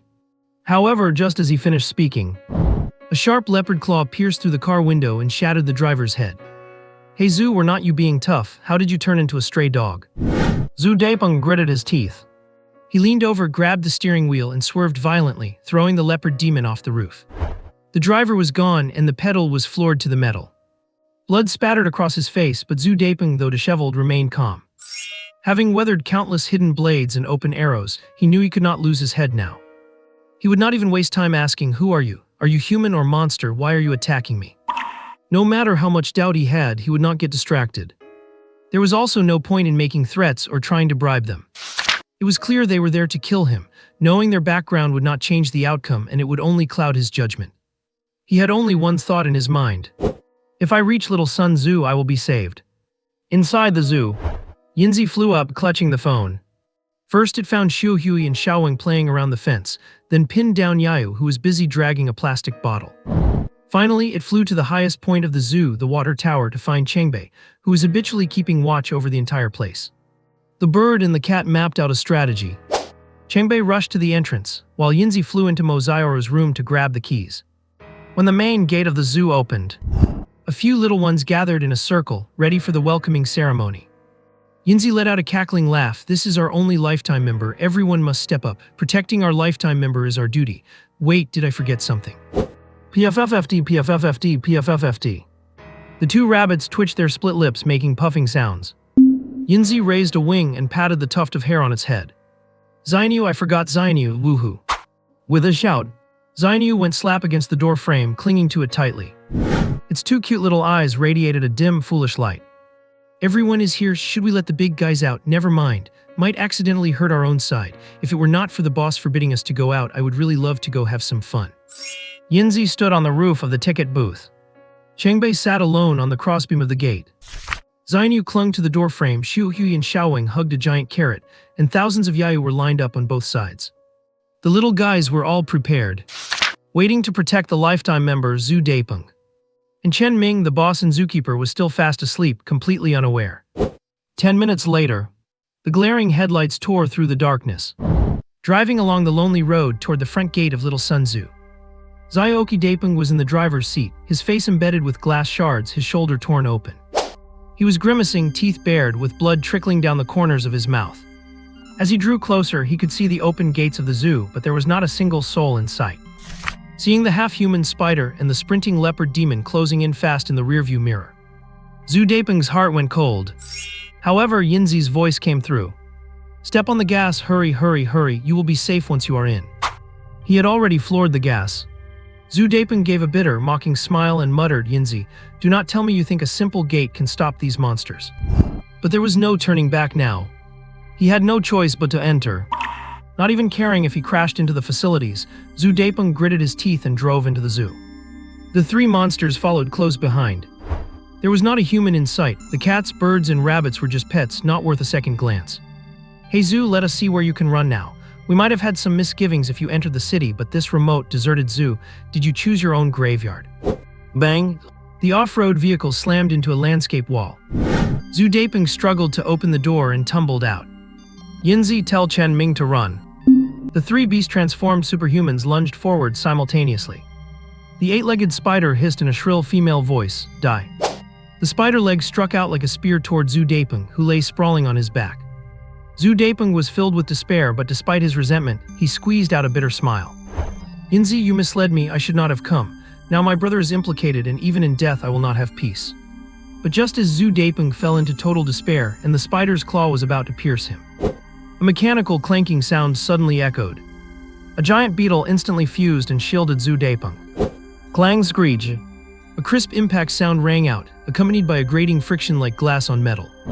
Under the residual glow of the headlights, Zhu Daipeng stared at the massive black carapace looming just inches from his face, completely stunned. The despair and guilt over his brother faded instantly. His mind went blank, he was completely baffled. The three attackers were even more shocked. Sparks flew, but it did not break the defense. What in the world was this? An exotic beast, where did this high-defense beast come from?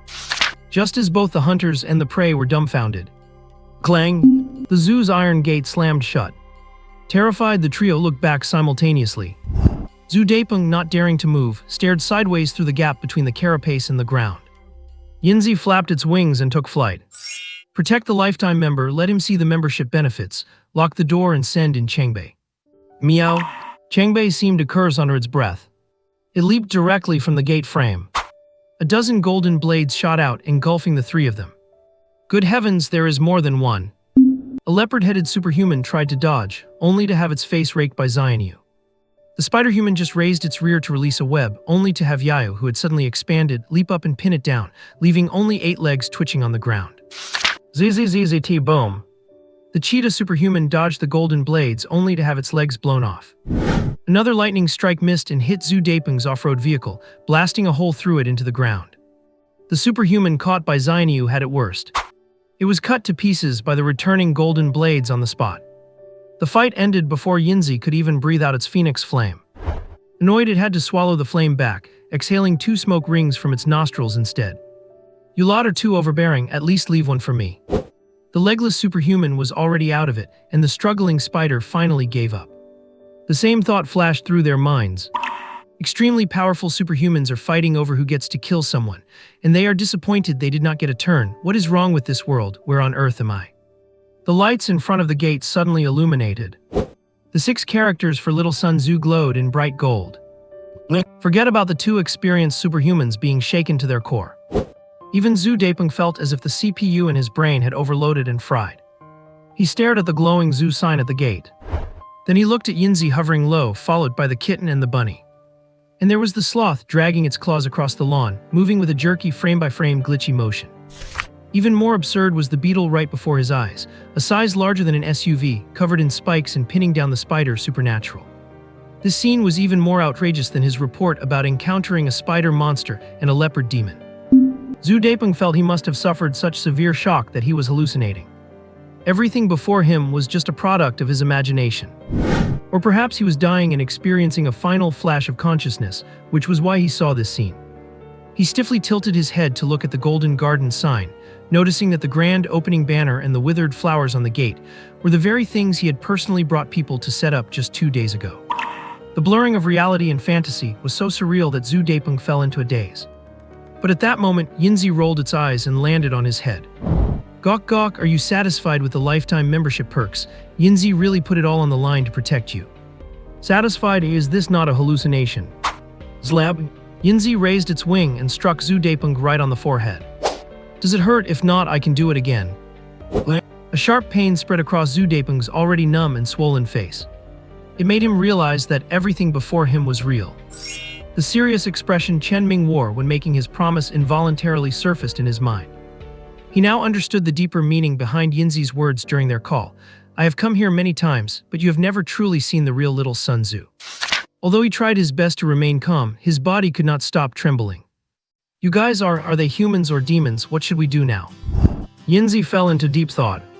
Although it could save Zhang Depeng as per Chen Ming's previous promise, it really could not make any decisions on what to do next. While it was hesitating, 2 muffled thuds of blades piercing flesh rang out. A flash of gold returned to Changbei's claws, which it shook off with clear disgust. Meow meow rower. Changbei's vertical pupils, like golden threads cutting through a black abyss, stared intensely at Minju Depeng. The 2 superhumans being killed gave Zhu Depeng quite a fright. He knew that what he saw and heard tonight definitely involved a massive secret, leading him to wonder if he would be silenced. But this thought only flashed through his mind for a second. Zhu Depeng gave a self-deprecating bitter laugh. Because he understood that if they really wanted to silence him, Yinzi would not have answered the call in the first place, and he certainly would not have been rescued.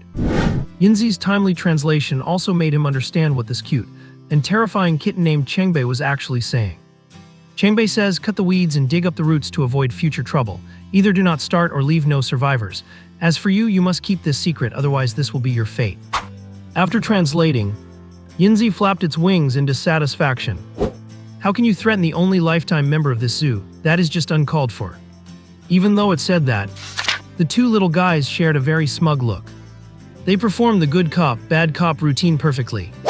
One acted as the scary cat for intimidation, the other as the protective good bird. Their acting was top-notch. Zhu Depeng quickly raised his hand to swear to the heavens. However, just as his hand went up, the giant black beetle before him shattered with a crack and quickly scurried into the grass. The sloth, which had not moved 2 centimeters in minutes, vanished in a flicker. The 2 rabbits, which looked incredibly adorable but had unleashed violent ball lightning to pierce the SUV, also gnawed on their carrots, turned around and revealed their short tails. They sneakily hopped behind a tree to hide. Zhu Depeng, who had been startled repeatedly, thought a major enemy was approaching. But suddenly, Yinzi took flight. Uncle Zhang, I can see you, stop hiding. Zhu Depeng instinctively asked, who, where? 2 eggs under your eyebrows, do they only blink and not look? Zhu Depeng was speechless. Just moments ago it was talking about membership benefits and now it was so sharp-tongued. But then, a figure holding a tranquilizer gun emerged from behind a nearby tree. As he got closer, he saw it was indeed Uncle Zhang from the zoo. The corners of Uncle Zhang's mouth twitched, and even the hand holding the tranquilizer gun was trembling slightly. What kind of things are these? To be accurate, these 3 are not things at all. I knew it was dear Uncle Zhang when the gate lights turned on. Take him to rest, the boss will decide everything. Just after Yinzi spoke, Zhu Bai struggled to pull out his phone and made a call. Clear the area at the Yiming Mountain mining zone along the river road. Do not say a word, wait for my news. After hanging up, Zhu Depeng shook his head with a bitter smile. Clean up the mess first to prevent anyone from investigating. I really was as pathetic as a stray dog tonight, not even knowing who the enemy was, thank you.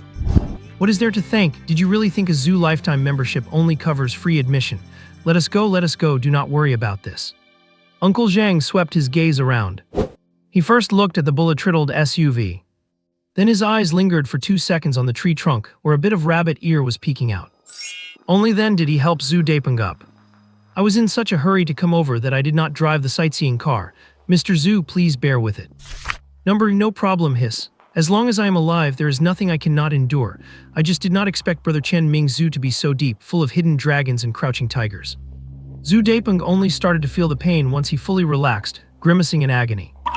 However, the usually silent Uncle Zhang also let out a sigh of emotion this time. Yeah, I did not expect it to be this deep either.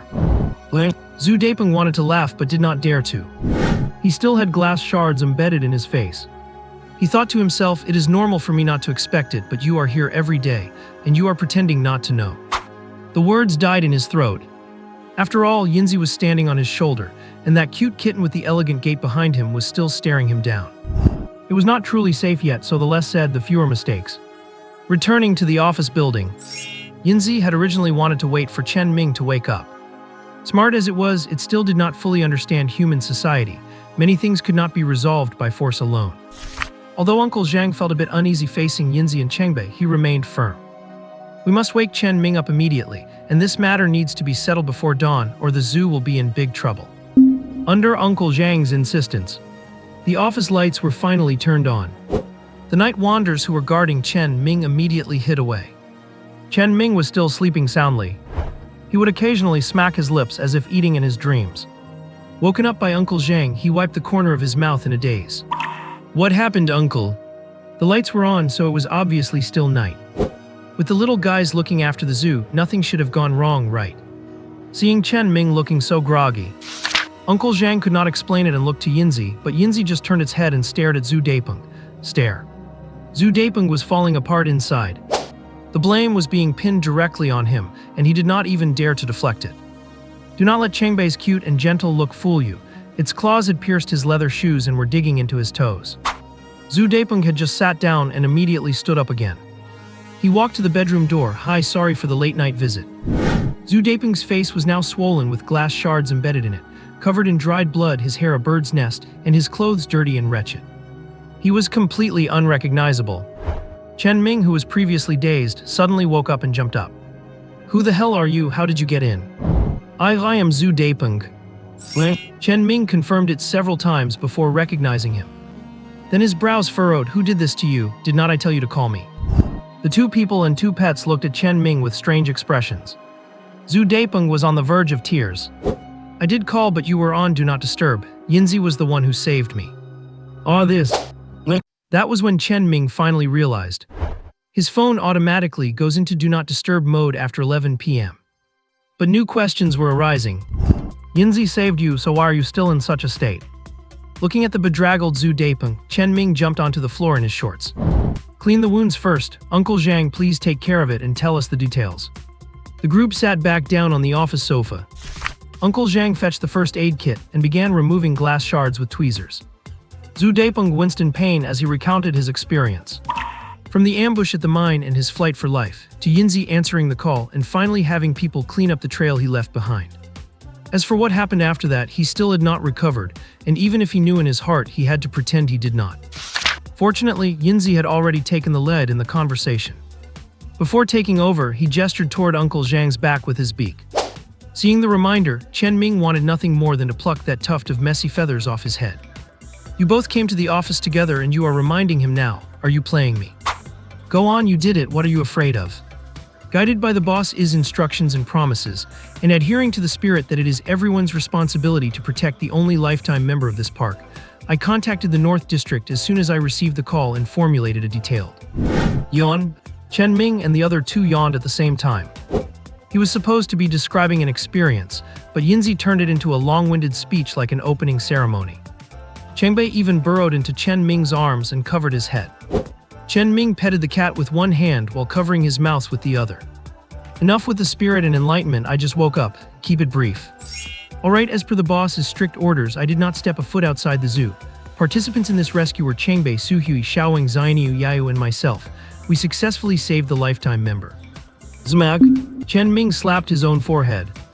Chengbei huddled in his arms, almost muttering, "You cannot see me, you cannot see me." This made Yinzi fly straight to Chen Ming's shoulder and whisper in his ear, "Boss, Uncle Zhang only saw me and Chengbei." Chen Ming glanced sideways at the monitor that had been turned on at some point, but already had its storage deleted. "You guys are still too young. How could you hide anything from Uncle Zhang, who is already skilled in reconnaissance?" But Chen Ming did not complain, let alone lecture them. What is the point of dwelling on what is already done? He hated nothing more than nagging about something that could not be changed. Even if there is a review, it is an internal matter to be kept behind closed doors. The review is for safety and growth, not for blaming or lecturing. Tapping his fingers on the desk, Chen Ming fell into deep thought. It certainly would not do to have 3 extraordinary humans die in the park. Fortunately, Zhu Daipeng was alert enough to have wrapped up everything outside. And according to Yinzi's quiet retelling, this guy still had Yinzi notify him to escape even in his desperation. He did not misjudge the man. After a moment of contemplation, Chen Ming looked up at Zhu Daipeng. Zhu Daipeng, feeling a bit uneasy, was also waiting for his fate to be decided. After their eyes met, they both suddenly smiled. Chen Ming thought Zhu Daipeng looked truly miserable compared to his confident, big brother demeanor just a few days ago. And Zhu Daipeng felt that this brother he had befriended was truly hiding deep secrets. With such incredible power, yet he chose to stay put in a zoo. Thinking back on his past words, he felt his face burning. The two smiled at each other. Chen Ming spoke first. "Saving you is my promise and it still stands, but I am lazy and hate trouble. I cannot help you investigate the identities of these 3. How about this? The ambush was definitely the work of bad guys, and then a mysterious organization helped you. Use this opportunity to connect with the investigation bureau and follow their arrangements." Chen Ming felt his plan was absolutely perfect. It cleared his own name while helping Zhu Daipeng. It even helped the investigation bureau develop a new route for managing personnel. However, Zhu Daipeng was torn between laughter and tears, feeling it was too childish and would not stand up to the investigation bureau's scrutiny. But he also vaguely realized that the mysterious and powerful investigation bureau was actually the one handling these kinds of things.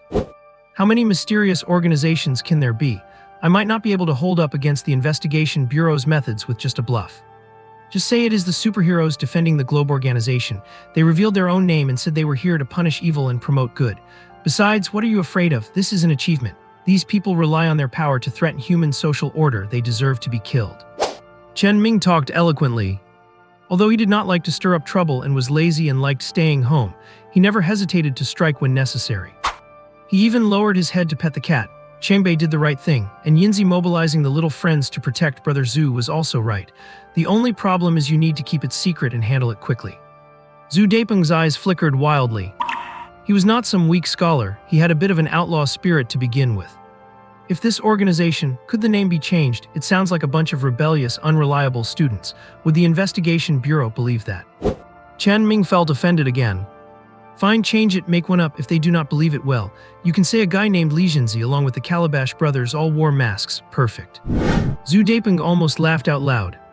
Is not that crossing over between Fengshen Yanni and Calabash brothers? But then he realized something was wrong. This organization does not actually exist, does it? You guessed it, but no prize, caw-caw. After receiving recognition, the tuft of golden feathers on Yinzi's head stood up straight again. And Zhu Daipeng was, after all, not an ordinary person. He had vaguely guessed the truth, but locked it deep in his heart. I understand, please have Uncle Zhang use a cargo truck to take me and those extraordinary corpses away as far as possible. Go to my other mine in the east. I will use the investigation bureau number I got from them. Snap. Chen Ming snapped his fingers. Zhu Daipeng's reaction was very satisfying. In fact, as long as it did not involve the zoo, Chen Ming did not care about anything else. He gave the phone number of team leader Fang. Chen Ming stood up with a smile, then congratulations to Brother Zhu for turning misfortune into a blessing and successfully getting on the investigation bureau's big ship. But I must say first, no doing bad things. Zhu Daipeng smiled even though his face hurt. I had some dirt in my past, but now I follow the rules better than anyone. I improve employee benefits and contribute to the development of Huashen. Chen Ming felt that Zhu Daipeng had been infected by Yinzi. This official jargon made his head spin. He always felt like he was being conned. Alright then, Uncle Zhang, sorry for the trouble. Please accompany him for a trip. Uncle Zhang started to speak but stopped. Older people often consider things more comprehensively. Chen Ming picked up Chengbei from his lap and placed him on the table. Chengbei and Yinzi will follow, nothing major will happen. Uncle Zhang turned and went downstairs to get the keys to the truck. Chen Ming helped the wounded man downstairs. Zhu Daiping could not help but exclaim, "I was blind back then, I thought you were just putting on airs and offering a hollow favor. But you accepted it and did not look down on me because of it. Friendship is mutual. You do not think I am low status and you have helped me several times. Naturally, I will not do anything fake. You really have an open mind, thank you for today." Zhu Daipeng felt deeply moved looking at Chen Ming's gentle expression. Clearly possessing powerful strength, yet he did not commit evil, happily guarding his Zhu and enjoying it. Is this the mental state of a master? Actually, he was overthinking it. Chen Ming was simply lazy and that was all. Returning to the scene of the incident at the zoo entrance. Chen Ming and Zhu Daipeng were both stunned. Logically, there should have been a wrecked off-road vehicle parked there. Instead, it was empty now, the car was gone. Chen Ming was a bit embarrassed. He knew without thinking that Yayo had dragged it away to sell for money. But that is not some bottle or jar, that is a whole car. Let us just count the car as the fee for cleaning up the site. Oh well, okay. There were too many weird events. Zhu Daipeng did not dare to ask at this point. The cat's claws behind him were almost digging into his flesh. Chen Ming locked the gate well, watching the truck drive away. Behind him, the ground was covered in Yayu cleaning up blood and other remains. Chen Ming did not return. He just sat at the entrance waiting for news. 2 hours later, Uncle Zhang finally sent a message. Safely delivered, returning now. Extremely concise and efficient. The screen's light shone on Chen Ming's face as he curled his lips and opened the Huacheng Investigation Bureau group chat, which only had 20-something members. Team Leader Fang, Emergency Operation Report, Mineral Merchant Zhu Daipeng triggered an extraordinary event. The Spider Woman and Cheetah brothers were killed. Suspect Zhu Daipeng is in possession of mysterious extraordinary humans. Smiling Yama, why are you even reporting? The phones were buzzing, I am already on my way. Team Leader of Team 2, what is going on in Huacheng? Problems have been popping up lately. Everyone has worked hard. Chen Ming typed half a sentence and immediately deleted it. At this time, he should be sleeping. He should have no idea about this at all. I will read the report tomorrow. Chen Ming was looking forward to seeing how far Zhu Daipeng could run with this opportunity. And he was looking forward to what rewards he would get this time. Uncle Zhang returned safely. The sky was already beginning to brighten. Uncle Zhang drove the small truck into the zoo just as Chen Ming finished locking the park gate. A cold, emotionless prompt suddenly rang out in his mind. Congratulations to the host for your brilliant strategy, successfully maintaining the peace and harmony of the zoo. You have received 2 portions of wisdom fertilizer. The prompt lacked any exaggeration, excitement, or emotion. The voice had a metallic quality, spoken in a flat, monotone pitch. This made Chen Ming feel very uncomfortable. He even wondered if the system had broken. He did not realize that it was his question last time that made the system think it had been exposed, which caused this change. Chen Ming put away the keys and sat in the small truck. After returning to the office, he felt no sleepiness at all. For the past few days, he had been pondering how to get a legal identity for Small Tree. He thought and thought but could not find any precedent. Usually, greenery is managed by urban landscaping departments. Buying one would not work. Who goes to urban landscaping just to buy a tree? Nobody would even pay attention to you, would they?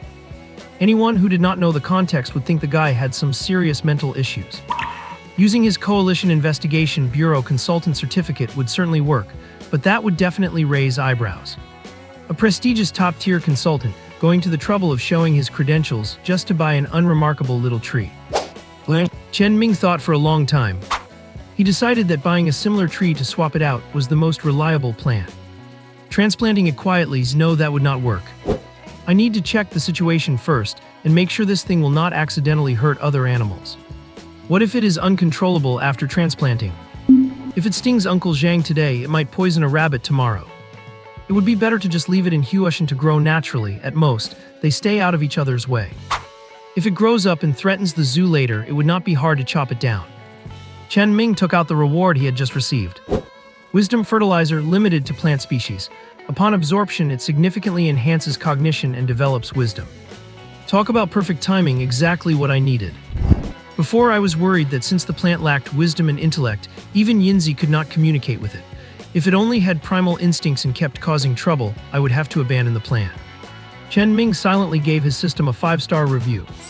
Then he frowned, noticing that the stuff in front of him, why was it so stinky?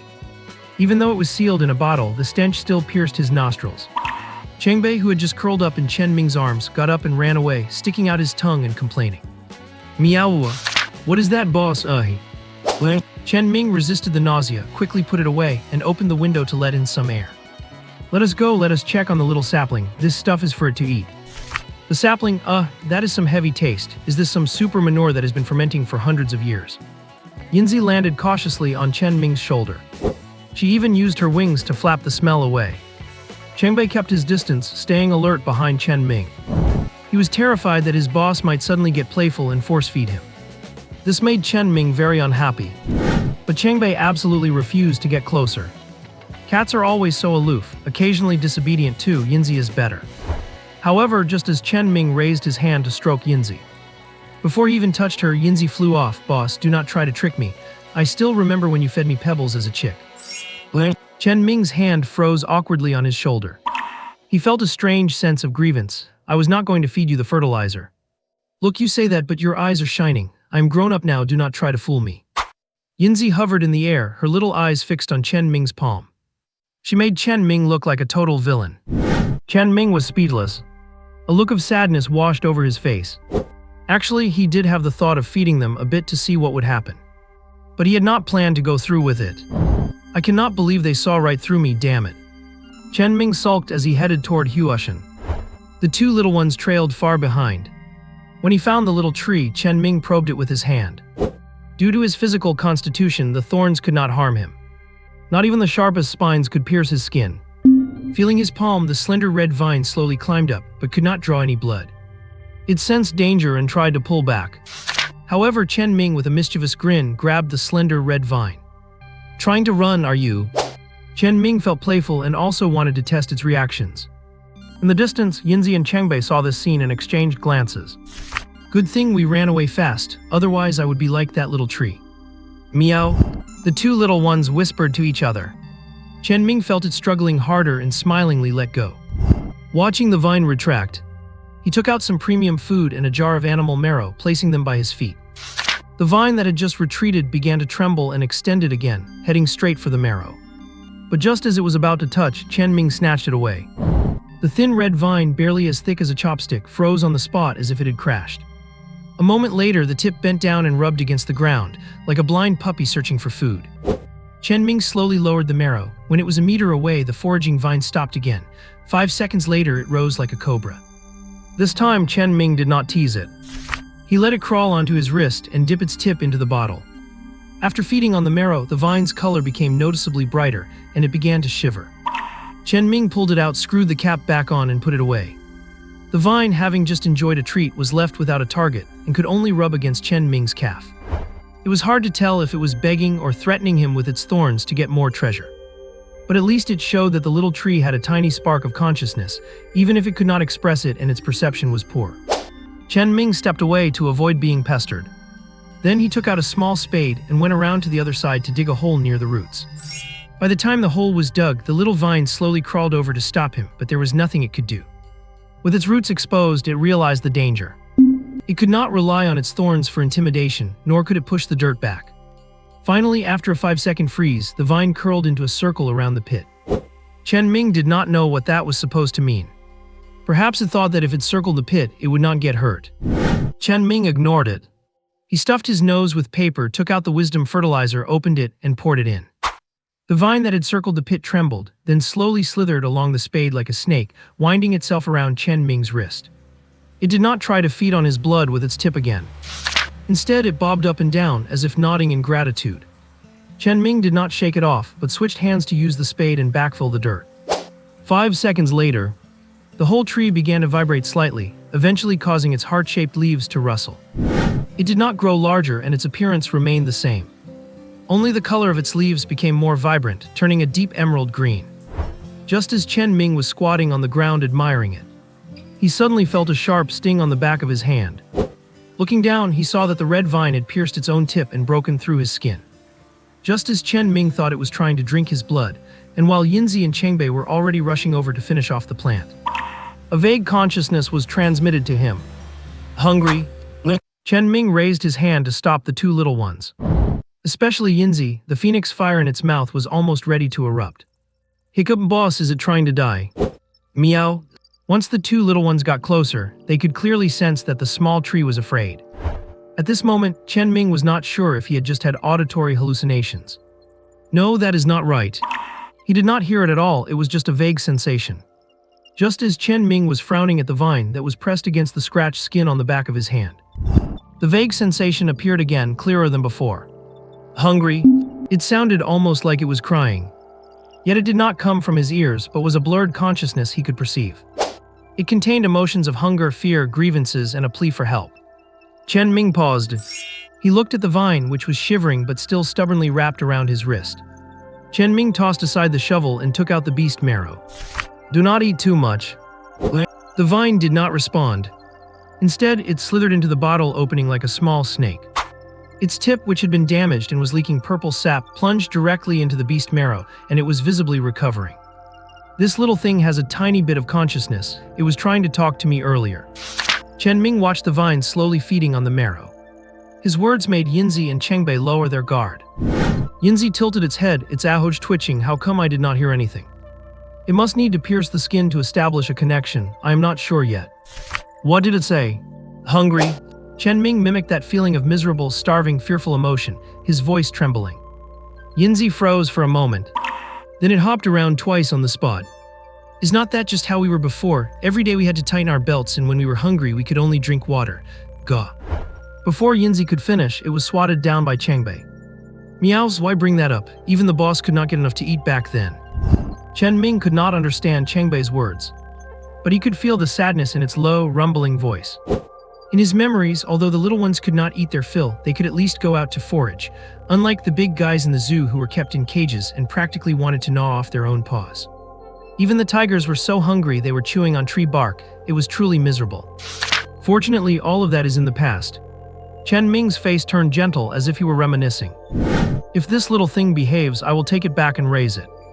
As soon as Chen Ming finished speaking, the vine, whether it understood him or had sensed Chen Ming's thoughts earlier, voluntarily retreated from the opening of the marrow bottle. It first rubbed against the back of Chen Ming's hand, then crept stealthily towards Yinzi to touch it and finally approached Chengbei. However, Chengbei jumped away, refusing the flattery entirely. The vine, which had been creeping along, froze for a few seconds, looking wronged and pitiful before retracting. But that was just Chengbei's personality. Besides Chen Ming, it would not even let Uncle Zhang or Mo Xiaoru touch it. Looking at the vine cautiously retreating, and then at the main body of the small green tree, Chen Ming reached out and nudged the branches. Do you want to come with me? But if you come with me, you might not be free. You have to be obedient. Not knowing if the little guy could understand human speech, Chen Ming tugged at a branch and repeated the thought in his mind several times. A moment later, the vine that had retreated scrambled out in a hurry, though to Chen Ming, its speed was still incredibly slow. It anxiously found the back of Chen Ming's hand and pierced it. However, it found the previous wound had already healed, and it began bumping against it anxiously. Watching the tip it had just regrown about to be damaged again. Chen Ming sighed and bit a small cut into his finger, offering it to the vine. The little thing reacted blankly for a few seconds before turning to approach his finger. The moment they made contact, a much clearer consciousness was transmitted instantly. Hungry, want, listen. The immature consciousness was like a child babbling. An image even appeared in Chen Ming's mind of a little toddler nodding its head vigorously with teary eyes. Be good, wait for me to come get you. Chen Ming imagined the obedient scene in his mind. A simple consciousness responded immediately, good. After saying that, Chen Ming felt a suction force on his finger. The vine was actually sucking his blood, yet it was not absorbing it. In a way Chen Ming could not understand, a golden hair-thin line appeared along the front of the vine, extending all the way back to the tree roots. The vine was still sucking hard. Chen Ming felt no discomfort at all. Supported by his perfect evolution, a little bit of blood was not enough to affect him. A moment later, the small tree which had been still suddenly shook. A visible golden line emerged from the ground along the main trunk and began spreading to every branch. This scene even made Chengbei, who had already walked away, run back. Yinzi was standing nearby asking, Boss, what is going on here? How would Chen Ming know what was going on? He only knew the small tree meant no harm. It was even very anxious. It was just a small cut on his finger. If it had not wrapped around his arm to help transport the blood, it probably would not have been able to drink any. Chen Ming watched the golden thread spread with curiosity. When it finally extended to the ends of all the branches, a consciousness of admiration and dependency came through. At the same time, a stiff notification sound rang in Chen Ming's mind. Congratulations to the master. A wood-type species that has developed sentience is actively attaching itself to you, willing to become a slave. Do you accept the slave contract? Chen Ming was speechless. After all that, it resulted in a voluntary slave contract. The vine stopped sucking at this moment, still transmitting an anxious and uneasy consciousness. Chen Ming looked around. He found that many small trees that had grown randomly had been uprooted or sawn off at the base by the landscaping crew and were already dead. No wonder this little guy was so desperate. Having developed simple sentience, it was afraid it would be chopped down someday too. But a slave contract was entirely unnecessary, even if it was willing. Chen Ming preferred partners, family, and the pursuit of a relaxed and happy life. This kind of contract would make him lose the ease and joy he was pursuing and create a psychological burden. It simply did not fit his nature. After all, no one likes to be forced to do things they do not want to do. Yet everyone loves having the qualification to force others. Is not that the reason why, since ancient times, countless people have chased power and forgotten their original intentions? Chen Ming did not know if he would also be blinded, and he did not want to become the kind of person he despised, so he cut off that possibility at the source. He flatly refused the slave contract. If there were truly hostile species or enemies, just wiping them out was fine. Scattering their ashes and feeling light and easy. Chen Ming sensed the small tree's unease and fear. He raised his hand and gently stroked the leaves. Wait here for me. Having said that, Chen Ming turned around and walked towards the zoo. Yinzi and Chengbei realized the boss's mood was off and quickly followed. This made the small tree feel deeply disappointed. It thought it had been rejected. The red vine stretched out completely, chasing after Chen Ming's back, but it was too slow and could not keep up even when extended to its limit. The tip of the vine rose like a snake and stayed in that posture for a full 2 minutes. It projected feelings of frustration, disappointment, and sadness, but no one was there to receive them. Then the vine slowly retracted, fumbling around the tree roots in a hopeless search. It was as if it had been abandoned. Chen Ming felt a strange tightness in his heart. Returning to the zoo, he immediately took out his phone to find a photo and went to Uncle Zhang. Uncle, can you buy a tree like this? It just needs to look similar. Sure, when do you need it? Right now, Chen Ming said, then went upstairs. Uncle Zhang, who noticed that Chen Ming's state was wrong, did not even ask for the reason this time and immediately picked up the phone. Back in his office, Chen Ming leaned his hands against the windowsill. This left Yinzi and Chengbei, who were also in the dark, feeling full of confusion. Chengbei pushed with its paw. This sent the curious Yinzi flying onto Chen Ming's shoulder. Boss, what is wrong? You have been acting off since you let go of that small tree. While speaking, Yinzi stretched its head and rubbed against Chen Ming's cheek. This helped lift Chen Ming's heavy mood a little. He reached up to stroke the ahoj on Yinzi's head, telling it about how the tree wanted to attach itself for survival, though he did not give all the details. Yinzi and Chengbei were both silent. Compared to Chen Ming, they could empathize even more. But they also felt lucky that they had a boss who was occasionally mischievous, but truly cared for everyone. Yinzi stopped being playful and became earnest. Boss, this is just how the natural world is. Whether it is animals or plants, they really only have 2 things to do in life: survive and reproduce. Competing for sunlight or territory is essentially for these 2 things. Chen Ming knew that, of course, perhaps even more clearly than Yinzi. Deceit, backstabbing, smiling faces, and stabbing people in the back, all of it was just to get by. Precisely because these things exist, Chen Ming longed all the more for partners he could trust, so they could live together in peace and happiness. This was also the fundamental reason he was so repulsed by the slave contract. To want to control the destiny of others is to inevitably become lost in it. Watching Chen Ming's pensive expression, Yinzi flapped its wings and flew out the window. Boss, I am going to keep that little guy company so it does not get scared all by itself. I will go build a rapport with it, squawk. Yinzi flew away. Its words and actions, however, made Chen Ming's gloomy mood lighten up. Then, just as he turned around wanting to pet the cat, he realized Chengbei was gone too. He did not even have to think to know it had run off to keep the small tree company. The loving behavior of the 2 little ones brought a smile back to Chen Ming's face. Fierce and ruthless to the outside world, yet united and kind to those within. Is not that exactly what he had hoped for? With such companions by his side, how could he not be happy? The corners of Chen Ming's mouth gradually curled upward. Uncle Zhang did not keep Chen Ming waiting long.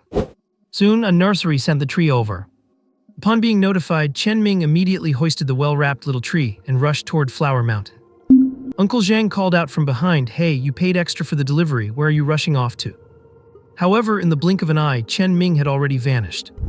Uncle Zhang shook his head and smiled, this brat so mysterious. And that little tree had a big ball of soil attached, how could he run so fast carrying it? He stood there pondering for a moment.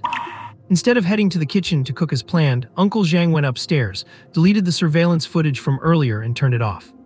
He muttered to himself, so reckless, I still have to clean up after you even when you are this grown up. Although he was grumbling, Uncle Zhang could not hide the smile at the corners of his mouth. On the other side, Chen Ming ran into Flower Mountain with the tree, without even being out of breath or his face turning red. When he arrived at the destination, he found the two little guys and the small tree getting along harmoniously.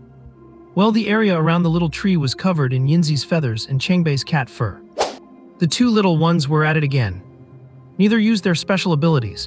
Yinzi bit the cat's ear and Chengbei gripped Yinzi's crest feathers, neither letting go. They were currently rolling around near the tree roots, kicking each other with their legs. Red vines extended from under the little tree, hovering nearby. It seemed confused about what to do. Then under Chen Ming's gaze, it slowly curled into a circle. It enclosed both Yinzi and Chengbei inside. It was hard to tell if it was trying to protect them or just marking out a ring. Chen Ming stood at a distance, still carrying the tree. He watched them bickering with a laugh. As the leader, he had absolutely no intention of stepping in to stop them. He was enjoying the show. However, the two little ones noticed him, and in their exchange of glares, they simultaneously let go. Meow. Right, we cannot let the boss just watch us for fun.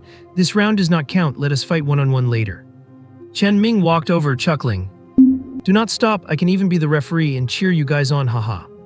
Do not think you will get your way, you heartless boss. Yinzi flapped its wings and flew onto the little tree. This guy cannot communicate, but it is not malicious, just a bit silly. Do you think everyone is as clever as you? Besides, it has retracted its barbs, otherwise they would sting quite a bit. Oh, for real, from now on Yinzi has your back. Yinzi leaned in to observe and made a grand declaration. Chen Ming smiled and put down the tree he had just bought. He had actually thought about digging it up secretly before, but eventually gave up. When you are a leader or a parent, you cannot just act on every whim. It was something that did not cost much anyway, and Chen Ming had to lead by example. If he really stole it, the little ones would copy him. If Yinzi snatched a gold necklace tomorrow or Chengbei snuck into a bank for a night out, everything would descend into total chaos. That was why Chen Ming was willing to go through the trouble rather than break the rules. Chen Ming leaned in close to the tree to touch the vine that was lying listlessly on the ground. I'm going to take you away, so I have to dig out your roots. It might hurt a little, do not be afraid. Roots? Chen Ming vaguely sensed a feeling of anticipation. Just as he was still trying to understand, the little tree in front of him trembled slightly. The movement grew and then it tipped over. The roots curled into a ball, exposing themselves to the sun. Chen Ming was stunned for a moment. Yinzi, however, was blunt. Is this little one stupid? It will die if its roots are exposed. Chengbei, hurry and move some soil. With that, it landed on the ground and tried to pick up soil to cover the roots. It was pushed aside by Chengbei's paw, and the cat turned its back to the roots and started scratching at the earth. Chen Ming also stepped in to help. He really had not expected the little one to be so determined. After covering it up simply, Chen Ming quickly enlarged the hole, then used an investigation scan to confirm it was just an ordinary tree. He took out some beast marrow and sprinkled a few drops on the roots as compensation. Chen Ming planted it in the hole and backfilled the soil. Remind me to come by and water it when I have time. You got it, boss. Yinzi can handle that squawk. Yinzi hovered in the air. Chen Ming bent over to wrap the tree and hoisted it onto his shoulder. Let us go home. Back in the park, Chen Ming planted the little tree on the east side of the office building. Directly above it was Chen Ming's bedroom. This is your home from now on. Do not hurt anyone in the park. Never mind, you would not understand anyway. Chen Ming took out a small bottle and placed it on the ground.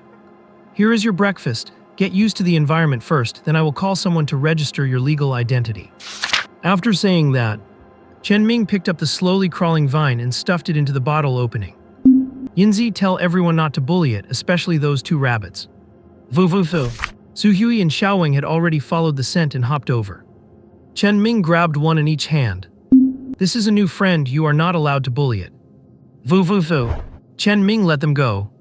Watching their split lips twitching as they circled the little tree without grabbing the beast marrow or trying to chew the bark, he finally felt at ease to leave. After finishing breakfast, Chen Ming found the number he had kept from his last visit to the Animal Management Bureau and dialed it. There was no need to verify his identity this time. Chen Ming stated his intention directly, hoping someone could come over to inspect and issue a legal identity certificate. The people on the other end of the line were stunned. What kind of operation is requesting a legal ID for a tree that is not even a rare species? Besides, a tree is not even an animal. But on second thought, there really is not anywhere to register a tree. Who has the time to worry about flowers, grass, or trees? As long as they do not affect others or involve prohibited species, no one cares. But Chen Ming's special status could not be ignored. After looking at each other, they decided to make the trip. As long as it was not a prohibited species, there would not be any issues. After making arrangements, Chen Ming prepared a few red envelopes. After all, it was not right to make people come all this way for nothing. It was part of the social etiquette I had learned during the park's opening. Chen Ming went downstairs to the little tree and found that the empty bottle had already been tidied up by the night visitors. A few night visitors were still on the branches getting to know their new partner. Chen Ming bent over and grabbed the slowly crawling vine. People are coming soon for an inspection. You need a legal identity. You have to hide your vines and barbs, understand? The little tree stood motionless, only understanding Chen Ming's meaning after a few seconds. The vines slowly retracted into the roots, and the barely noticeable barbs flattened against the bark. Even if touched by hand, you would not get stung. Chen Ming was very satisfied. It now looked exactly like an ordinary locust tree. No golden lethal thorns, no bloodthirsty vines. When the Animal Management Bureau staff arrived, although they were very polite, they still inspected the little tree. But honestly, there was nothing to inspect about a tree. If it were not for his consultant credentials, no one would have come. Uncle Zhang produced the receipt from the morning purchase, and Chen Ming handed over the red envelopes. After some polite declining, the atmosphere became harmonious, and they successfully stamped the identity certificate card. After seeing them off, Chen Ming trotted over to the little tree and fiddled with its branches. Come out, you are a legal plant now. The little tree did not understand any of this. It also could not understand any words. It could only make judgments by sensing Chen Ming's thoughts, often requiring a bit of a delay. The vine slowly extended and wrapped around Chen Ming's wrist. The soul contract was instantly successful. A beam of light connected the two. The little tree seemed to sense something and trembled slightly. Chen Ming took out a species awakening card and chose to use it.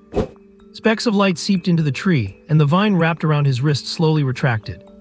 This little tree started to grow taller right before Chen Ming's eyes. Its branches thickened, the barbs became transparent, finger-length thorns, and the thin red vine crawled among the branches like a giant python stretching its body. Yinzi, Chengbei, and the little rabbits all ran over.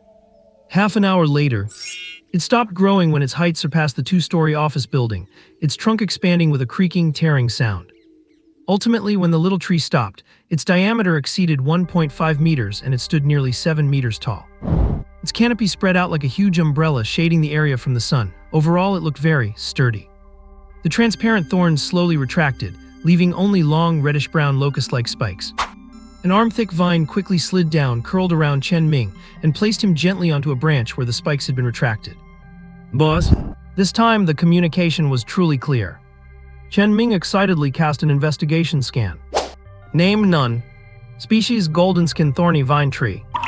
Age: 6 months. Bloodline: 5% goldenskin thorn creating blood tree. Skills: poison sword thorn blood sucking wither/bloom self-healing protection. Talent: wood poison golden skin. Characteristic: bloodthirsty wood gold dual elemental. Weakness: cannot move, vulnerable to fire. Chen Ming had not expected this little, big guy to have 5 or 6 skills. It was off the charts. If he were to use fusion on it, he could not imagine the sheer power. The weaknesses were also quite obvious, even fatal. But it did not matter. With many little companions looking out for each other, it was not really an issue. Chen Ming stroked the smooth, tender green bark which was dotted with tiny pores. The little one has grown up, try out a skill and let us see what you can do. As soon as Chen Ming finished speaking, sharp spikes sprouted from the massive crown of the tree. Seeing this, Chen Ming quickly intervened. Just a few will do, aim them at the landscape corridor over there. The countless spikes that had just poked out retracted immediately. Suddenly, 3 sharp spikes shot out from the main trunk beneath Chen Ming's feet. Thwag, swag, swag. 2 wooden spikes were embedded in the column of the landscape corridor 5 meters away, while a third one missed and hit the wall. I am so sorry, I will practice hard, boss. Please do not sacrifice me, do not abandon me. A youthful voice pleaded cautiously. But Chen Ming did not even hear it. He stared blankly at the two spikes embedded in the pillar with only their tails visible. Does it even matter if it missed? It is not like we are in bed. What really matters is, this tree has tens of thousands of sharp spikes on its body, right? If they were all launched at once, would not it be like 1,000 swords returning to their source?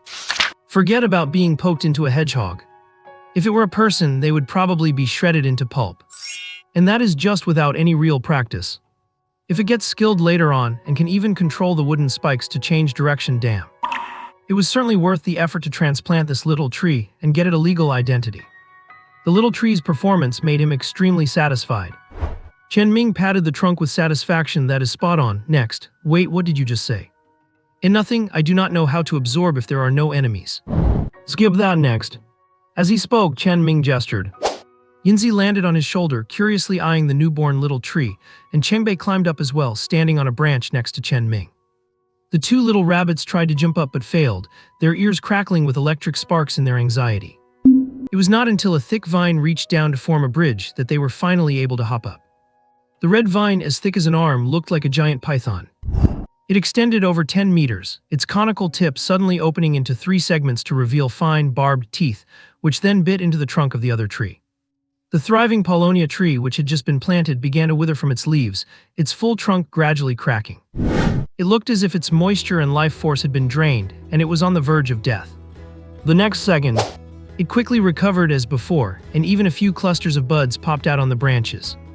The near-death state from just a moment ago seemed like an illusion. The blood python-like vine quickly retracted and nuzzled against Chen Ming as if fawning on him. Chen Ming was still somewhat puzzled. Forcibly absorbing a plant's life force and feeding it back, can this be used on people? I do not know. The blood vine shrank back a little.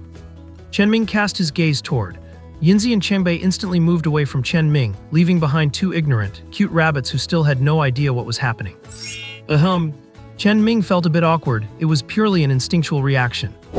Then, under the watchful eyes of Yinzi and Chengbei, he suppressed the urge to grab a nearby rabbit to use as a test subject. Instead, he rolled up his sleeve to reveal his arm, showing great magnanimity. What are you afraid of? I will try it myself. Be gentle, okay? That one sentence ruined the moment, otherwise he would have seemed quite heroic. Nearby, Yinzi covered her mouth, suppressing the urge to roast him. And Chengbei even turned his head to look away, seeming a bit disgusted. Actually, there was no need for Chen Ming to warn it. The blood vine was already intimidated and extremely cautious. The conical tip opened just a tiny bit, like a pouting lip tentatively secreting mucus that had numbing and blood-activating effects. Then under Xia Ming's gaze, dense, sharp, barbed teeth of varying lengths flipped outwards. A tender, bright red conical spike, looking like a mix of flesh, vine, and wood, gently pierced the surface of his skin. There was no pain at all. It was even better than some commercials. But in the next second, a tearing pain suddenly surged from beneath his skin. Ouch, ouch, ouch.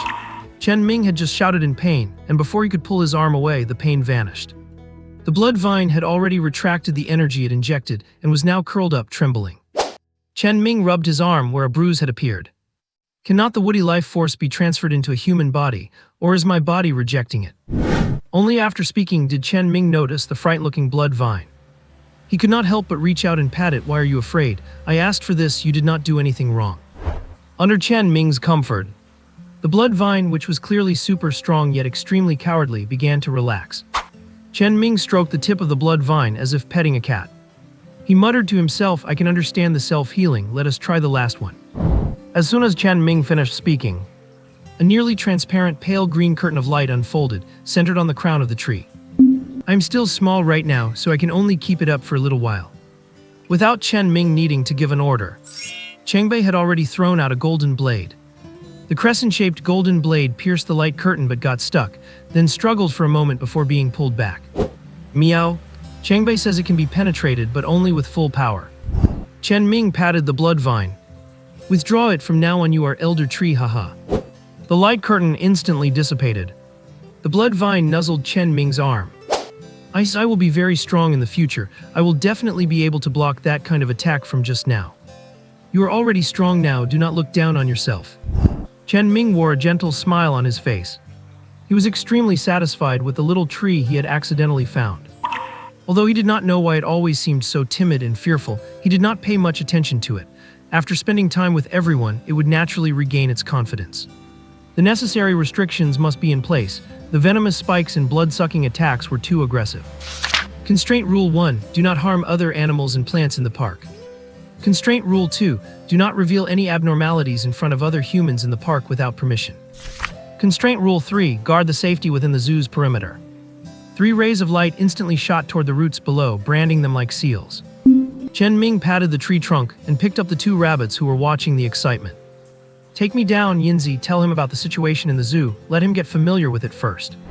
Chen Ming was happily and gently placed on the ground. He dropped the rabbits, clapped his hands, and walked away. But Yinzi and Chengbei, however, set their sights on this tree. Zwish, zwish. Chengbei scratched the tree trunk. The blood vine, which was about to retreat into the tree hole, hurried over. Its tip opened to reveal terrifying sharp teeth, but it was just to touch Chengbei and Yinzi at the same time. Elder, are you happy, Gaga? I am happy. I will only say this once. If you cannot remember or cannot do it, this meow will cut off your roots and burn you like firewood. Chengbei's pupils narrowed, looking very serious. Looking at the trembling blood vine, he slowly revealed his sharp claws. I only used 30% of my power earlier, and with Yinzi it is more than enough. Yinzi opened her mouth at the right time, revealing a ball of phoenix flame.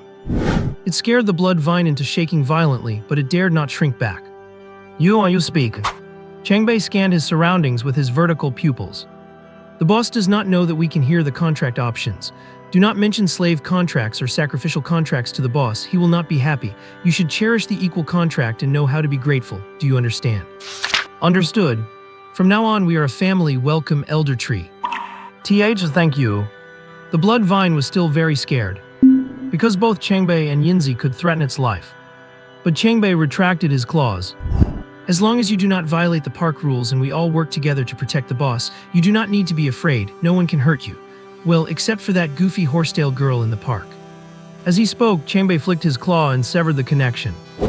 He turned his head to look at Yinzi, who was still standing there with her hair standing up. Let us go, it is time to eat. We can come back and educate him some more later. Yinzi was stunned. Even the hair on her neck bristled up. You can actually speak human language. Then why did you make me translate? Chengbei had spoken out of habit and suddenly gave himself away. But he was not panicked. Instead, he raised his head proudly. Because not being able to talk makes us more liked by the boss, you idiot. Damn you, you sneaky old fox, I am going to bite you to death. Well, it is the last day of the month. Thank you for your company. Thank you to every big shot who has left their mark. Well behaved, the tiger wants to ask for some praise from the big shots. The moment Chengbei jumped down from the north side of the wall, Yinzi suddenly dove down, slamming its claws into the top of Zhao's head. Caught off guard, Chengbei's graceful, mid-air leap turned into a chaotic spin as he plummeted to the ground. Vdmeow! Chengbei landed with his head tilted back and his body propped up against the corner of the wall in a handstand, his fluffy tail dangling limply between his legs. All elegance and haughtiness were gone, replaced by pure adorable goofiness. It was not a hard enough fall to cause any injury. It just looked a bit undignified. Yinzi circled overhead, squawking with mocking laughter. Look at you now, I am going to tell the boss exactly what you have been hiding. What was that? Chen Ming poked his head out of the second-floor bedroom window. He watched with curiosity as Chengbei did a handstand in the corner below. The silly sight made him chuckle. Chen Ming's lips curled into a smile. Come on up and eat. Are you being a goofball and trying to study the base of your own tail? Meow. Chengbei flipped himself over and jumped up. He darted toward the office building entrance, sticking close to the wall. Yinzi, however, rolled its eyes and flew straight into the window, landing on Chen Ming's shoulder. Boss, let me tell you that rascal Chengbei can speak human language, but he has been pretending he cannot. Is Chengbei that smart? Hey, that is not the point, boss. He can actually talk. Meow purr. Chengbei had already rushed into the office, dove headfirst into his food bowl, and began purring while eating as if he had not been fed in days. Yinzi was stunned. He is faking it. He is definitely faking it. With that, it flew back out. Stop pretending, meow-ow. The two little creatures had a scuffle, sending tufts of fur flying everywhere. Yet Chengbei simply refused to speak, which only made Yinzi squawk in frustration. In the end, Chen Ming had to step in and grab them both to settle the scene. Alright, I believe Chengbei can talk. Now go eat. Meow. Chengbei let out a soft cry and then rubbed his body against Chen Ming's calf before running off to eat his cat food again. Even though he had not actually swallowed a single bite, he made a very convincing show of it. Yinzi looked at Chen Ming, who clearly did not believe a word of it. It opened its beak several times, not knowing what else to say.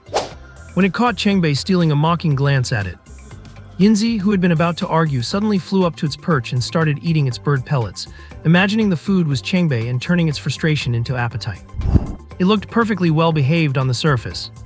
But deep down it was muttering, "Just you wait, you jerk, this is too competitive. To think he would pretend not to talk just to win favor, he is like one of those seductive concubines from history who feigns illness to wreck the palace.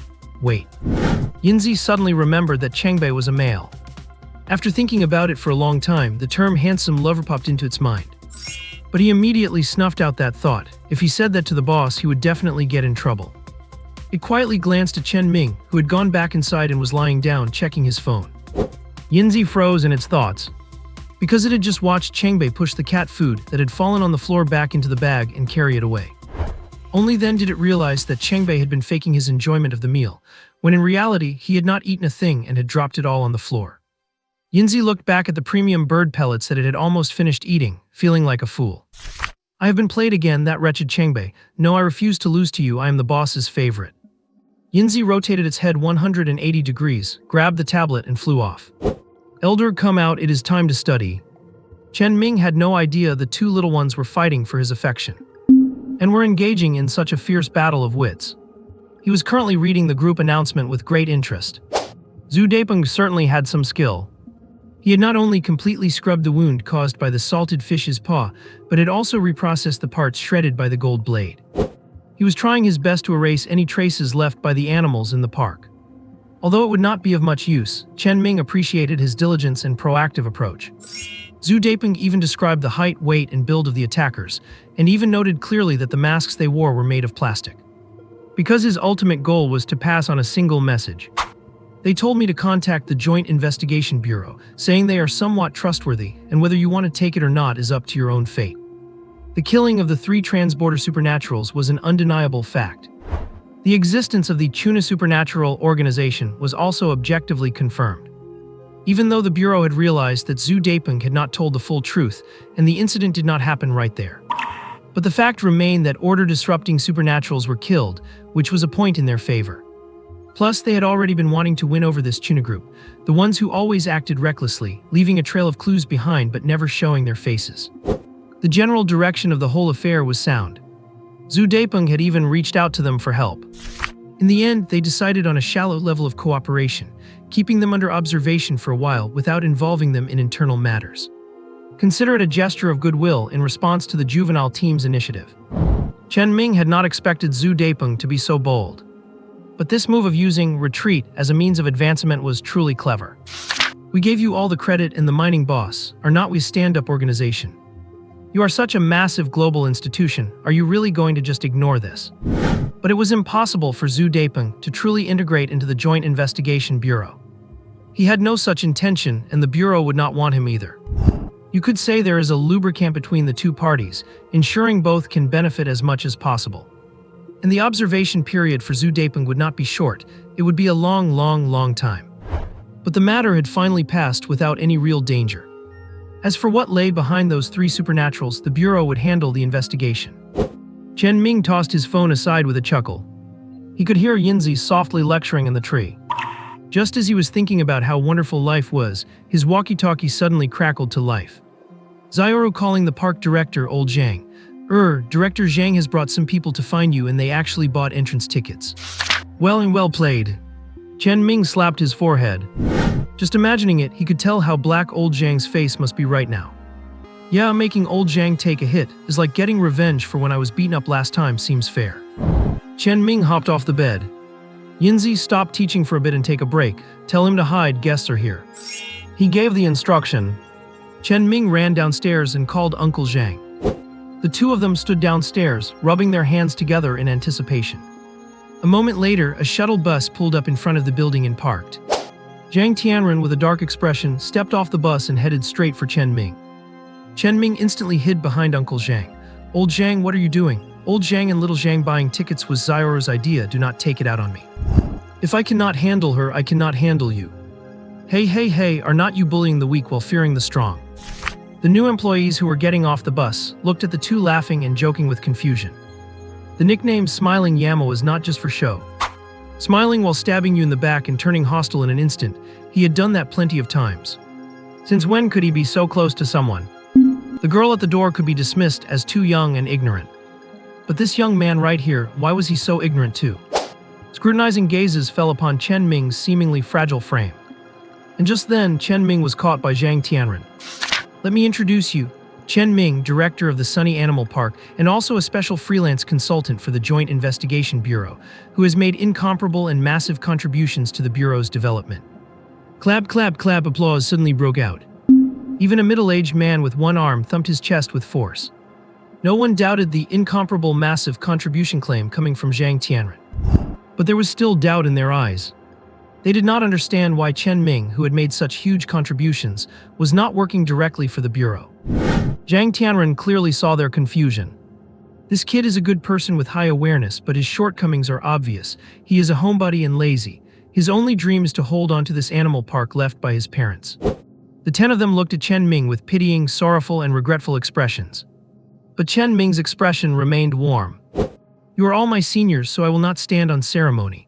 Your dorms are prepared in the back, and Uncle Zhang will explain the specific job details to you. The group stood in silence, each of them picking up their luggage regardless of their missing limbs. Some who had lost both arms even held their bags with their teeth, standing tall and straight. Uncle Zhang raised his hands several times to offer help but eventually held back. Follow me, everything you need has been newly prepared. Watching the group line up and follow Uncle Zhang toward the dormitory building. Zhang Tianren firmly pressed his hand onto Chen Ming's shoulder. I will not say any more than I have to. Let us go to your office and sit down to talk about some things. Can we not sit? You have attracted so much enmity from being so bold on the dark web. Do not drag the animal park into this. My fragile frame cannot handle any storms. Chen Ming said, looking a bit cowardly. But Zhang Tianren just put his arm around his neck and dragged him into the office building. Look at you being such a little coward. Chen Ming was forcibly dragged into the office by Jiatu. It seemed that after Zhang Tianren was cured, even his psychological state had rejuvenated, completely shedding his gloomy, senile, and deviously smiling old man persona. He radiated vitality and a sense of decisive, swift action. After letting go of Chen Ming, Zhang Tianren began looking around like a thief. Finding nothing obviously different, he was about to head to the sofa when he suddenly stopped and looked out the window. This tree was not planted during the reconstruction the other day, was it? Chen Ming was speechless. It is just a tree, not some lively, jumping animal. But he saw Zhang Tianren lean closer to the window. It looks like a soapberry tree.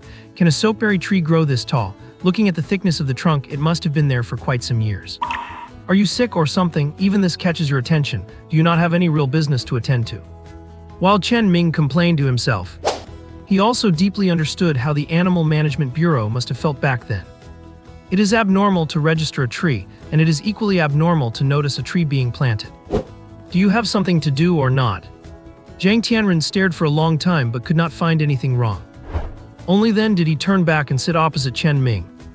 There might be people coming to retaliate against me soon, no need to worry about that. I am just afraid that if they do not dare to touch me, they might track it down to you, so I am giving you a heads up. After saying this, he stared fixedly at Chen Ming. Chen Ming took a moment to process what he meant. I really cannot contact that student organization. No, wait, anyway, I cannot reach them, Sai. Yesterday's incident shows that this organization might have members studying in Huacheng. Again, they leave a mess behind, running away after causing trouble and leaving it to the investigative bureau to clean up. Although Zhu Daping broke his phone, I checked his call logs. Here it comes. That smiling, devious old man is back. Chen Ming stood up abruptly. He frantically looked for his phone as if to check the situation. He muttered to himself, there is such a thing. I had auto do not disturb on at night and did not notice anything, and those silly boys did not run. Are you fishing for information? Heh, I never said they called you, nor did I say which of those Chunabu kids were involved. Zhang Tianren smiled with the air of a man whose scheme had succeeded. Chen Ming's face turned pale with anger as he glared at him. Just then, Yinzi flew in clutching a phone. Boss, my phone died while I was watching videos. Charge it for me quickly. The smile on Zhang Tianren's face froze. Chen Ming angrily grabbed Yinzi. Did President Zhu call last night? Old Zhu, the crazy man, called in the middle of the night and interrupted my studies. I answered it but could not hear what he was saying, so I hung up. Yinzi blinked, clueless. Then, as if noticing Zhang Tianren for the first time, it looked very surprised. "Hey old man Zhang, you have become handsome." As it spoke, it stretched its neck, trying to find where the fluffy fox tail was hidden, using a mix of truth and lies to change the subject. This made the smile on Zhang Tianren's face slowly fade away. Unable to argue with Yinzi, Zhang Tianren looked at Chen Ming. "You do not know about last night's events. Do I need to know? Then what the hell are you nervous about? My phone is missing. Would you not be anxious if it were you? Besides, those kids did me a favor, so what is wrong with being anxious?" Chen Ming was furious and spoke with conviction. But Zhang Tianren was not easily fooled. "Do not mess with me, kid. You definitely have a way to contact those Chunabu teens." "Yes, I can contact them, but I will not give it to you. They want to quietly fight against injustice and have not done anything wrong, so why should you hunt them all down and keep them on a leash?" Zhang Tianren was stunned. He did not expect Chen Ming to admit it so quickly. But these words did not sound pleasant. "I am doing it for their own good." "For your own good, do you know how many people have been left curled up in dark corners shedding bitter tears because of those 3 words? They did not even dare to cry out loud. Do you think you know something? Huff huff." Chen Ming was panting heavily, and for some reason he became irritable, perhaps remembering some experience. The two, who had previously had a pretty good relationship, fell into silence. A moment later, Chen Ming gradually calmed down. He raised his hand and pointed out the window. "Can you understand Beast's speech?" "No, I cannot." "For your own good, I am having Yinzi teach you for free, and you must complete a pile of homework every day. It can understand all the animals in the park, dozens of languages. As a member of the investigative bureau, is not it necessary to learn Beast's speech?" He emphasized the phrase "for your own good" heavily. "Goodbye." Zhang Tianren stood up and left. When he reached the door, he suddenly stopped and turned his back to Chen Ming. "It cannot really understand Beast's speech." "No, I lied to you." For the first time, Chen Ming showed an assertive side in front of Zhang Tianren. His expression was strange, half smile, half tearful, his eyes full of arrogance and madness, and his lips curled with a mocking smirk. It seemed those 3 words had pierced him deeply. A chink in his locked heart had been pried open, ready to unleash a violent and insane beast. Zhang Tianren turned his head in surprise and looked at Chen Ming. "I will not ask anymore, you are a grown man, wipe your tears away." After saying this, Zhang Tianren turned and left. Only then did Chen Ming raise his hand with a blank expression. It turned out that tears had been flowing down unknowingly. Yinzi pressed silently against Chen Ming's neck without saying a word. Chengbei hopped onto the desk and silently licked the tears off Chen Ming's fingertips. Chen Ming's stiff expression softened slightly, though he remained downcast and a bit depressed. "No matter what you do, someone will nitpick and try to ruin you. Then just ignore those who do not truly care about you. Be self-reliant, be incredibly strong, strong enough that no one dares to point fingers. Making yourself happy is the most important thing." His tone gradually rose from its initial low point. Chen Ming rubbed his face, his mood slowly settling, and the fissure that had been pried open in his heart closed once more. After a while, a gentle smile slowly appeared. Finally, having adjusted his mindset, Chen Ming gathered Chengbei in his arms, with Yinzi standing on his shoulder, and got up to walk outside. Life must go on, and we will live better and better. Arriving at the dormitory area, Uncle Zhang was chatting with everyone. The atmosphere was strangely lively. It was just that the smell of smoke was a bit choking. Chen Ming stopped just before reaching the door. He gently set down Chengbei, who had already raised its paws to cover its nose. He whispered, "You two go off and play, I will go in for a quick look." After the 2 little ones sensibly drifted away, Chen Ming took a deep breath and straightened his clothes. Only then did he knock on the open door. "How is it going? Is the environment okay?" The 10 newcomers, including Uncle Zhang, moved in perfect unison. They all stood up, hiding their cigarette butts behind their backs simultaneously. Even the motion of waving their hands to dispel the smell was identical. Chen Ming kept smiling and did not bother with polite pleasantries. He walked directly toward Uncle Zhang. "The dormitory is fine, just do not gather in the park where it would bother the animals and tourists. Uncle, give me one." Uncle Zhang stared blankly at Chen Ming, who was holding out 2 fingers. He knew Chen Ming did not have this habit and even disliked the smell of smoke. But he only hesitated for a moment before handing one over. Chen Ming took it, looked around, found a lighter on someone's bed, and hurried over. "Mind if I borrow a light?" The person who had one arm quickly lit it for him. The atmosphere, which had suddenly tightened upon Chen Ming's arrival, slowly relaxed. Chen Ming puffed it out without inhaling, like smoking a cigar. "Sit down, everyone. You are all seniors. Do not be formal." As soon as he finished speaking, tears were forced out by the smoke. The others looked on, dumbfounded. Having failed to look cool, Chen Ming gave up. Actually, I do not smoke. I was just worried that you were not relaxed enough and wanted to put on a show, but I crashed and burned. A self-deprecating explanation. It invisibly brought the two sides closer. Uncle Zhang took the lead and started laughing. The others also had smiles in their eyes. Chen Ming handed it over directly without ceremony, then rubbed his eyes hard. You guys come, I really cannot handle it. I wanted to use this method to close the distance. There is not much to worry about here, just one thing. Keep what you see and hear a secret, can you do that? Director Zhang said on the way here that we have been keeping secrets our whole lives, so please rest assured about that. The man speaking had no arms yet remained sturdy. Chen Ming got straight to the point. Keep it secret from the outside, including the Global Joint Investigation Bureau. Can you still do that?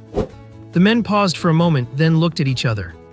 The armless man answered again, we can do it, but please do not give us special treatment. We have plenty of strength for the dirty and tiring work. My name is Zhang Guoxin and I am just an errand runner in administration. The others remained silent, clearly deferring to Zhang Guoxin. Kang Ming stepped forward and grasped his empty sleeve. It is settled then, but you might not get a chance to fight over the dirty work. Uncle Zhang, stop dwelling on the past and talk about the work arrangements and benefits. After saying that, Chen Ming walked out. I will not stay here so you all do not feel uncomfortable. After Chen Ming left, the men all looked at Uncle Zhang. Old Zhang, what did the director mean? That they hired specialists to clean the animal cages in the park. Will not that make us useless again? Uncle Zhang beckoned mysteriously. After everyone gathered around him seriously in a circle. He put on a straight face, but his eyes were full of smiles. What kind of behavior is this, asking questions right after being told to keep a secret? You old fox. Chen Ming paused his steps as he heard the lively sounds from inside the dormitory building. When he first arrived, he did not understand this world and was careful to maintain his original image, but now he no longer worried about being exposed, especially since he was also a member of the Joint Investigation Bureau. Every animal around him could be said to be increasing the strength of the Joint Investigation Bureau. Even if they found out, what could they do? Could they be stupid enough to push close partners into becoming enemies? If that were the case, the Global Joint Investigation Bureau would have been compromised from within long ago. Both sides had the same goal and were not in a hostile relationship. Such a large zoo sitting here cannot be hidden forever. Chen Ming had long been mentally prepared for this. He was even certain that Zhang Tianren had discovered the problem long ago, just had not had the chance to bring it up. Is it reasonable that a zoo this big only has 3 people and stays perfectly clean every day? Is it reasonable that even though Yinzi does not use abilities, its IQ is higher than Fang Tu's? Is it reasonable that the animals in the park went from skin and bones to fat and strong in a few days? Those experts and professors are not just for show, they are truly highly intelligent people. Do you really think Zhang Tianren just happened to notice an extra small tree?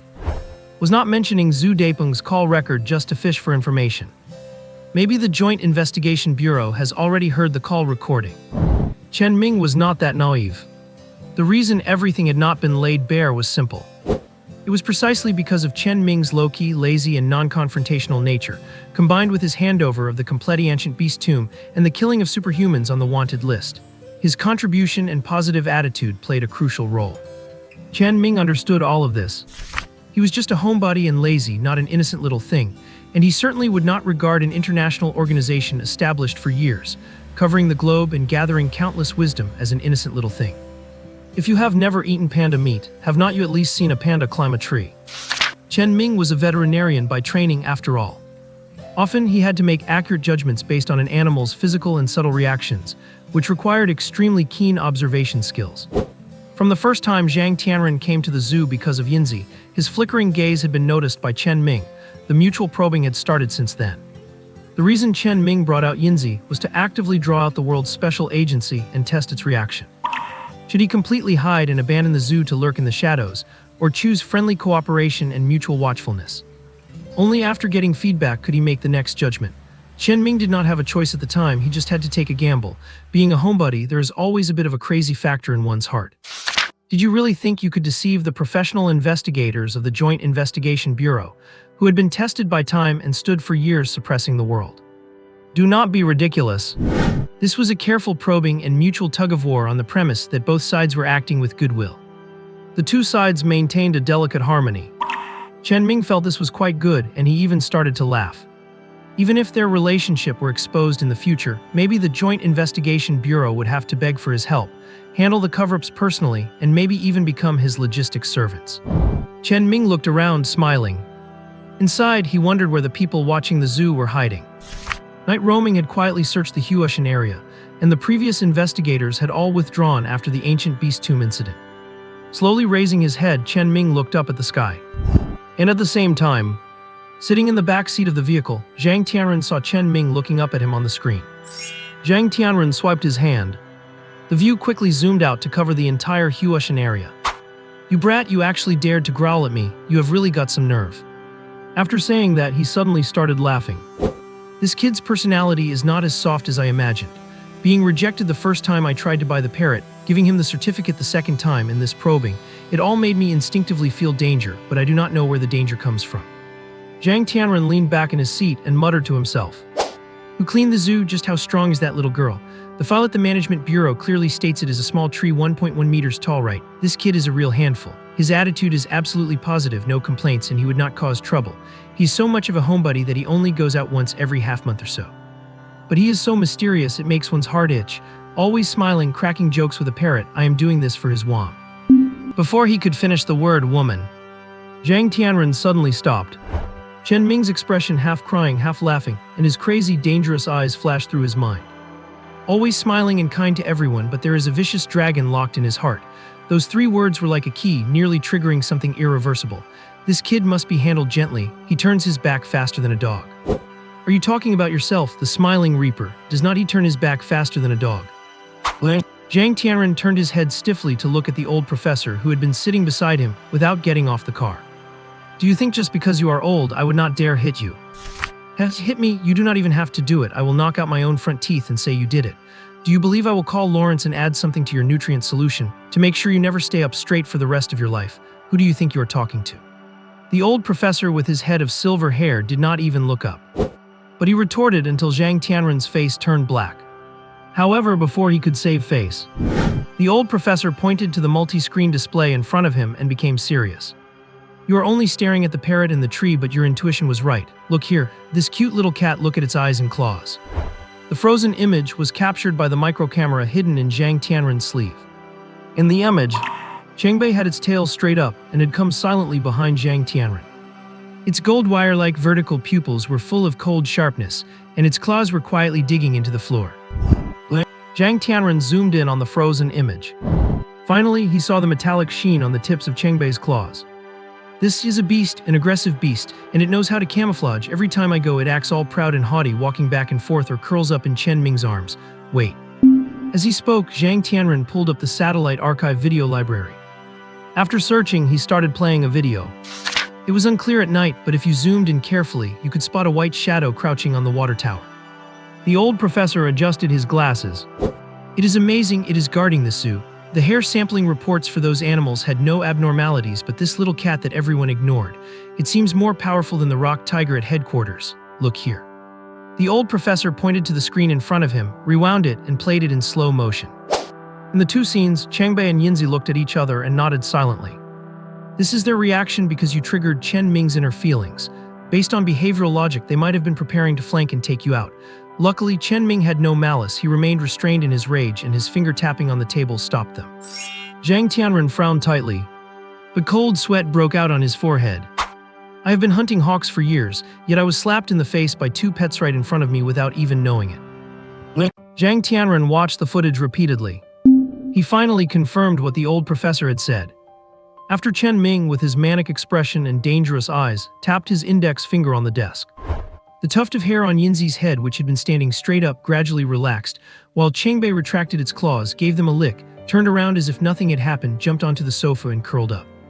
Everything happened right under his nose. Yet it was all overlooked, like he was blind to it. Zhang Tianren did not feel humiliated or feel like he had made a mistake. After all, even the many experienced old professors were more focused on the beasts in the park. Everyone had seen this cat, but nobody paid any attention to it. Or perhaps the instinctive tendency to ignore common pet cats is just too deceptive. And no one could have imagined that beneath its cute and fluffy appearance, it hid the most dangerous and deadly claws. Zhang Tianren did not feel discouraged. On the contrary, his eyes grew brighter. They listened to that kid, Chen Ming. It seems that way this situation. Is it taming? At headquarters, only the rock tiger and a few mutated dogs can accept commands, but they are not even this smart. Other captured exotic beasts cannot be tamed at all. Should we let him try? The old professor suddenly became interested. However, Zhang Tianren shook his head and refused. Do not even think about it, at least not for now. This brat is too lazy to even leave the zoo. The last time he went to Huacheng was just to register this cat. Speaking of the cat, he planted a small tree today, and when I went by in the afternoon, it had already turned into a towering tree. Good grief. Zhang Tianren was speechless. Chen Ming's attitude had always been positive and impeccable. He also handed over an ancient tomb to the Intelligence Bureau to help fight against the invasion of exotic beasts and prevent other transcendent organizations from acting recklessly, making a huge contribution to maintaining world order. Plus, he is his lifesaver.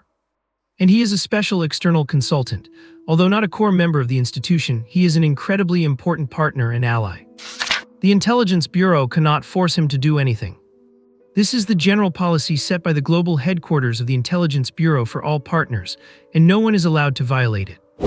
It is also the foundation upon which the Intelligence Bureau has stood firm globally for so many years. Zhang Tianren looked at the still eager old professor. Give up this dangerous idea. We can test things out, we can help each other, but we cannot use force unless he ever becomes a threat. But he is just a lazy homebody. Still, we can try a different approach. He definitely will not want to move, but we can transport the exotic beasts to him. Zhang Tianren smiled and pressed his hand on the old professor's shoulder. This made the old professor's eyes behind his glasses light up. Old Zhang, not bad, you finally learned to use your brain, let us do it. Although I know that is a compliment, it does not make me feel very happy. Zhang Tianren looked speechless, but his thoughts drifted toward that zoo. Inside the zoo office building, the new employees were in place. Chen Ming prepared to expand publicity and picked up the phone to make a call. Hello, Huacheng TV station. I am from the Little Sun Zoo. Yes, that is the one that was sealed off. We have resumed business and want to do some promotion. Can I get a discount with a special consultant certificate from the Intelligence Bureau? The person on the other end was confused. Is this something I should know about? Chen Ming did not care about that. Why keep the certificate if I am not going to use it? There is no harm in asking, and it saves me money on advertising. Huacheng Daily, Huacheng Commercial Channel, Huacheng. Can I get a discount with a special consultant certificate? 7 or 8 calls in a row. Chen Ming got the advertising fees slashed drastically. In fact, all parties wanted to visit, but they had been driven away forcefully before and had their reservations. It just so happened that Chen Ming took the initiative to invite them, so the two sides hit it off. Although they had suspicions, they did not expect the owner to actually be related to the Intelligence Bureau. As for what level a special consultant is, they had no idea, but it sounded very powerful. The result was that the Intelligence Bureau kept receiving verification calls. This left Zhang Tianren and the old professor who had just returned, looking at each other in dismay. Zhang Tianren had a dark look on his face. Look at how petty he is. Using a special consultant certificate to get a discount on advertising, I am speechless. The old professor did not think it was a big deal and actually started laughing. Is not being pragmatic a good thing? What is wrong with focusing on running the zoo? You would have to be crazy not to use the benefits you are entitled to. Chen Ming was saying the same thing. You would have to be crazy not to use it. It is not like I am abusing it. He carefully put away the certificate. Chen Ming started browsing through reports from various sources, but there was no activity. He did not know that the various parties first had to verify his identity, wait for leadership approval, coordinate timing for interviews, and finally arrange for it to be broadcast. After waiting a while, Chen Ming put down his phone in disappointment. At this moment, a voice called from the doorway, "Director, come down for lunch." In front of outsiders, Uncle Zhang and Xiaoru still called Chen Ming director. Chen Ming got up and rushed down. After arriving at the canteen, Uncle Zhang was happily introducing, "This is the first time our canteen has opened. Before, there were only 3 of us and we could not use such a big place." Chen Ming did not stand on ceremony either. He first helped Zhang Guoxin, who had no arms, and served him his meal. "Let us help each other out. In the future, you can help me run administrative approvals and stuff." The less Chen Ming stood on ceremony, the more at ease these people felt. After the meal, Uncle Zhang took people to get familiar with the environment. And Chen Ming received a friend request notification.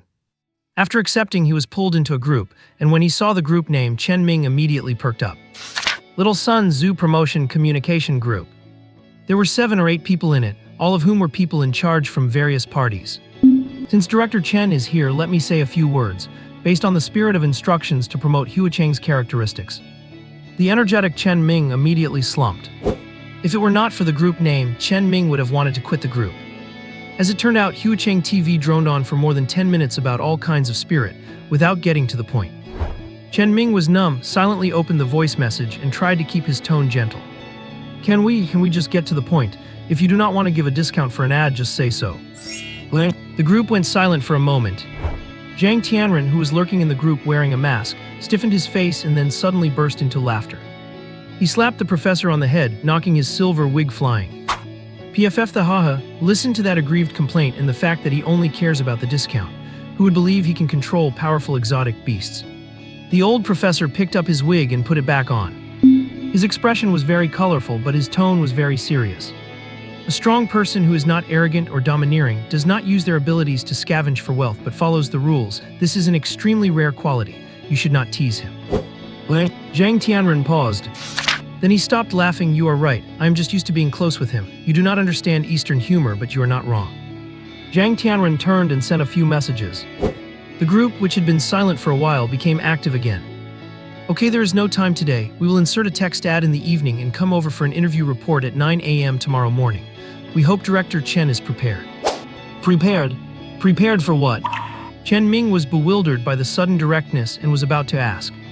A schedule for the interview and promotion was sent over. Chen Ming opened it with the same attitude he had for exams and studied it seriously. Entry route, promotional slogans for each area, animal feature displays, and highlight displays. Looking at the zoo map on the schedule, Chen Ming's mouth suddenly curled up.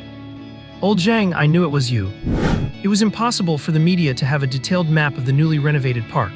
Although Chen Ming was only guessing, he was probably right. But that smirk quickly faded. Promotional slogans and highlights. Yinzi, come here, it is study time. Chen Ming shouted in a rush. Yinzi, who was busy teaching Elder Tree, flew back immediately. Boss, what kind of test? Yinzi landed on his shoulder, blinked its eyes, and stared at it seriously for a long time. Then it said with perfect justification, Boss, I am illiterate.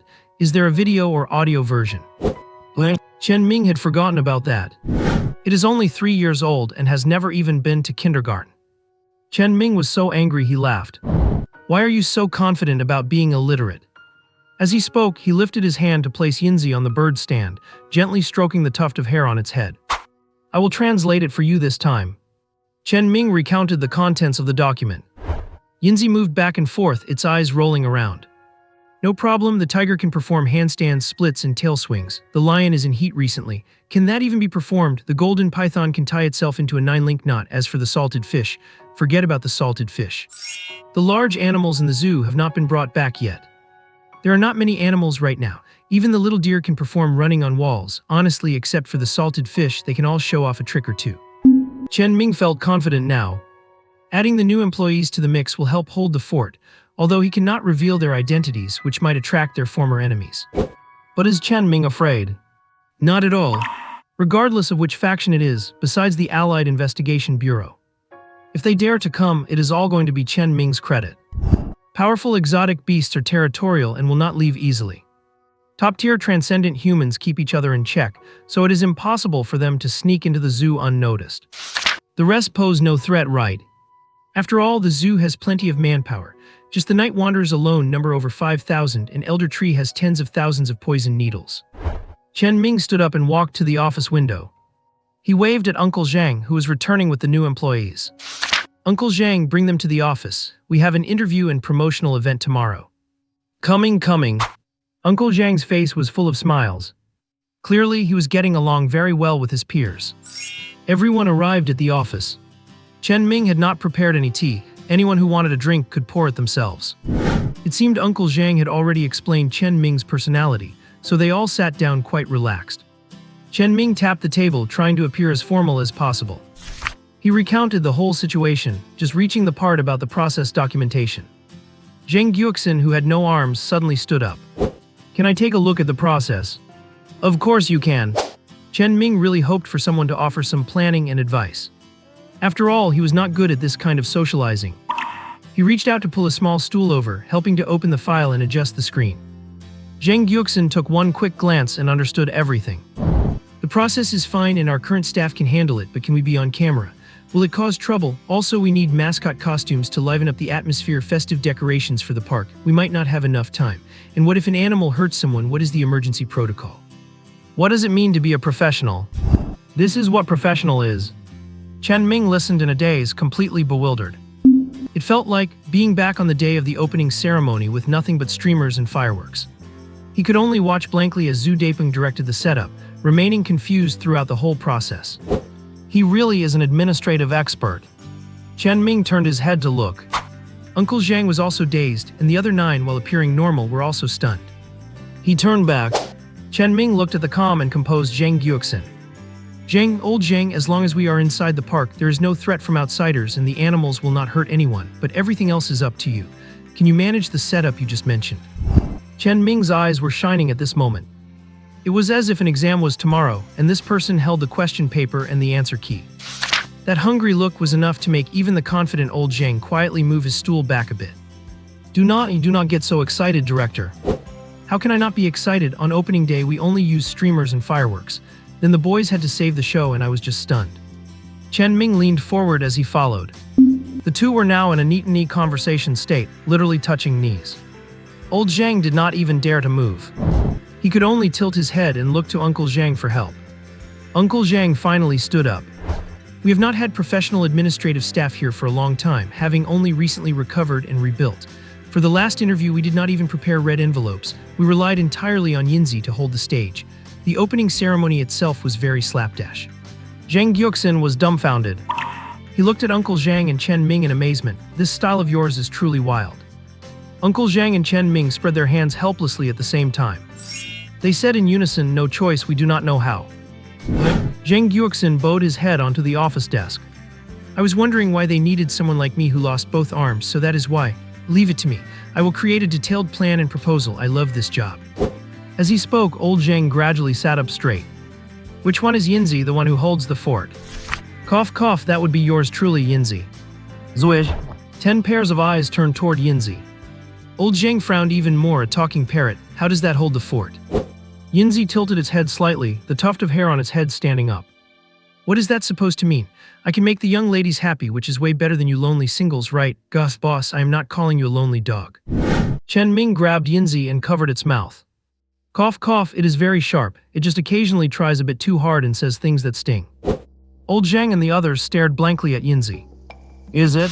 A result of a classified incident by the Allied Investigation Bureau. Yeah, the animals here are all very smart, no need to be too surprised. Chen Ming directly cut off any further questions. Yinzi took the opportunity to show its talent. Brother Zhang, feel free to plan. The animal stunts and highlights are all arranged. I can even act as a host for the reception. I'm very familiar with all of them. That would be the best. Old Zhang was a bit dazed at this point. He had dealt with all sorts of people and had contact with transcendent humans, but he had never worked with a bird.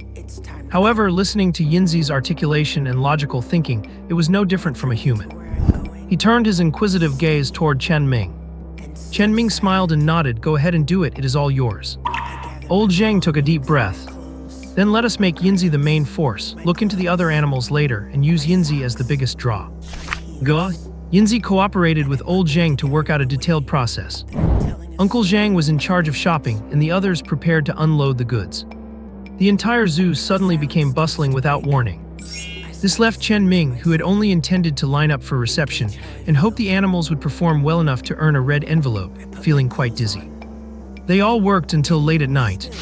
From the park gate to every animal enclosure, everything was finally set up. The entire zoo was festive and vibrant. Everyone was exhausted. The middle-aged man with one arm leaned against a tree trunk, looking at the trash such as wrapping paper on the ground. Before he could speak, Chen Ming interrupted. Go back and eat, do not worry about the trash, do not ask. After spending time together, Chen Ming found that these people had a very strong sense of responsibility, or perhaps their pride was so high that they were always tense.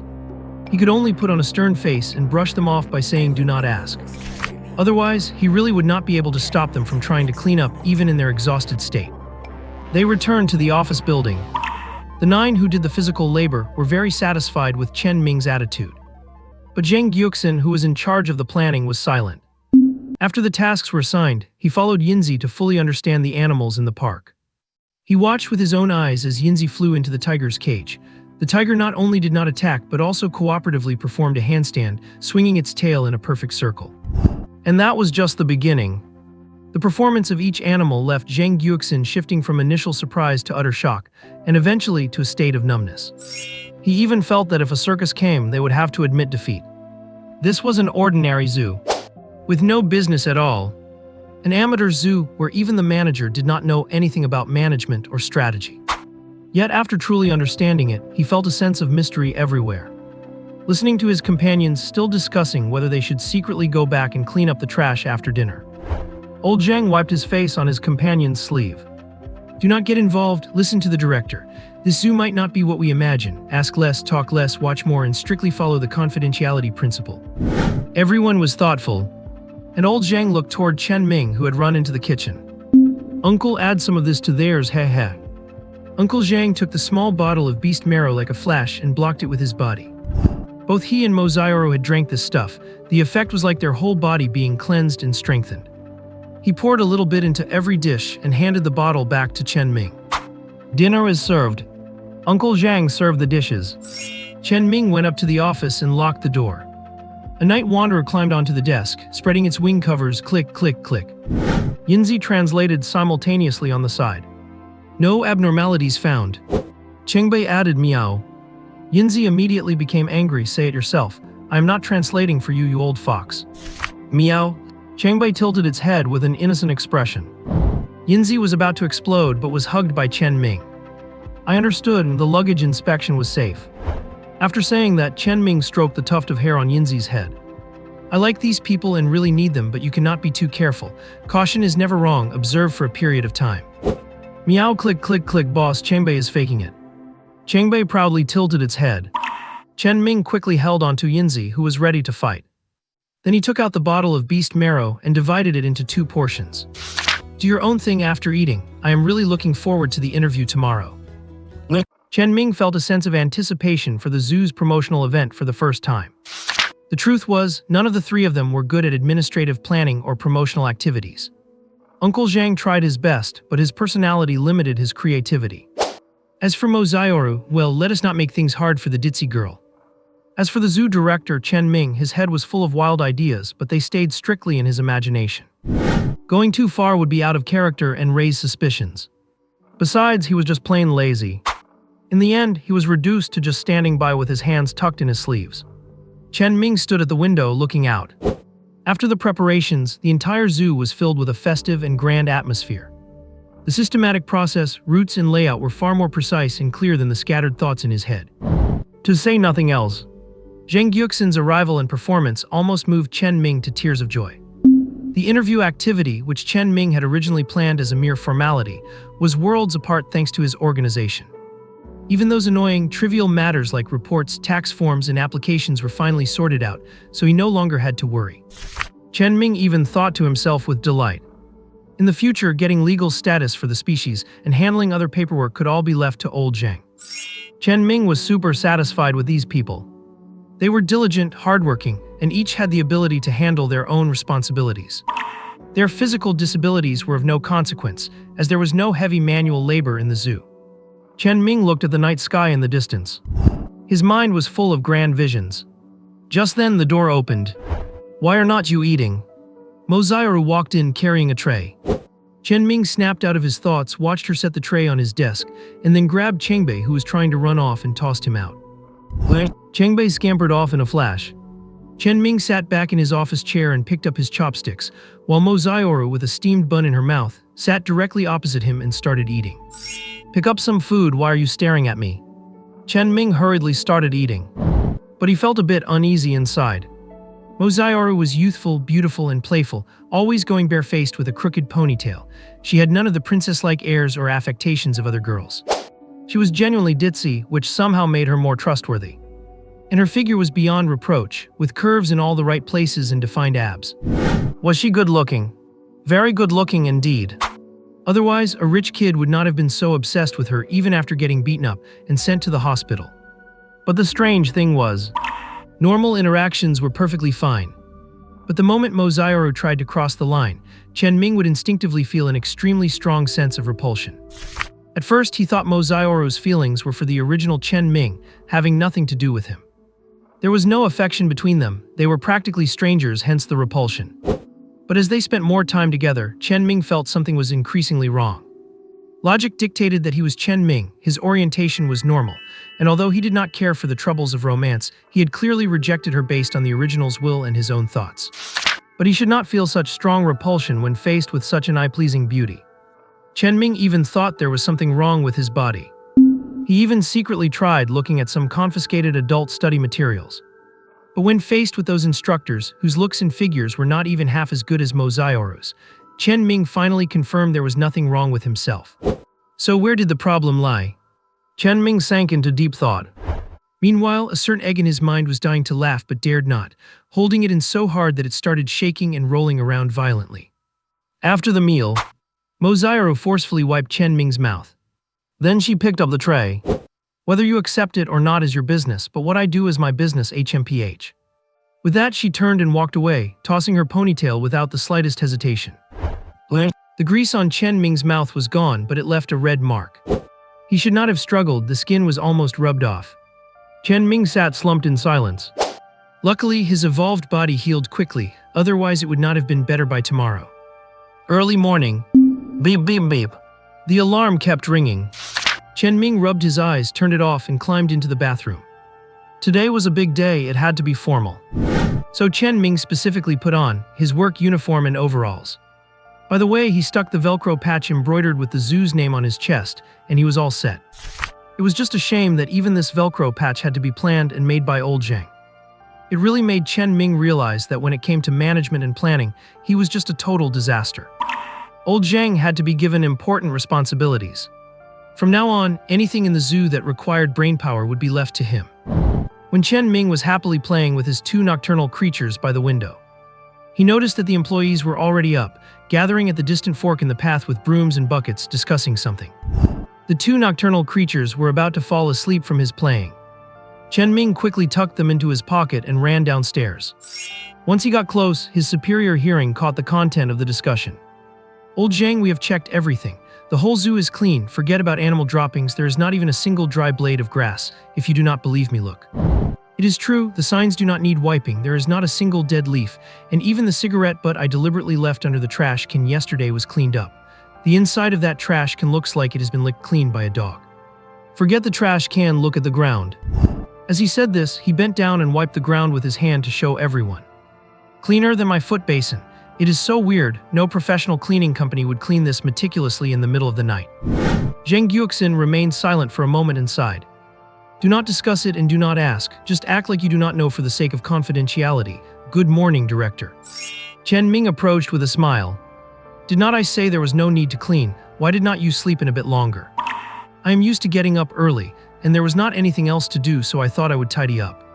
Seeing everyone nodding and pretending to be oblivious, Chen Ming waved his hand. Go back and eat, then be ready to open on time to welcome the guests. You got it. The group left with their tools. Old Zhang, however, stayed behind a couple of steps. Director, did you see the text ads from last night? No, I went to sleep right after my shower. Chen Ming replied with a twinge of guilt. He had completely forgotten about that. If old Zhang had hands, he would have definitely slapped his forehead right now. He finally understood why such a great zoo had so few visitors. A Buddha-like director, a simple ticket seller, and old Zhang taking care of two kids at his age. It was not easy. Director, I noticed after the ads went out last night, a lot of streamers spontaneously wanted to come and check out the shop. Be mentally prepared. Okay, I will definitely prepare. Prepare for what? Chen Ming replied concisely, his attitude positive and sincere. But he had no idea what to prepare for, which truly touched upon his blind spot. Old Zhang looked at him blankly. Red envelopes, it is easy to anger the king of hell, but hard to deal with the petty demons. Chen Ming originally wanted to ask, how hard are they to deal with? But seeing the look of exasperation on old Zhang's face, he held it back. Okay, I will go prepare, though I did yell at a group of streamers earlier, cough cough. Just do your best. Old Zhang was about to have a breakdown. He shook his head and headed toward the office building. But Chen Ming did not feel there was any threat. Everyone had to follow the rules, right? If someone did not, then Chen Ming would not be so polite. After the meal, everyone was doing their own job. Some put on mascot costumes, others were practicing their expressions in front of the mirror. As opening time approached, everyone headed to the zoo entrance to prepare for the welcome. Outside the gate, several streamers were already waiting there.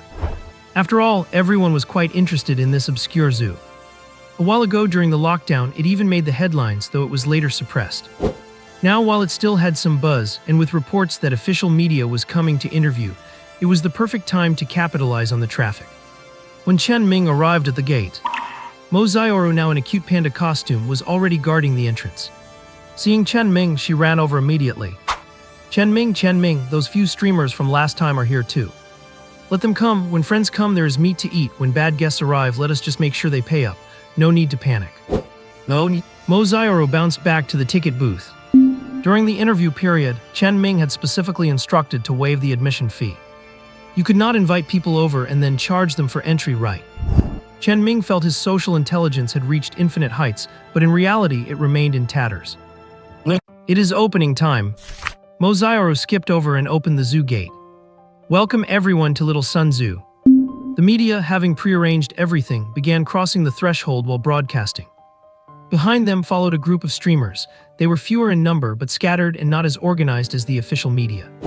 Once everyone had entered, the first surprise greeter was not Chen Ming, but Zhang the Armless Man, along with the new staff members holding welcome signs nearby. There was no hiding their physical disabilities. A Hua Cheng reporter held up the microphone toward Zhang Guixin. Hello, may I ask what this is about? Is this a program to help disabled people find employment? Old Zhang clearly hesitated for a moment. His smile stiffened just as he was about to speak. A strange cackle echoed from above. Oh my, you came here to see the young lady, but you are not looking for Yinzi, you are looking for old Zhang. Did you fall for him because he looks strong and healthy? Yinzi was blunt, landing directly on the beauty's shoulder. Do not ask, my identity is not convenient to disclose. After whispering that, Yinzi flew in front of the camera and hovered in midair. Little Sun Zoo welcomes everyone, wishing you all the best, and Yinzi sends his greetings to you all. Yinzi greeted them in a high-pitched, affected voice. His sudden appearance drew everyone's attention immediately. Even the streamers in the back were holding up their phones to record. That is the one, his beak is sharper than any human's. Rumor has it he has even done an airdrop, though there is no footage of it. Move it, do not block my phone. There was a slight commotion in the back. The reporter in front was startled. After scanning the staff around her, she quickly sent the news out. The camera tried to avoid the sensitive subject, and she stopped asking questions, focusing instead on the zoo's exhibits. Old Zhang instantly became a supporting act, just following behind and offering oral supplements. Yinzi was the star of the show today. The animals in this park are all strictly trained by top experts and are friendly to people. For example, these two Siberian tigers. Hey you. A tiger keeper pulled out a key and opened the gate. The media personnel were so startled that they all backed away. But the well-fed, sturdy tiger walked toward the door with an imposing air. Snap! He hooked the iron gate with his claw and shut it. Everyone, please look, this is different from other zoos. This fierce tiger knows how to close the door by himself. That is incredible, truly worth the special training. Wow. A reporter was explaining. The cameras were all pointed at the fierce tiger. They saw him perform a handstand and move away, with his tail swirling in circles like a whip. Both the reporter and the cameraman were dumbfounded. Yinzi explained at the perfect moment when he is in a good mood, he performs a show. It is rare to see, so he must be doing it to welcome all the beautiful ladies today. The iron door had already been locked back up. The media, who had originally come just to finish a task, finally snapped back to reality. They had discovered the highlight and were no longer just going through the motions, they were getting serious. The #1 online media platform in Hua Cheng reacted the fastest, instantly grabbing the main point. They immediately turned their cameras toward Yinzi. Can the other animals perform too, or is it only the Siberian tigers? Yinzi spoke eloquently. Of course there are others, like that salted fish over there lying on the tree. Cough cough, please ignore him, just pretend he does not exist. That was a sharp turn.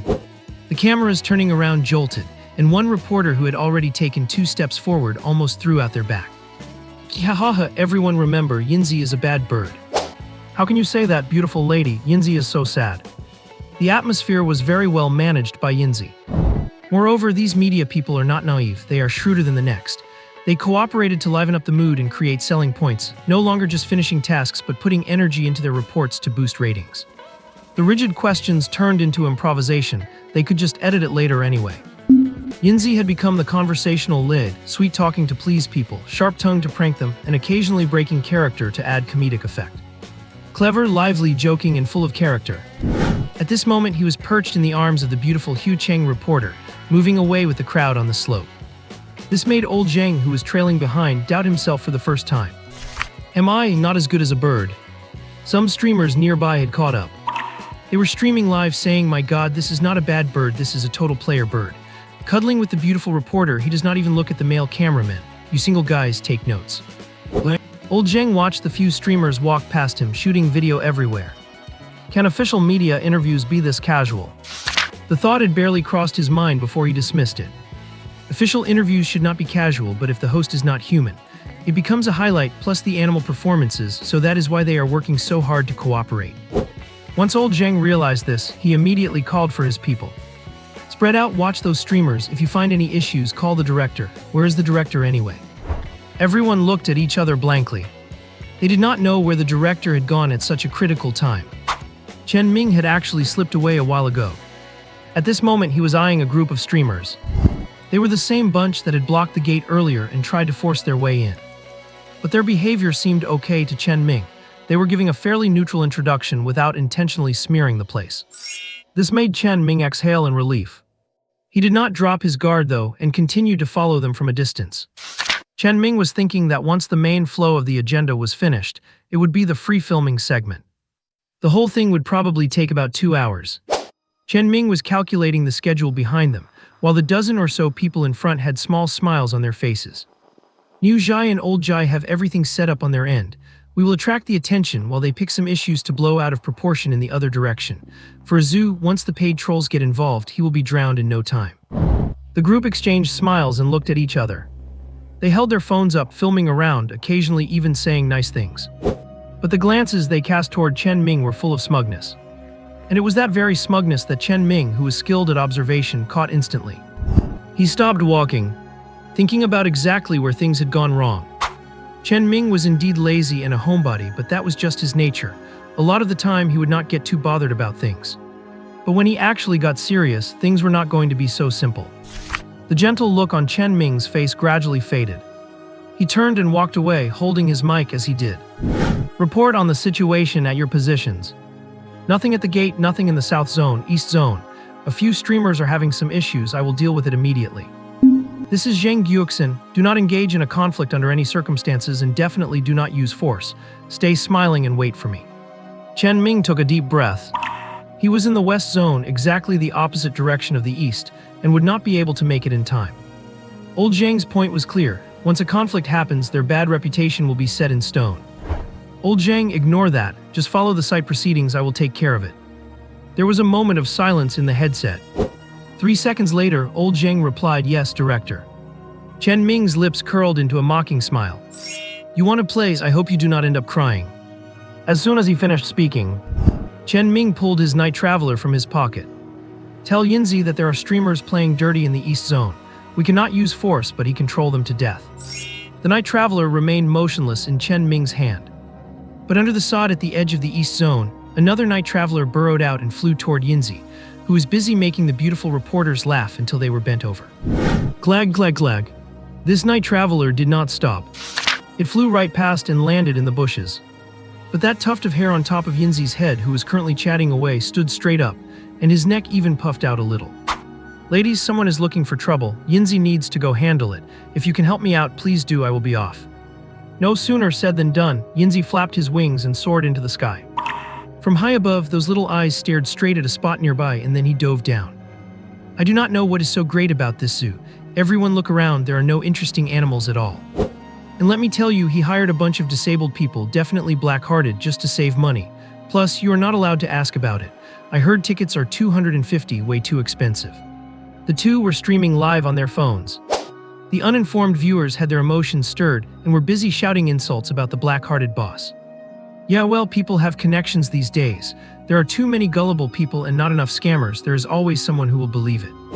New Zhai brother, you are right. By the way, my name is Yinzi, I'm your fan. Yinzi landed right on his shoulder. Watching the screen as they shouted about the black-hearted boss and exposed the scam zoo, Yinzi was filled with righteous indignation. Yinzi wanted nothing more than to incinerate this streamer with a mouthful of phoenix fire. But Chen Ming had given instructions, and force could not solve the problem. He had to use his wits. Yinzi adjusted his angle, taking over the camera. Hello everyone, I am Yinzi from Little Sun Zhu. I really admire you, Brother Niu Zhai, but I have always had one question. Niu Zhai looked at the screen as people wondered how a bird could talk like a human. The viewers were starting to get curious and distracted, some were even asking about the price. Niu Zhai gathered all his focus, preparing for Yinzi's defense of the zoo. Since you admire me, ask away. Thank you, Brother Niu Zhai, I just knew you were a good person. The Brother Niu Zhai I admire must have impeccable character. Yinzi did not ask a question, but instead showered him with praise. At the same time, he captured the attention of the viewers in the stream. Everyone who was previously scolding the zoo started discussing why a bird was so eloquent. Even Niu Zhai himself had not expected Yinzi to be flattering instead of making things difficult. However, just as a smile began to spread across his face, Yinzi asked the question that caught him completely off guard. Brother Niu Zhai, I have always been curious, are you a human growing out of a Niu Zhai or a Niu Zhai growing out of a human? Niu Zhai did not react for a moment, but the chat room suddenly exploded. My god, this bird, haha, brilliant. You guys look at the streamer's expression, he is totally broken down. Record this. I have followed him for over a year and never even thought of that. Niu Zhai looked at the chat room laughing hysterically and suddenly woke up. Embarrassed and furious, his instinct was to reach out and grab Yinzi. Yinzi did not dodge, but instead looked toward the media who were sprinting over with their cameras in the distance. Niu Zhai, you are finished. Niu Zhai had completely lost his mind by now. He could not wait to crush Yinzi to death right there on the spot. And he was actually trying to do just that. But he was only an ordinary man, and even his furious attack was doomed to fail. Just as he was about to exert all his strength, a high-heeled shoe suddenly flew in. You are finished, you just tried to harm a celebrity animal with legal status in broad daylight. Wag! The heel smashed into his head. Niu Zhai woke up with a jolt, looking at the dying Yinzi in his hands. I did not kill it, I only meant to squeeze it. No, I did not even mean that. Clatter! Yinzi dropped to the ground and lay there motionless. Everything was captured on camera and the livestream exploded. Is this streamer, was what he said before not a lie? The streamer is in big trouble now. How dare he touch a parrot that can talk so fluently and has legal status? Go check the official reports, something does not feel right about this. Niu Zhai's mind went blank. He stared blankly down at Yinzi, who lay on the ground with its wings splayed out and its head tilted, completely lifeless. I did not kill it, I was not strong enough to crush it, it is framing me, this bird is framing me. After saying this, Niu Zhai turned and ran. However, he had not taken more than a few steps before he was scooped up by one hand and pressed onto the grass by a one-armed man wearing a fat fox mascot suit. The fierce aura was so intimidating that the Huacheng reporter, standing there with one foot bare, froze in place.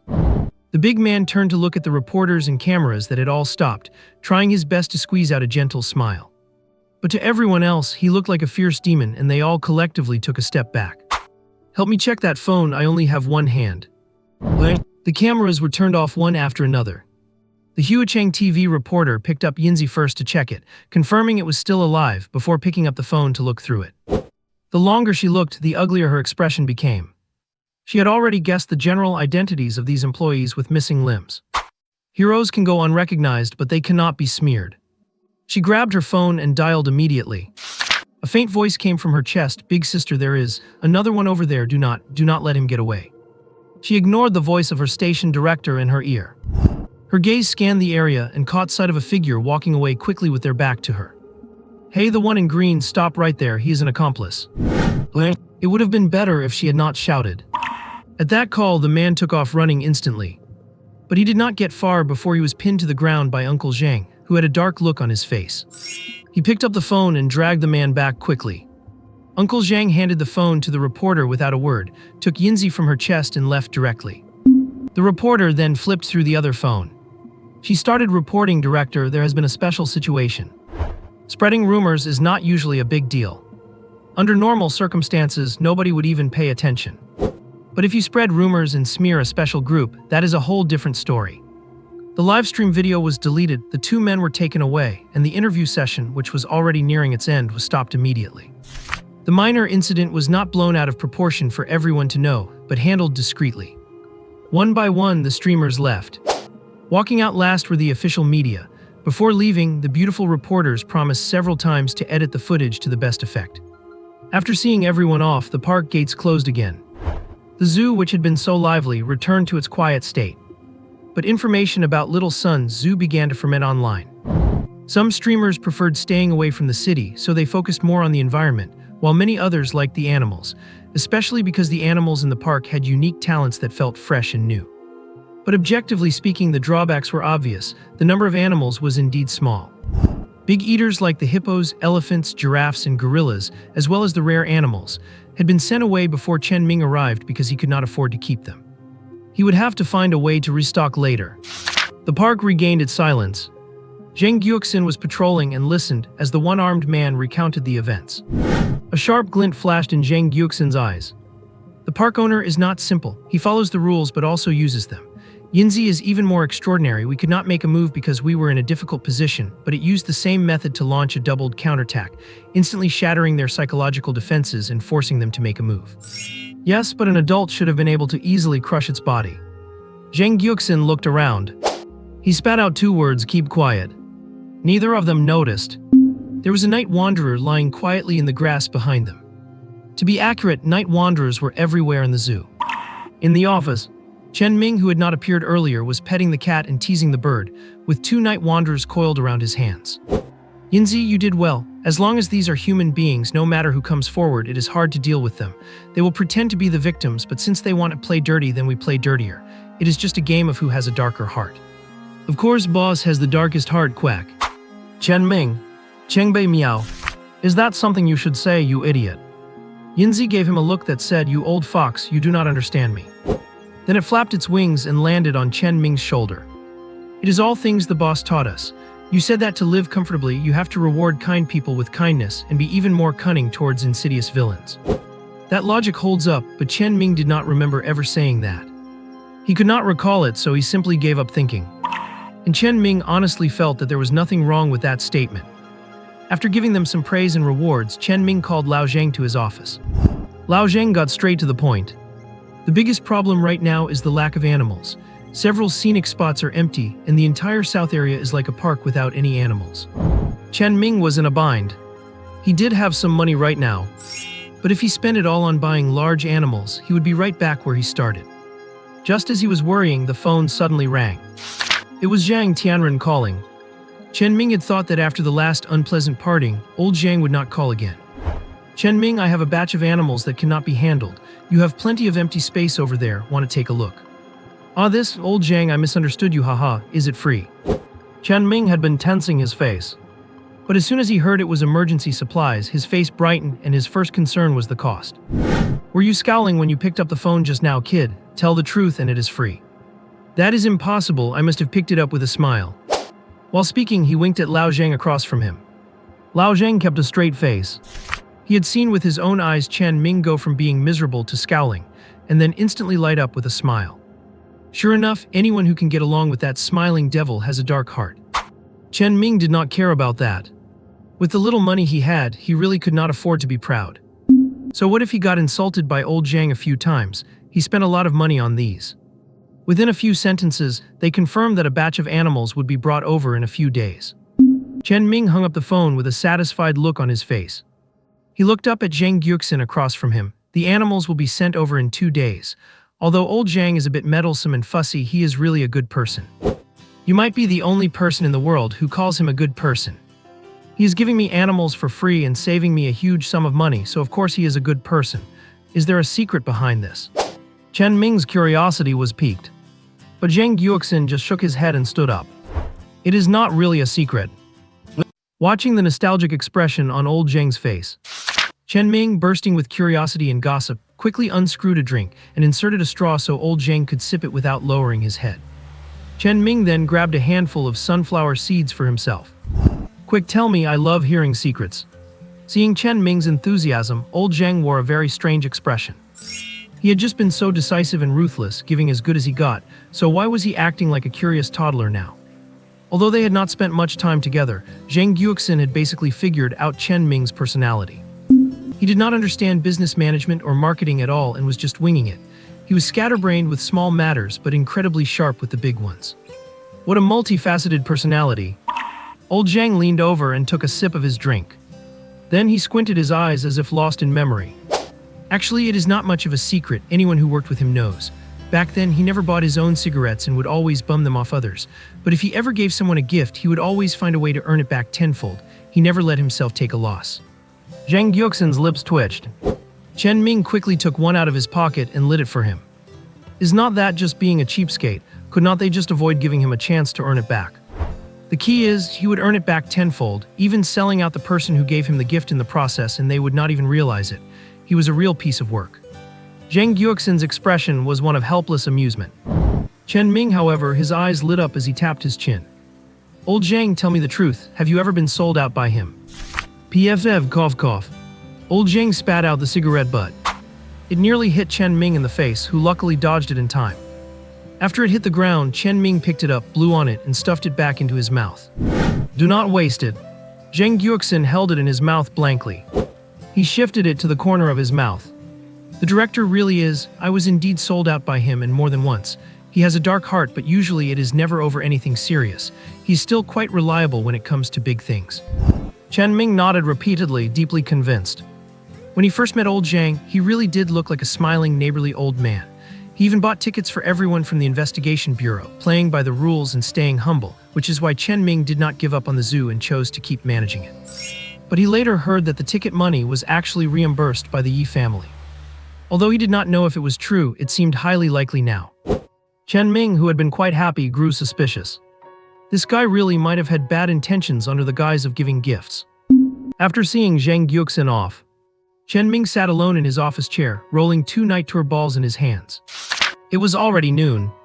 Even on a workday, there would not be many visitors. The buzz online was still growing, and the interview program had not yet aired. So there was no need to worry about being overwhelmed. It was a rare moment of leisure before his years of vacation time were reset. Chen Ming spun the night tour balls in his hands, making a clacking sound, while his mind went over the scenes of his tug-of-war with Zhang Tianren. He did not know what Zhang Tianren was trying to probe next. He had also warned the little ones like Yinzi and Chengbei not to expose themselves in front of Zhang Tianren. Logically, there should not be anything worth probing. Could it be for the little tree that suddenly grew? It was within Chen Ming's expectations that the Animal Management Bureau would report that. But it was indeed a tree. The thorns and vines were hidden, so it should not have been exposed.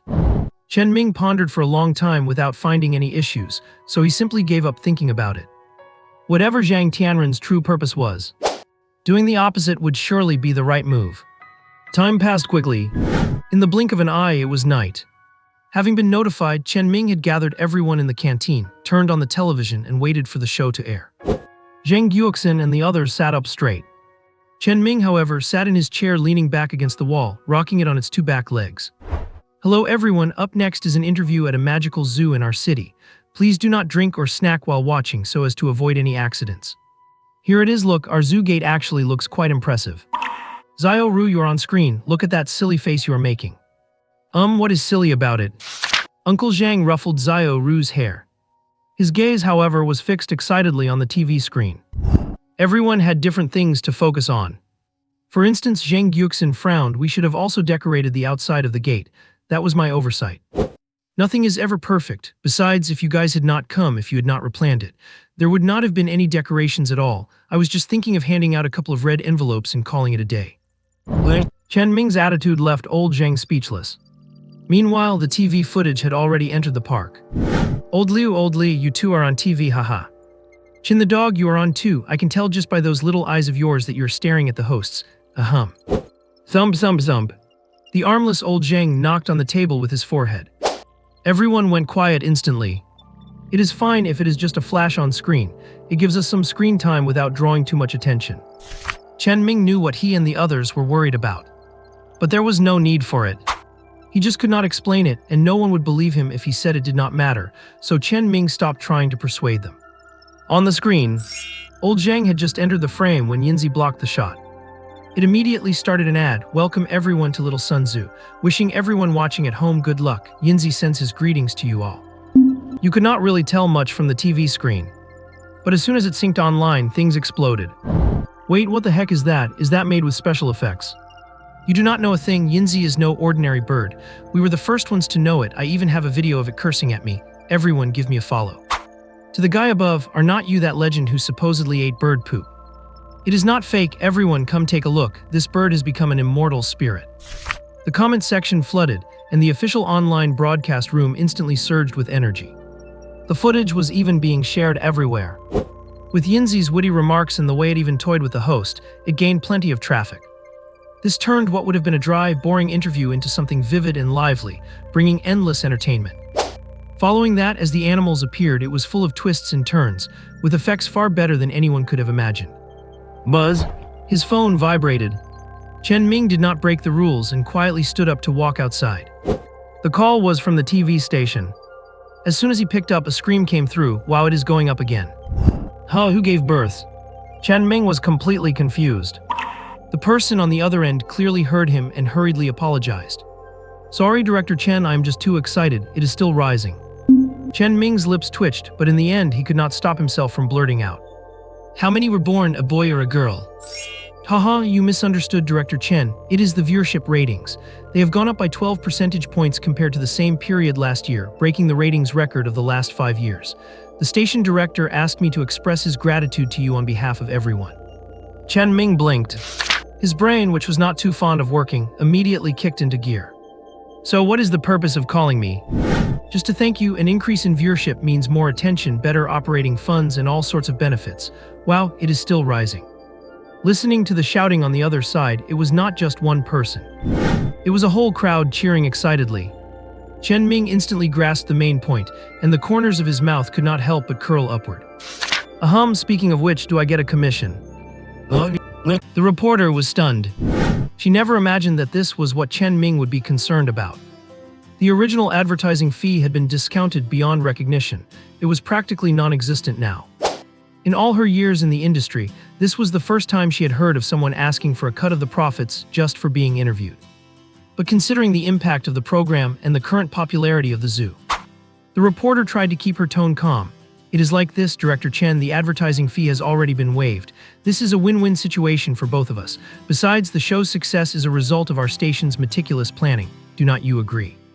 "I disagree." As soon as Chen Ming heard the change in her tone, he knew something was fishy. The advertising fee was waived because of the special consultant certificate from the Bureau of Investigation.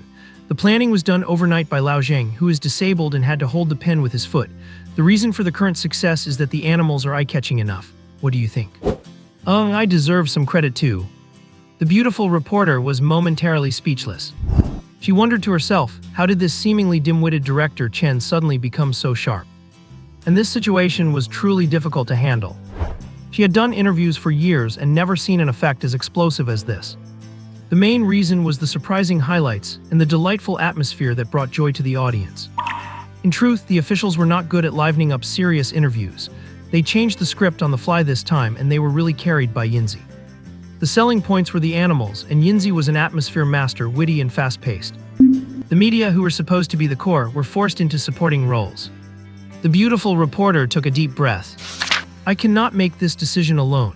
It requires a meeting at the station, and the final numbers have not come in yet, so we have to delay negotiations." Chen Ming laughed silently. The stalling tactic was way too obvious. He immediately added fuel to the fire of this soon-to-end conversation. "All right then, I will wait for the good news, I hope. Before the next interview, and I hope it is you again next time. No one else can work with Yinzi as well as you did." Pointing out the next interview set a final deadline. If there is no share of the profits, there will not be a next time. There are plenty of other media outlets. And by expressing he wanted this specific reporter back, he was ensuring her position would not be stolen by others, since he would not cooperate with anyone else. When it came to her personal interests, the reporter understood immediately. I understand, wait for my news." The call hung up. Chen Ming jumped up and punched the air. "Yeah." Chen Ming hopped around to himself, then quietly poked his head to peek at everyone in the kitchen. Only then did he turn to go upstairs and wash up. The night was quiet. A crescent moon hung in the sky. After everyone had fallen asleep, the whole park was in darkness, even the street lights were turned off. Initially it was to save electricity, but after Chen Ming took over, it was continued to make hiding easier. Little Sun Tzu returned to total silence. Only the occasional muffled growl could be heard from the lion cage. The night was the most relaxing time for the little ones. They did not have to disguise themselves or fear exposure, and they could run wild. Even Salty Fish, who usually stayed in one spot, scrambled down the tree happily. Do not get it wrong, he was not playing, he just needed to use the bathroom. Night Wanderers crawled out from underground one by one, beginning to tidy up the entire zoo. The two little bunnies dove into the grass, rolling and playing wildly. Even Elder Tree, who has not moved all day, quietly stretches out vine tentacles that look like blood pythons to practice its abilities. At this moment, the zoo belonged to them. Every night, Chengbei would squat on the highest water tower in the park. His eyes scanned the entire zoo with a deep, eerie gaze. When the night grew deeper, a sudden clicking sound echoed from below the quiet water tower. It was the Night Wanderers sounding an alarm. Chengbei's pupils shrank as he looked towards the south zone. Meow, tell Suhui and Wangguang to guard the south zone. They cannot use skills, but they can use brute force. Salty Fish should also stop being such a noodle hanging there all day and get moving. Let us see what the situation is first. Click, click, click. Salty Fish had just climbed the tree and finished stretching. A night wanderer flew over and landed right on his nose with a plop. Because it was so close, Salty Fish went cross-eyed, staring at the creature on his nose. He stared for a full 10 seconds. A whoosh. Salty Fish disappeared in an instant. The night wanderer, having lost its support, fell directly onto the branch. On the other side, the two rabbits, upon receiving the notice, stood on their hind legs with red eyes, looking towards the south zone. Their twitching lips showed their excitement. Then they dove into the bushes and rushed south. They did not notify Yinzi or Elder Tree. Elder Tree could not move, and Yinzi had to stay in the office to protect the boss. Chen Ming slept very soundly every night. There was no need to wake him for such a small matter. South zone of the zoo. 3 figures vaulted over. Boss, this zoo is so cheap it even saves on electricity. Could that bird really be an exotic beast? Idiot, did not you see the video? It was talking up a storm. Even if it is not an exotic beast, it is definitely not a normal bird. If it really is one, we dig out its core and marrow and maybe we can create a flying superhuman. The boss makes sense. Let us grab it and run while nobody is reacted, and since it is a pet bird, it will not be that alert. Even the Bureau of Investigation will not be able to catch us. Their conversation was heard clearly by Chengbei, who was squatting in a tree. And only 2 of them were superhumans. One had hands that turned into hooves, not looking like any ox or horse, and the other had a thick chicken leg for a right leg that had ripped through his pants, making him limp as he walked. The last one was a regular guy wearing dirty, greasy work clothes, holding a wrench. 2 superhumans, they looked like defective models, bringing along a brother whose brain did not work too well. Chengbei felt that if these 3 just stood in a crowd, just their appearance would make people laugh themselves to the ground. But their next words made Chengbei want to kill them. Boss, what if we get caught? Are you stupid? Aside from the director and the ticket seller, it is just the old, sick, and disabled. If anyone gets in the way, just beat them to death like we did before. As for the women, that woman was quite pretty, stun her and take her with us. Right, I am stupid. Boss, did you forget? We have not been in Flower City for many days and we have to run again, Sai. The boss and the second guy fell silent at the same time. But Chengbei, standing in the tree, did not. Meowie hiss. Whoosh. The 3 of them looked up simultaneously. Chengbei looked down at the 3 of them from above. Hey, where did this stray? The second guy did not even finish his sentence before a white shadow kicked him in the face. There was a crisp snapping sound. He passed out on the spot. The boss had not even had time to react or even turn his head when sharp claws sliced his neck, leaving 3 bone-deep wounds that cut halfway through his throat. The third brother turned and ran without a word. However, it was dark and he had not turned on a flashlight. There was a dull thud and the tree Chengbei was on shook. The third brother slid down the trunk and lay on the ground. He had knocked himself out. The boss tried to block the neck wound with his hoof, not having seen who attacked him. He could not speak now, his windpipe and artery were completely severed. He just spat out bloody foam, making gurgling sounds like bubbles surfacing. His superhuman constitution kept him from dying instantly. But he would not last long, and a second later, a white shadow kicked him in the back of the head. Greg, his cervical spine snapped. 1 dead, 2 unconscious. They did not even know if they had any skills. Salty Fish suddenly flashed into view. He looked at the blood on his long claws, puzzled. Just as he was about to put them to his mouth to lick them, he was scolded by Chengbei. Meow, if you dare eat that, just wait for the boss to kick you out of the zoo. Woang. Salty Fish shook his paws instantly. He first wiped them on the ground. Realizing they were not clean, his small eyes looked at the bunnies. The 2 rabbits touched ears, grinning with their buck teeth. Perhaps realizing that 1 against 2 was not wise, Salty Fish wiped his paws on the pants of the corpse on the ground, then held them up for Chengbei to see. He looked honest and silly, but in reality he was very clever. Chengbei waved his small paw, and two golden blades spun out and then instantly retracted. Let us scatter, night wanderers, hide these three by elder tree. Later I will go call the boss and let him sleep a little longer. Salty fish disappeared in an instant. The two rabbits jumped over to the grass and stopped, looking at Chengbei simultaneously. Understood, the credit is everyone's and I will not hog it. Protecting the boss and the zoo is everyone's responsibility. I got infected by that idiot. The four little ones dispersed one after another. And Chen Ming, as the boss, did not know anything about it yet. The service had already been delivered to his doorstep. Chen Ming was sleeping soundly. His legs were wrapped around the bottom half of the quilt, while the top half was balled up in his arms, his head buried deep inside. Curled up like a giant shrimp, Chen Ming was likely off in some wonderful dream. But before that dream could come true, he was shaken awake by Little Brush. He groggily cracked one eye open to peer around. Whoa, Chengbei, knock it off, let me sleep a bit more. Meow. Boss, that wretched old jerk, Chengbei said. Three bumbling thieves sneaked into the garden and they want to. Damn them all, they want to dig out Yinzi's beast core and marrow and even kidnap Sister Zyoro. They have got a lot of nerve, do not they? Still half asleep, Chen Ming pouted, one eye open and the other shut. He just sat there blankly processing for 2 seconds. Then his eyes snapped open and he threw off the blanket and jumped out of bed. Where are they? Let Night Wanderer dig the pit, I will personally sacrifice them. Meow. Chengbei meowed softly and gracefully jumped off the bed, rubbing against Chen Ming's lower leg. Boss, that old jerk said he already took care of them, did not dare wake you up. It makes me so mad, he really knows how to talk, boss, believe me. Yeah, I believe you, so it is handled, who did the work? Boss, you do not love me anymore, you are being so dismissive, boo-hoo. Chen Ming scooped up Yinzi, who was lifting a wing to cover her face in fake tears, and placed her on his shoulder. I heard you talking to Chengbei in the tree and I saw you kick him, but he just likes to pretend he cannot talk, why pick on him? Meow. Chengbei's meow sounded completely shocked. And Yinzi, her wing dropped and the whole bird just froze. Chen Ming picked up Chengbei from his leg and placed him on the bed. Family members have different preferences. For example, when you steal and hide coins, Yinzi, I pretend I do not know, and when Chengbei talks, I pretend I do not know. As long as you are happy, I support it. Meow. Chengbei still did not speak. He was not sure if his boss was trying to trick him. He stood up and buried his head in Chen Ming's chest. And the little tuft of hair on Yinzi's head drooped down against her neck. So the boss knew all along. No wonder the numbers never added up every day.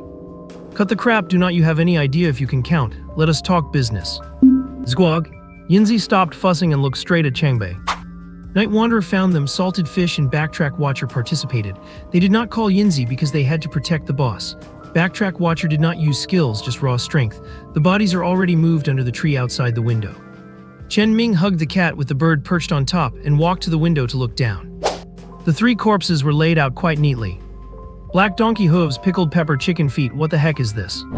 The sun had not risen yet, but Chen Ming's eyesight was more than enough to see clearly. Elder, give me a hand down. The blood vine reached out, carried Chen Ming from the window and set him on the ground. Then it draped its front like a large snake over Chen Ming's shoulder. Chen Ming picked up a stick nearby and poked the hooves, then poked the giant chicken feet.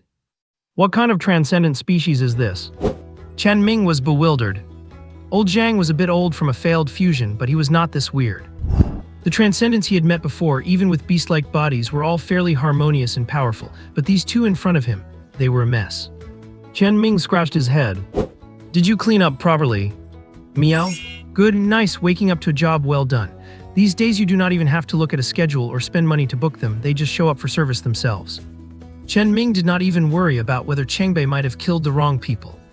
Trust between partners is the baseline, and these bizarre things did not look like good guys anyway. They even wanted to gouge out Yinzi's beast core and marrow. They deserved to die. Wait, does Yinzi even have that stuff? Chen Ming had not even considered that question. And wanting to kidnap Mo Zyoro was even more absurd. Did not they see that even Chengbei has to steer clear of her? Chen Ming suspected that even a Night Wanderer fusion would be picked up and smashed into the ground by a hulking Mo Zyoro. After pondering for a while, Chen Ming's eyes suddenly flashed. Yinzi, go call old Zhang and keep it quiet. Got it. Yinzi flapped her wings and flew off. A moment later, Zhang Gyuxin, not even wearing a vest, ran over in his slippers.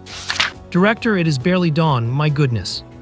Old Zhang, who was running while holding a flashlight in his mouth, suddenly jumped up in surprise and one of his slippers flew off. The flashlight fell straight onto the ground.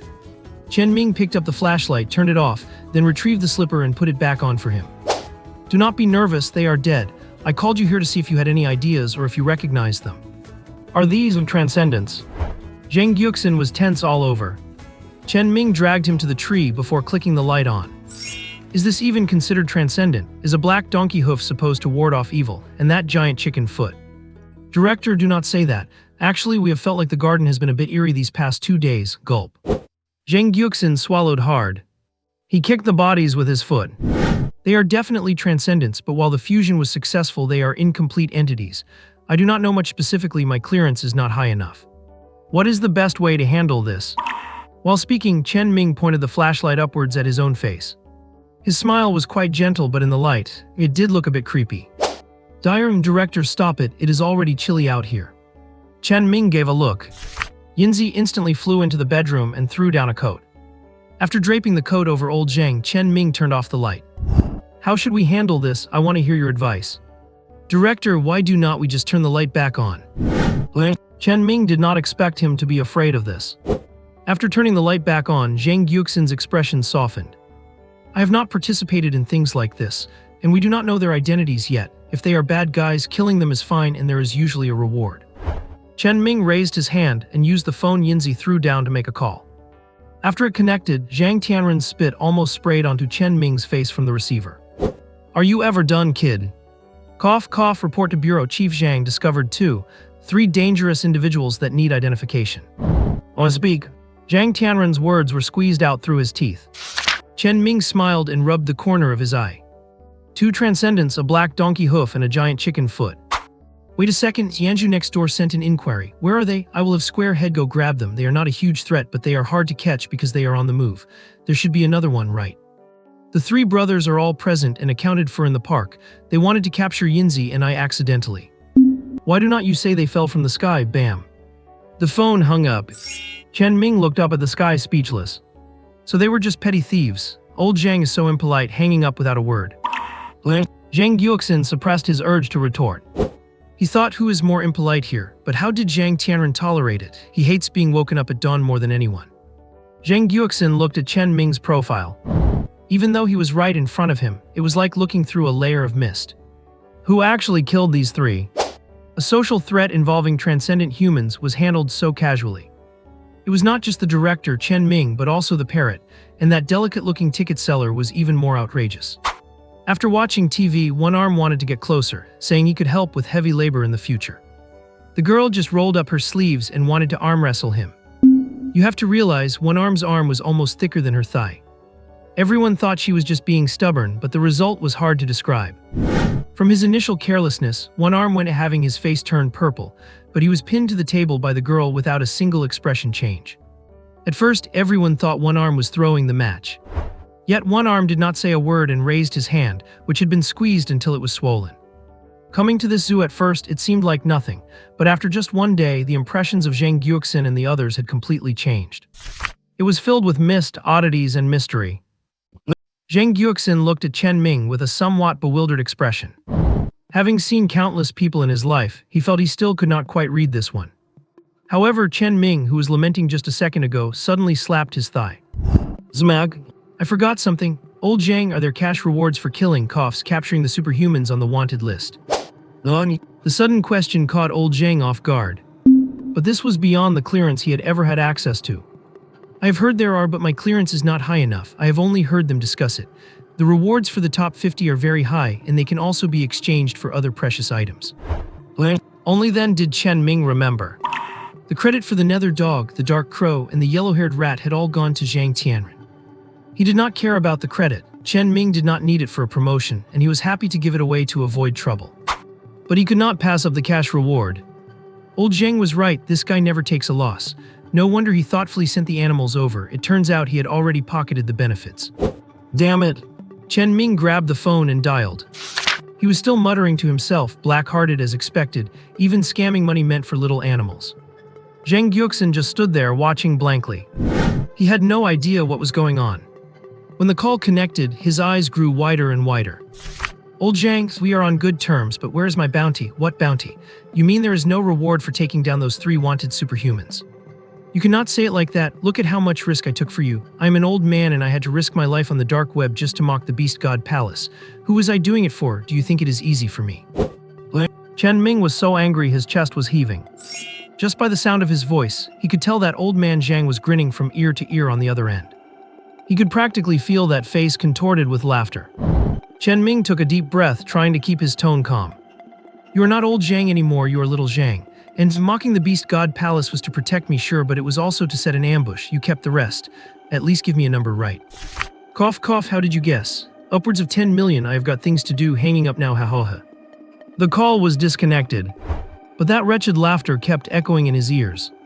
Zhang Tianren really deserves to die. Chen Ming's heart was bleeding. 10 million is not $10. At that moment, he wanted to grab his little friends and charge right through the phone line to beat Zhang Tianren up. This left Zhang Gyuxin dumbfounded. He had gathered the gist of it but found it hard to believe. The clean-looking zoo director who acted like a big kid all day killed 3 superhumans. And old Zhang took the credit and mocked the beast god palace. Is this something I am supposed to know? Zhang Gyuxin was stunned. When he came back to his senses, he saw Chen Ming leaning against the wall, looking completely defeated. Lacking arms, Zhang Gyuxin could not offer any physical comfort and could only rack his brain. Director, according to the League's Base Reward Act, if you really embezzled the bounty, you can file an internal appeal. You would definitely get it back. No point, you cannot get a meat bun back once it is in a dog's stomach. Chen Ming rubbed his face in grievance. But deep down, he was pondering the hidden circumstances. The investigation bureau would not do this, otherwise the bounty list would become a joke, and old Zhang had even less reason to pocket the money. So is it because the funds would be tracked? The financial system is not under the control of the investigation bureau, it is too vast. They might be using the flow of funds to lure the beast god palace into a trap. Chen Ming was sharp with his words, but his heart realized that danger was looming. The beast god palace is not some cute little thing. They either do not come or they will be fully prepared. The investigation bureau is a global organization, certainly a giant, but once spread across regions, they are bound to be stretched thin. No one knows how many superhumans can be dispatched to help. Chen Ming did not want trouble in Flower City. The zoo had just finished its promotions and was waiting for a large influx of tourists. Having people come to cause trouble now would just ruin the business. Can he endure this? Yes, and he must. He does not know where the location is, and it is inappropriate to ask directly. Chen Ming will not expose himself just because he wants to help.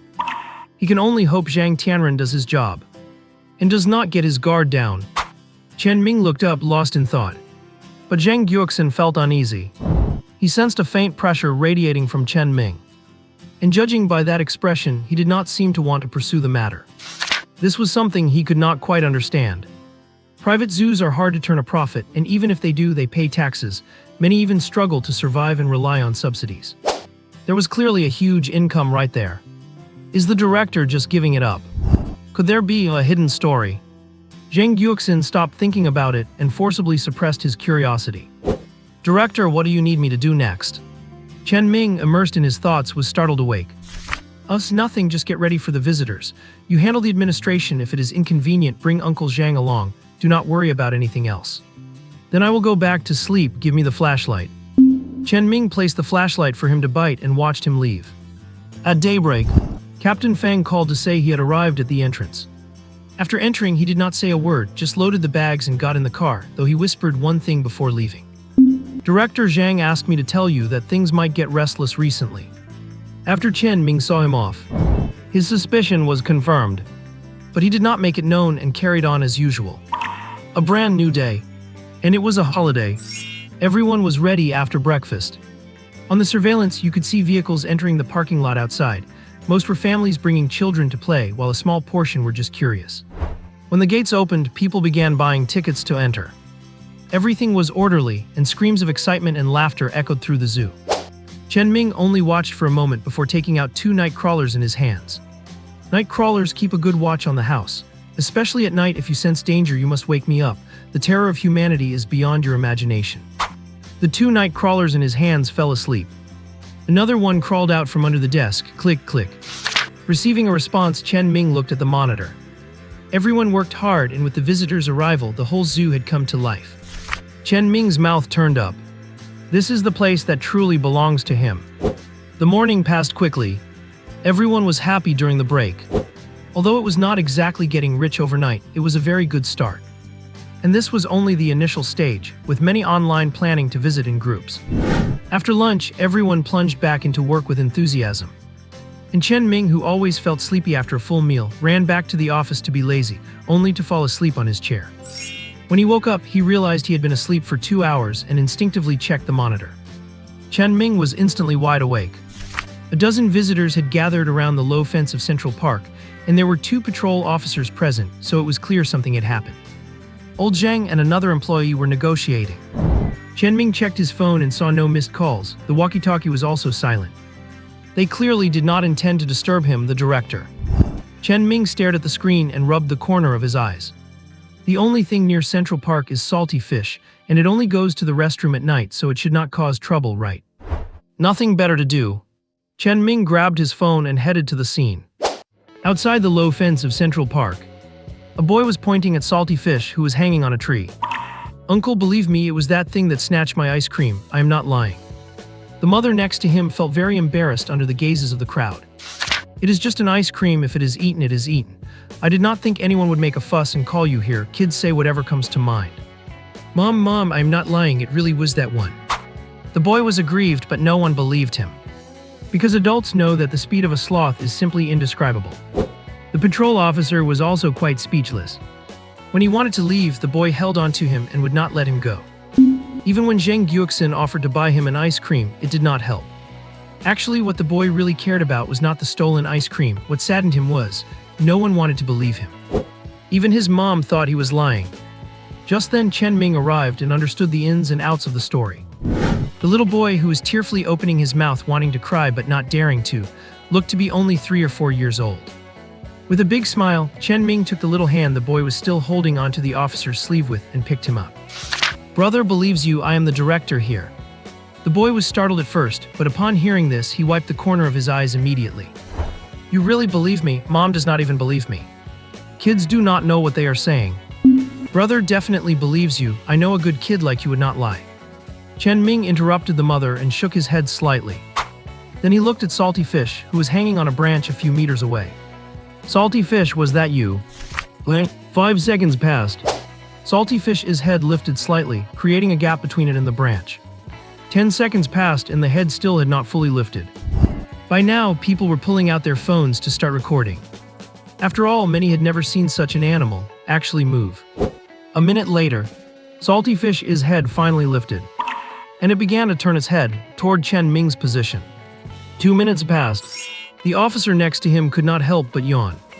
Chen Ming had lines all over his head, but the boy in his arms was watching intently, eyes fixed.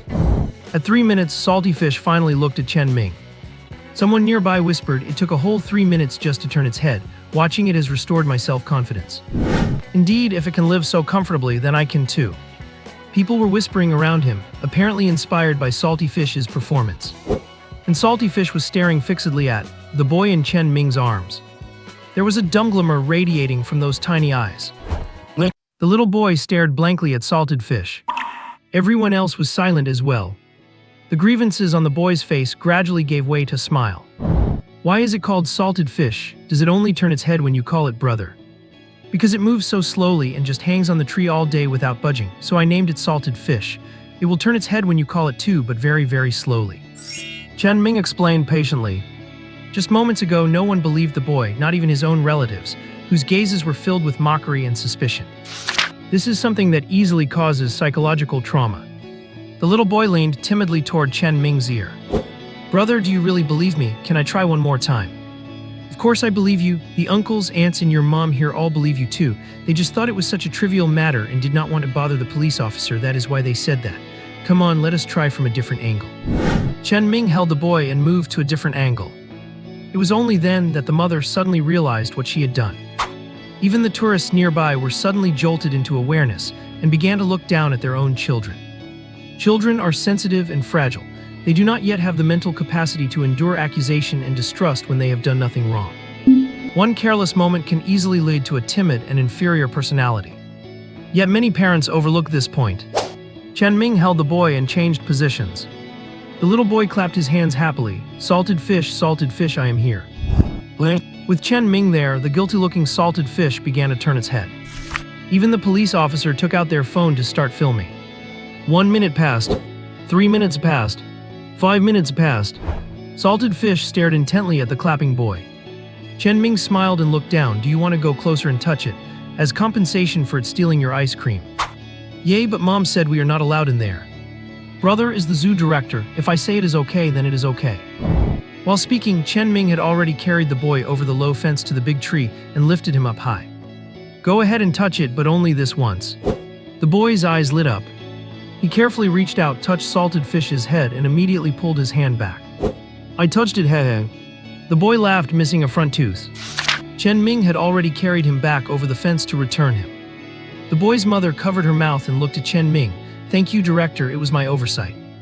Chen Ming's expression softened as he reached out and ruffled the boy's hair. Many people ignore the feelings of their loved ones, especially children. They always think they're still small, so it does not matter if they scold them a bit. But they are just young, not stupid. Are not you afraid they will unplug your life support when you grow old? Everyone was stunned. It sounded perfectly normal at first, but there was a sharp sting at the end. Chen Ming kept a gentle expression, nodded slightly to the police officer to thank them for their hard work, and then turned to leave. This left the parents present looking at each other in bewilderment. But the children were clueless and did not understand why. After Chen Ming left, he let out a whistle. Yinzi appeared from somewhere and flew onto his shoulder. Boss, it was salted fish who grabbed it. Although it did not hurt anyone, it got frozen by the first bite and dropped it into the bushes, then suddenly scrambled back and laid there. Chen Ming was speedless. Using lightning powers to snatch a child's ice cream, is that appropriate? Good thing the adults did not find out. And the surveillance footage needs to be deleted. The restriction on it at the time was not to use its abilities to harm other species or guard the zoo. Who would have thought that while it looks cute and silly, with foolishness radiating from its little eyes, it is actually quite bold and devious. It is actually not just bold, but also quietly mischievous. In broad daylight, it actually snatched a child's ice cream. Chen Ming rubbed his face. But in his heart, he was calculating plans for after the zoo closed at night. I must let salted fish know the power of a proper spanking. Wait, it is still a child. A spanking might cause huge psychological trauma. I was just lecturing others about this. I cannot make the same mistake myself. Then I will just give it a few slaps instead. Otherwise, it will never understand how cruel the world can be. Chen Ming did a tour of the entire park. He found that the new employees were already settling into their work.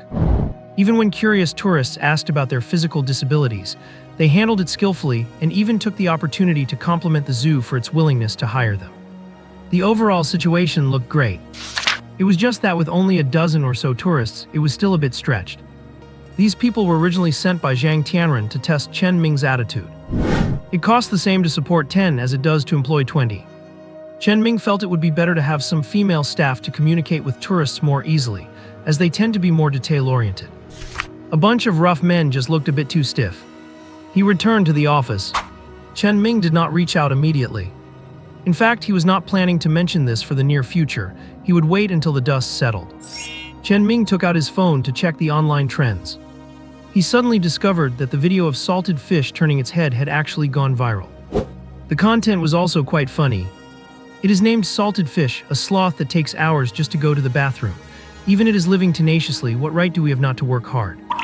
The video was only 3 minutes long. The camera angle was right next to Chen Ming. In the dialogue-free video, salted fish was turning its head at an agonizingly slow speed. Chen Ming could not understand why such a video would go viral. However, when he opened the comments section, his eyes were opened. A sloth, lazy to death. It is too lazy to even eat leaves right next to its mouth, and even when it is in its mouth, it is too lazy to chew and just waits for it to turn soft. It is too lazy to resist even when a leopard drags it down to bite it to death. I have always wondered how this thing manages to survive. It is just a sloth. If it is working so hard to achieve its goal, what right do I have to be a couch potato?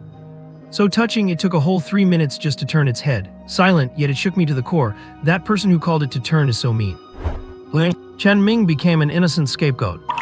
But he got interested and kept reading.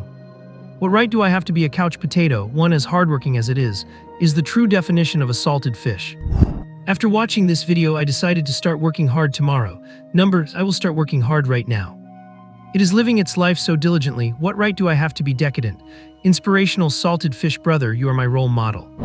Chen Ming watched the comments pile up. Inspirational, hardworking, diligent, self-saving, no right to be decadent, and so on. He fell silent. He could not fathom at all why so many people were getting motivated by it. It was just a 3-minute video clip with visuals but no audio. Except for Chen Ming shouting salted fish at the beginning, the rest was just that agonizingly slow head turn that made you want to jump in and help. How did it go viral? How did it manage to motivate these people like they were pumped with stimulants? Because he knew the effect of salted fish is skill.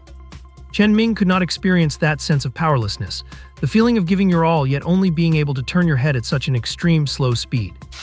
Nor could he experience the shock brought about by the constant effort to complete the single goal of turning one's head. Because for most people in reality, life is powerless. Powerless to change their living environment, powerless to change their state of survival, and powerless to change others' attitudes. Even when they are sad and want to cheer themselves up, they feel powerless. That is why when they saw this scene, they could identify with that sense of effort and perseverance.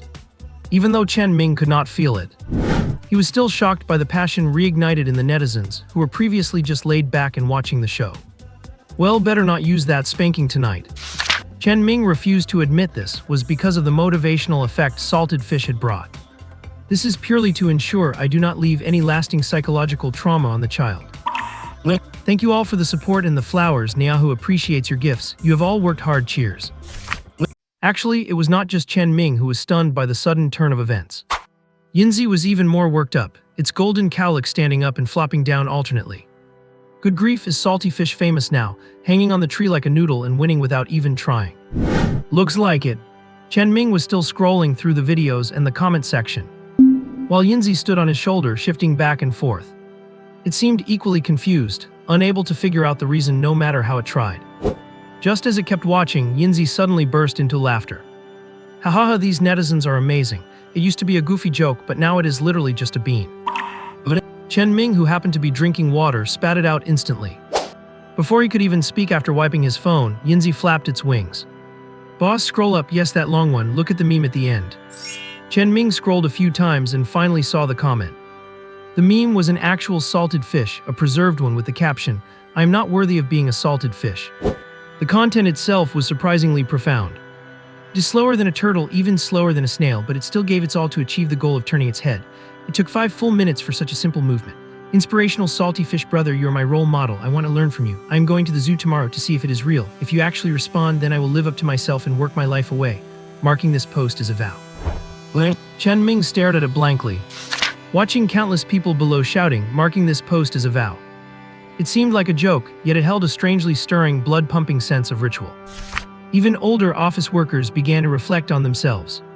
Their daily lives probably looked like this, looking at everything with disdain, failing at everything they do, acting like experts in every conversation, smiling and nodding to strangers, while frowning and glaring at their families. They talk about just drifting through life with no talent. But after seeing the salted fish turn its head, they were ready to give it one last shot. Chen Ming frowned. Then he lifted his hand and rubbed his face. We are having a meeting tonight. This is not funny anymore. The salted fish has clearly become some kind of symbol in the hearts of most ordinary people. They have been battered and bruised with no power to fight back, forced to just give up and rot. I used to be one of them. Chen Ming sighed, seeming to recall some unpleasant memories. We must stand up for hope. We cannot let this newly ignited hope be extinguished. Meow. Chengbei hopped into Chen Ming's arms, gently licking his fingers and occasionally giving a light nibble. Yinzi also perked up and started translating. The boss means that our zoo should not just be about making profit. We also need to provide positive mental support to the visitors who come here. Boss, look, he can actually speak, he just chooses not to. Meow purr.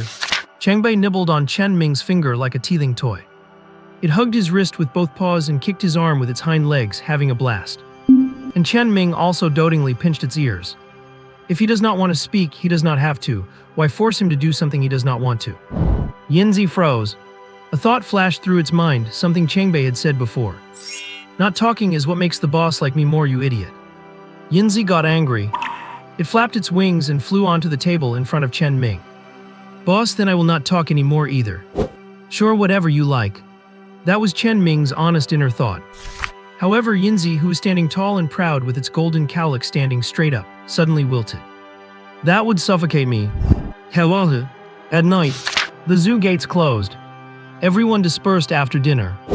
The lights in the zoo went out one by one. Under the moonlight, Chen Ming strolled through the zoo with his 2 night crawlers in his hand, patrolling in a relaxed mood. Chengbei leaped silently through the trees, Yinzi circled in the sky, and the 2 little rabbits Suhui and Xiaoweng hopped along behind. Chen Ming stopped in the empty south zone. Just as he sat down in the pavilion, a dull thud sounded. Salty Fish hugged the smooth pillar and slid down. The other little guys also gathered around Chen Ming. Placing the night crawlers on the stone table, Chen Ming took out 6 small baby bottles filled with beast marrow. For our shared home, 1 for each, no snatching. Fufu yeah kaka meow, boss is the best, boss is great, boss will be remembered for all eternity. Being remembered for all eternity refers to dead people, does not it? Chen Ming resisted the urge to complain. He opened all the bottles and took 1 for himself. Drink it first, then we talk. As soon as he finished speaking, Chen Ming picked up his bottle and drank slowly. The night crawlers took care of the small bit left sticking to the bottle. After putting it down, Chen Ming waited quietly for the little ones to finish. Once every empty bottle was collected by the night crawlers, Chen Ming, sitting cross-legged on the bench, started talking about the real business. The zoo is our shared home. We need to make money, but it is not entirely for the sake of making money. We will earn money, but there are certain things we must do. Chen Ming paused there. Yinzi started to narrate the cause and effect of Salty Fish snatching the little boy's ice cream today. Salty Fish shrank its head, its pair of dumb, cute eyes looking at Chen Ming. Who would have thought that a salted fish, which looked not only cute but also incredibly dim-witted, could be so mischievous? The 2 rabbits and the cat, who were unaware of this, all stared at him. Bong! Salty Fish whispered in its defense. Salty Fish says it had scouted everything out and knew no one would notice, but the ice cream was so cold it gave it a scare and it fell into the bushes. It is all the ice cream's fault. Chen Ming was so angry he laughed. 3rd graders, no, even kindergartners are better at making excuses than you. And it is all the ice cream's fault. Chen Ming grabbed the dumb-looking Salty Fish. It could have easily dodged, but it let Chen Ming pick it up. Looking at those silly, cute, and slightly devious eyes, Chen Ming laid Salty Fish horizontally across his lap. I originally wanted to use the 7-wolf punishment to teach you a lesson, but I could not bear to do it and thought about switching to a big spanking. But in the end, I gave up. Yinzi started to seriously explain the netizens' reactions after watching the video and Chen Ming's attitude. And in the development direction of the zoo. Little Sun Zoo needs a core mission. We need to bring some hope and joy to the visitors within our capabilities. That is what Chen Ming hopes for. The little ones all listened intently. Especially Salty Fish, its drooping head perked up at once. Those stupid, cute eyes seemed to be asking, does this mean I do not have to be hit? Chen Ming smiled and tugged at its neck. I will not hit you, but you cannot continue being a salted fish in the future. You must respond whenever someone calls you, just like you did during the day. You have to keep doing it. Can you do that? Hawing. It says it can, but it wants 1 ice cream every night, the one that made it mess up. Ha, its logic is very clear, and it is quite the tough nut to crack. Chen Ming lifted his hand and rested it on his forehead. To be honest, it is tough, but its demands are really not high. When Chen Ming nodded in agreement, Salty Fish happily disappeared, and in the blink of an eye, it was hanging upside down on the pavilion's crossbeam. Chen Ming turned his head to look at the 2 rabbits. Suhui and Xiaoweng wiggled their split lips. You 2 also need to think about what you can do to bring joy to the visitors. The premise is that you cannot hurt anyone. If you cannot do it, that is fine, no pressure. The 2 rabbits had not responded yet. Several night crawlers climbed onto the stone table and performed a human pyramid. They stacked up crookedly to 18 layers before suddenly collapsing, and then a night crawler the size of a fist appeared on the table. Like a magic trick. It was good, but if anyone saw this, it would cause an explosion of attention. Ordinary people have no idea about extraordinary beasts, spiritual energy, or anything beyond the normal. If the Investigation Bureau found out, there would be no way to gloss over it, because insect-type beasts can be terrifying if they want to cause destruction. Chen Ming ruthlessly rejected the night crawler's performance. It was just too exaggerated. The night tour show was actually quite well planned. And there is no denying how effective it was. But it really is impossible to show it to the tourists. After being rejected, they stood there blankly for 2 seconds. Then they fell apart into a dozen pieces and listlessly crawled away. Chen Ming held a couple of the night tour creatures in his hands, comforting and explaining the situation to them. It was not their fault. The program was great, the performance was excellent, it was highly entertaining, and even more of them could build their own houses or huddle together into a ball. The kids would surely love it. But this world and the current human social system cannot yet accommodate the existence of night tour creatures that reveal their intelligence. By default, they would be seen as a threat to this world. Chen Ming's earnest explanation and accepting attitude made the somewhat wilted night tour creatures feel noticeably better. They clicked their elytra together and flew off to get to work. The two little bunnies also hopped over to Chen Ming and nudged his lower leg affectionately. Although the words were meant for the night tour creatures, the attitude was meant for all his partners. While looking out for and protecting each other, there is also understanding, recognition, and inclusion. This attitude is simple but not crude. On the contrary, it is very subtle and considers many aspects. Chen Ming is like a parent. His character and his style of speaking and acting silently influence every little one. He does not say one thing and do another to his own people. And he would never force the little ones to do something he could not do himself. Love is mutual. The backcurrent guardian left. It burrowed into the grass to play. Chen Ming got up and headed back. Everyone got a big treat, so he could not forget the young tree elder. He arrived next to the office building. Chen Ming leaned against the trunk, which instantly retracted its thorns and took out a bottle of beast marrow. Everyone has one, this is yours. Thank you, boss. The tip of the blood vine split into 3 petals, reaching out a soft, hard, and retractable tongue to begin absorbing the beast marrow. The tree elder was the latest arrival. Chen Ming did not know why he was always so cautious. Although he could not move and could not participate in many things, he had been here for several days and should be familiar by now, so he did not need to be so polite. Chen Ming guessed that maybe the little one was just too sensitive. The whole zoo is thriving now and he could not contribute, so he felt a bit inferior. Actually, there was no need for that. Everyone has different roles. In case there is an enemy attack in the future, many people, including the young tree elder, will have space to shine. After all, his purpose is to guard, not to attack. Chen Ming raised his hand to stroke the blood vine. Everyone gets a share. Your task is to station here and guard, which is what I requested, so there is no need to feel inferior or timid because of it. I understand, boss. After the young elder finished eating, it slowly retracted. Chen Ming did not say much else. He stood up and returned to the office. He took Yinzi off his shoulder, placed her on the bird perch, and walked straight into the washroom. As soon as he entered, he realized something was wrong. The clothes and pants he had taken off were gone. Chen Ming silently retreated, turned around like lightning, lunged at the bed, and lifted the pillow. View? His underwear was still there.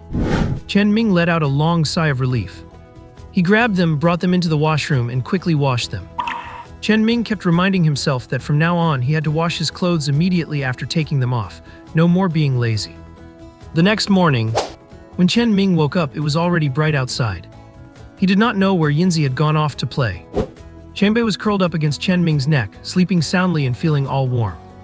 Chen Ming quietly got up, washed, changed, and went downstairs in one smooth motion. At this time, everyone was eating in the kitchen.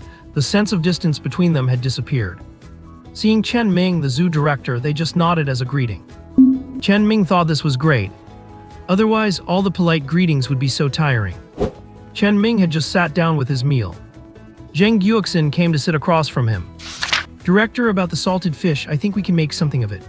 You have not noticed the trend online, have you? From the initial disdain and despise for the laziness of the salted fish, it has turned into a trend of longing for an inspirational lifestyle.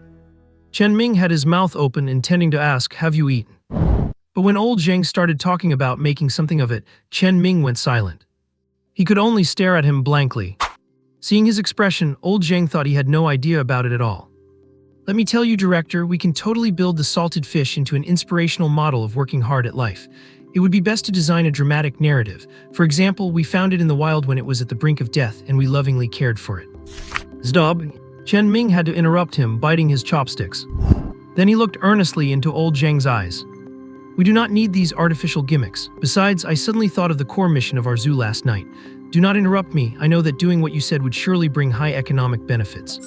Seeing Chen Ming so serious, Zheng Guoxin, who had wanted to interrupt him, sat up straight and followed suit, turning serious. Even the others were quietly leaning in to listen. Chen Ming pulled the chopsticks out of his mouth and drew a circle on the table. We need tourists, and we need to make money to stabilize the zoo's operations. We definitely have to make money, but I was wondering if we could also let the tourists get something out of it. Zheng Guoxin's eyes became dazed for a moment. But he immediately offered a solution. Customize some small gifts in the shape of animals to give away. Chen Ming really had not thought of that. That is feasible, you handle it. My point is, let the tourists find hope in the zoo, find the happiness that is very scarce in life, get relaxed and soothed. I hope the existence of this zoo has a special meaning. Zhang Guoxin stared blankly at Chen Ming, who had a gentle expression and eyes full of imagination. The others also peeked over. Even Uncle Zhang, leaning on the kitchen window, was staring fixedly at Chen Ming. Yay, as expected, the director is different, I knew it early. Mozairo, who came bounding over, was blocked by Chen Ming, who held his hand up to her face without even turning his head. Her body tilted as her nose and mouth were pressed against, and she could only let out a muffled sound. Chen Ming held Mozairo off just like that, while saying, I hope we can be different, able to create a sanctuary for the hearts and minds of the tourists. Well, you can think of it as my nerd syndrome acting up. Anyway, that is my plan. Clang!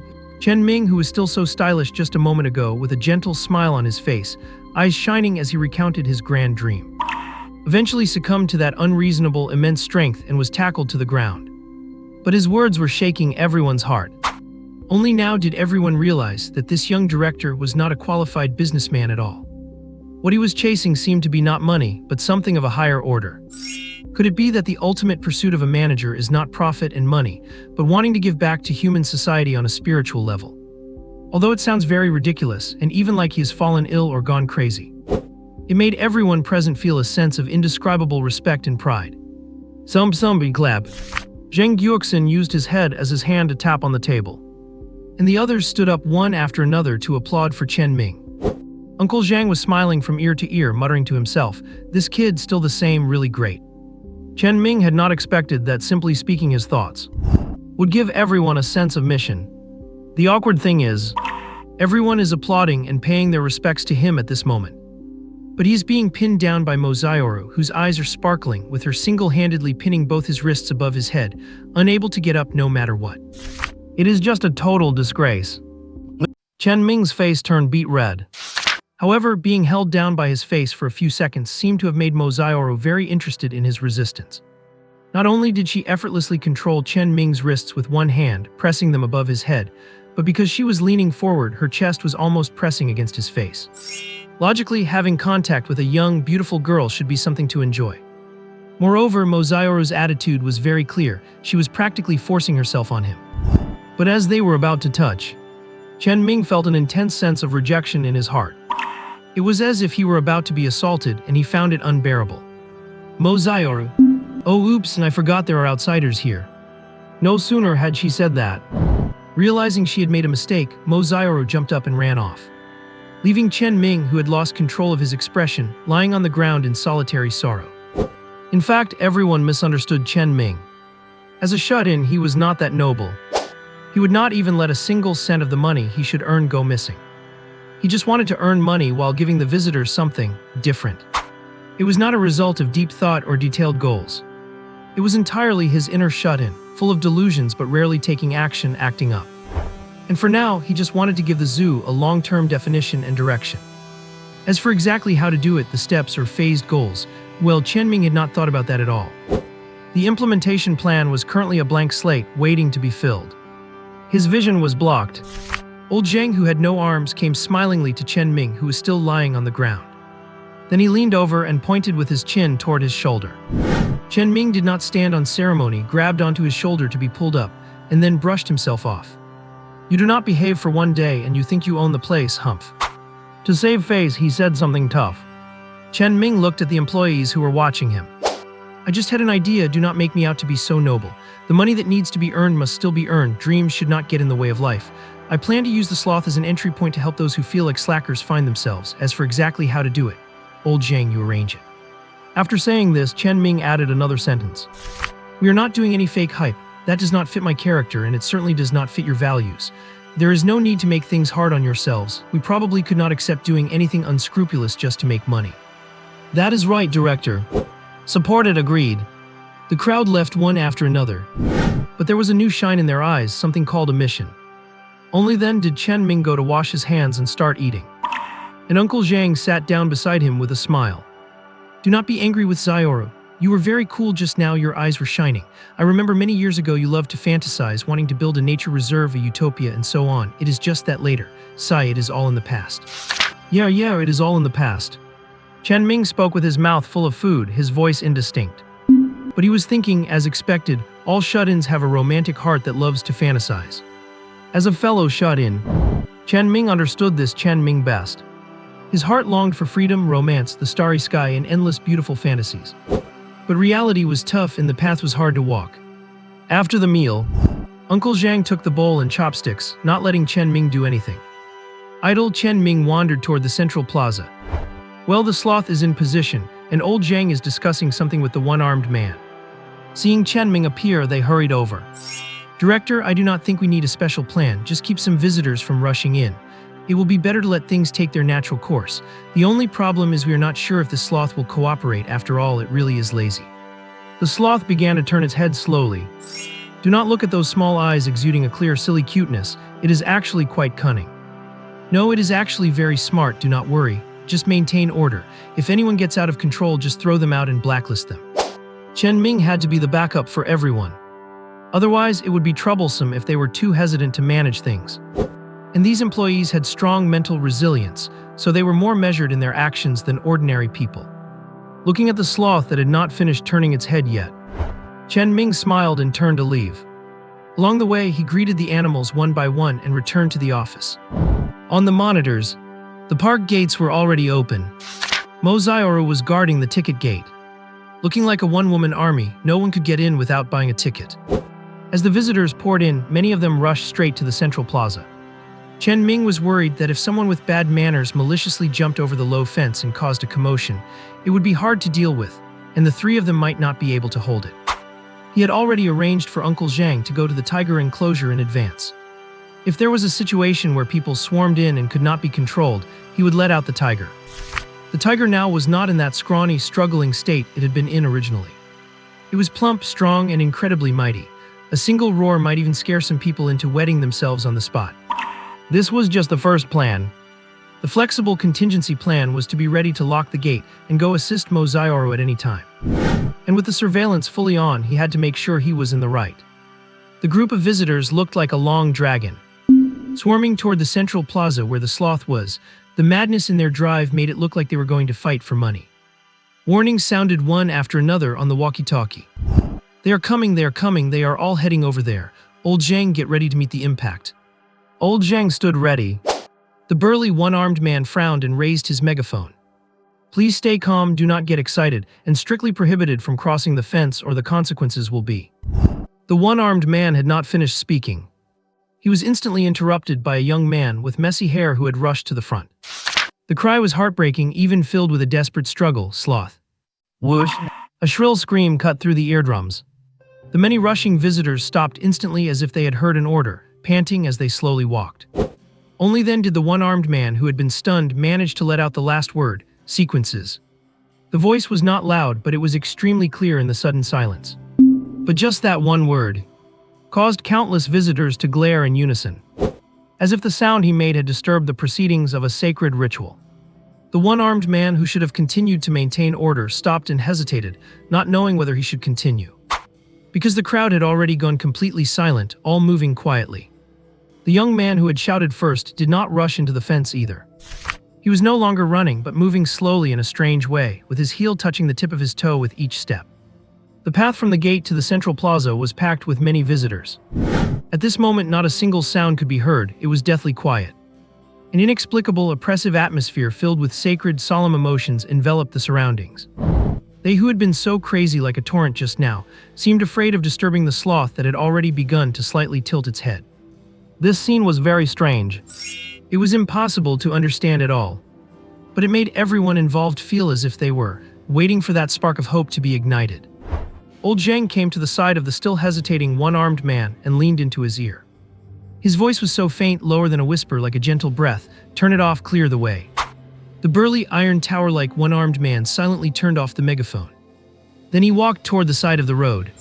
He also did not know what these people were doing, but he could feel that struggle and expectation. In the silence, the crowd slowly moved forward, and the young man standing at the very front had stopped by the fence. They just quietly watched the sloth, as if the screen were lagging, slowly moving frame by frame. As if the whole world were deathly silent and only it was still trying. 2 minutes passed. The crowd's breathing was slightly rapid, and some were clenching their fists, the veins on their necks bulging. Accompanying the sloth's blank, extremely slow and anxiety-inducing rotation. An aura, like one wanting to tear through the oppressive atmosphere surrounding them, gradually emerged from these people. At first, it was very weak, fragile, and likely to fail at any moment. But it kept strengthening along with the sloth's slow movement toward the young man. 3 minutes. The momentum reached its peak, and the sloth finally met the young man's gaze. Boom! The silent crowd erupted instantly. The astonishing momentum, like a sharp blade rising into the sky, shattered the repression and frustration.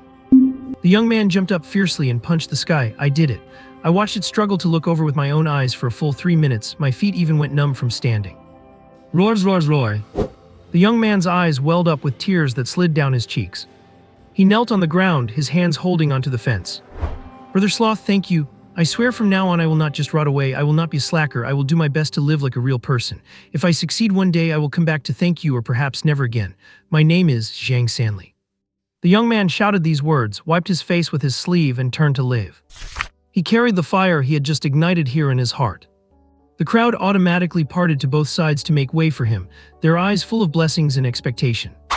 Perhaps he would astonish everyone from now on, or perhaps he would never be seen again. But in this moment, the fire of dissatisfaction in his heart was burning fiercely, filled with fighting spirit. The future is unpredictable. Perhaps we will meet again. The young man left. He went from his initial slow, hesitant steps to leaving the zoo with a spirited, gusty stride. Watching the high-speed dome camera feed, Chen Ming could clearly see every change in the young man's eyes and expressions. When he first arrived, he looked utterly devastated. His greasy, bird's nest-like hair and bloodshot eyes made him look as wretched as someone who had not slept for 3 days and nights. He was clearly expectant yet incredibly nervous, his dejected body exuding a madness of all or nothing, much like a gambler about to bet his entire fortune. The strange thing was, after he shouted that word, salted fish, it was as if he had gathered all the little spirit and energy he had left into that very moment and poured it all out. Then, miraculously, he calmed down. His eyes stared fixedly into the cute, blank eyes of the salted fish. And then, as the salted fish slowly turned its head, his heart sank into a dead silence, as if he had lost his soul and was left with only a shell. But when the salted fish was about to look at him, a mysterious emotion began to brew and grow in those hollow eyes, until the moment their gazes finally locked, it broke through the shell. His eyes were filled with excitement, joy, and a passion and courage that had long been absent. It was as if he had bid farewell to his past and been reborn.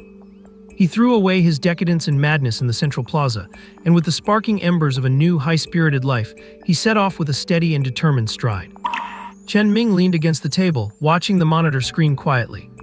He actually could not fully empathize, yet he was still deeply moved, because he knew very well the unspeakable frustration and the despair of being unable to change anything in the heart of this young man named Zhang Sanli.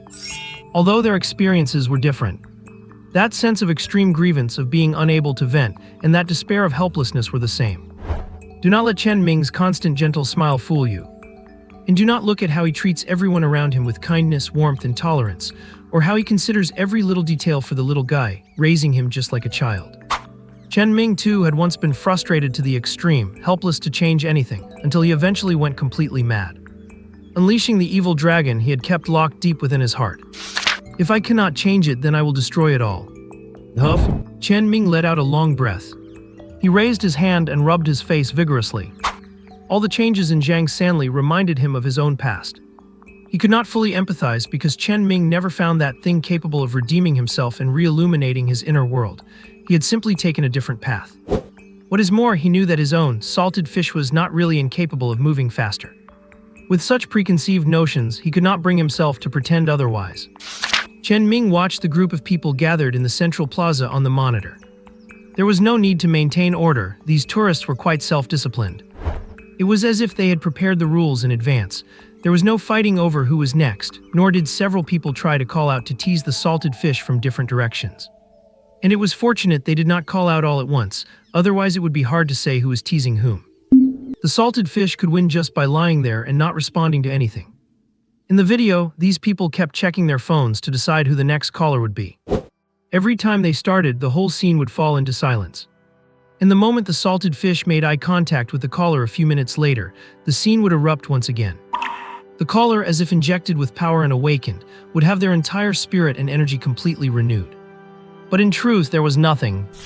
No special energy, no invisible matter, and nothing mystical. It was entirely the result of the shift in the caller's own heart and will.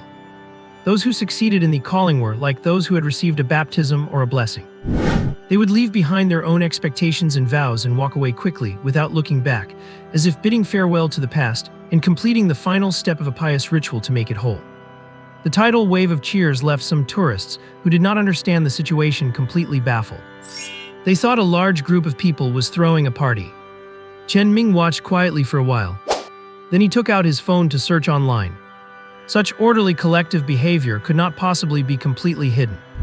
There had to be some organizational management. Sure enough, not long after, Chen Ming found it. Inspirational Salted Fish Bro Group 19. Please follow group rules upon joining, wishing all those in life's adversity to see the salted fish turn its head and be reborn. Chen Ming quickly opened the app and applied to join. It did not take long before he was approved and added. The first thing that popped up was a prompt: please check the group rules yourself and do not disturb others. Chen Ming closed the prompt directly and found the rules. There were quite a lot of rules. Basically, as strangers who were all facing adversity and even standing on the edge of a cliff, everyone gathered here because of Inspirational Salted Fish Bro, and one had to follow the laws and a whole bunch of other stuff. Chen Ming ignored those and only looked at the important ones. Park rules. Chen Ming liked this one.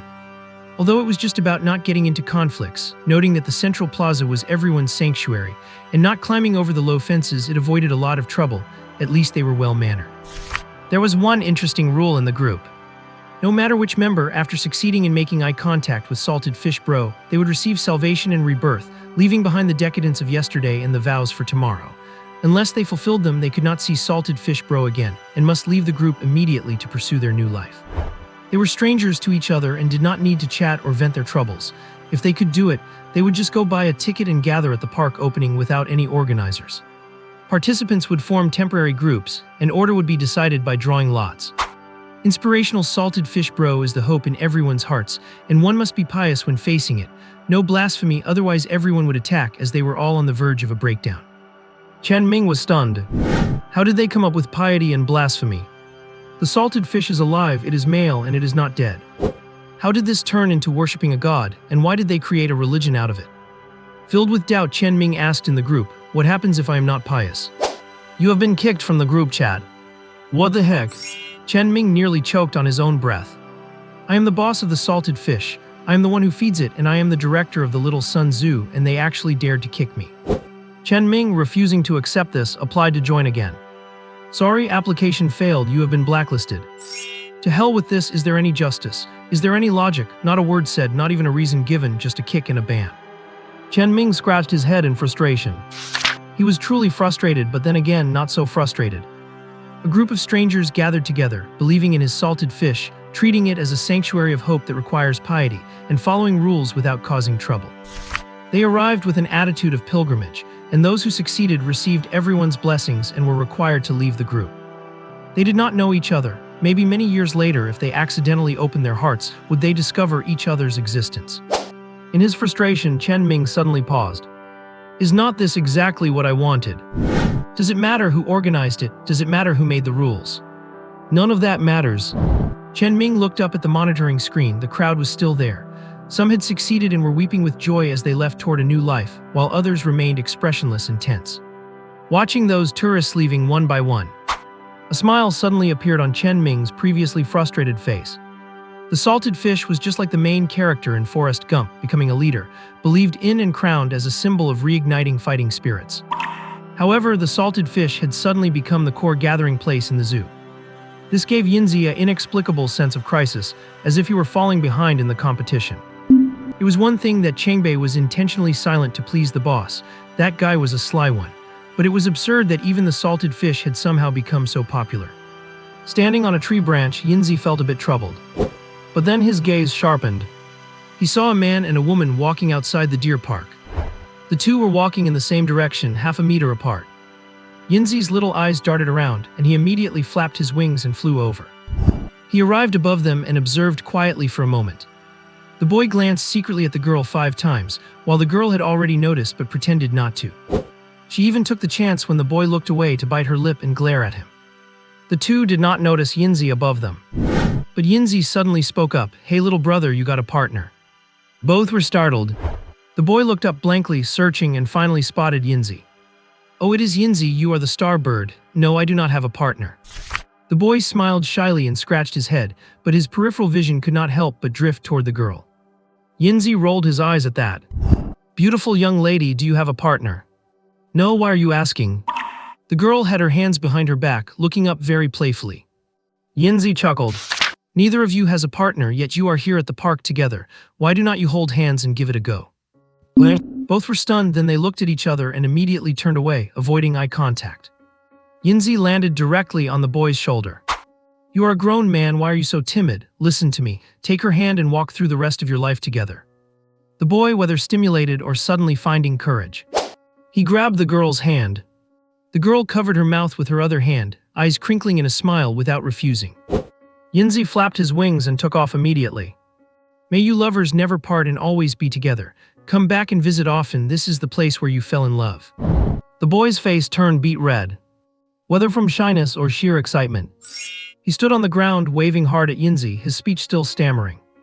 Thanks Yinzi for making it happen, we will definitely come back to play often.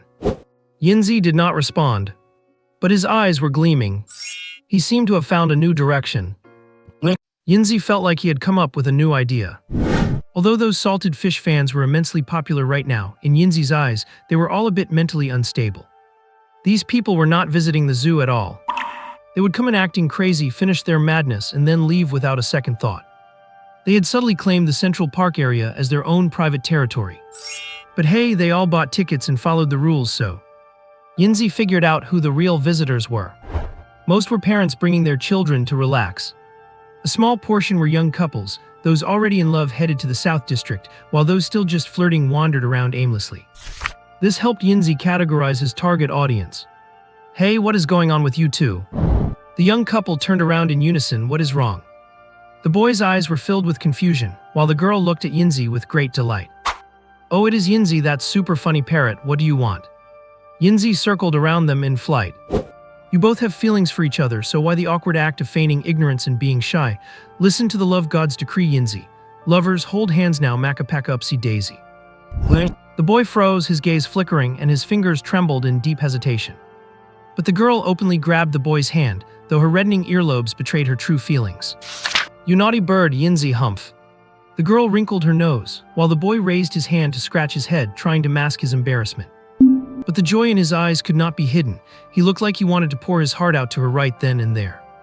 Yinzi had already flown far away, getting ready to seek his next target. A crisp voice called out from behind him. Thank you, you bad bird. Yinzi felt like his life as a bird had been elevated. Like he was possessed by the god of love, he suddenly felt a sense of mission.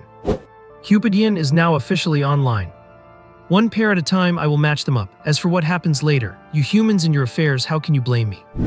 It is not like you invited me along when you checked into a hotel. Yinzi wandered through the park. Suddenly, his little eyes lit up. The little rich sisters have all arrived. Even if they are still young, they look absolutely stunning in those strapped dresses and skirts. Yinzi was about to fly over to say hello to his sisters. But he suddenly turned around and flew in the other direction. 3 boys were hanging out together there, not far from Yi Yuhan and her group, whispering to each other. Yinzi approached and landed on a tree, completely silent. He overheard their conversation.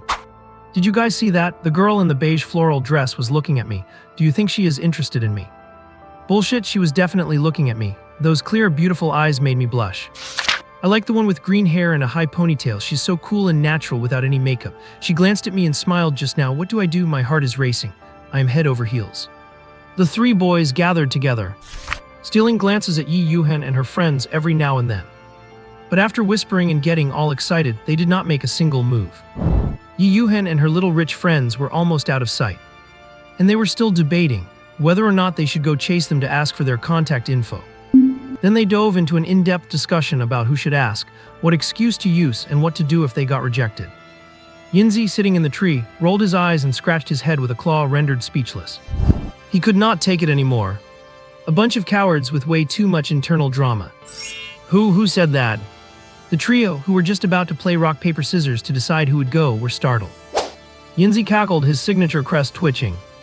Yinzi is right here. You 3 have fallen for all 3 of life's greatest delusions. You are hesitant and afraid of everything. Stop acting like wimps. Want Yinzi to help you chase those beauties back. Hey, this bird is just like the one in the video. You dare to do it. If you can get their phone numbers, I will buy you a bag of premium bird pellets. One was using reverse psychology and the other was just messing with Yinzi. All that talk about later or tomorrow was just stalling. They would forget by the time they turned around. Yinzi did not mind, nor did he call them out. Instead, he flapped his wings and took flight. Watch and learn. Before the words even faded, Yinzi had already flown toward the little rich girls who were about to turn the corner. His voice arrived before his body did. Are you ladies looking for Yinzi? Oh, where have you been? We have been looking for you forever. We saw you on TV messing with the host. You were so funny. Sister Hen laughed so hard her face mask fell off. You did not even come to greet us, and that annoying park director will not even give you a phone, HMPH. Yinzi easily diffused the situation with the girls who were feigning anger, but were actually just delighted to see him. Oh my, it is all Yinzi's fault. You ladies worked so hard, moi. No excuses, no explanations, Yinzi handled it perfectly. Once they stopped pretending to be serious and started laughing. Yinzi stood on Yi Yuhan's shoulder, leaning his body against her head, his two wings crossed in front of him with a swag-filled air. To be honest, I just ran into 3 guys who were captivated by your charm. They asked me to help get your contact info, wanting to invite you all for chat. Yi Yuhan poked Yinzi with her finger, annoyed. Oh really, selling us out the moment you see us? She said that without waiting for Yinzi to reply. Yi Yuhan shook her head violently. Yinzi, who was acting all cool, instantly bit onto her ponytail and was swung over to her other shoulder like he was on a swing. Let us go, sisters, let us go check them out. By then, Yinzi had let go and taken flight. He hovered right above the girls. The 3 boys saw this and looked at each other in bewilderment. The same question crossed their minds simultaneously. Are we really not as good as a bird? But questions aside, the 3 guys who had put so much effort into planning earlier saw the group of beauties marching toward them, and their smiles froze. All the preparation and psychological buildup they had done went down the drain. Before Yi Yuhan and the others could even get close, the 3 turned and ran. At that speed, it would be a shame if they did not join a track team. This left Yi Yuhan, who had actually wanted to see who dared to show interest in them, completely stunned. The other girls did not know what was happening either. Only Yinzi landed slowly, shaking his head. I saw their internal drama they spent so long discussing. They probably even thought of names for their future kids, and in the end, when the moment came, this is it. Yinzi sighed and recounted what he had seen and heard. This made the girls burst into laughter, squatting down on the ground. They are so weird, we were looking for you. Even Yi Yuhan could not hold it together anymore. Yinzi, you are too mean. You should have let them keep planning until nothing happened. PFFFT, haha. Why are they running away? Yi Yuhan messed with Yinzi while she laughed. However, Yinzi stood on her shoulder and looked toward the central plaza. Something happened over there. At the park's central plaza, it was packed tightly with people. Zheng Guixin and the one-armed man stood on both sides, whispering to Captain Fang of the Joint Investigation Bureau. Chen Ming had also received the news by now. The reason why a full squad of nearly 20 officers from the Joint Investigation Bureau arrived was because multiple reports had been filed regarding an illegal gathering. They had even submitted the group rules and footage of the bizarre scene of so many people gathered together. That was what had alerted the Bureau. The real reason why the Allied Investigation Bureau had to step in. There are many cults that worship animals, and most of them are harmful to society. People would not be this alarmed if it were just about finding spiritual comfort to get back on their feet. Furthermore, the video footage submitted to the police by informants was truly bizarre. It was enough to make your skin crawl just by watching it. A group of people standing as still as statues, yet all of them were staring at the sloth with fanatical eyes. A few minutes later, they suddenly broke into cheers, as if they had just completed some sort of evil ritual. It is indeed hard for outsiders to understand the state these people are in. More and more people are joining online, and some have already set off from other cities, provinces, and even foreign countries. This wave emerged so inexplicably, and the participants have dubbed themselves the motivational slacker crowd. Although the Bureau monitored the group chats immediately, there was nothing there but motivational quotes and rules for worship. All the groups were deathly silent. This caught the Bureau's serious attention, which is why the current scene is unfolding. But after some questioning, these people were very well behaved. Old Zhang gave a very objective description of the entire process. And the investigators from the Bureau also examined the sloth under the glares of countless angry eyes. The results were consistent with those obtained by the old professors who quietly tested all the animals during the ancient tomb excavation. And honestly, the sloth species itself is hard to describe in words. The Bureau team left the square. But Captain Fang went alone to the office to find Chen Ming, who had not made an appearance. "What is your take on this matter?" "I am looking at it through the security cameras." Chen Ming leaned back in his chair and pointed at the monitor. "I think as long as they do not disrupt the order, it is fine.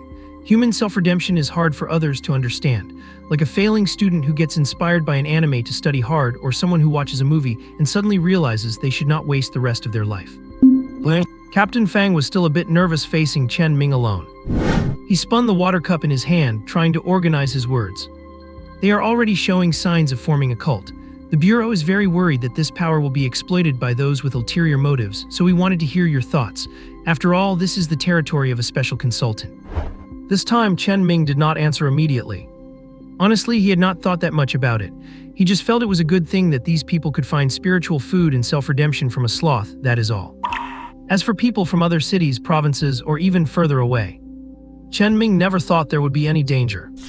But what Captain Fang said was not impossible, especially since these people were already feeling repressed and belonged to a marginalized group that was not understood by others. It would not be an exaggeration to say that half of them are in a psychological tug-of-war, teetering between sainthood and villainy. With so much suppressed emotion piling up, nobody knows how much they can take. They could explode at any moment. That is why the sloth has become a symbol of hope and a mirror for their lives. His fingers tapped on the desk. Chen Ming fell into deep thought. He had thought about this too simply. To be precise, he had only considered it within the scope of the zoo. Although the Bureau's approach was phrased as a question, their attitude was actually quite clear. Temporarily let the sloth disappear from the public eye. The gathered followers would naturally disperse, eliminating the unstable factors. But looking at the devout followers surrounding the sloth on the monitor, neither the followers nor the sloth had done anything wrong. The followers bought tickets as tourists, followed the rules, and were just looking for a bit of hope. And the sloth, he just hangs on the tree like a soggy piece of instant noodle. What could he possibly have done wrong? What is wrong with being motivational? They have not done anything wrong, yet they have to be restricted, stopped, and asked to leave just because certain forces or people might cause a crisis. Surely the ones at fault are not these law-abiding people, but the bad guys intending to disrupt the order. Why punish these good people just because they follow the rules, instead of proactively crushing those bad guys? Chen Ming, feeling his inner teen angst flaring up, thought this was not right. His fingers were tapping on the desk with increasing, unconscious force. Chen Ming had not yet realized that he was the primary subject being restricted. But he felt extremely uncomfortable inside, as if someone were gripping his throat and making it hard to breathe. There seemed to be a voice screaming in his heart, "Why? Why should those who follow the rules be sanctioned? Why should the bad guys intending to cause chaos act without restraint?" Thud! Chen Ming's index finger tapped a small dent into the desk. Although he covered it up immediately, it still gave Captain Fang a shock. "Please do not get excited. We are all on the same team, you said so yourself." Chen Ming exhaled a long breath and suddenly started laughing. The Bureau's attitude was not wrong in the grand scheme of things. It was for the sake of protection and stability. But why was he keeping a low profile with his group of friends? To avoid danger or to conform to the bigger picture? Neither. It was to have the ability to resolve danger when it arises. And more importantly, to protect this common home, the zoo, so we can live happily with our friends. Now that business is finally picking up, am I supposed to just fold and hide because bad guys might come to my house? Cannot I just smash them into pieces? Chen Ming, whose expression had been somewhat gloomy, now had a wide grin. He had been wary of the Bureau because he wanted to stay in this zoo and live happily with his friends, and the Global Investigation Bureau possesses heavy firepower. Leveling Huashan would be a piece of cake for them. Besides, Chen Ming is lazy. He does not want to cause trouble, nor does he crave violence. The most important reason is that their goals are the same. Both sides want a harmonious and peaceful world where humans can live in stability. So, if you cannot beat them, join them. If we are all on the same side, there is nothing to worry about. But other organizations do not have that capability. Chen Ming is indeed lazy and a homebody. He does not like to cause trouble or show off, and he barely goes out. That is just his personality. But he has never been afraid of trouble. Otherwise, he would not have sent Silver out to test the world back then. Chen Ming laughed a bit exaggeratedly. It made Captain Fang feel incredibly tense. By now, Chen Ming had made his decision, and the suffocating feeling inside him had vanished. The zoo is open for business and tickets are on sale. As long as they follow the rules, they are guests. Everything remains as it is. I am responsible for everything within the zoo, and as for what happens outside, that is not for me to worry about. Captain Fang stared blankly at the radiant Chen Ming. He tentatively reminded him this sloth has now become a symbol of persistence and spirit, and it is very likely the Beast God Palace will notice this too. What if? There are no what ifs. Is Zhang Tianren just freeloading or is the Bureau just freeloading? Chen Ming was still smiling, even though his words were not very polite. To his surprise, the not-so-bright Captain Fang replied, "You are also a member of the Bureau, consultant. You cannot just go around insulting yourself, can you?" He has got a point. Chen Ming was left speechless. But his stance was clear. As for how the Bureau proceeds, that is beyond his control. Captain Fang had finished his water and stood up. Director Zhang said that if you decide to continue, the Bureau will support your choice. They can also see that this method can inspire people who are unhappy with their lives to reignite their drive. As long as they are in Huacheng, you do not need to worry about safety. Chen Ming stood up to see him out. But he could not take the assurance about safety seriously at all. Although the Beast God Palace does not dare to surface and face them head-on, their ability to grow against the pressure of the Global Investigation Bureau clearly shows they are not pushovers. Compared to empty words, Chen Ming would rather rely on his own strength. He already had a preliminary idea in mind. Chen Ming watched Captain Fang walk away. He immediately picked up his walkie-talkie but stopped just as he was about to speak. Except for old Zhang, no one else had headphones on, and playing audio out loud would disturb the devout salt fish followers in their pilgrimage for self-redemption. Chen Ming got up, went downstairs, hopped on his little electric scooter, and headed toward the central plaza. He had just come to a stop at a short distance, when many pairs of eyes turned toward him all at once. The salt fish followers might be having a rough life, but they still had plenty of life experience. They all knew what Chen Ming's arrival signified. Their gazes held anticipation, anger, suppression, and grievances. But Chen Ming completely ignored them. He still held a grudge about being kicked out of the group and blacklisted, even though Chen Ming did not even know who had kicked him. Regardless, it was this group of people. Chen Ming got off his scooter and waved. When old Zhang saw this, he ran over immediately. "Director, are we still continuing with this? Why would not we tell them that the inspirational salt fish will always be here and the zoo will never close? However, from now on, people can only visit in the morning. Even salt fish need their rest." Old Zhang hesitated after hearing this. Recalling what he had heard earlier, old Zhang leaned in a bit closer. "Director, using animals as symbols of faith is likely to attract those people." Chen Ming knew he was talking about the Beast God Temple. This information was something Chen Ming had released on purpose, to let the Night Walkers observe their reactions. After all, old Zhang and his group were newcomers. In Chen Ming's mind, they were not yet as completely trustworthy as Uncle Zhang and Mo Xiaor. Fortunately, old Zhang's performance was quite satisfactory to Chen Ming. "Old Zhang, you might not believe me when I say this, but unless the Investigation Bureau uses heavy artillery, no one is going to be able to make trouble in this park." The confidence and flamboyance Chen Ming displayed was something Zhang Yuxin had never seen before. He stared blankly at Chen Ming, who was wearing a gentle smile on his face. But Chen Ming just patted him on the shoulder, got back on his little scooter and left, leaving behind only a slightly hunched silhouette. Zhang Yuxin stood stunned, watching Chen Ming disappear from view. Then he turned his head and gestured to one arm to come over. "Help me wipe my face. It is not that hot out. Why are you sweating so much, old Zhang? Are you feeling weak?" Old Zhang did not answer one arm's question. Instead, after his sweat was wiped away, his lips moved as if he wanted to smoke a cigarette to calm his nerves. Just as one arm was about to help, he stopped him with a whisper. "Not here. I have something important to say when we go back tonight. Let us work first." After saying that, old Zhang adjusted his tense expression to appear as relaxed as possible. He turned to look at the salt fish followers who had stopped their ceremony and were all staring at him. Since they had stopped, speaking loudly would not have much of an effect. He signaled for one arm to turn on the loudspeaker and place it in front of him. Zhang Yuxin looked at those eyes filled with complicated emotions. "I have just received notice from the director, so everyone do not worry, you just need to follow the park rules." The previously worried, angry, aggrieved, and even somewhat despondent eyes of the salt fish followers, who were all strangers to each other, lit up in an instant. "Yes, thank you, director." The crowd cheered happily in gratitude. The sound carried far into the distance. Chen Ming heard the cheers and thanks from behind him, and the corners of his mouth curled up proudly. The reaction of the salt fish followers made him feel that everything he had done was worth it and meaningful. But the next moment, the curled corners of his mouth immediately tightened. "Thank my ass, you kicked me out of the group and blacklisted me, HMPH. Chen Ming rode his scooter back to the office building. On the surveillance monitor, Yinzi was accompanying a group of young women who had bought annual passes as they strolled around. Suchui and Xiaowing were hiding under a low tree in the south area, watching a couple make out. He had no idea what kind of weird hobby that was. Chen Ming closed his eyes and pondered for a moment. Then he took out 2 night walkers, intending to fiddle with them.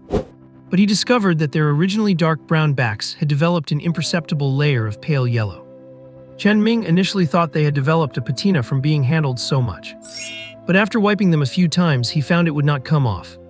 Night walkers, bring me 2. 2 night walkers crawled out from under the bed and flew onto the desktop. Their color was exactly the same as the ones he often handled.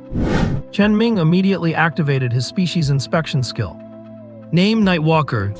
Species dung beetle in evolution. Age 0.5 years.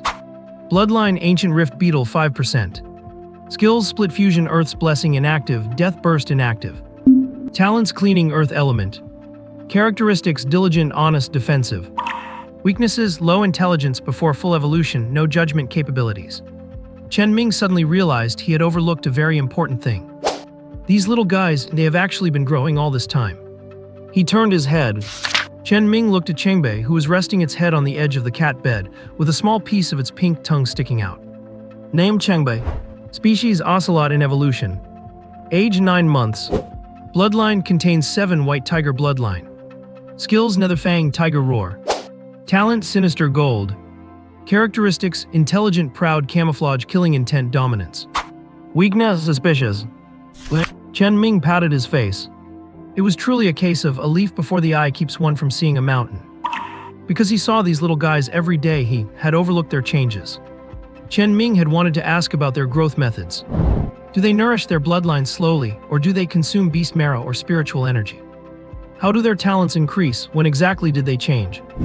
But considering the Night Walker's intelligence and Chengbei's refusal to speak, Chen Ming had to give up on that idea for now. He would wait until Yinzi was done with work.